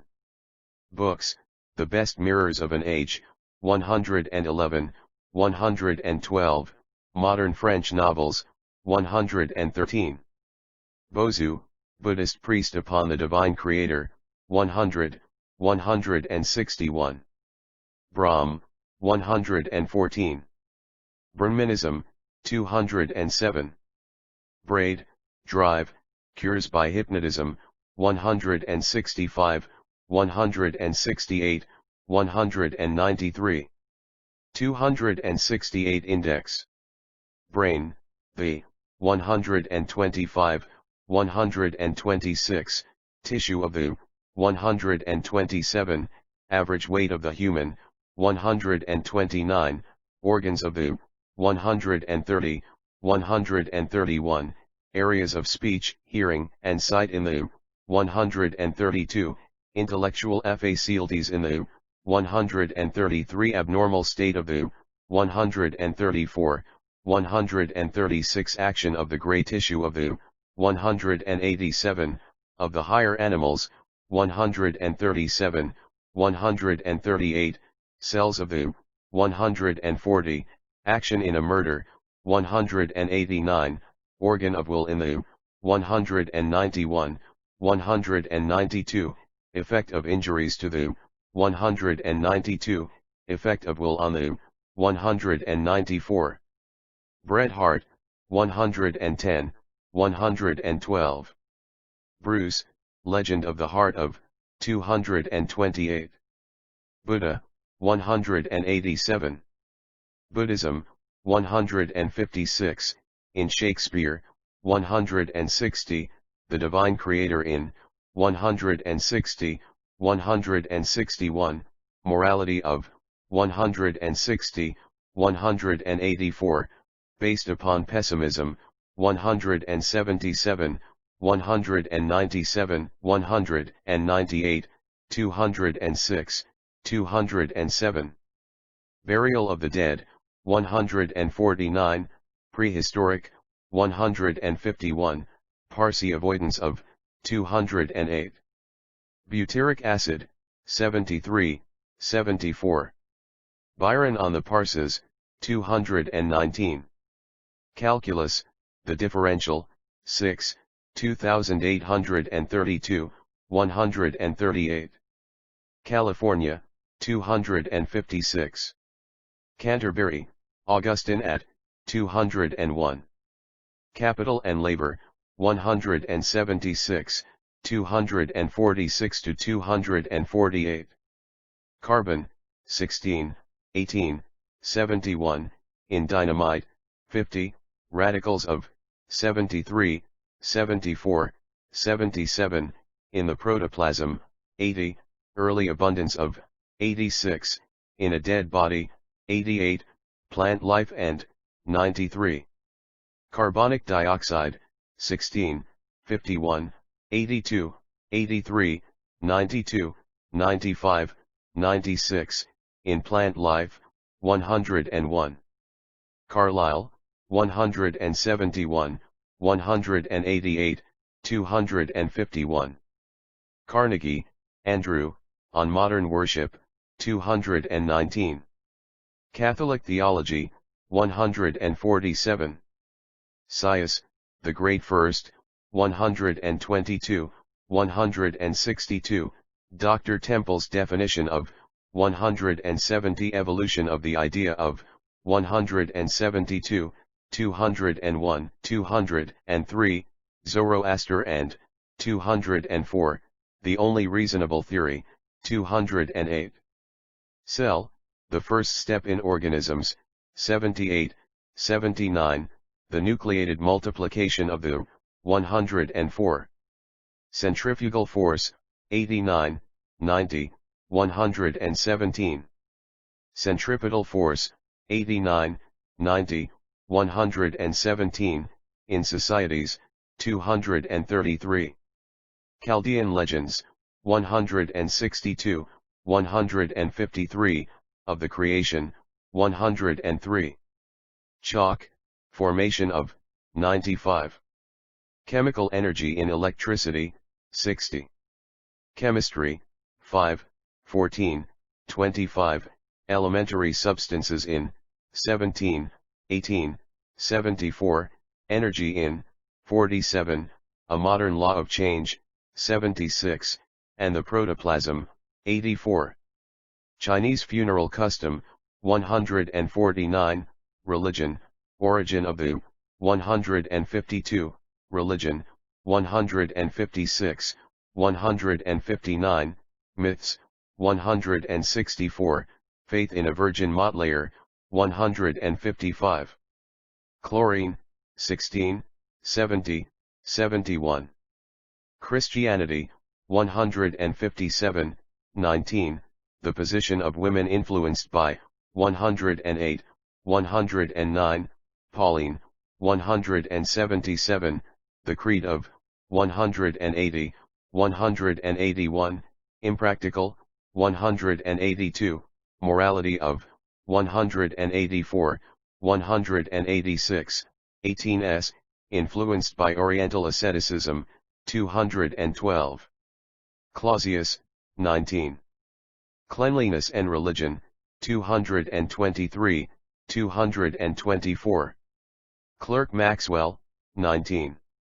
Coal, 45, 49, 97, Heat in Burning, 61,62, Land Animals Found in, 99. Cobden, Richard, 242. C. Lloyds, 77, 78, 80. Comets, 20, Supernatural Dread of, 164. Communism, 252, 253. Conceptions, R, 143. Confucianism, 184, 198. Conservative legislation, 230, in England, 236. Contract, Law W of, 264, 255. Creation, Unknown, 19, Myths of the, 152, 153. Cromwell, 213. Early Crystals, 10, 26-28. Camming, Drive, 47. Dau 6, 122, 172, His Theory of Pangenesis, 119, His Theory of Evolution, 121. David, 186. Descartes, 141. Dens, Derivation of the Word, 200. Deutsch, Emmanuel, On the Talmud, 172, 188. Diamond, the, 74, 77. Index. 269 Dionia, 96. Dog, Will in A, 39, 40, Sense of Right and Wrong in A, 193. Drunmond, Professor, 3. Dryopithecus, 100. Dynamite, 48, 50, 74, 176. Dynamo, the, 61-63. Evolution, 6, 8, 121, of Religion, 4, 155, 156, 185, 186, of Matter, 80, of Life, 100, Important Facts in the History of, 123, Does not tend to virtue, 173, 176, of Moral Ideas, 186, 191, of the Horror of Murder, 189, 190. EF, Structure of the, 61, 62 First Temperature of the, 86 Orbit of the, 22, 89, 117. Echidna, the, 124 Education, 237-240. Egypt, Ancient Tombs in, 149, 160 Animal Worship in, 150 Priests, in, 152, Astronomy in, 153, 154 A Virgin Mother worshipped in, 155, Religious Morality in, 184. Electric Energy, 47, Light Currents, Effects of, 67-59, Telegraph, 59, 60, accumulator, 61, light, 56, 57, 61, engines, 62, 63. Electricity, 2, 14, ether in, 26 nature of, 52 to 55, in pith balls, 52, 53, 71, 72, velocity of the current in, 56, and magnets, 68, 59, storage of, 64. Embryology, 106. Emerson, 7. Energy, 2, nature of, 35, 36, 38, 66, 67, of motion and position, 37, 48, transformation of, 41, 42, in heat and light, 43, 44, 47, variations of, 47, 48, molecular, 49, chemical, 50, in electricity, 64 to 67, cost of, obtained from zinc, 61, 62, conservation of, 62, 63, 139. England, Unsabatism in, 236, 237, education in, 237 to 239, free trade in, 243. English literature, 111, woman in, 112, 113, colonization, 232. Eozoon Canadiense, 99. Ethelbert, 201. Ether, 22, 36, density of, 24,25, waves, 26, 43, vibrations of, 27, attempt to identify, with atoms, 32, 35, nature of, 66.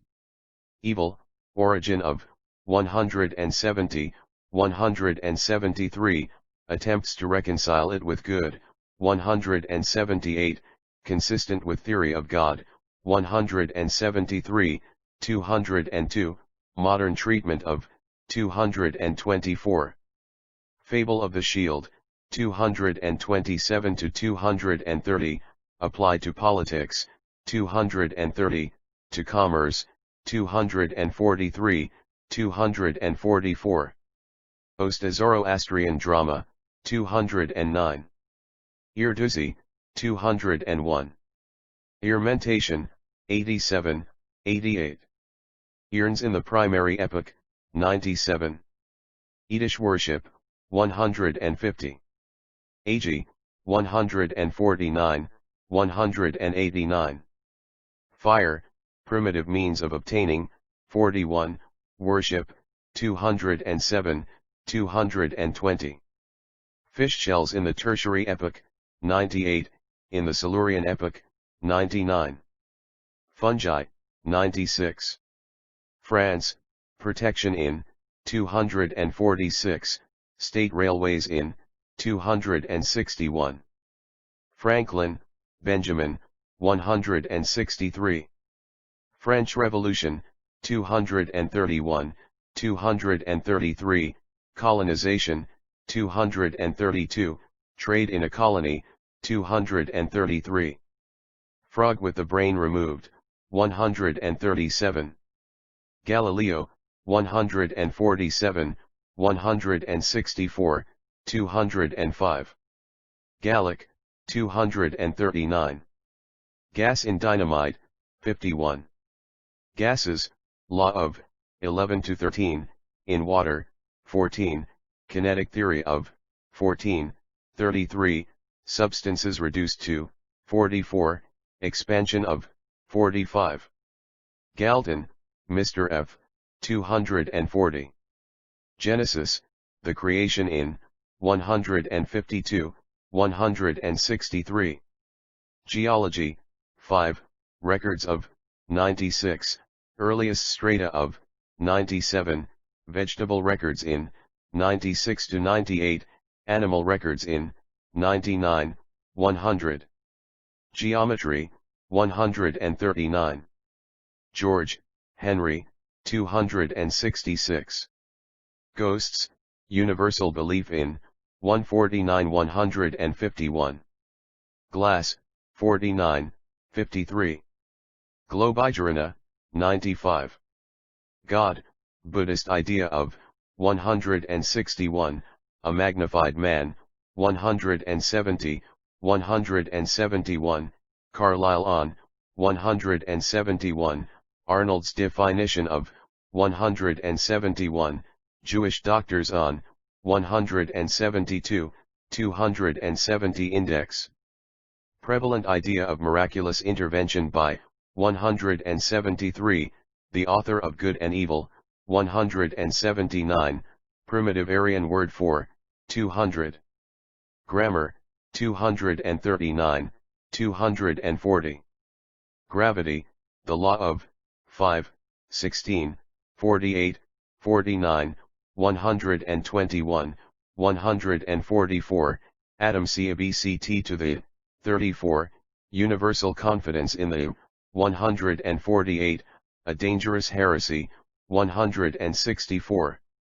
Greeks, religion amongst the, 155, 166. Gushtasp, 201. Gymnosperms, 97, 98. Hekblug, 119, 122. Hail, Justice, 164. Holly, 164. Hog, Drive, 202, 206. Heat, produced by work, 41, 42, nature of, 43, performs work, 44, 47, and electricity, 64, 61 and the stability of substances, 74, in chemistry, 75. Helmholtz, 32. Hercules, 193, 197. Heredity, the principle of, 117,121, in education, 240. Hesperornis, 123. Hyule, morality of, 188. Hindu religion, 152, 156, migration, 199. Horus, 163. Horse, 119. Human remains in tertiary period, 100, implements, prehistoric, 144, 145. Hume, 162. Huxley, Professor, v. 6. 78, 86, 122, 172, 203, on spontaneous generation, 85, on the Pratista, 94, on the uniformity of law in nature, 146. Hydrates, 69. Hydrochloric acid, 16, 70, 71. Hydrogen, 11, 13, 16 to 18, 70, 71, 74, 76, composition of, 16, in the sun, 26, in dynamite, 50, in water, 62, 68, 238, in the accumulator, 63, in acids, 69, in the protoplasm, 80, in a dead body, 88. Hypnotism, 134, 192, blindness cured by, 165, 166, an old lady dancing through, 193. Ibn Esba, 172. India, British Railways in, 250. Indians, North American, totem of the, 150, murder amongst the, 189. Indigotine, 86. Induction, phenomena of, 58. Intellectual faculties, the seat of the, 133, 134. Iodine vapor, 76. Iranian migration, 199, language, 200. Ireland, popular ignorance of the land question in, 9, rents in, 233, 234, contracts in, 254, railways in, 262. Iron, filings and a magnet, 1, 10, 11, 27, contraction of, 49, 50. Bar and a magnet, 68, rust, 68, 81, motion of, 83. Irving, Edward, 166. Isaiah, 187. Isomerism, 74. Istar, 6. Jehovah, gradual conception of, 157, 15s, 186. Jehuda Hilmi, 172. Jesus, on miracles, 168, 169, the personification of Ormuzd, 180 183 204, an historical personage, 198, adopted a Jewish view of religion, 212. Jewish doctors on God, 172. Why gradual development of the religion, 157, morality in the religion, 186, 187. Jijibhoi, Jamzedji, Sir, 217. Jingoism, 241. Jowl, Drive, 42, 46. Jupiter, the planet, 22, 25. Kant, 141, 142. Kesser, 152, 153. Knowledge, limits of R, 125 to 127, 136, 139 to 141. Knox, John, 221. Lockman and Lockmana, 162. Latimer, 221. Law in Nature, 6, 144, 146, 164 171, Common, 236. Lead, 63. Index, 271 Leibniz, 194 Lichens, 95, 96. Light, waves, 19, 23, 24, 26 to 28, 43, velocity of, 21, 22, energy in, 47, electric, 56, 57, 61. Lightning conductors, 163. Lourdes, miracles at, 168. Luther, 198. Morality, in religions, 108, 184,188, in nations, 110, origin of, 190, 191. Morianisra, 213. Motion, of living beings, 83, independent of will in the brain, 137,192. Music in religion, 222. Murder, 189, 190. Magnet, the, 1, 2, 27, 68, 70, 71, nature of, 58. Magnetism, 7.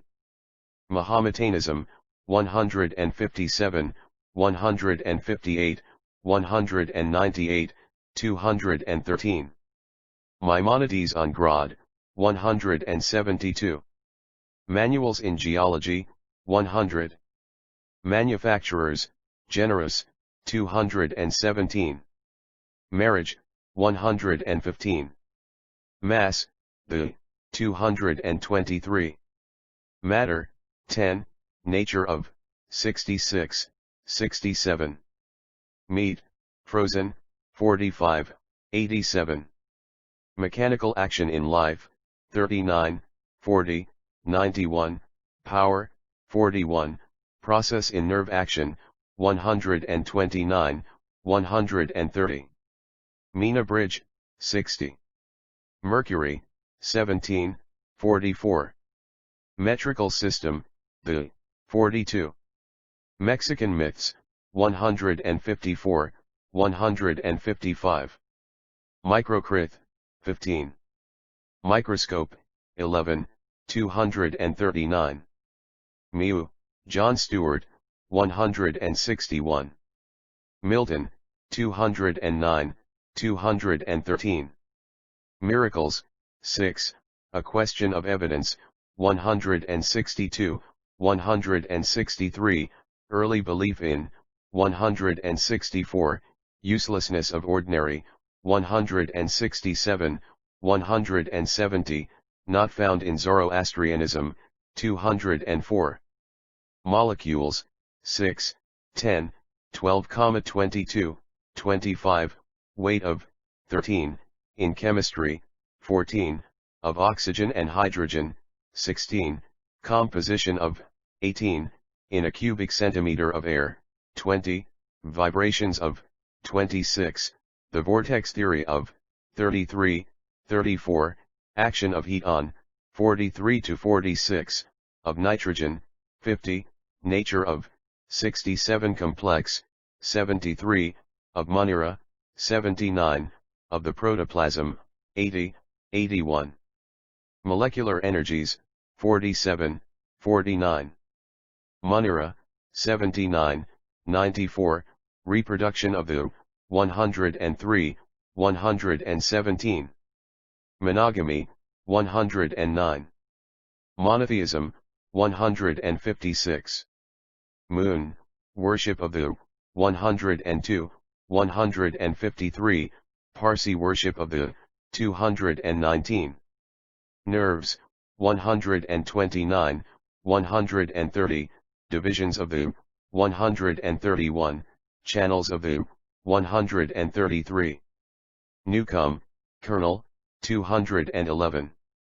Newman, Cardinal, 147, 148, 159. Newton, 16, 17, 28, 121, 138, 144, 206. Nickel, a magnet, 68. Nikolai, vision seen by, 166. Nitric acid, 69.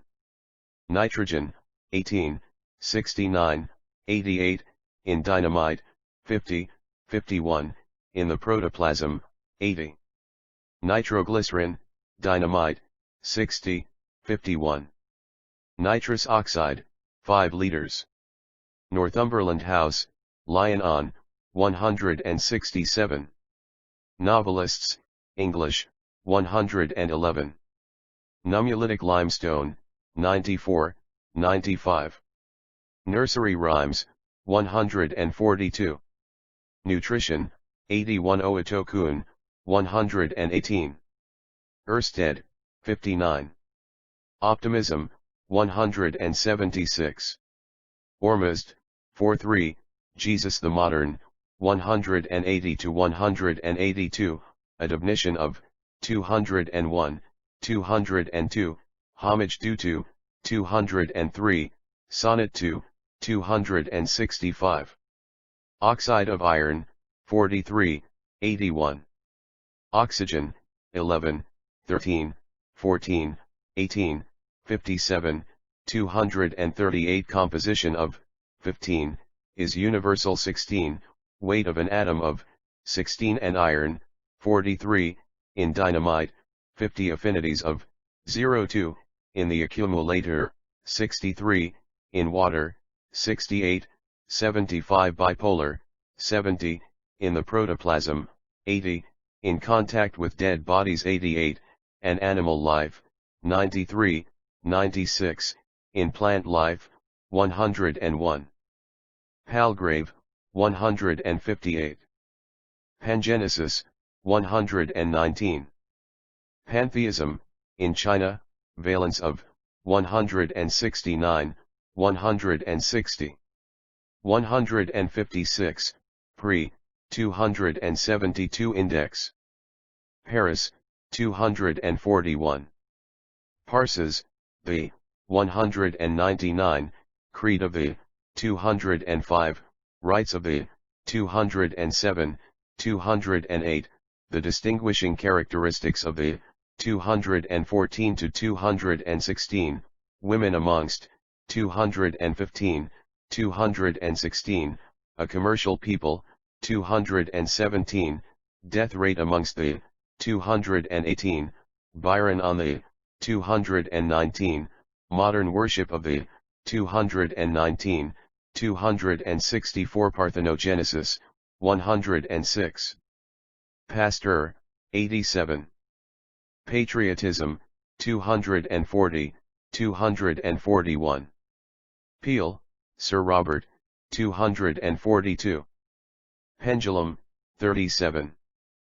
Perceptions, the basis of knowledge, 125, 140. Permian formation, 97, reptiles in the 99. Perron, Ainquetildu, 203. Peruvian myths, 154, 155. Pessimism, 177, 178. Pharisees, 168, 169. Philo, 187. Philosophy, and the Known, 141, in Eastern Religion, 160. Physical conditions and religious progress, 224. Pigeon with the brain removed, 137, 192. Pith balls, electricity in, 52, 53, 71, 72. Planet worship, 155.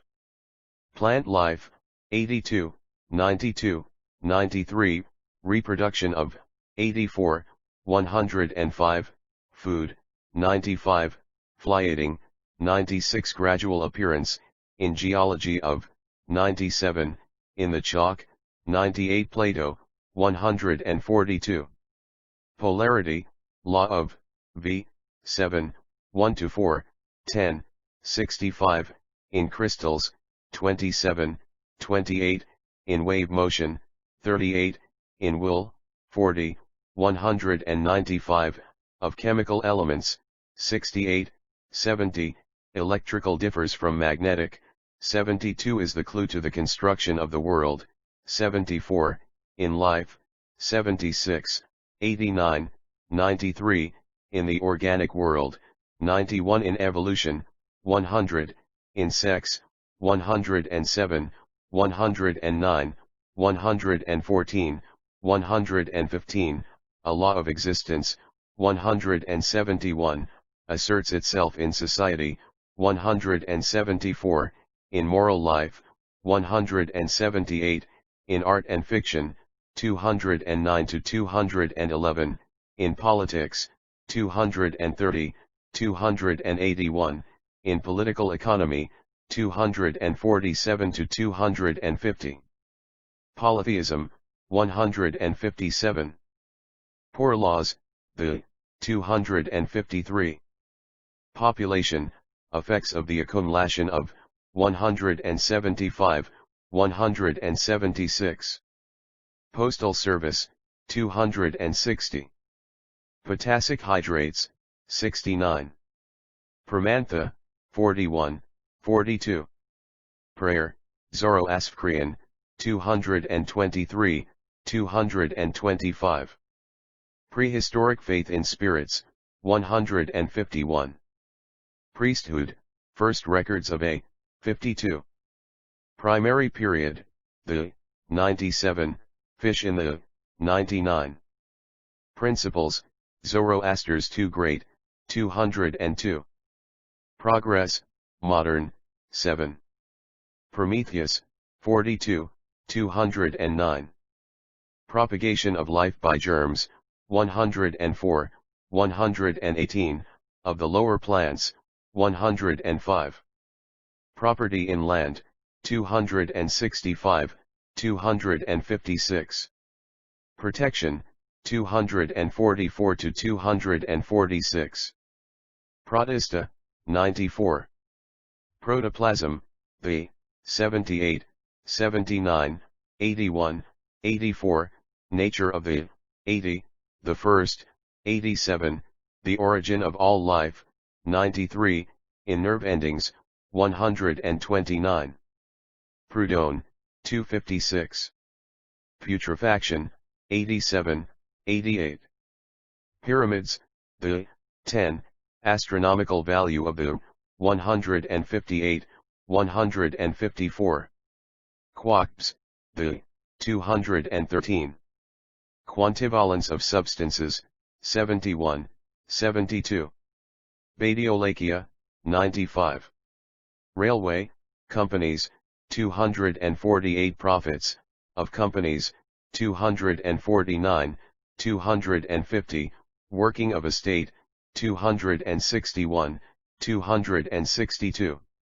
Religion, 4, nature of, 146, origin of, 148, 149, 151, early, 152, universal faith in a Virgin Mother, 154, 155, planet warship, 155, gradual evolution of, 155, 156, philosophical in the East, 160, nature in, 163, wars of, 179, amongst savages, 185 Jewish, 186, and morality, 188, Aryan, 200, of Zoroaster, 201, 208, 223, probable form of modern,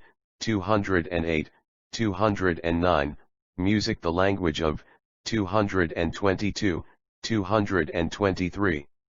Roman Church, the, 228.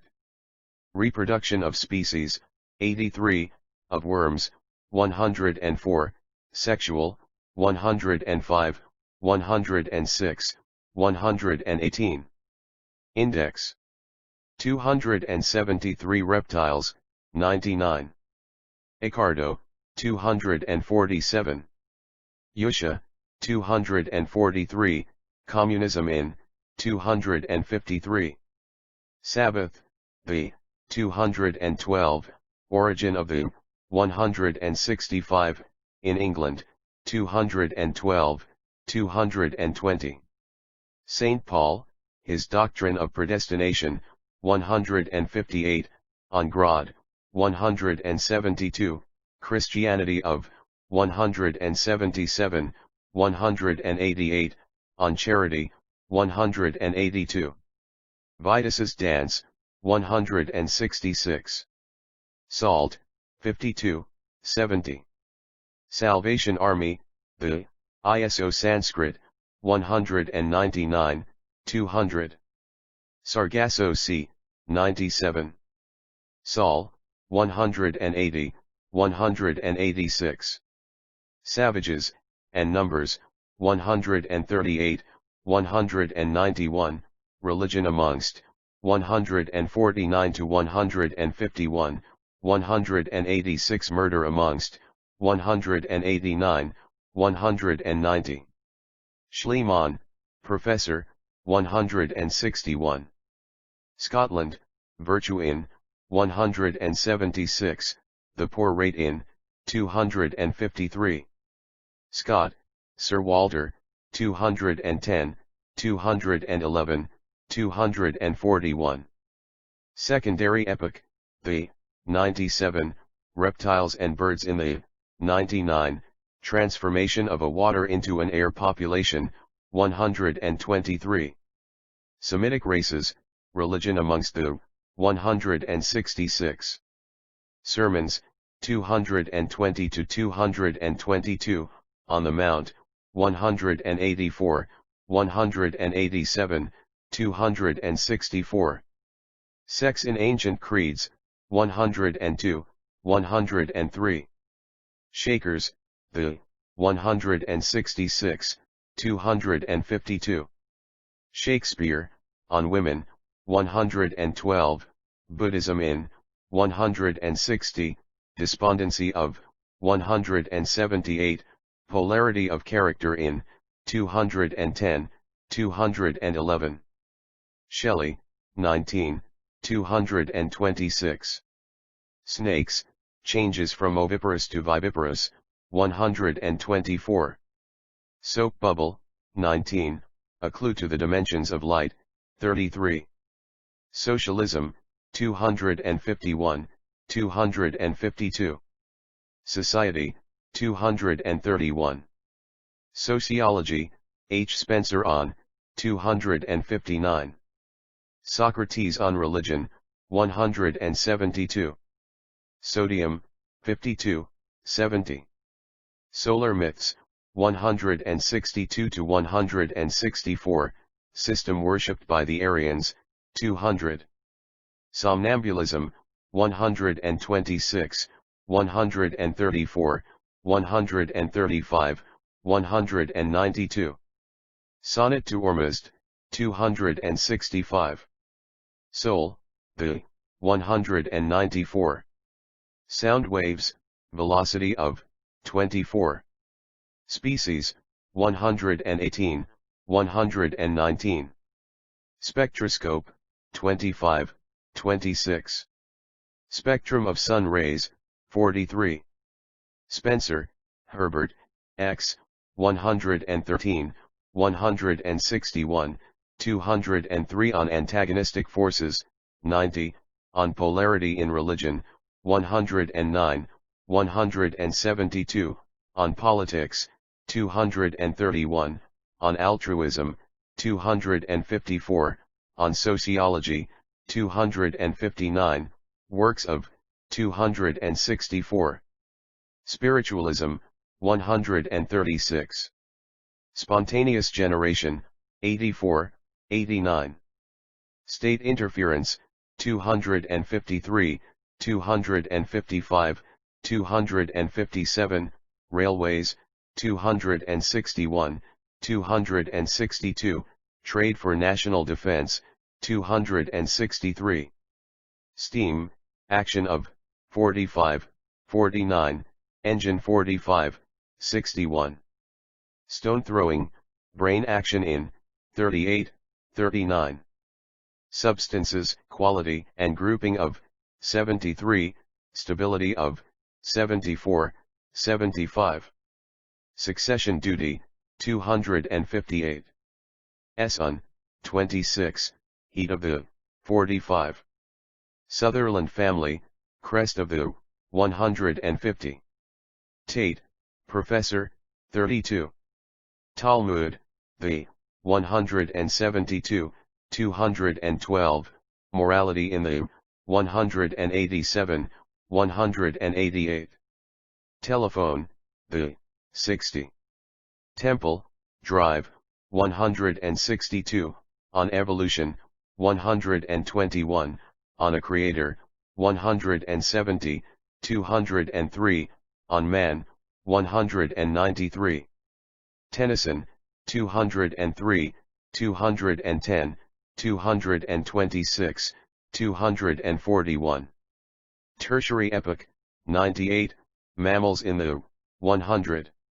Thomson, Sir W., 19, 21, 32. Tobit, The Book of, 187. Trade, Free, 242 to 246. Trance, Phenomena of, 136. Traveler, A, on Misery in Christian Lands, 175. Triton, the, 122. Tolliver, Maggie, 112, 211. Turkey, 110, 111, Woman in, 112. Turks, English, 113, 114. Tyndall, 94.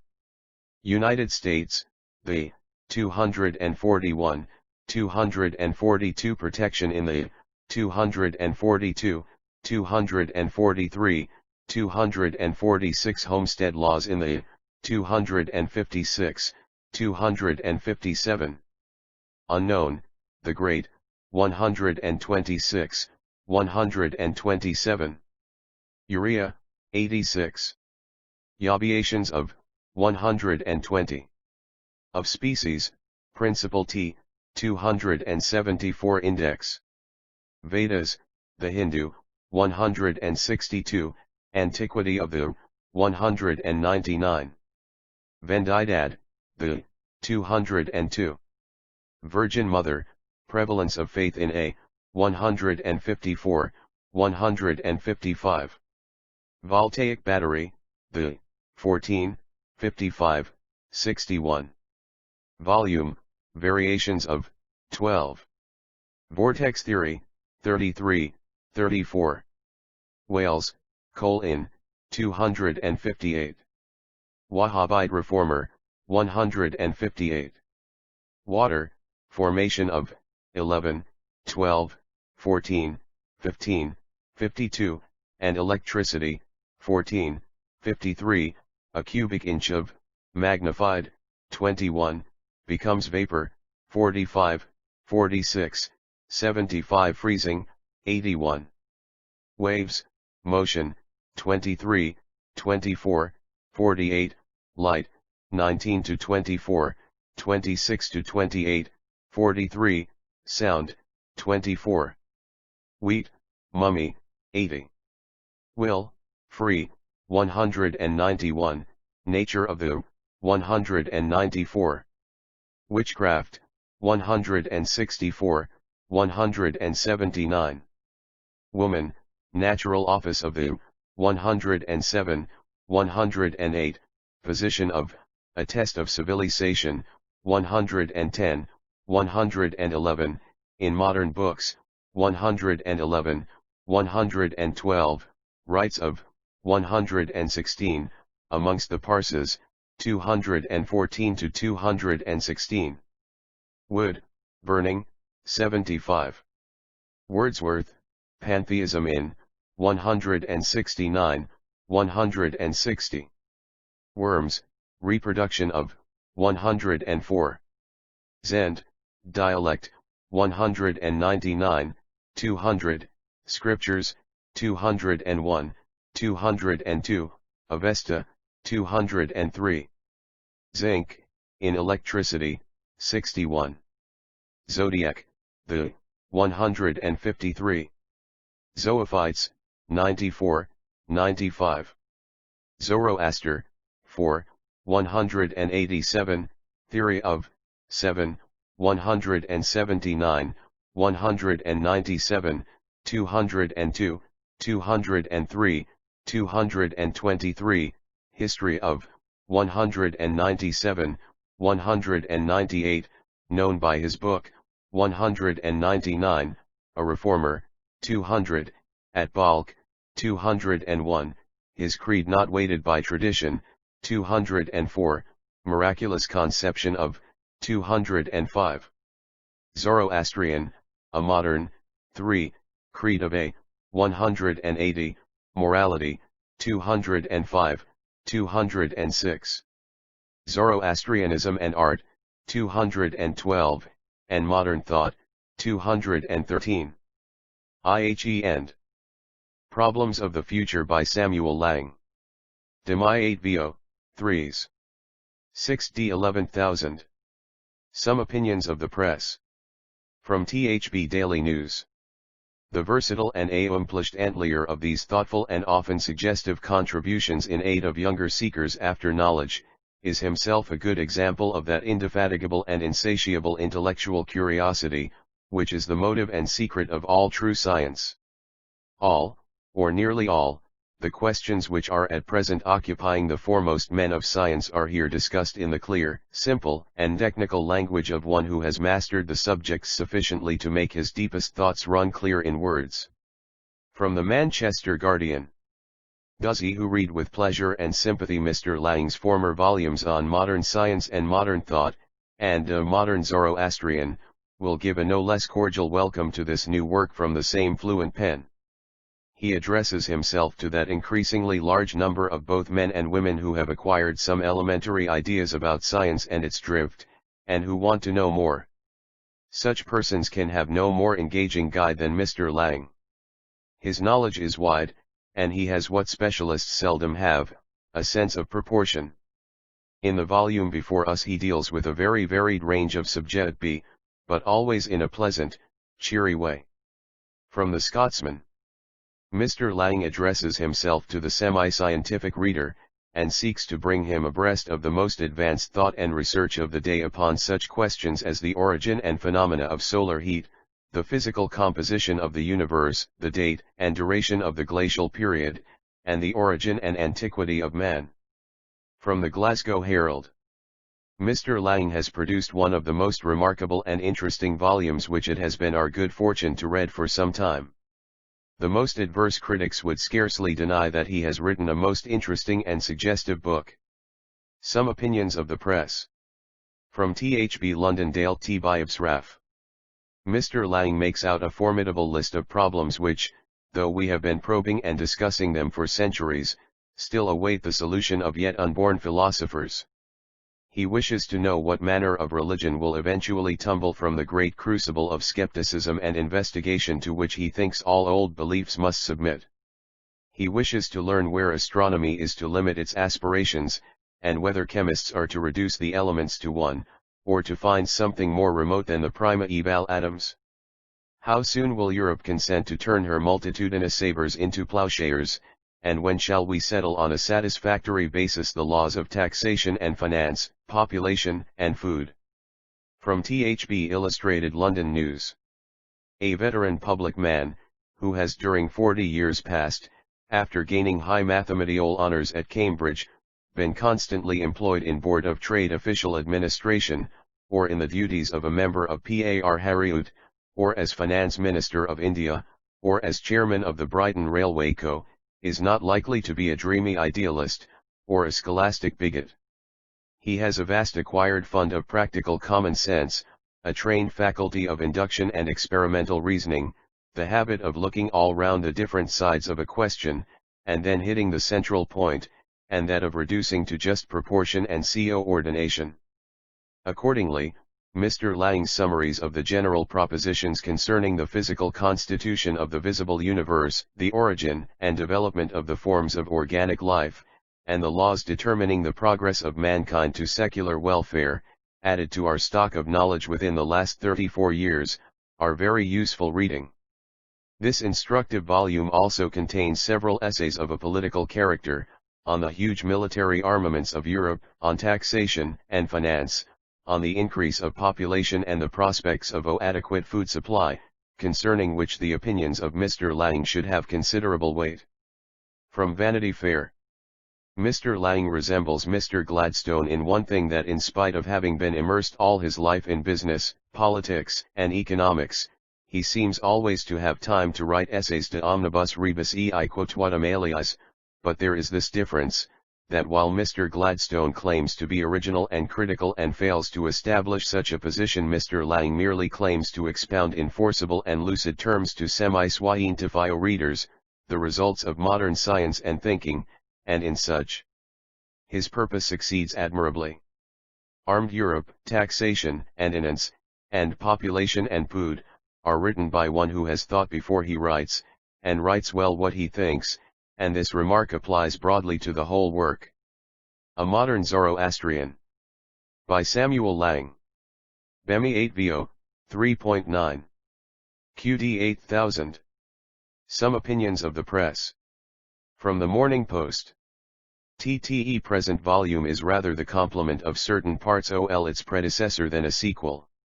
In the former work on modern science and modern thought, Mr. Laing dealt with the more popular, because more easily comprehensible, divisions of science, while now he applies his faculty of lucid condensation to such abstruse subjects as the atomic theory, the laws of energy and heredity, the constitution of the mind, and other matters of which most of us know little indeed. The discoveries and illustrations of recognized authorities are set out clearly and briefly from the Westminster Ebba book. In the strictly scientific part of the work the exposition is admirable, such as any great teacher might be glad to have written, marked by breadth of grasp and clearness. From its clearly written, able, and sympathetic discussion of so many of the great problems of existence, the book cannot fail to exercise a great influence on a large number of readers. From Progress. This volume may be taken as a continuation of Mr. Laing's former work, Modern Science and Modern Thought. It exhibits the same power of lucid statement. Even the most abstruse questions are elucidated by apt illustrations, and if we occasionally feel that a difficult point is too easily summed up, we are compelled to admit that Mr. Laing has mastered the questions, and presented the most essential features. From the Scotsman.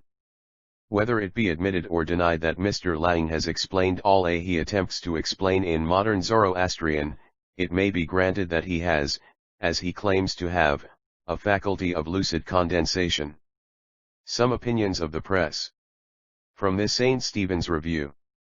We undertake to predict that this work will be acknowledged as the most remarkable scientific and philosophical work of 1887. It is abstruse in abstract thought, but it is simple enough in intelligent language to be understood by the people. Those who have read me. Laing need scarcely be told how deftly he weaves the crushing proof round and round his arguments, or how skillfully he advances new dogma, which on the face of it is unanswerable. There are points in the book which are of supreme interest to the non-scientific reader, and, indeed, it teems with topical matter. From the literary world.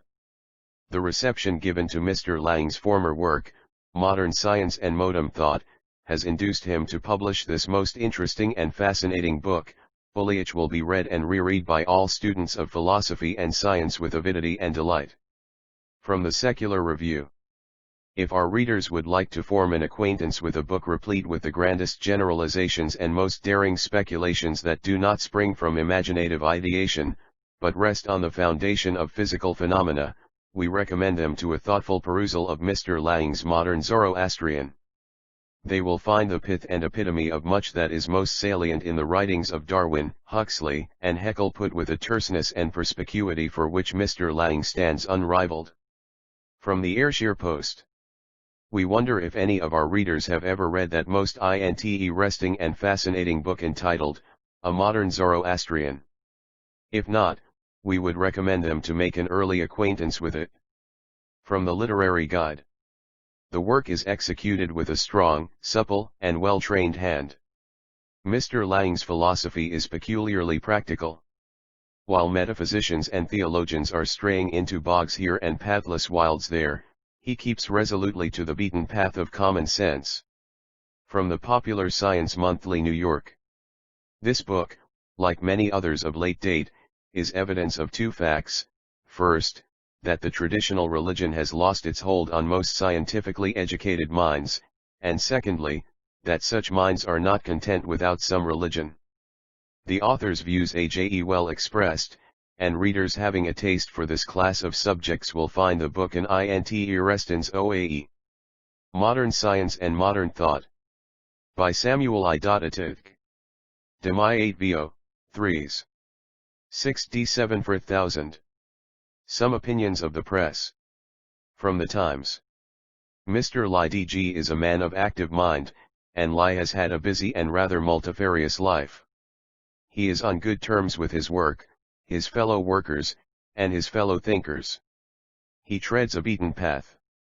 He does not pretend to originality. It is because science is not original except to those who devote themselves to some one field of investigation.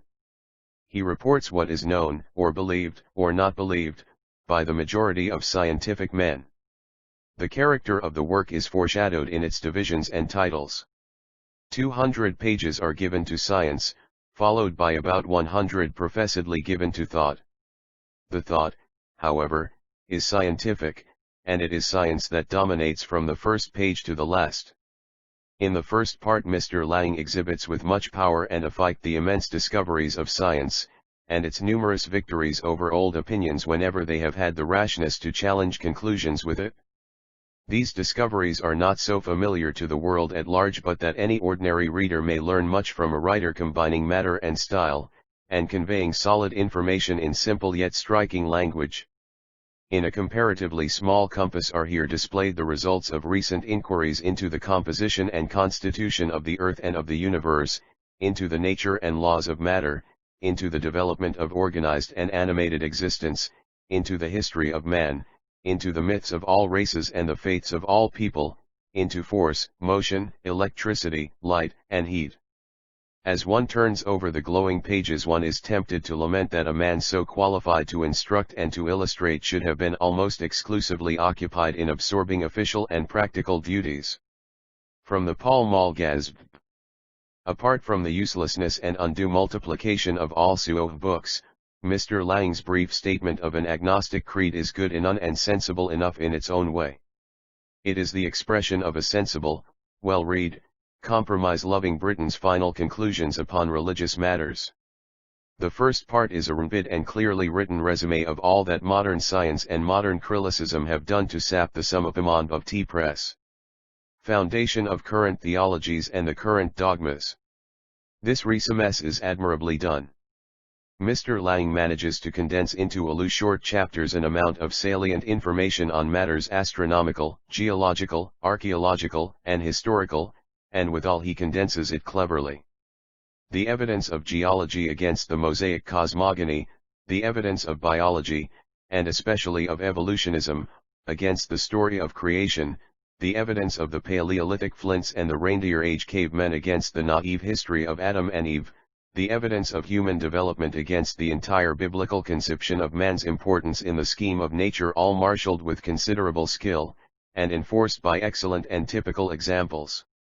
The anxious but unlearned inquirer who really wishes to know how much recent researches have effected towards undermining the groundwork of the existing creeds, cannot do better than turn to Mr. Laing pleasantly written pages. From the Westminster Review. From the first page to the last the book is charmingly written, with temperance and wisdom that will win a hearing for the author from many who may not share his views. From the Scotsman. His task Mr. Laing has discharged in a business-like manner. In his first part he has presented the chief results of modern scientific investigations with singular terseness and lucidity, and what is more, he has contrived to indicate by simple and impressive illustrations the methods by which those results have been attained. And this he has done in a style so simple and elementary, yet so sufficient for his purpose, that any fairly intelligent reader who has never been able to give attention to scientific subjects may fully grasp the sum of the knowledge he seeks to impart.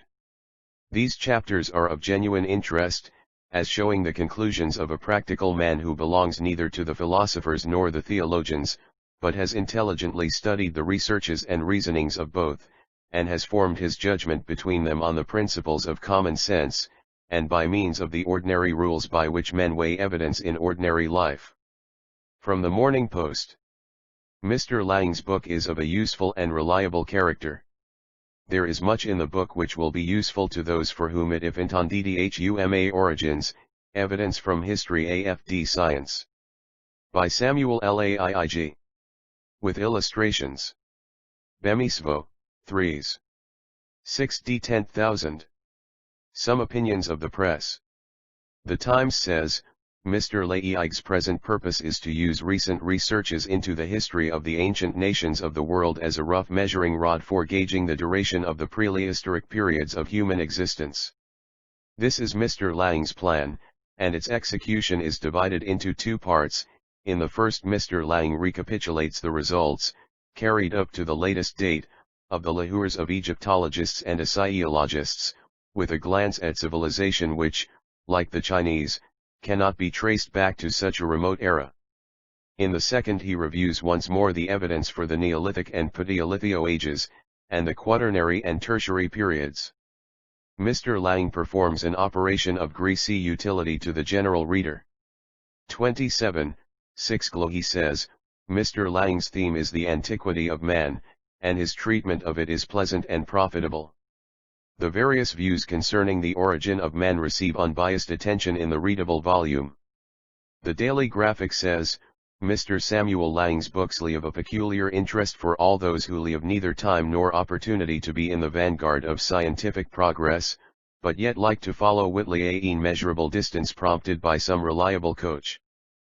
But Mr. Laing is more than a coach, he is never anything but interesting.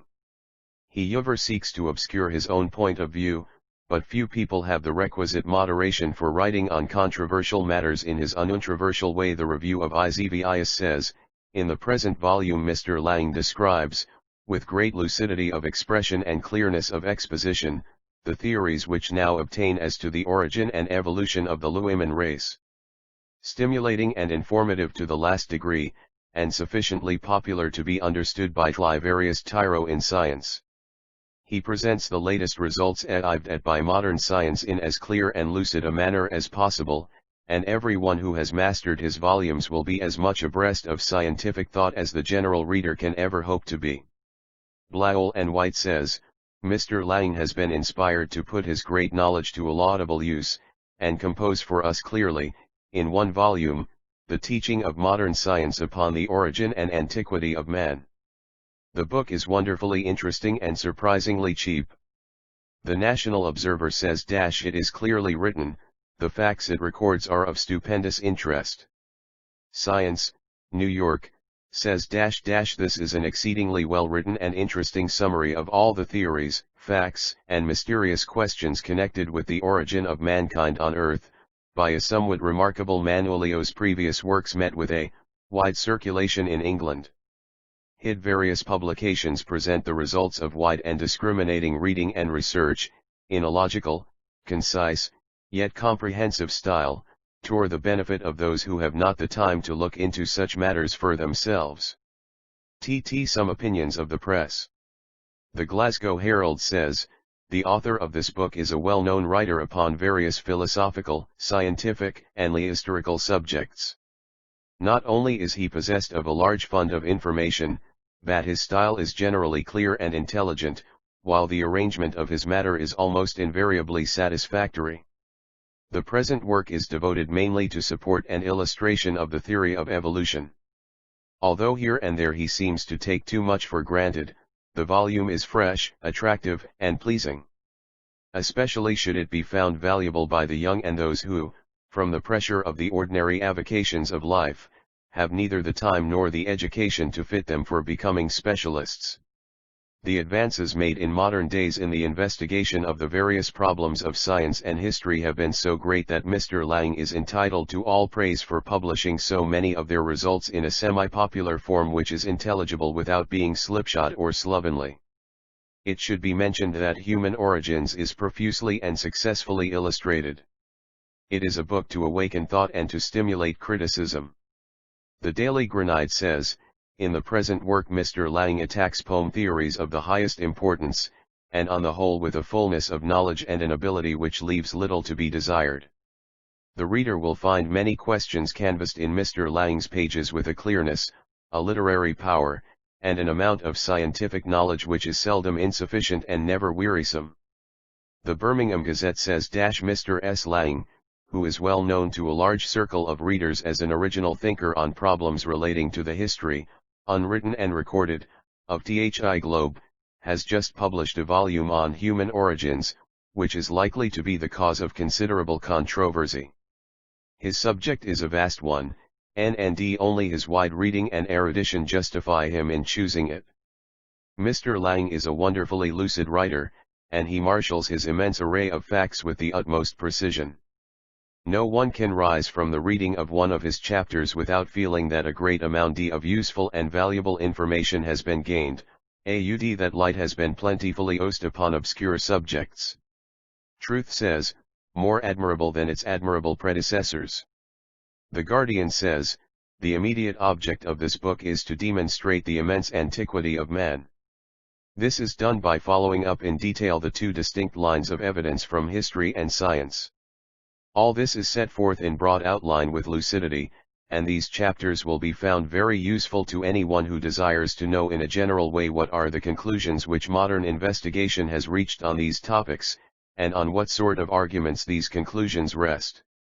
The Melbourne Argus says, Mr. Laing writes with much force and clearness, so plainly as to be easily understood of the people.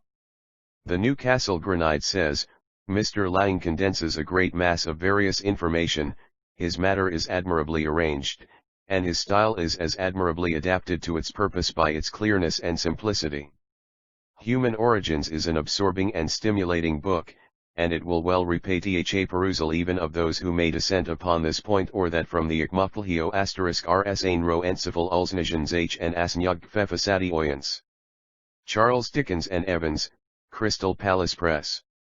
/ Henrietta Street, Covent Garden, WC November, I8GJ. Catalogue of L500K0 published by Chapman and Hall Limited. A separate illustrated catalogue is issued, containing drawing examples, diagrams, iwadias, instruments, etc., issued under the authority of the Science and Art Department, South Kensington, for the use of schools and art and science classes. New and forthcoming books. Old Court Life in Spain. By Francis Minto Elliott, author of Old Court Life in France, Diary of an Idle Woman in Demai, Italy, Sicily, and Spain, etc., etc. 2 volumes 8 vo, 24s. Secrets of the Prison House, or, Jail Studies and Skettle 3s. By Arthur Griffiths, Major late 63rd Regiment, one of H.M. Inspectors of Prisons, John Howard Gold Medalist, author of Chronicles of Newgate, Memorials of Miyabake, etc., etc. Illustrations by George D. Rowlandson. In 2 volumes Demai 8 vo. A About Orchids. Chat. By Frederick Boyle. With colored illustrations. Large Crown 8 vo and Tonkin Siam by Prince Henri d'Orleans. With 28 illustrations. Demai 8 vo Creatures of Other Days. By Reverend H. N. Hutchinson, author of Extinct Monsters. With illustrations by J. Smith. Large Crown 8 vo, Germany and the Germans, Social Life, Culture, Religious Life, etc., Ito. By William Harbutt Dawson. 2 volumes Demai 8 vo. A Land of the Mosques and the Marabouts. By the Honorable Mrs. Greville Nugent. Illustrated. Demai 8 vo China and Her Neighbors. France in Indochina, Russia, and China, Indi and Tibet, Ito. By R. S. Gundry. With maps. Demai 8 vo, 9s. Big Game Shooting. Travel and Adventures in the Congo Free State. With numerous illustrations, Ival. Demai 8 vo Dangers and Incidents op Foreign Field Sports. By Colonel Pollock, author of Sport in British Burma, and Parker Gilmer, Babikwe. With illustrations. Demai 8 vo Round About the Crooked Spire. By Albert J. Foster, M.A. With illustrations. Crown 8 vo Jottings about BIRD3. By Charles Dixon. Author of Migration of Birds. With colored frontispiece by J. Smith. Crown 8 vo, SIXS. Aphorisms from the Writings op Herbert Spankfy. Crown 8 vo The Wave from the Waves. A Story of 3 Lives, Touching This World and Another. By W. J. Knox Little, Canon Residentiary of Worcester, and Vicar of Hoar Cross. Crown 8 vo Essays, Speculative and Suggestive. By John Addington Simons. New edit on. Ival. Demai 8 vo, 9s, books published by Chapman and Hall, Limited about Edmund, Handbook of Social Economy, or, the ABC. Workers from the French. With a biographical and critical introduction by W. Fraser Ray, 2nd edition, revised. Crown 8 vo, 4s. Aflalo FG, and Pask, Cirkbunknarl CT. The Sea and the Rod. With illustrations. Crown 8 vo, 4s. 6D African Farm, Story of an. By Olive Schreiner New, Ralph Iron. Edition. Crown 8 vo, is. In Cloth, is. 6D Agricultural Science, Lectures on, and Other Proceedings of the Institute of Agriculture, South Kensington, 1S83-4. Crown 8vo, Sode, 2s. Anderson, Andrew A. A Romance of Enshabe, being a record of startling adventures in South Central Africa. With illustrations. Crown 8vo, SS 25 years in a wagon in the gold regions of Africa. With illustrations. 2nd edition. Demai 8vo, 12s. Anderson, Captain Lindsay, The Story of Alan Gordon. With illustrations. Crown 8vo, 5s. Among Typhoons and Pirate Craft. With illustrations by Stanley Wood. Crown 8vo, 5s. A Cruise in an Opium Clipper. With illustrations, Crown 8vo, SIXS. Aveling, Edward, D.Sc., Fellow OJ University College, London Mechanics and Experimental Science. As required for the matriculation examination of the University of London. Mechanics. With numerous woodcuts. Crown 8vo, SIXS. Key to Problems in Ditto, Crown 8vo, 3s. 6D Chemistry. With numerous woodcuts. Crown 8vo, SIXS. Key to Problem in Ditto, Crown 8vo, 2s. 6D Magnetism and Electricity. With numerous woodcuts. Crown 8vo, SIXS. Light and Heat. With numerous woodcuts. Crown SVO, SIXS. Keys to the last 2 volumes in 1 vol. Crown SVO, SS Bailey, John Byrne, From Sinner to Saint, or, Character Transformations. Crown SVO, SIXS. Modern Methuselahs, or, short biographical sketches of a few advanced nonagenarians or actual centenarians. Demisvo, Los. 6D Baker, WL, A.M.I.C.E. The Beam, or, Technical Elements of Girder Construction. Crown SVO, 4s. BBATTY Kingston, W. A Journalist's Jottings. 2 volumes Demisvo, 24s. A 2 books published by Beatty Kingston, W. Continued A Wanderer's Notes. 2 volumes Demai 8vo, 24s. Monarchs I Have Met. 2 volumes Demai 8vo, 24s.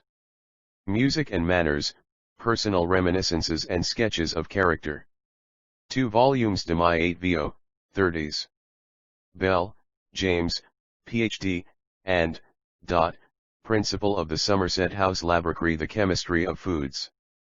With microscopic illustrations.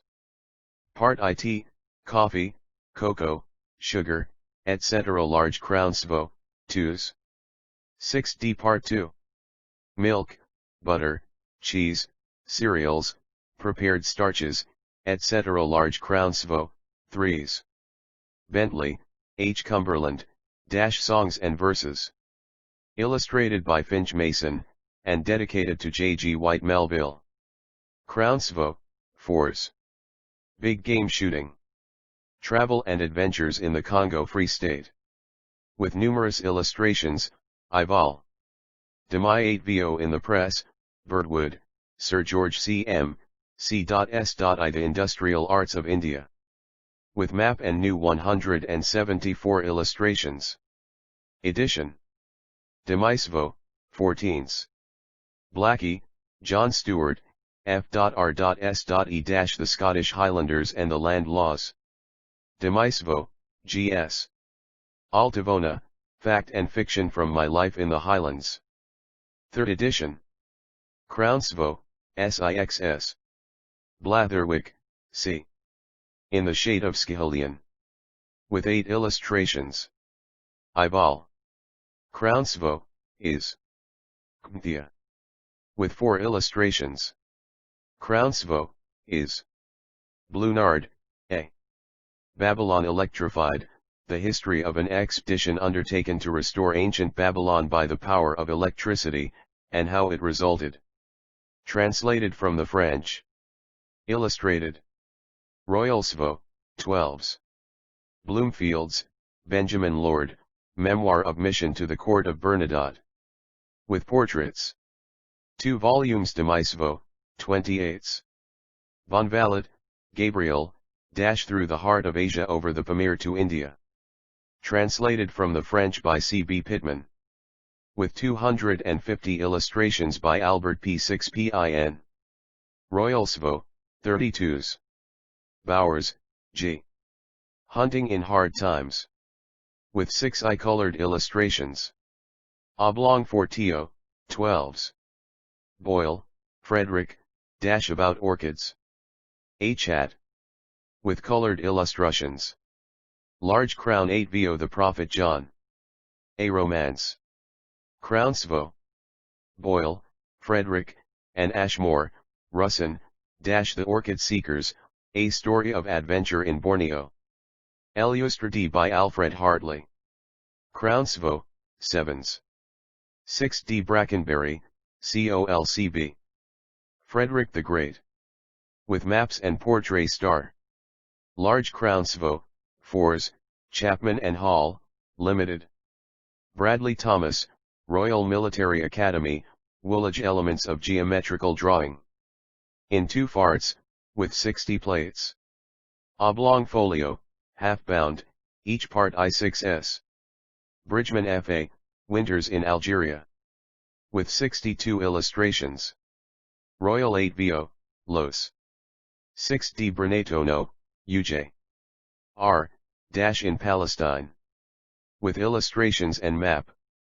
Crown 8 Vo 9s.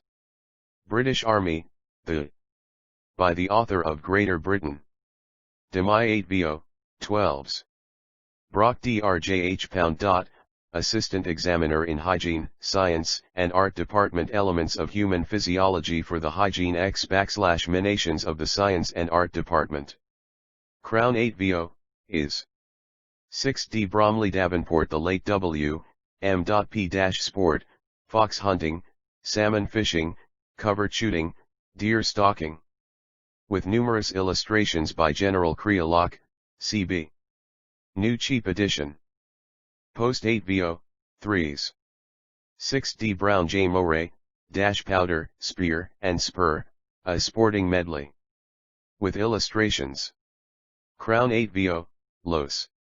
6D Buckland, Frank, Logbook of a Fisherman and Zoologist. With illustrations. 6,000. Crown 8 Vo, 3s. 6D Buffon FF, Musical Celebrities, Portraits and Biographies. 2nd Series. Crown Fortio, 21s. Burchett R. Definitions of Geometry. New edition. 24mo, cloth, 5D. Linear Perspective, for the use of schools of art. New edition. With illustrations. Post 8 Vo, cloth, 7s. Practical Geometry, the course of construction of plane geometrical figures. With 137 diagrams. 18th edition, post 8 Vo, cloth, 5s. Burgess Edward, English and American Yachts. Illustrated with so beautiful photogravure engravings. Oblong folio, 42s. Burton Lady Isabel, The Life of Sir Richard Francis Burton. With portraits, numerous colored and other illustrations, and maps. 2 volumes de my 8 Vo, 42s. Butler, A.J. Court Life in Egypt. 2nd edition. Illustrated. Large Crown 8 Vo, 12s. Carlyle Thomas. Works by Cepages 2 grams, 30. The Carlyle Birthday Book. 2nd edition. Small FCAP 8 Vo, 3s. Carstensen ARHS, 2 Summers in Greenland, and Artist's Adventures Among Ice and Islands in Fjords and Mountains. With numerous illustrations by the author. Demai 8 Vo, 14s. Books published by Chapman and Hall's Shilling Series. How to Buy a Horse. With hints on slyowing and stable management. By Pelagius. Crown 8 Vo in the shade of Skibak/Leon.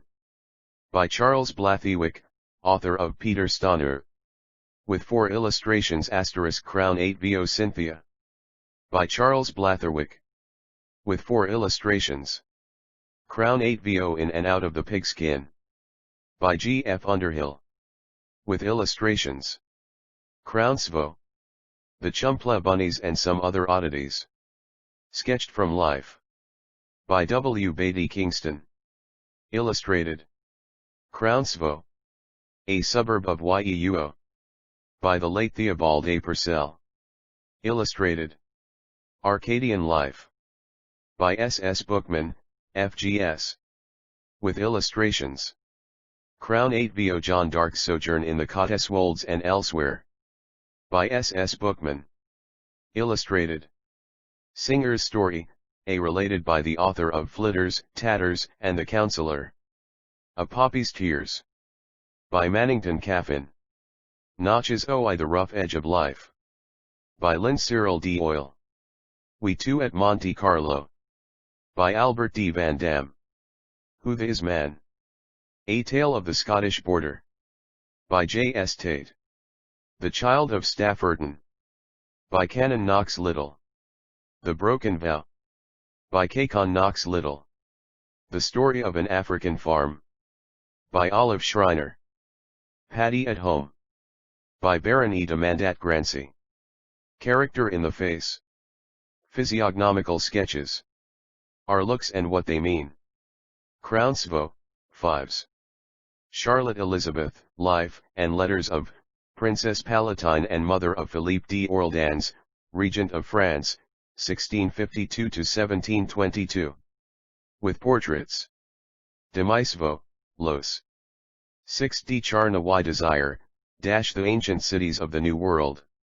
Being Travels and Explorations in Mexico and Central America, 1857–1882. With upwards of 200 illustrations. Super Royal Svo, 31s. 6d Church Professor A.H., M.A. Oxon Food Grains QF India. With numerous woodcuts. Small Fortio, SIXS. English Porcelain. A handbook to the china made in Finland during the 18th century, as illustrated by specimens chiefly in the National Collection. With numerous woodcuts. Large Crown Svo, 3s. English Earthenware. A handbook to the wares made in England during the 17th and 18th centuries, as illustrated by specimens in the National Collections. With numerous woodcuts. Large Crown Svo, 3s. Plain Words About Water. Illustrated. Crown Svo, Sode, 6d. Food, Some Account of its Sources, Constituents, and Uses. A New and Revised Edition. Large Crown Svo, Cloth, 3s. Precious Stones, Considered in Their Scientific and Artistic Relations. With a Colored Plate and Woodcuts. 2nd Edition. Large Crown Svo, 2s. D. D. Cobden, Richard, Life of. By the Right Honourable John Morley, MP. With portrait. New edition. Crown Svo, 7s. 6d Popular edition, with portrait, Fortio, Sode, is, cloth, 2s. Collier, the Hon Margaret, Madame Galetti de Cadillac Rachel and Maurice, and Other Tales. Crown Svo, 3s. 6d, Chapman and Hall, Limited. Collins, Wilkie, and Dickens, Charles, The Lazy Tour of Two Idle Apprentices, No Thoroughfare, The Perils of Certain English Prisoners. With 8 illustrations. Crown 8 VO, SS Cookery Dinners in Miniature. By Mrs. Earl. Crown Svo 2s, 6d. Hilda's Where Is It? Of recipes. Containing many old Cape, Indian, and Malay dishes and preserves also directions for polishing furniture, cleaning silk, etc., and a collection of home remedies in case of sickness, by Hilda J. Duckett. 4000. Crown Svo, 4s. 6d The Pychley Book of Refined Cookery and Bills of Fare. By Major L. 5th edition. Large Crown Svo, 8. Breakfasts, luncheons, and ball suppers. By Major L. Crownsvo, 4s. Official Handbook of the National Training School for Cookery. Containing lessons on cookery, forming the course of instruction in the school. Compiled by ROC. 21,000. Large Crownsvo, SIXS. Breakfast and Savory Dishes. By ROC. 9,000. Crownsvo, is. The Royal Confectioner, English and Foreign. By C. E. Francatelli. With illustrations. 6,000. Crownsvo, 5s. Cooper King, LTCOL, George Washington. Large Crownsvo. With portrait and maps. / that press. C0 up 9 Russ, Lewis, Aline Veer. Translated from the Dutch by J. T. Grain. Crownsvo, 5s. Courtney, W.L., M.A., Doctor of Laws, of New College, Oxford Studies at Leisure. Crownsvo, SIXS. Studies New and Old. Crownsvo, SIXS. Constructive Ethics, a review of modern philosophy and its 3 stages of interpretation, criticism, and reconstruction. Demisvo, 12s. Crake, George Lilly, English of Shakespeare. Illustrated in a Philo Outlines of the History of the English Logical Commentary on Julius Caesar. 8th edition. Postsvo, Cloth, 5s. Language. 11th edition. Postsvo, Cloth, 2s. 6D Crawford, Oswald, Round the Calendar in Portugal. With numerous illustrations. Royalsvo, I8s. Beyond the Seas, being the surprising adventures and ingenious opinions of Ralph, Lord St. Keen. 2nd edition. Crownsvo, 3s. 6D Cripps, Wilfred Loseph, M.A., F.S.A. College and Corporation Plate. A handbook for the reproduction of silver plate. With numerous illustrations. Large Crownsvo, Cloth, 25. 6D Curzon, Lewis Henry, A Mirror of the Turf, or, The Machinery of Horse Racing Revealed, shewing the sport of kings as it is today. Crownsvo, SS Books published by Dairy Farming, to which is added a description of the chief continental systems. With numerous illustrations. By James Long Crown 8vo, G.S. Dairy Farming, Management of Cows, etc. By Arthur Rowland. Edited by William Ablett. Crown 8vo, 5s, Daly, J.B., Doctor of Laws Ireland in the days of Dean Swift, Crownsvo, 5s. Das, Devendra N. Sketches of Hindu Life. Crownsvo, 55. Pound. Interior Architecture.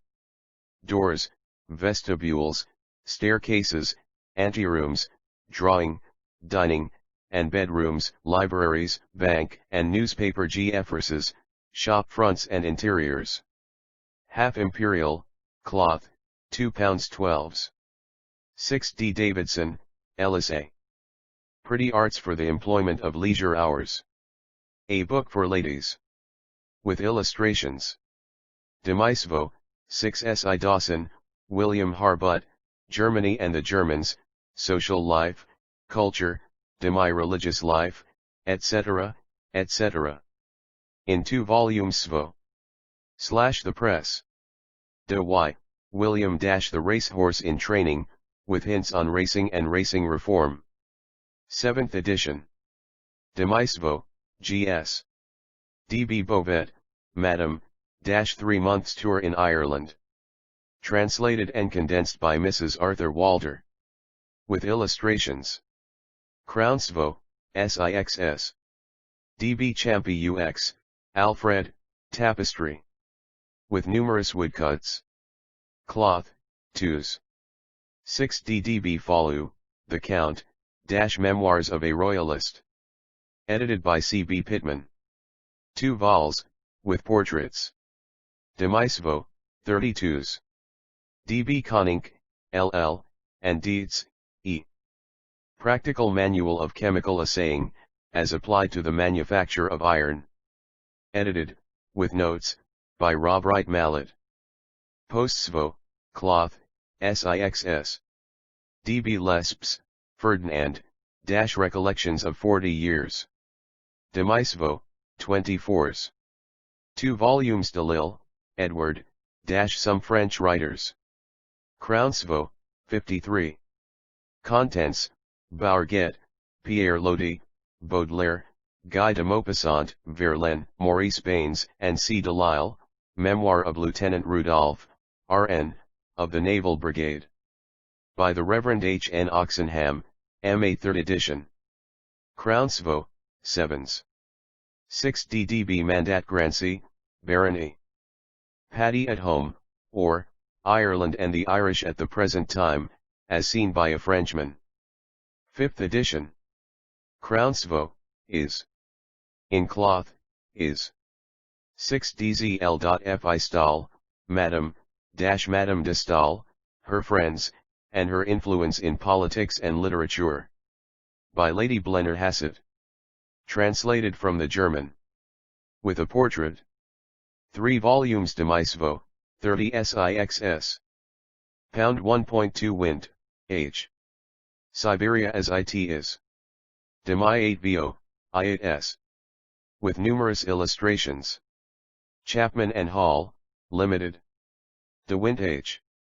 Continued from Peking to Calais by land. With numerous illustrations by C. E. Fripp from sketches by the author. New and cheaper edition. 760. A Ride to India Across Persia and Belukistan. With numerous illustrations.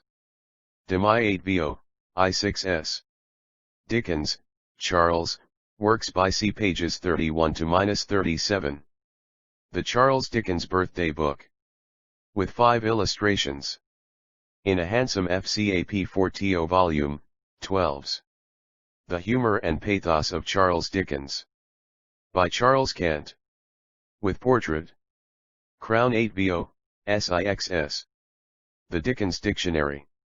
A key to the characters and principal incidents in the tales of Charles Dickens. New edition, uniform with the Crown edition of Dickens's works. Large Crown 8 VO, SS Dickens Mary A. Cross Currents, a novel. A new edition in Ival. Crown 8 VO, 3s. 6 D. Dilke, Lady, Art in the Modern State. With facsimile. Demi 8 VO, GS. Denard, Silvio, A. Innocencia, Story of the Prairie Regions of Brazil. Translated from the Portuguese and illustrated by James W. Wells, FRGS Crown 8 VO, SIXS. Dixon, Charles, Jottings about Birds. With colored frontispiece by J. Smith. CRJWN 8 VOJ6.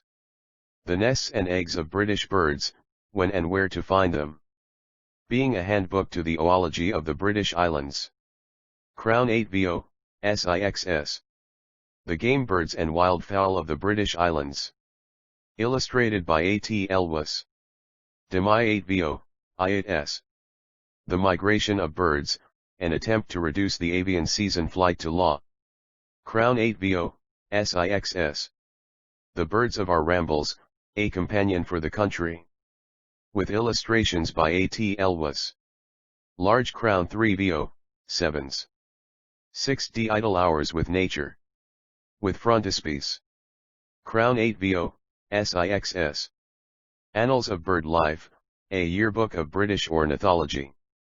With illustrations. Crown 8 VO, 7s.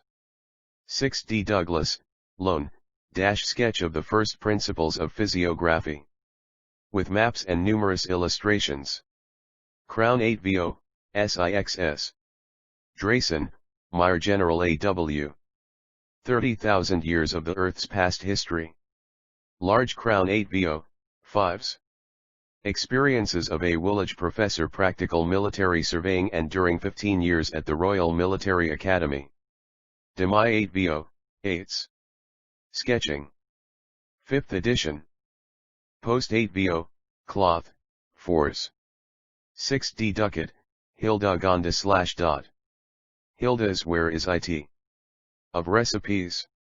Containing many old Cape, Indian, and Malay dishes and preserves also directions for polishing furniture, cleaning silk, etc. 3rd edition. Crown 8vo, 4s. 6d books published by Ducadi, Gustav, The History of Ancient Civilization. A handbook based upon M. Gustav Ducadre's Histoire sommaire de la Civilisation. Edited by Reverend J. Verschoyle, M.A. With illustrations. Large Crown 8vo, SIXS. The History of Modern Civilization. With illustrations, Large Crown SVO, GS. DVCB, William, R.A. Drawing Book of the Government School of Design. 50 selected plates. Folio, sewed, SS, mounted, I8S. Elementary outlines of ornament. Plates L2XXII, containing 97 examples, adapted for practice of standards I-4. Small folio, sewed, 2s. 6D selection from Dice's drawing book. 15 plates, sewed, is. 6D, mounted on cardboard, SIXS. 6D text to above. Crown SVO, sewed, 6D. Earl MRS, dinners in miniature. Crown SVO, 2s. 6D Edwards MRS Sutherland, The Secret of the Princess. A Tale of Country, Camp, Court, Convict, and Cloister Life in Russia. Crown SVO, 3s. 6D Elliot Francis Minto, author of Old Court Life in France and C-Old Court Life in Spain. 2 vols de Maisvo, 24s. Ellis, A.B., Major East West India Regiment, History of the Gold Coast of West Africa. De Maisvo, Los. 6d The U-speaking people of the Slave Coast of West Africa. With map. De Maisvo, Los. 6d The TSHI-speaking peoples of the Gold Coast of West Africa, their religion, manners, customs, laws, language, and see with map. De Maisvo, IDS. 6d South African sketches. Crown SVO, SIXS. The History of the West India Regi Mant. With maps and colored frontispiece and title page, De Maisvo, 185. The Land of Fetish. De Maisvo, 12s. Engel, Carl, musical instruments. With numerous woodcuts. Large Crown SVO, cloth, as. 6d Englishmen in Paris, Notes and Recollections during the reign of Louis Philippe and the Empire. New edition in 1 volume. Crown SVO, 7s. 6d Esca-THS. Politics and Letters. De Maisvo, 9s. England, Its People, Polity and Pursuits. New and Revised Edition. De Maisvo, 3s. 6d European Politics, The Present Position of. By the author of Greater Britain. De Maisvo, 12s. Fane, Violet, Autumn Songs. Crown SVO, SIXS. The Story of Helen Davenant. Crown SVO, 3s. 6d Queen of the Fairies, A Village Story, and Other Poems. Crown SVO, SIXS. Anthony Babington, A Drama. Crown SVO, SIXS. Field, Henry M. Gibraltar. With numerous illustrations. De Maisvo, 7s. 6d Chapman Hall, Limited. Fitzgerald, Percy, F.S.A. Henry Irving, A Record of 20 Years at the Lyceum. With portrait. De Mai 8vo, 14s. Chronicles of Bow Street Police Office. New and cheaper edition. The Press. The History of Pickwick. An account of its characters, localities, allusions, and illustrations. With a bibliography. De Mai 8vo, 8s. Fleming, George, F.R.C.S-Animal Plagues, Their History, Nature, and Prevention. Vo, Cloth, 15s. Practical Horseshoeing. With 37 illustrations. 5th edition, enlarged. 8 vo, sewed, 2s. Rabies and Hydrophobia, Their History, Nature, Causes, Symptoms, and Prevention. With 8 illustrations. 8 vo, Cloth, 15s. Forster, John, The Life of Charles Dickens. Original edition. Volume I, 8 vo, Cloth, 12s. Volume 2, 8 vo, Cloth, 14s. Volume 3, 8 vo, Cloth, I6s. Uniform with the Illustrated Library edition of Dickens's works. 2 volumes Demai 8 vo, 20s. Uniform with the Library and Popular Library editions. Post 8 vo, Los. 6d each. Uniform with the CD edition. With numerous illustrations. 2 volumes 75. Uniform with the Crown edition. Crown 8 vo, 53. Uniform with the Household edition. With illustrations by F. Barnard. Crown 4to, Cloth, 5s. Uniform with the Pictorial edition. With 40 illustrations by F. Barnard and others. Royal 8 vo, 3s. 6d Forster, The Life of the Right Hon W.E. By T. Wemyss Reid. With portraits. 4th edition. 2 volumes Demai 8 vo, 32s. 5th edition, in 1 volume, with new portrait. Demai 8 vo, Los. 6d Forsyth, Captain, The Highlands of Central India, Notes on Their Forests and Wild Tribes, Natural History and Sports, with map and knightly W for A colored illustrations. New edition.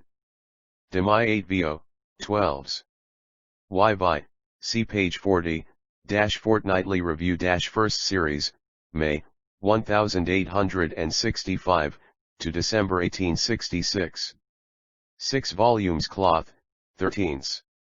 Each. New series, 1867 to 1872, in half-yearly volumes. Cloth, 135. Each. From January, 1873, to the present time, in half-yearly volumes. Cloth G, I6s. Each. Contents of Fortnightly Review. From the commencement to end of 1878. Sewed, 2s. Portnam, CDE, P.S.A-Mayalika. With numerous woodcuts. Large crown 8 vo, Cloth, 2s. 6d bronzes. With numerous woodcuts. Large crown 8 vo, Cloth, 2s. 6d Foster, Albert M.A-round about the crooked spire. With illustrations. Crown 8 vo Fou Cook, de la Motte, Undine, a romance translated from the German. With an introduction by Julia Seatright. Illustrated by Hebwood Sumke. Crown 4to, 5s. Books published B.V. Brancatelli, C. Pound. The Royal Confectioner, English and Foreign. A practical treatise. With illustrations. 6000. Crown 8 vo, SS Pranks, AW / Japanese Pottery. Being a Native Report, with an introduction and catalogue. With numerous illustrations and marks. Large crown 8 vo, Cloth, 2s.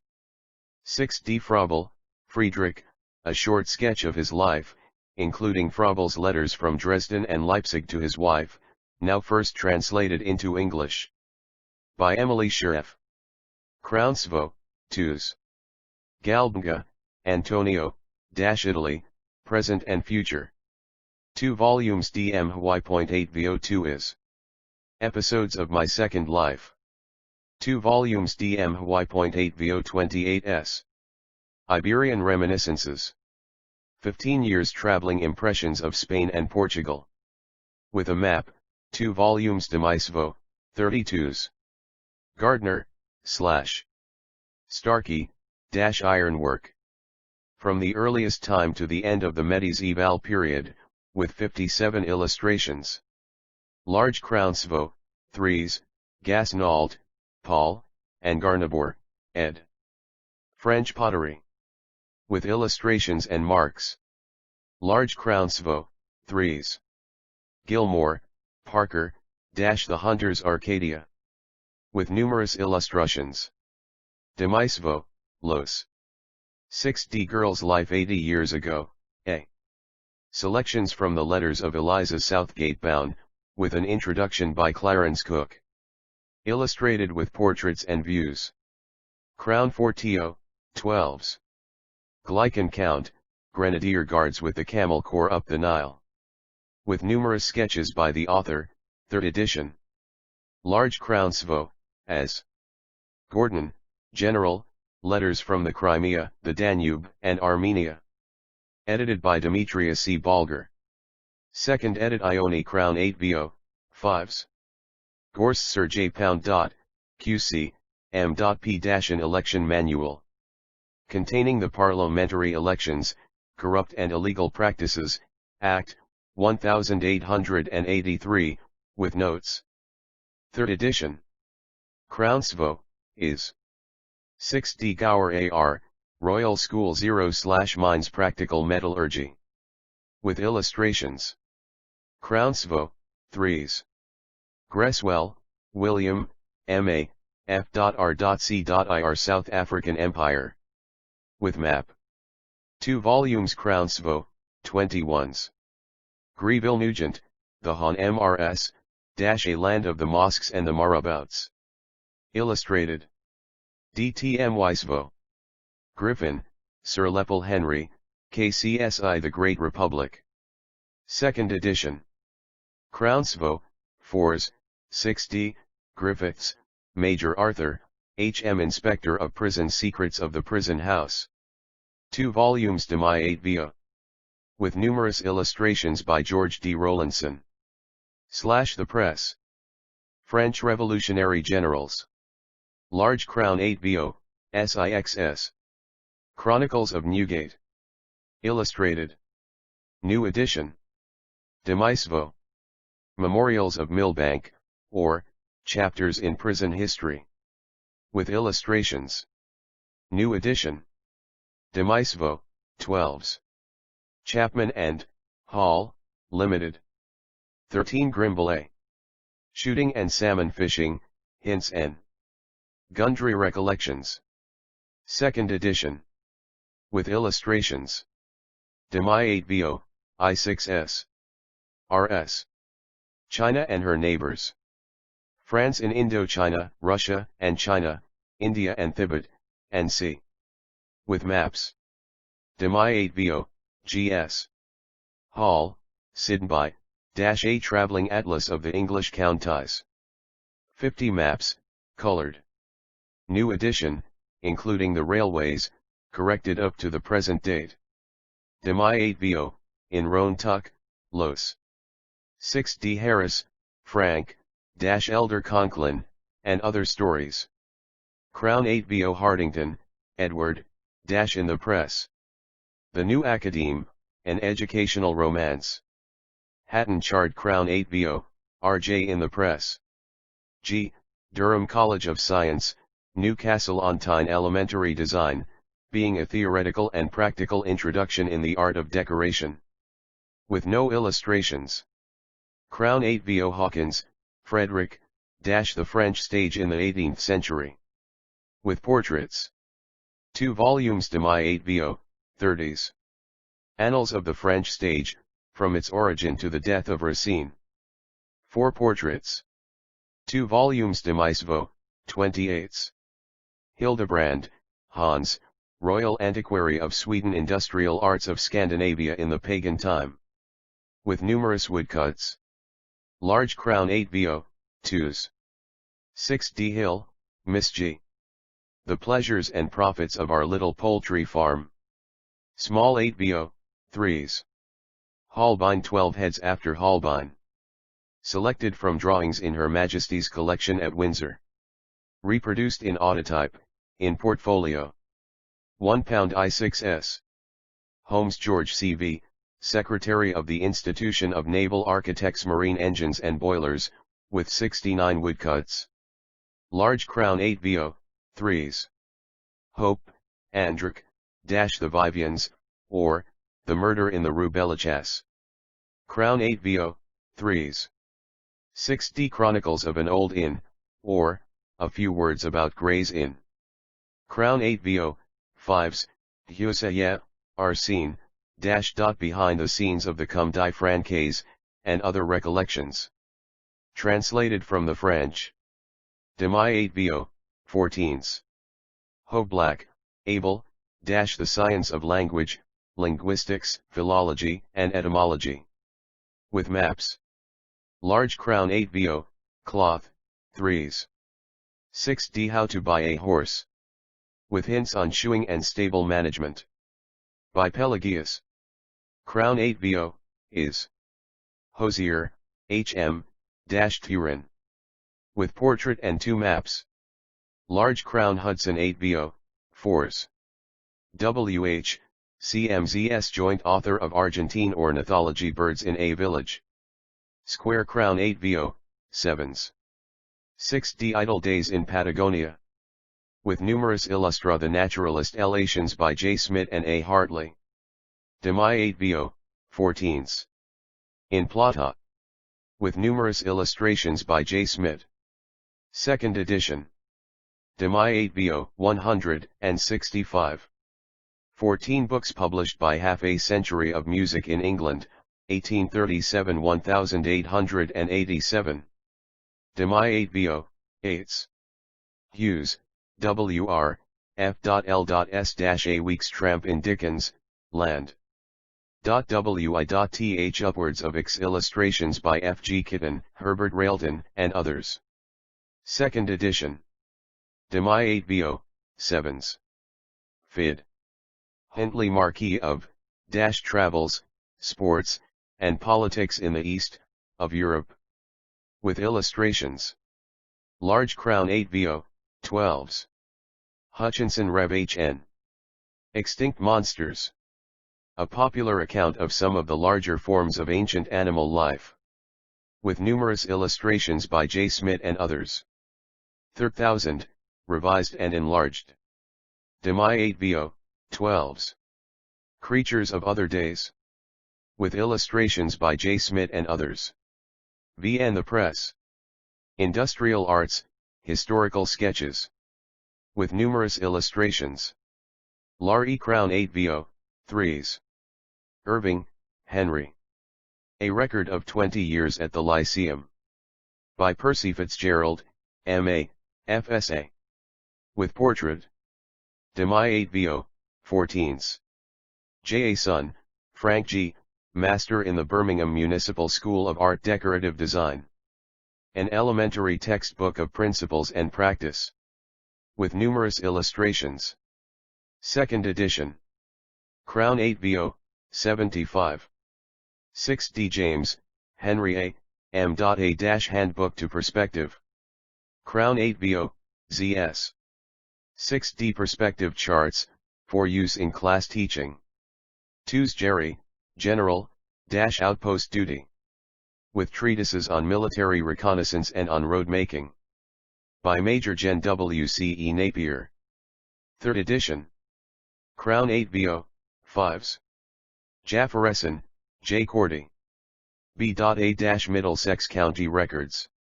Indictments, recognizances, coroners' inquisitions post-mortem, orders, memoranda, and certificates of convictors of conventiclers, Imp. 19 Charles H. to 4 James 2. 4 volumes Demi with portraits, illustration, and facsimiles. 8 VO, 255. Each. J. Vance W.R. Creators of the Age of Steel. Memoirs of Sir W. Siemens, Sir H. Bessemer, Sir J. Whitworth, Sir J. Brown, and other inventors. Second edition. Crown 8 VO, 7s. 6d Jokai Maurice, Pretty Michael. Translated by R. Nisbet Bain. Crown 8 VO, 5s. Jones, Captain Douglas, R.A. Notes on Military Law. Crown 8 VO, 4s. Jopling, Louise, Hints to Amateurs. A Handbook on Art.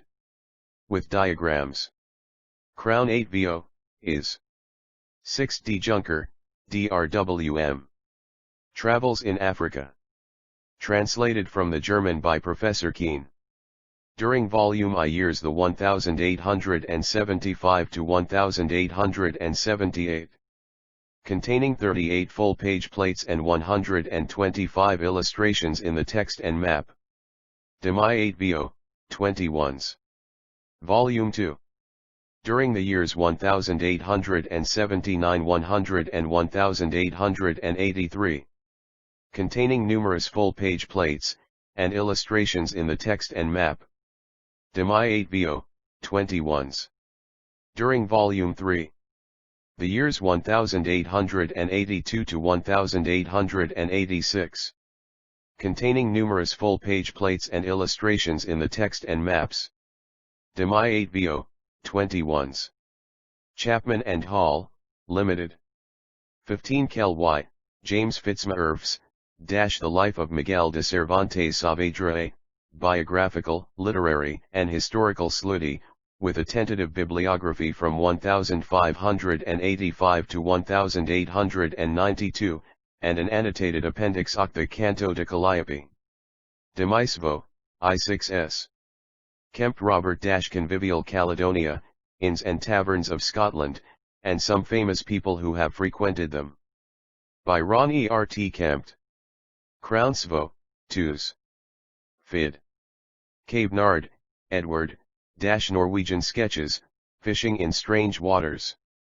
Illustrated with 30 beautiful sketches.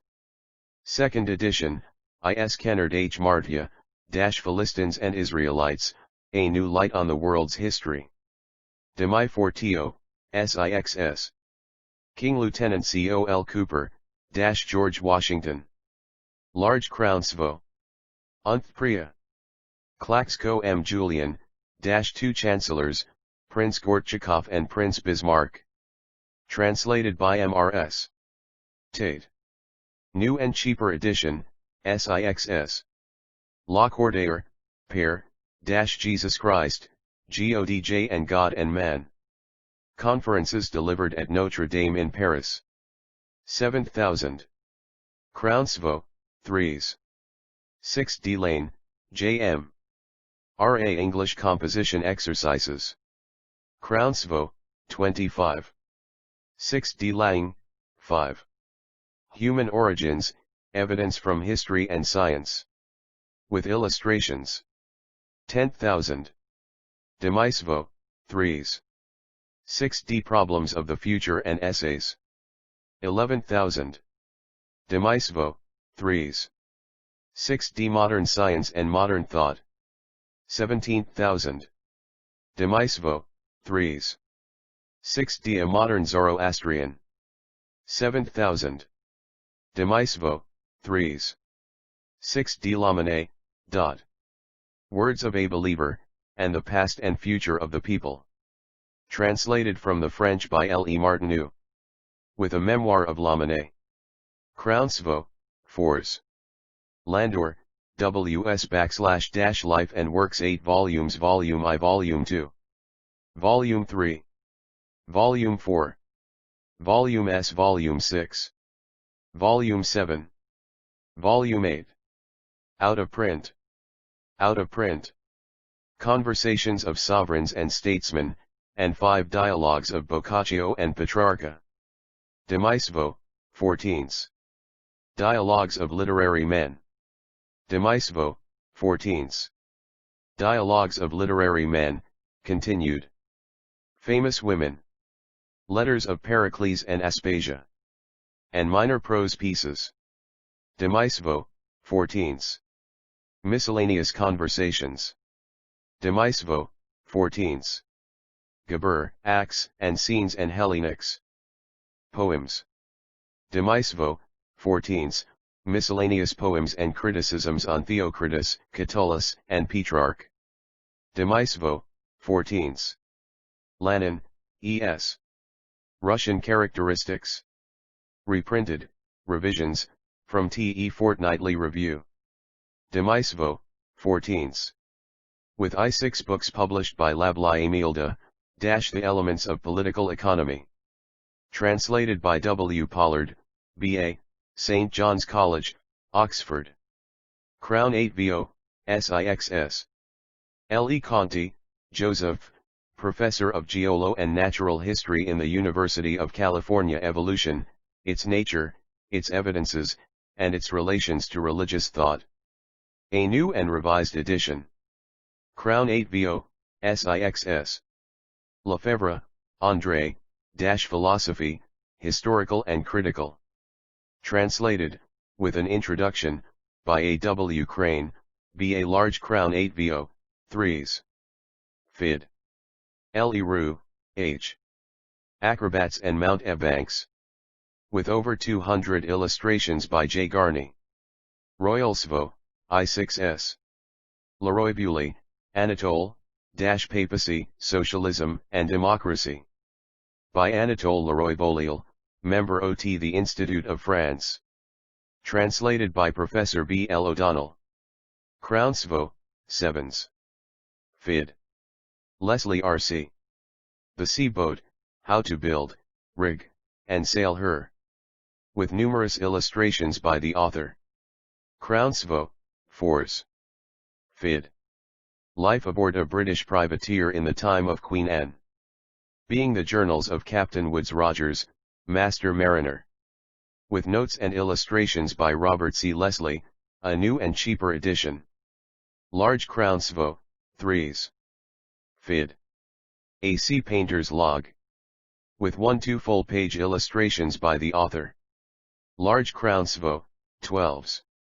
Ldorno Dr. Charles, Sociology. Based upon ethnology. Large Crownsvo, 3s. Fid. A Biology. With 83 illustrations. New edition. ULLY Bemisvo, 3s. Fid. W.S. On Shibboleths. Demisvo, 12s. On Right and Wrong. 2nd edition. Demisvo, I2S. A Century of Revolution. 2nd edition. Demisvo, 12s. Chapters on European History. With an introductory dialogue on the philosophy of history. 2 volumes. Demisvo, 21s. Ancient Religion and Modern Thought. 2nd edition. Demsvo, 12s. Linum, MRSRAYS. The Street of Human Habitations. Fully Lina M illustrated. Crownsvo. / The Press. Wilfred J., late Professor of Engineering at the School of Science and Art and Technical College, Newcastle-on-Tyne, member of the Institute of Mechanical Engineers and RC&C. A Textbook of Mechanical Engineering. / The Press. Little the Rev. Canon Knox, Canon Residentiary of Worcester, and Vicar of Horcross. The Wave from the Waves, a story of 3 lives, touching this world and another. Crownsvo.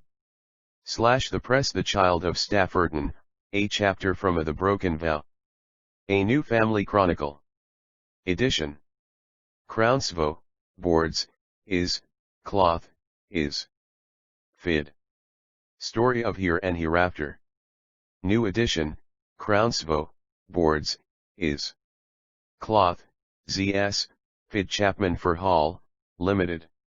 17 Lloyd Colonel E.mxs.e-Vauban, Mont Alembert, Carnot, Engineer Studies. With portraits. Crown 8 VO, 5s.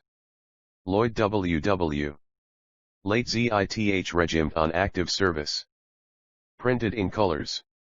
Oblong sketches of Indian life. Printed in colors. Fortio, D.S. Long, James, Dairy Farming. To which is added a description of the chief continental systems. With numerous illustrations. Crown 8vo, G.S., Lovell, Arthur, The Ideal of Man. Crown 8vo, 3s. 6d low www/ll/am,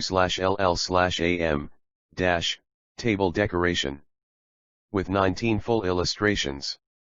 Demai 8vo, SIXS. MacDonald, A.F.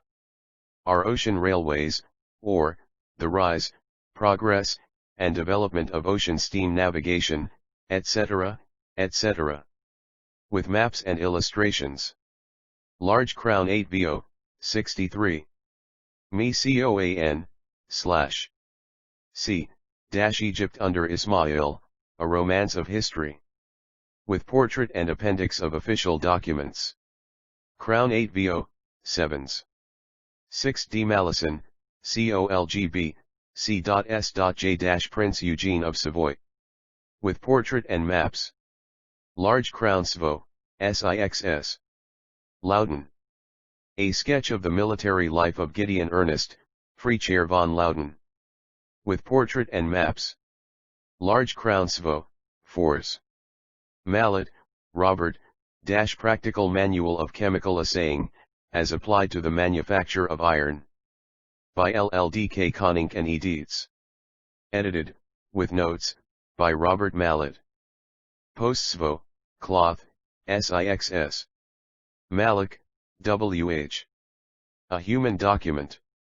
Crown SVO, 3s. 6d Marceau, Sergt, Reminiscences of a Regicide.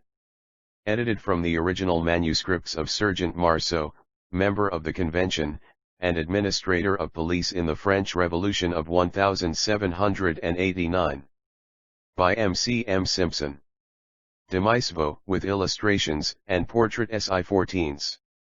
Maskel Alft, Russian Art and Art Objects in Russia.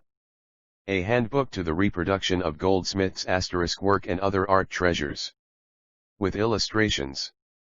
Large Crown SVO, 4s. 6d Maskel, William, Ivories, Ancient and Medieval. With numerous woodcuts. Large Crown 8vo, Cloth, as. 6d Handbook to the Dice and Forster COL Lections. With illustrations. Large Crown SVO, Cloth, 2s. 6d Maspero, G., late Director of Archaeology in Egypt, and member of the Institute of France Life in Ancient Egypt and Assyria. Translated by A. P. Moakton. With L88 illustrations. 3000. Crown SVO, J.S. B. Books published by George Meredith's Works. A new and uniform edition. Crown 8W, 3. D.D. each, one of our conquerors, Diana of the Crossways. Evan Harrington. The Ordeal of Richard Feverel. The Adventures of Harry Richmond. Sandra Belloni. Vittoria. Rhoda Fleming. Beauchamp's Career. The Egoist. The Shaving of Shagpat, and Farina. Bribalb, Herman Charles, The White Pilgrim, and other poems. Crown 8vo, 9s. Mills John, formerly assistant to the Solar Physics Committee Advanced Physiography, Physiographic Astronomy. Designed to meet the requirements of students preparing for the elementary and advanced stages of physiography in the Science and Art Department examinations, and as an introduction to physical astronomy. Crown 8vo, 4s. 6d Elementary Physiographic Astronomy. Crown 8vo is. 6d Alternative Elementary Physics. Crown 8vo, 2s. 6d Mills, John, and North Barker, Quantitative Analysis, Introductory Lessons on. With numerous woodcuts. Crown 8vo, is. 6d Handbook of Quantitative Analysis. Crown 8vo S6d. Don Mitre General Bartolomé, First Constitutional President of the Argentine Republic, the Emancipation of South America. Being a condensed translation, by William Pilling, of the History of San Martin. Demai 8vo, with maps, 12s. Molesworth, W. Nassau, History of England from the year 1830 to the resignation of the Gladstone Ministry, 1874 12,000. 3 volumes Crown 8 Bo, 18s. Abridged edition. Large Crown, 7s. 6d Maltka, Field Marshal Count von, Poland, an historical sketch. Graphical notice by E. S. Buchheim. Crown 8 Bo, is. With Bio Moorhead, Warren K. Winetta, The Sioux. With illustrations from life. Large Crown 8 Bo, SIXS. Chapman Y. Hall, Limited. I9 Mosley, The Right Hon John, M.P. Richard Cobden's Life and Correspondenke. Crown 8 Bo, with portrait, 7s. 6d Popular Edition. With portrait.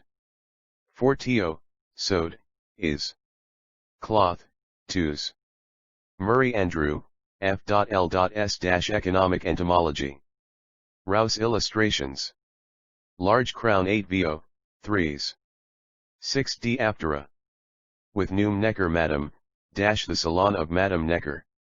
By Vicomte de Hassonville. 2 volumes Crown 8 Bo, R8s.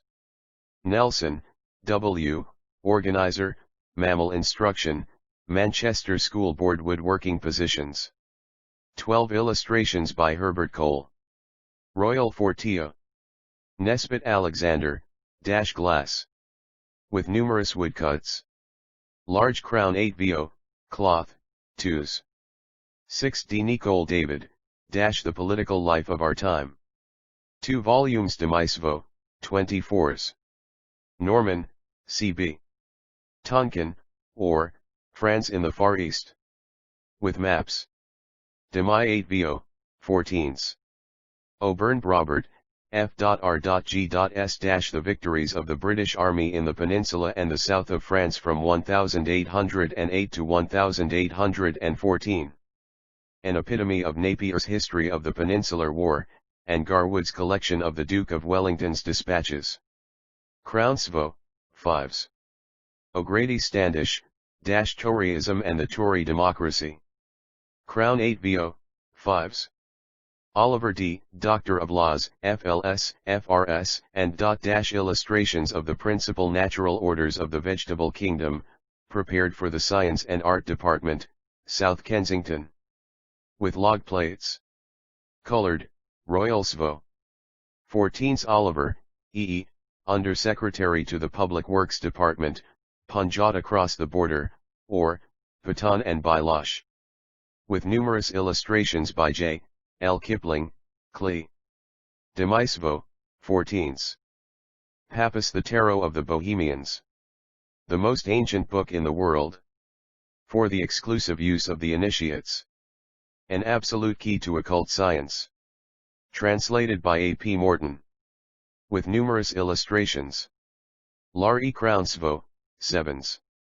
6d Patterson Arthur, A partner from the West. Crown Svo, 53.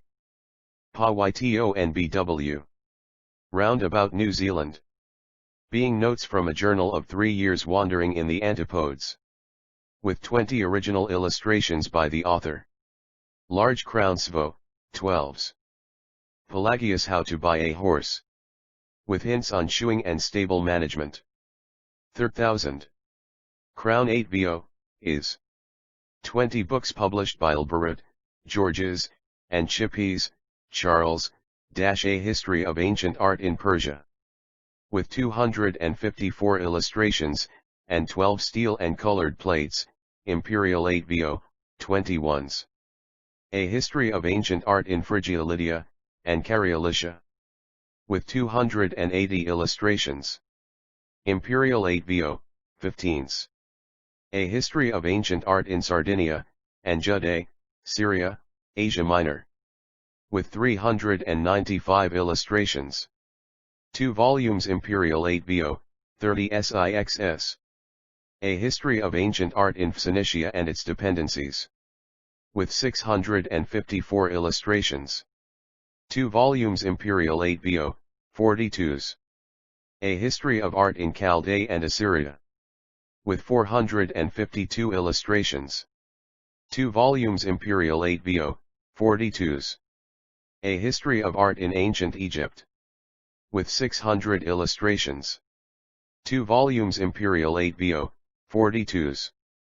Terborough the Earl of Peterborough and Monday Mouth, Charles Mordaunt A Memoir. By Colonel Frank Russell, Royal Dragoons. With illustrations. 2 vols, Demai 8 VO 32s. Pilling William, The Emancipation of South America. Being a condensed translation of the History of San Martin. By General Don Bartolomé Mitre, first constitutional president of the Argentine Republic. Demai 8 VO, with maps, 12s. Land tenure by registration. Second edition of Order from Chaos, revised and enlarged. Crown 8 VO, 5s. Pitt Taylor, Prank, The Canterbury Tales. Selections from the tales of Geoffrey Chaucer rendered into modern English. Crownsvo, Sixs. Pollen, J. Gold Age. And Silversmith's work. With numerous woodcuts. Large Crownsvo, cloth, 2s. 6d ancient and modern furniture and woodwork. With numerous woodcuts. Large Crownsvo, cloth, 2s. 6d Pollock, Colonel, Outlaw of Sport in British Burma, and Parker Gilmore, Ubique. Dangers and Incidents of Foreign Field Sports. With illustrations. Demisvo, in the Press. Poole, Stanley Lane, B.A., M.Ras. The Art of the Saracens in Egypt. Published for the Committee of Council on Education. With 108 woodcuts. Large Crownsvo, 4s. Point per, E.J., R.A. 10 Lectures on Art. Crownsvo, G.S. 3rd edition. Large Pratt Robert, Headmaster School of Science and Art, Barrow in Furniciography or Parallel and Radial Projection of Shadows. Being a course of exercises for the use of students in architectural and engineering drawing, and for candidates preparing for the examinations in this subject and in 3rd grade perspective conducted BV the Science and Art Department. Oblong Quarto, 7s. 6d Purcell, the Latvia Balde, Principal Medical Officer to the Japanese Government, a suburb of Yedo. With numerous illustrations. Crownvo, 2s. Fid. Chapman and Hall, Limited. It Pushkin, A.S. The Queen of Spades and Other Stories.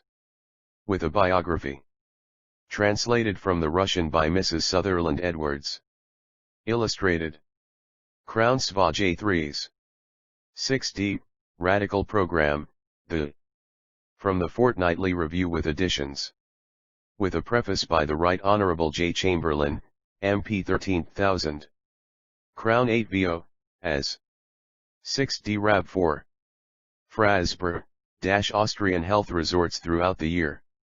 A new and enlarged edition. Crown 8 VO, SS Ramsden, Lady Gwendolen, A Birthday Book. Containing 46 illustrations from original drawings. Royal 8 VO, 21s. Rankin, Thomas T., C.E. Solutions to the Questions in Pure Mathematics, Stages INS, set at the Science and Art Examinations from I38I to 1886. Crown 8 VO, 2s. Raphael, His Life, Works, and Times. By Eugene Munz. A illustrated with about 200 engravings. New edition, revised from the second French edition.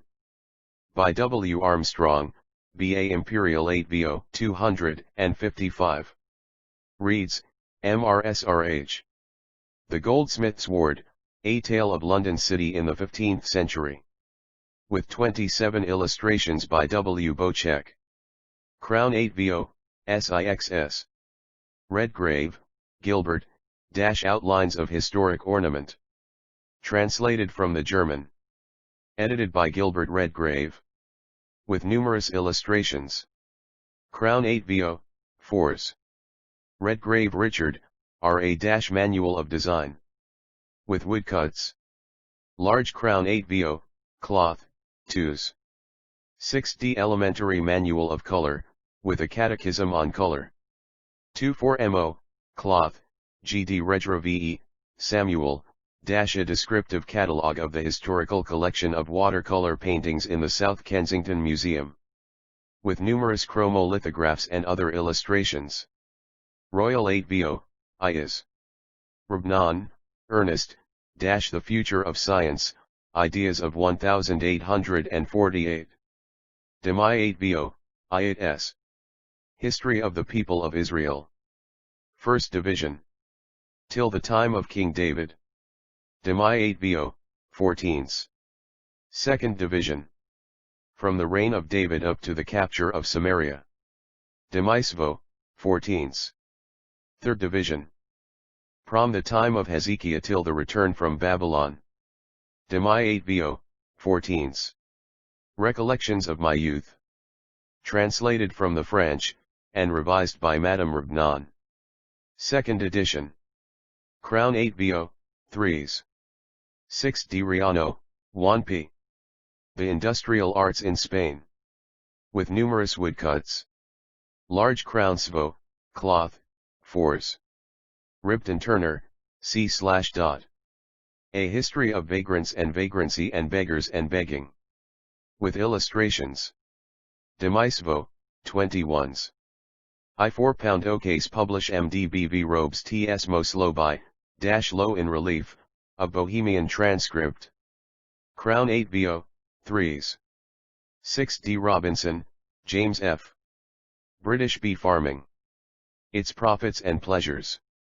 Large crown 8vo, SS Robinson, J.C. Italian sculpture of the Middle Ages and period of the revival of art. With 20 engravings. Royal 8vo, cloth, 75.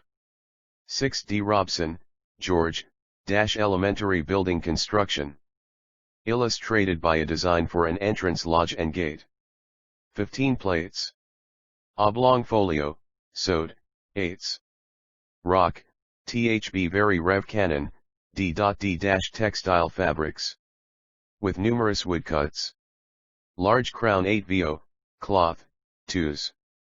6d Roland, Arthur, Farming for Pleasure and Profit.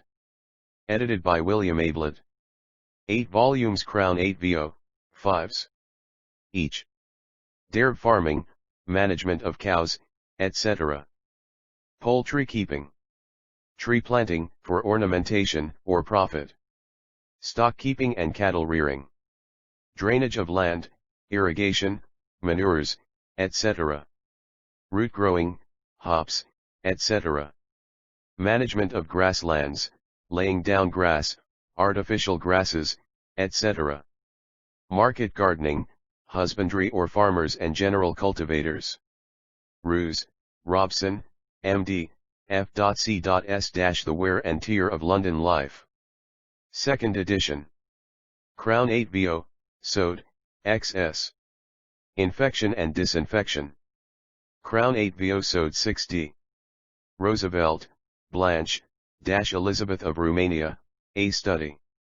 With 2 tales from the German of Carmen Silva, Her Majesty Queen of Romania. With 2 portraits and illustration. Demisvo, 12s. Ross Mrs. Janet, Early Days Recalled. Portrait.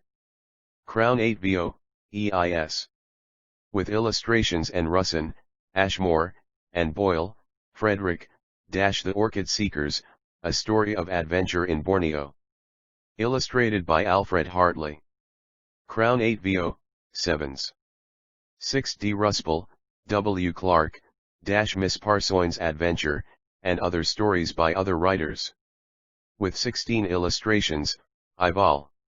Crown Svo. 55 Quite Impossible. By W. E. Norris. Judith Armitage. By Julian Hawthorne. The Fly's Web. By Mrs. Walford. Tahli Tais Shuk. Rid by Juk. Lme. Berry. By F. C. Phillips. By Special Wire. By Mrs. Alexander. The Witch's Curse. By William Wastall. Chapman and Hall, Limited. 23 Ryan, Charles, late headmaster of the Ventnor School of Art, Egyptian Art. With 56 illustrations. Crown 8 VOS, Chauberman FL. / in the press. Wood carving in practice and theory, as applied to home arts. With notes on designs having special application _ to carved wood in different styles. Containing 124 illustrations. Second edition, large crown 8 VO, 5s. Scott John, The Republic as a Form of Government, or, The Evolution of Democracy in America. Crown 8 VO, 7s. Fid. Scott Stevenson, MRS, Summer on Seas. Including the Mediterranean, the Aegean, the Ionian, and the Euxine, and a voyage down the Danube. With a map. Demisvo, I6s. Our Home in Cyprus. With a map and illustrations. Third edition. Demisvo, 14s. Our Ride Through Asia Minor. With map, Demisvo, 18s. Seaman, 0. The Mythology of Greece and Rome, with H special reference to its use in art. From the German, edited by G. New Bianchi. 64 illustrations. Edition. Crownsvo, 5s. Seton Car H, W, FRGS, etc. Bear hunting in the White Mountains, or, Alaska and British Columbia revisited. Illustrated. Large Crown, 4s. 6D 10 years travel and sport in foreign lands, or, travels in the 80s. Second edition, with additions and portrait of author. Large Crown Svo, 5s. Shepherd, Major, R.E-Prairie experiences in handling cattle and sheep. With illustrations and map. Demisvo, Los. 6D Sheriff, Emily, a short sketch of the life of Friedrich Froebel, a new edition, including Froebel's letters from Dresden and Leip2ig to his wife, now first translated into English. Crownsvo, ZS. Home education in relation to the kindergarten. 2 lectures. Crownsvo, is. 6D, Shore, Arabella, Dante for beginners, a sketch of the Divina Commedia. With translations, biographical and critical notices, and loose *trations. With portrait. Crownsvo, SIXS. Simkin, R. Life in the Army, everyday incidents in camp, field, and quarters, printed in colors, oblong 4to, 5s, Simmons, TL. Animal products, their preparation, commercial uses, and value. With numerous illustrations. Large Crownsvo, 35. 6D, 24 books published by Sint, AP.Y Esoteric Buddhism, annotated and enlarged by the author. 7th edition. Crown 8 VO, 3s. 6D Karma. A novel. New edition. Crown 8 VO, 3s. Smith, Major R. Murdoch, R.E-Persian Art. With map and woodcuts. 2nd edition. Large Crown 8 VO, as. Spencer, Herbert, Aphorisms from the Writings of. Crown 8 VO in the Press, Stanley, H.M., His Life, Works, and Explorations. By the Reverend H. W. Little. Demi 8 VO, Los. 6D Statham HFF- Form and Design in Music, a brief outline of the aesthetic conditions of the art, addressed to general readers. With musical examples. Demi 8 VO, as, 6D. My Thoughts on Music and Musicians. Illustrated with frontispiece of the entrance front of Handel's Opera House and musical examples. Demi 8 VO, 18s. Stoddard CA.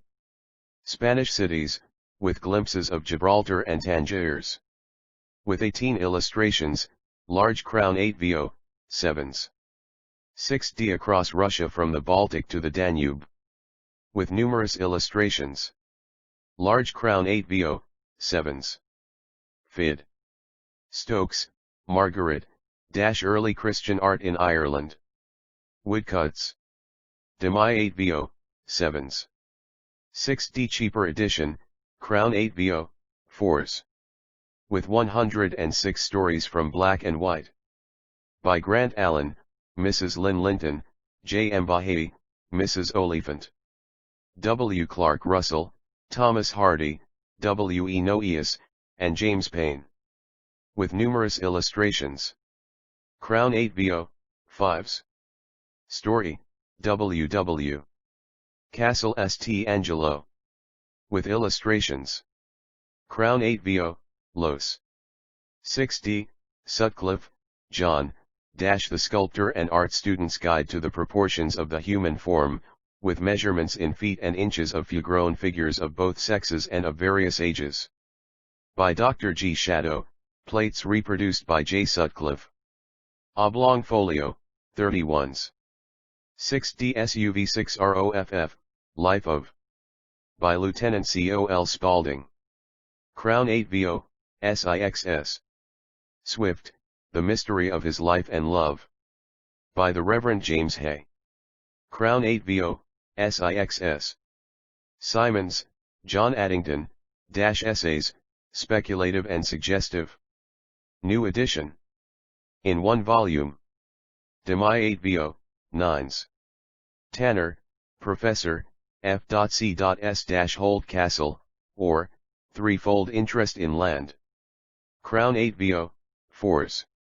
6d Jack's Education, or, How He Learned Farming. 2nd edition. Crown SVO, 3s. 6d Chapman Senior Hall, Limited.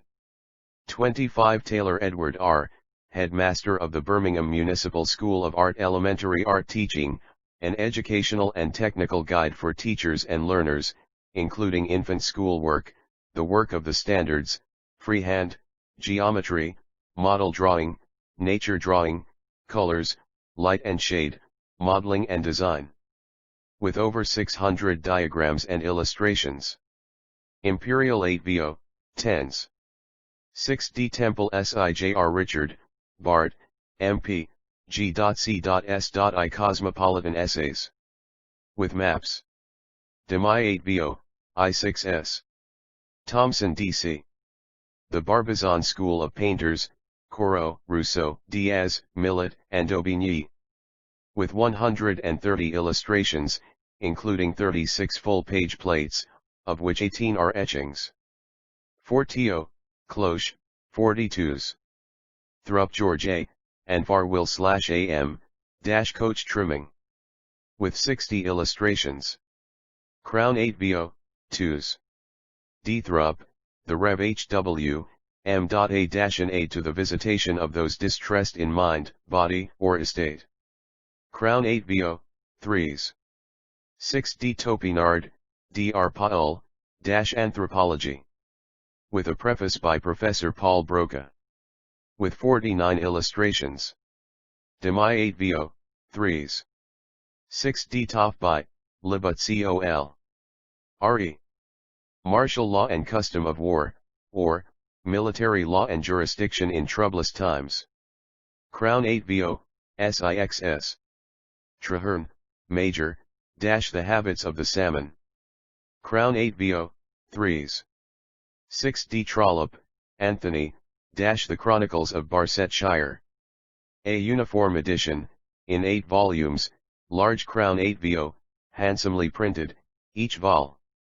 Containing frontispiece. SIXS each. The Warden and Barchester Towers. 2 volumes Dr. Thorne. Framley Parsonage. The Small House at Allington. 2 volumes Last Chronicle of Barset. 2 volumes Life of Cicero. 2 volumes 8 VO pound I4s. Trupp, J. Rose, with Stanley's rear column. And illustrations. 2nd edition. Demai 8 VO, I6S. With portraits under /LL, GP. In and Out of the Pigskin. By Wallace McKay. Crown 8 VO is. With illustrations. Vebron, Eugene, Aesthetics. Translated by W. H. Armstrong.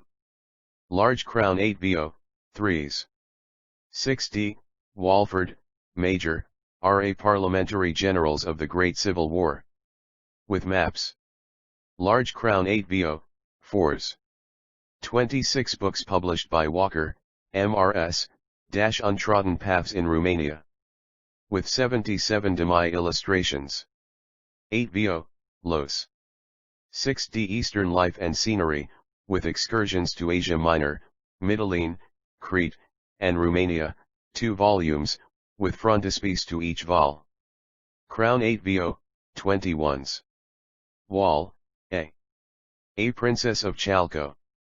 With illustrations. Crown Ward 8 VO, SIXS. James, Elementary Principles of Ornament. With 122 illustrations in the text. 8 VO, 5s. The Principles of Ornament. Edited by George H. Inson, A.R.A. Crown 8 VO, 7s. 6d Ward, R. Supplejack, A Romance of Maor Island. With 8 illustrations. Crown 8 VO Watson, John, Poachers and Poaching. /IHE Press, with frontispiece. Crown 8 VO, 7s. Fid, Sketches of British Sporting Fishes. With frontispiece. Crown 8 VO, 3s. 6d WBGG Prosser, PR. Galileo and His Judges. Demai 8 VO, 5s.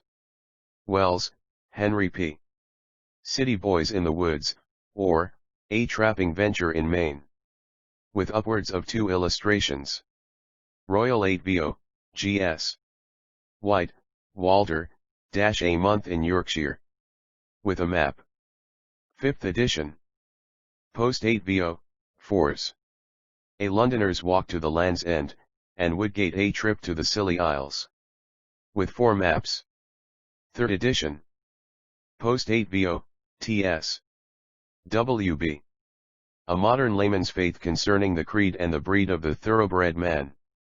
Demai 8 VO, 14s. Warnham, R.N. Analysis of Ornament, the Characteristics of Styles. An Introduction to the History of Ornamental Art. With many illustrations. 9th edition. Royal 8 VO, Cloth, 8s.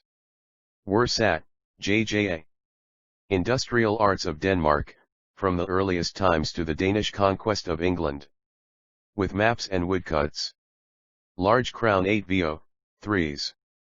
6d Wotton, Mabel E. A Girl Diplomatist. Crown 8 VO, 3s. 6d Wrightson, Prop. John, M.Rac, PCS, BC, President of the College of Agriculture, Downton, Principles of Agricultural Practice as an Instructional Subject. With Geological Map. 2nd edition. Crown 8 VO, SS Fallow and Fodder Crops. Crown 8 VO, SS Young Officers Don't, or, Hints to Youngsters on Joining. 3-2 MO, is. Yofnj, CD. Parallel Lives of Ancient and Modern Heroes. New edition, Ismo, Cloth, 4s. 6d Chapman and Hall, Limited. 27 South Kensington Museum Science and Art Handbooks. Handsomely printed in large Crown 8 VO published for the Committee of the Council on Education. Ironwork, from the earliest times to the end of the medieval period. By J. Starkey Gardner. With 57 illustrations. Crown 8 VO, 3s. Marine Engines and Boilers. By George C. V. Holmes, Secretary of the Institution of Naval Architects, Whitworth Scholar. With 69 woodcuts. Large Crown 8 VO, 3s. Early Christian Art in Ireland. By Margaret Stokes, with 106 woodcuts. Crown 8 VO, 4s. A library edition, Demai 8 VO, 7s. 6d Food Grains of India. By Professor A. H. Church, M.A., F.C.S., F.I.C. With numerous woodcuts. Small Fortio, S.I.X.S. The Art of the Saracens in Egypt. By Stanley Lanepool, B.A., M.A.R.S. With IO8 woodcuts. Crown 8 VO, 4s. English Porcelain, a handbook to the china made in England during the IATH century. By Proy. A. H. Church, M.A. With numerous woodcuts. 3's Russian Art and Art Objects in Russia, a handbook to the reproduction of goldsmiths' work and other art treasures from that country in the South Kensington Museum. By Alfred Maskell. With illustrations. 460. French Pottery. By Paul Gasnauld and Edouard Garny. With illustrations and marks. 3's English Earthenware, a handbook to the wares made in England during the 17th and IATH centuries. By Professor A. H. Church, M.A. With numerous woodcuts. 3's Industrial Arts of Denmark. From the earliest times to the Danish conquest of England. By J. J. A. Wersock, Honorable F.S.A., N.C. N.C. With map and woodcuts. 360, Industrial Arts of Scandinavia in the Pagan Time. By Hans Hildebrand, Royal Antiquary of Sweden. With numerous woodcuts. 260. Precious Stones, Considered in Their Scientific and Artistic Relations. By Professor A. H. Church, M.A. With a colored plate and woodcuts. 260. Industrial Arts of India. By Sir George C. M. Birdwood, CSI, N.C. With map and woodcuts. Demai 8 VO, 14s. Handbook to the Dice and Forster collections in the South Kensington Museum. With portraits and facsimiles. 260. Industrial Arts in Spain. By Juan F. Riaso. With numerous woodcuts. 4's Glass. By Alexander Nesbitt. With numerous woodcuts. SS60. Gold and Silver Smith's Work. By John Hungerford Pollen, M.A. With numerous woodcuts. 260. Tapestry. By Alfred de Chambeaus. With woodcuts. 260. Bronzes. By C. Drury E. Fortnum, F.S.A. With numerous woodcuts, 2s. 6d 28 books published B.V. South Kensington Museum Science and Art Handbook CI7 RF Plain Words About Water. By A. H. Church, M.A. Oxon. With illustrations. Sewed, Fid. Animal Products, Their Preparation, Commercial Uses, and Value. By T. L. Simmons. With illustrations. 360. Food, Some Account of Its Sources, Constituents, and Uses. By Professor A. H. Church, M.A. Oxon. New and Revised Edition. 3's Economic Entomology. By Andrew Murray, F.L.S. Apt Cra. With illustrations. 760. Japanese Pottery. Being a Native Report. With an introduction and catalogue by A. W. Franks, M.A., F.R.S., F.S.A. With illustrations and marks. 260. Handbook to the Special Loan Collection of Scientific Apparatus.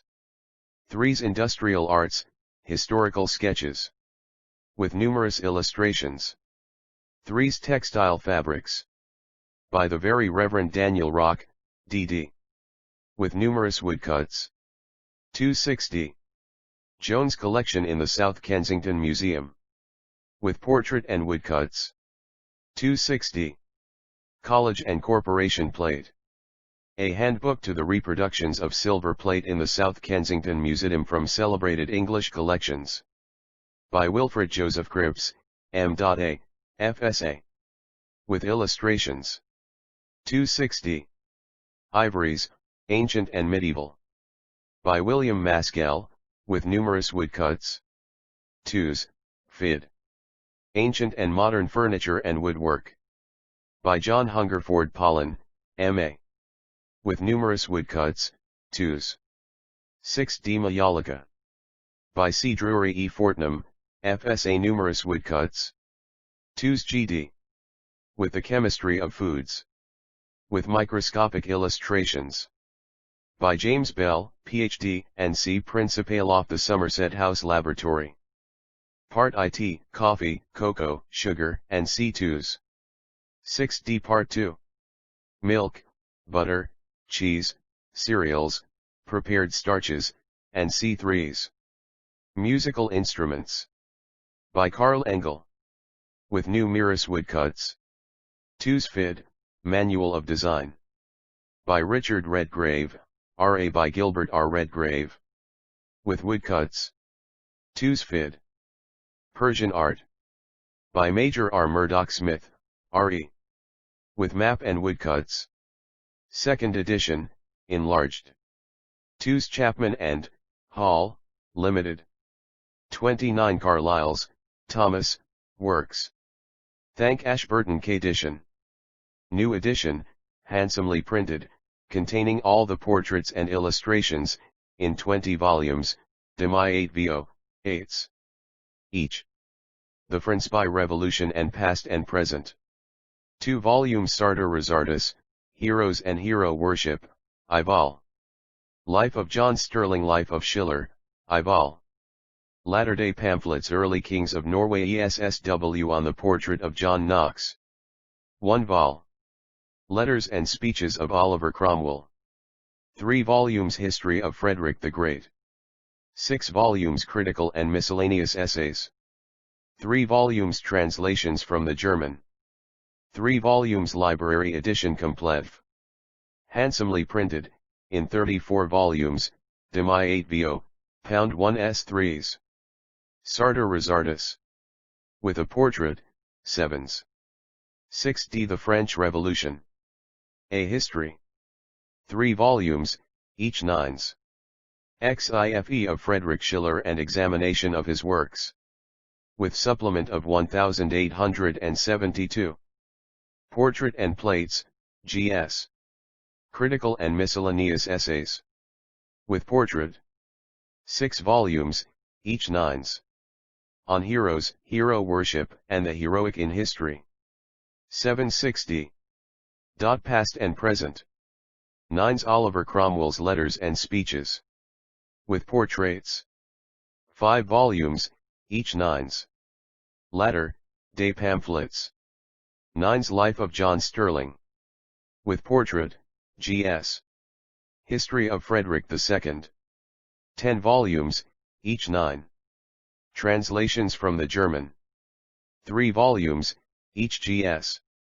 Early Kings of Norway, Essay on the Portraits of John Knox, and General Index. With portrait illustrations. 8 vo, cloth, Gs. POPES edition. 37 volumes, small crown svo, 37J, separate vols, is. Each. Sartor Resartus. With portrait of Thomas Carlyle. French Revolution.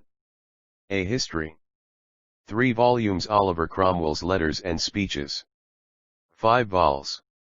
With portrait of Oliver Cromwell. On Heroes and Hero Worship and the Heroic in History. Past and Present. Critical and Miscellaneous Essays. 7 volumes The Life of Schiller, and examination of his works. With portrait. Latter-day pamphlets. Wilhelm Meister. 3 volumes Life of John Sterling.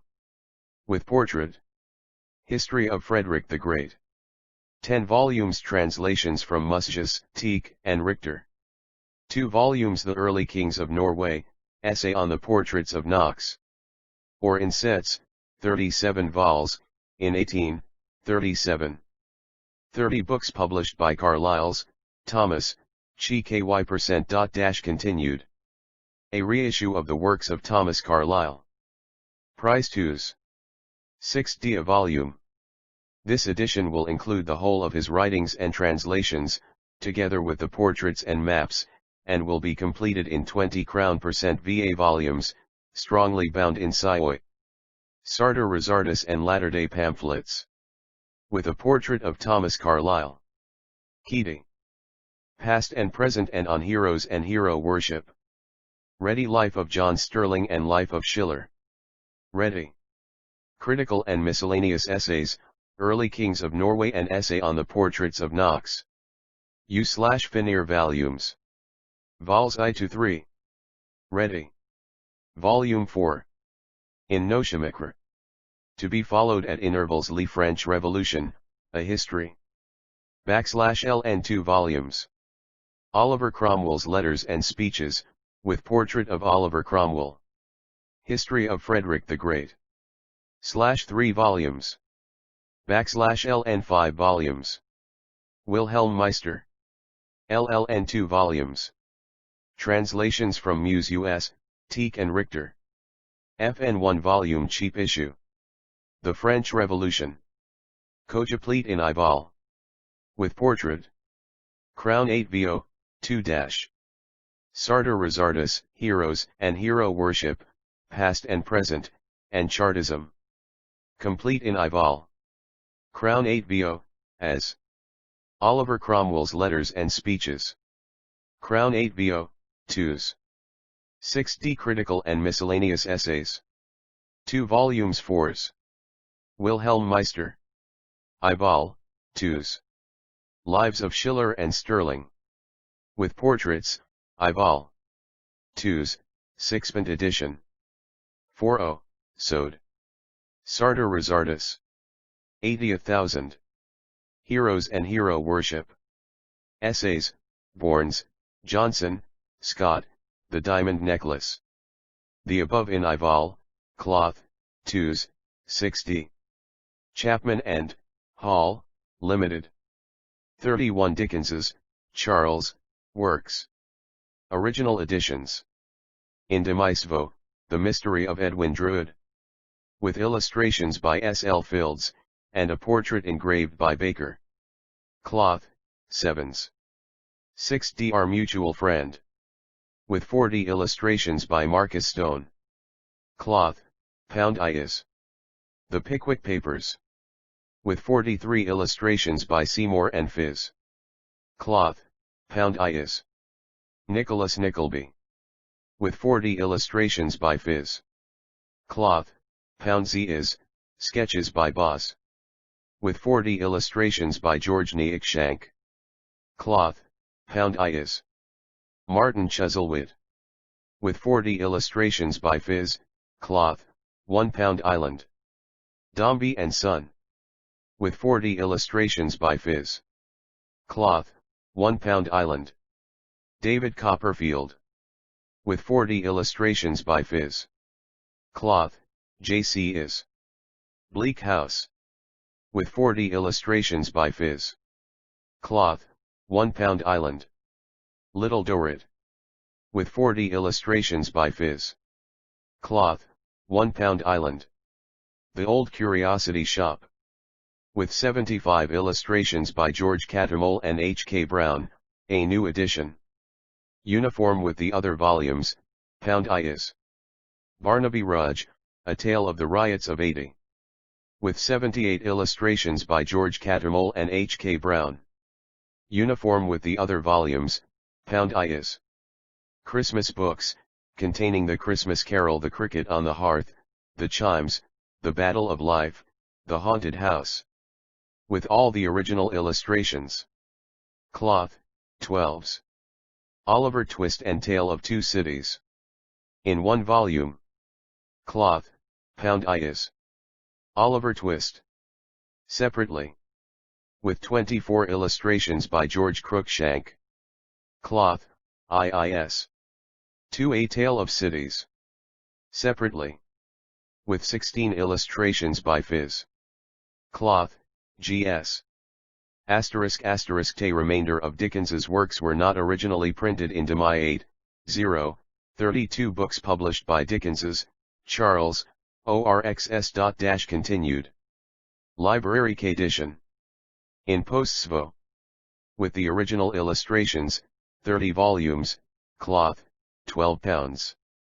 Pickwick Papers 43 illustrants, volumes Nicholas Nickleby 39 volumes Martin Chuzzlewit 40, 2 volumes Old Curiosity Shop and Reprinted Pieces 36, volumes Barnaby Rudge and Hard Times 36 volumes Bleak House 40 volumes Little Dorrit 40 volumes Dombey and Son 38 volumes David Copperfield Our Mutual Friend 38 volumes 40 volumes Sketches by Boz 30 vol. Oliver Twist 5 vol. Christmas Books A Tale of Two Cities 17 vol. 16 vol. Great Expectations 8 vol. Pictures from Italy and American Notes 8 vol. Uncommercial Traveller 8 vol. Child's History of England 8 Edwin Drood and Miscellanies 12 vol. Vol. Christmas Stories from Household Words, and C 14 vol. SD 16 016 16 016 016 016 016 016 016 016 08 08 080. Uni/Orton with the above, /OS. 6D The Life of Charles Dickens. By John Forster. With illustrations.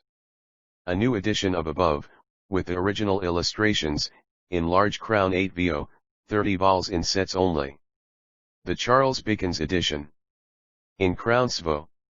In 21 volumes, cloth, with illustrations, £3 I6s. Pickwick Papers Martin Chuzzlewit Dombey and Son Nicholas Nickleby David Copperfield Bleak House Little Dorrit. Our Mutual Friend 8 illustrations SD 404040404044 Barnaby Rudge. 4 Old Curiosity Shop 3 A Child's History of England 3 Edwin Drood and Other Stories. 3 Christmas Stories, from Household Words 3 Sketches by Boz 3 American Notes and Reprinted Pieces 3 Christmas Books 3 Oliver Twist 3 Great Expectations 3 Tale of Two Cities. 3 Hard Times and Pictures from Italy 3 Uncommercial Traveller 3 Uniform with the above, TM5 The IL Eaton Degree R Skofarkelhezard Likeskidnisk. Kenusmerus Illustrations 2 vols, 7.2 vols 700 Chapman and equals Hall, Limited. 33 Dickenses, Charles, 6, Y2JKS- continued. The Illustrated Library Edition. With Life. Complete in 32 volumes. Demisvo, Los. Each, or set, £16. This edition is printed on a finer paper and in a larger type than has been employed in any previous edition. The type has been cast especially for it, and the page is of a size low admit of the introduction of all the original illustrations. No such attractive issue has been made of the writings of Mr. Dickens, which, various as have been the forms of publication adapted to the demands of an ever widely increasing popularity, have never yet been worthily presented in a really handsome library form. The collection comprises all the minor writings it was Mr. Dickens's wish to preserve. Sketches by Boz. With 40 illustrations by George Cruikshank. Pickwick Papers. 2 vols. With 4 illustrations by Phys. Oliver Twist. With 24 illustrations by Cruikshank. Nicholas Nickleby. 2 vols. With 40 illustrations by Phys. Old Curiosity Shop and Reprinted Pieces. 2 vols. With illustrations by Catterale, and C. Barnaby Rudge and Hard Times. 2 vols. With illustrations by Cattermole, and C. Martin Chuzzlewit. 2 vols. With 40 illustrations by Phys. American Notes and Pictures from Italy. I vol with 8 illustrations. And Dombey Son. 2 vols. With 40 illustrations by Phys. David Copperfield. 2 vols. With 40 illustrations by Phys. Bleak House. 2 vols. With 40 illustrations by Phys. Little Dorrit. 2 vols. With 40 illustrations by Phys. 2 A Tale of Cities. With 16 illustrations by Phys. The Uncommercial Traveller. With 8 illustrations by Marcus Stone. Great Expectations. With 8 illustrations by Marcus Stone. Our Mutual Friend. 2 vols. With 40 illustrations by Marcus Stone. Christmas Books. with 17 illustrations by Sir Edwin Landseer, R.A., Maclus, R.A., and C. History of England, with 8 illustrations by Marcus Stone.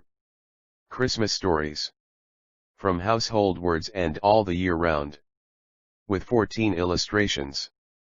Edwin Drood and Other Stories, with 12 illustrations by S. L. Fields.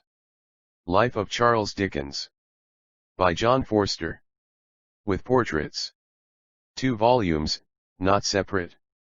34 books published by Dickens's, Charles, VCKS-continued. Household edition, with life, in 22 volumes.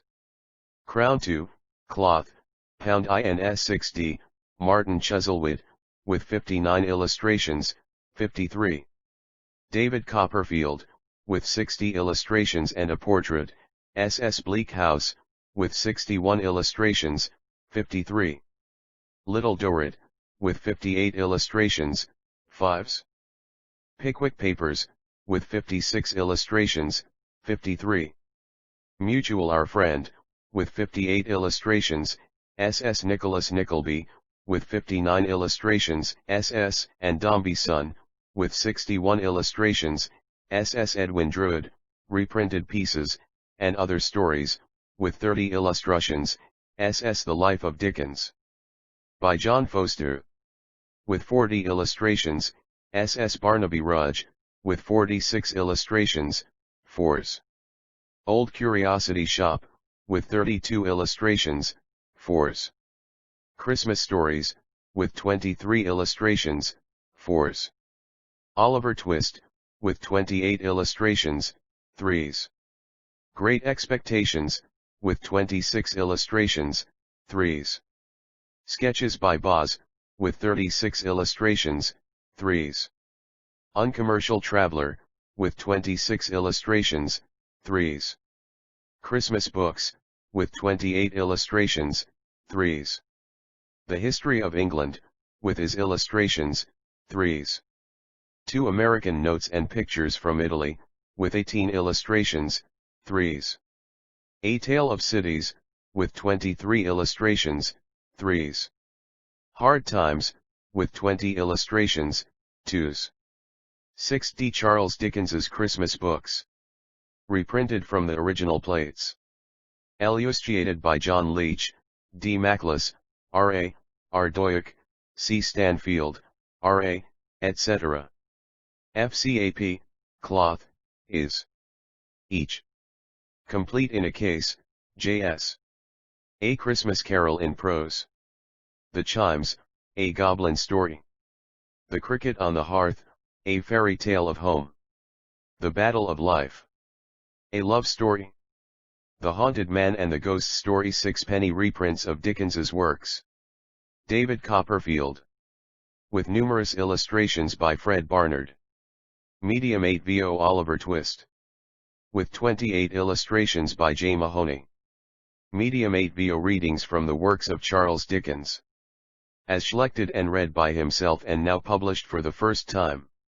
Illustrated A Christmas Carol, and The Haunted Man. Illustrated The Chimes, A Goblin Story, and The Cricket on the Hearth. Illustrated The Battle of Life, A Love Story, Hunted Down, and A Holiday Romance. Illustrated Chapman 6 Hall, Limited. 35 Dickens's, Charles, Os.ye.continued. The Crown Edition, complete in 17 volumes containing all the original illustrations. And the letterpress is printed from type expressly cast for this edition. Large Crown Octavo. Price 5 shillings each. The I. Pickwick Papers, with 43 illustrations by Seymour and Phiz. 2 Nicholas Nickleby, with 40 illustrations by Phiz.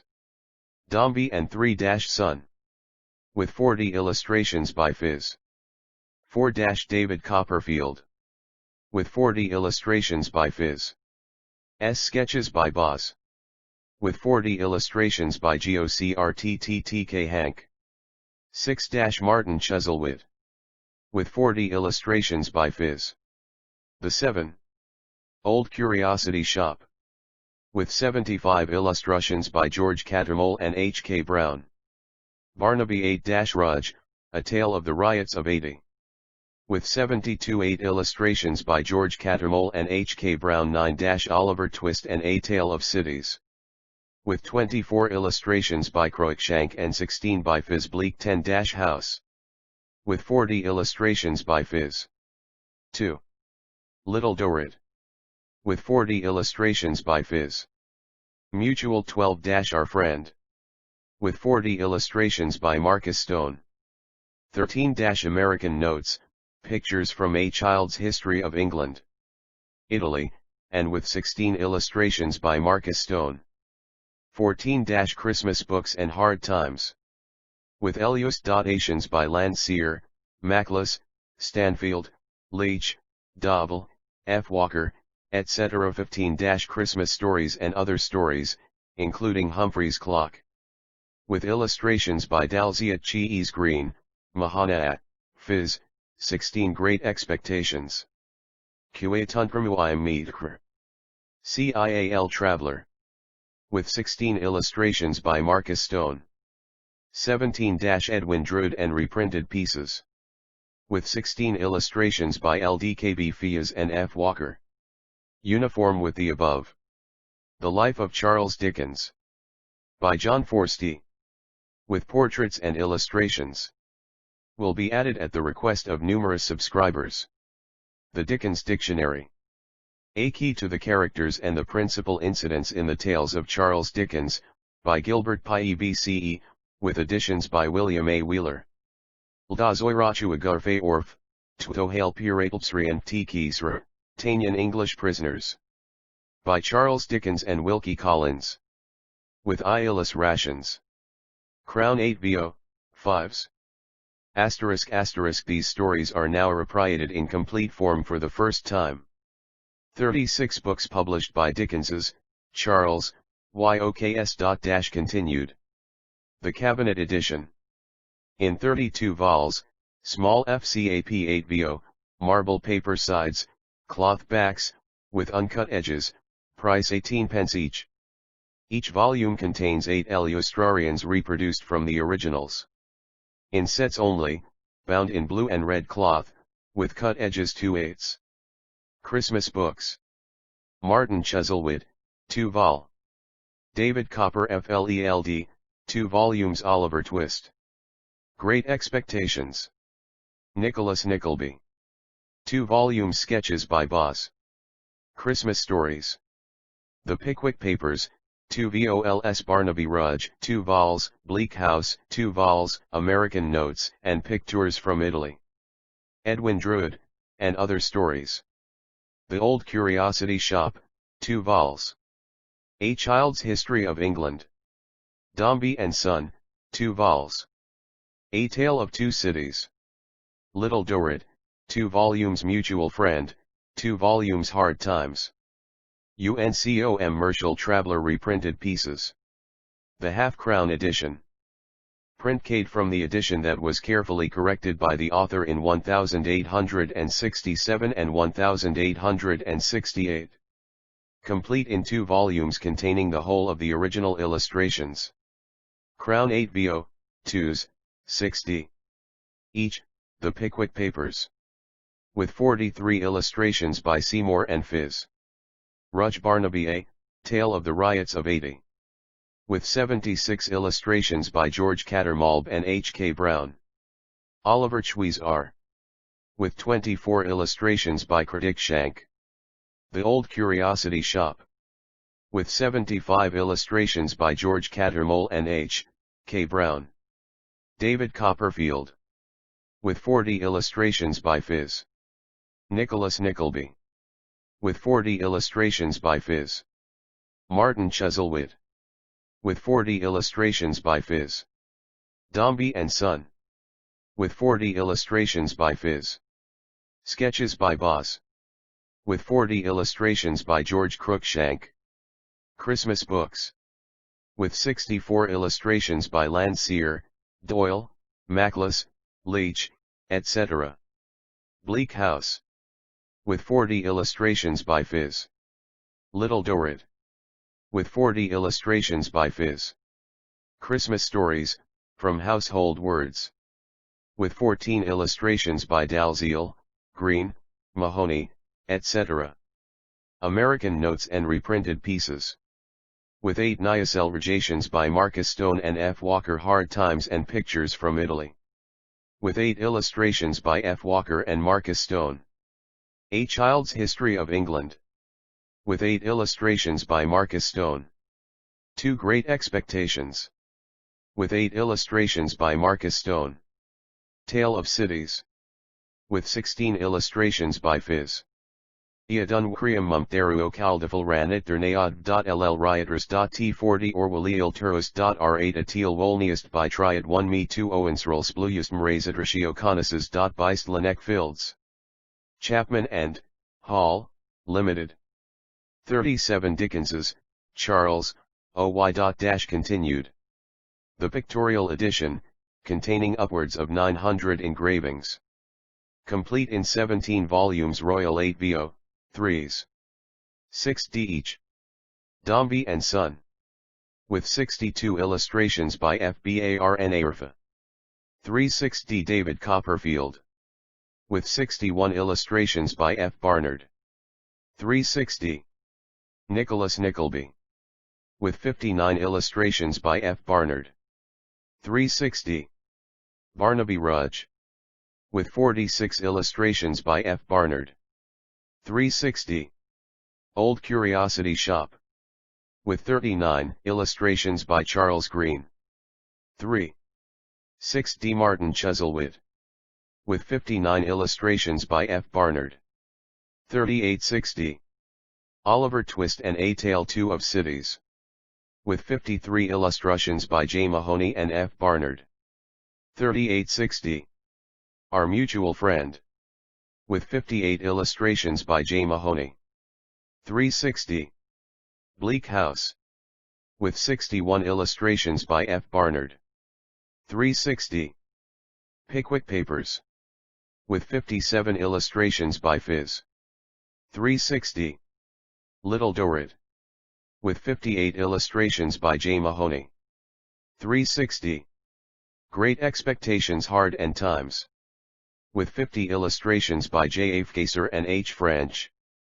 3/6d American Notes, Pictures from Italy, and A Child's History of England, with 33 illustrations by Frost, Gordon, Thompson, and Ralston. 3/6d Sketches by Boz and Christmas Books, with 62 illustrations by F. Barnard. 3/6d Christmas Stories and Uncommercial Traveler, with 49 illustrations by E.G. Dalziel. 3/6d Edwin Drood, Reprinted Pieces and Other Stories, with 30 illustrations by L. Fields, E.G. Dalziel, and F. Barnard. 3/6d The Life of Charles Dickens, by John Forster, with 40 illustrations by F. Barnard and others. 3/6d The 2-shilling edition. Each volume contains a frontispiece. Crown 8 VO, 2s. The volumes now ready are Dombey and Son, Our Mutual Friend, Martin Chuzzlewit, Christmas Books, The Pickwick Papers, Oliver Twist, Bleak House, Little Dorrit, Old Curiosity Shop, Tale of Two Cities, Barnaby Rudge, Uncommercial Tra David Copperfield, Veller, Nicholas Nickleby, M. R. Dickens's Readings, FCAP 8 VO, Sode, Christmas Carol in Story of Little Dom Prose, Is, Cricket on the Hearth, Bay, Is, Poor Traveller, Boots Chimes, A Goblin Story, At the Holly Tree Is, In, and M.R.S. Gamp, Is, 38 books published by Science and Art and Technical Education. Edited by John Mills, FRAS. A journal for teachers and students. Price 6d. The journal contains contributions on science, art, and technical subjects by distinguished men, short papers by prominent teachers, leading articles, correspondence, answers to the questions set at the May examinations of the Science and Art Department, which will in future be confined to the magazine, and not be published in separate pamphlet form, and interesting news in connection with the scientific and artistic world. With the beginning of a new volume, April I, 1893, List Journal is to be enlarged. Whilst retaining the special features which have given it a well-defined constituency to which no other paper directly appeals, it is proposed to give yet more varied matter, superior illustrations, and an improved appearance in type and paper, hoping thereby to make it the most popular sixpenny monthly of this class of literature in the United Kingdom. In addition to its purely science and art readers, it is hoped to attract others by matter suitable for a large number of people who desire to be made conversant with current topics and new discoveries in science, but owing to the too exclusively technical and detailed treatment in most magazines cannot now spare the time which is necessary if they would derive much advantage from their perusal. A portion of the paper will be devoted and, as a rule, in equal degree to biographical sketches of leading representatives of science and art. The doings of the various county councils will continue to be noted in its pages, and no pains will be spared in the effort to increase the usefulness of the paper in the propagation of technical information among the many workers under these important bodies. Terms of subscription. 1 year's subscription, including postage, *2 single copy 6s. OD. 3s OD. G.J.J. Chapman and Hall, Limited. 39 works published at 3 shillings and sixpence each. The Vivians, or, The Murder in the Rue Bellichasse. By Andrea Hope. Crown 8 Violo in Relief, a Bohemian transcript. By Ivory Roberts. Crown 8 Vo Cross Currents, a novel. By Mary A. Dickens. New edition in 1 volume. Suspected. By Louisa Stratenis. A Girl Diplomatist, a novel. By Mabel E. Wotton. Australian Life. By Francis Adams. THB Secret of the Princess, A Tale of Country, Camp, Court, Convict, and Cloister Life in Russia. By IVIRS. Sutherland Edwards. The Beyond Seas, being the surprising adventures and ingenious opinions of Ralph Lord St. Keen C.J. told by his kinsman, Humphrey St. Keen. By Oswald Crawford. 2nd edition. The Story of Helen Davenant. By Violet Fane.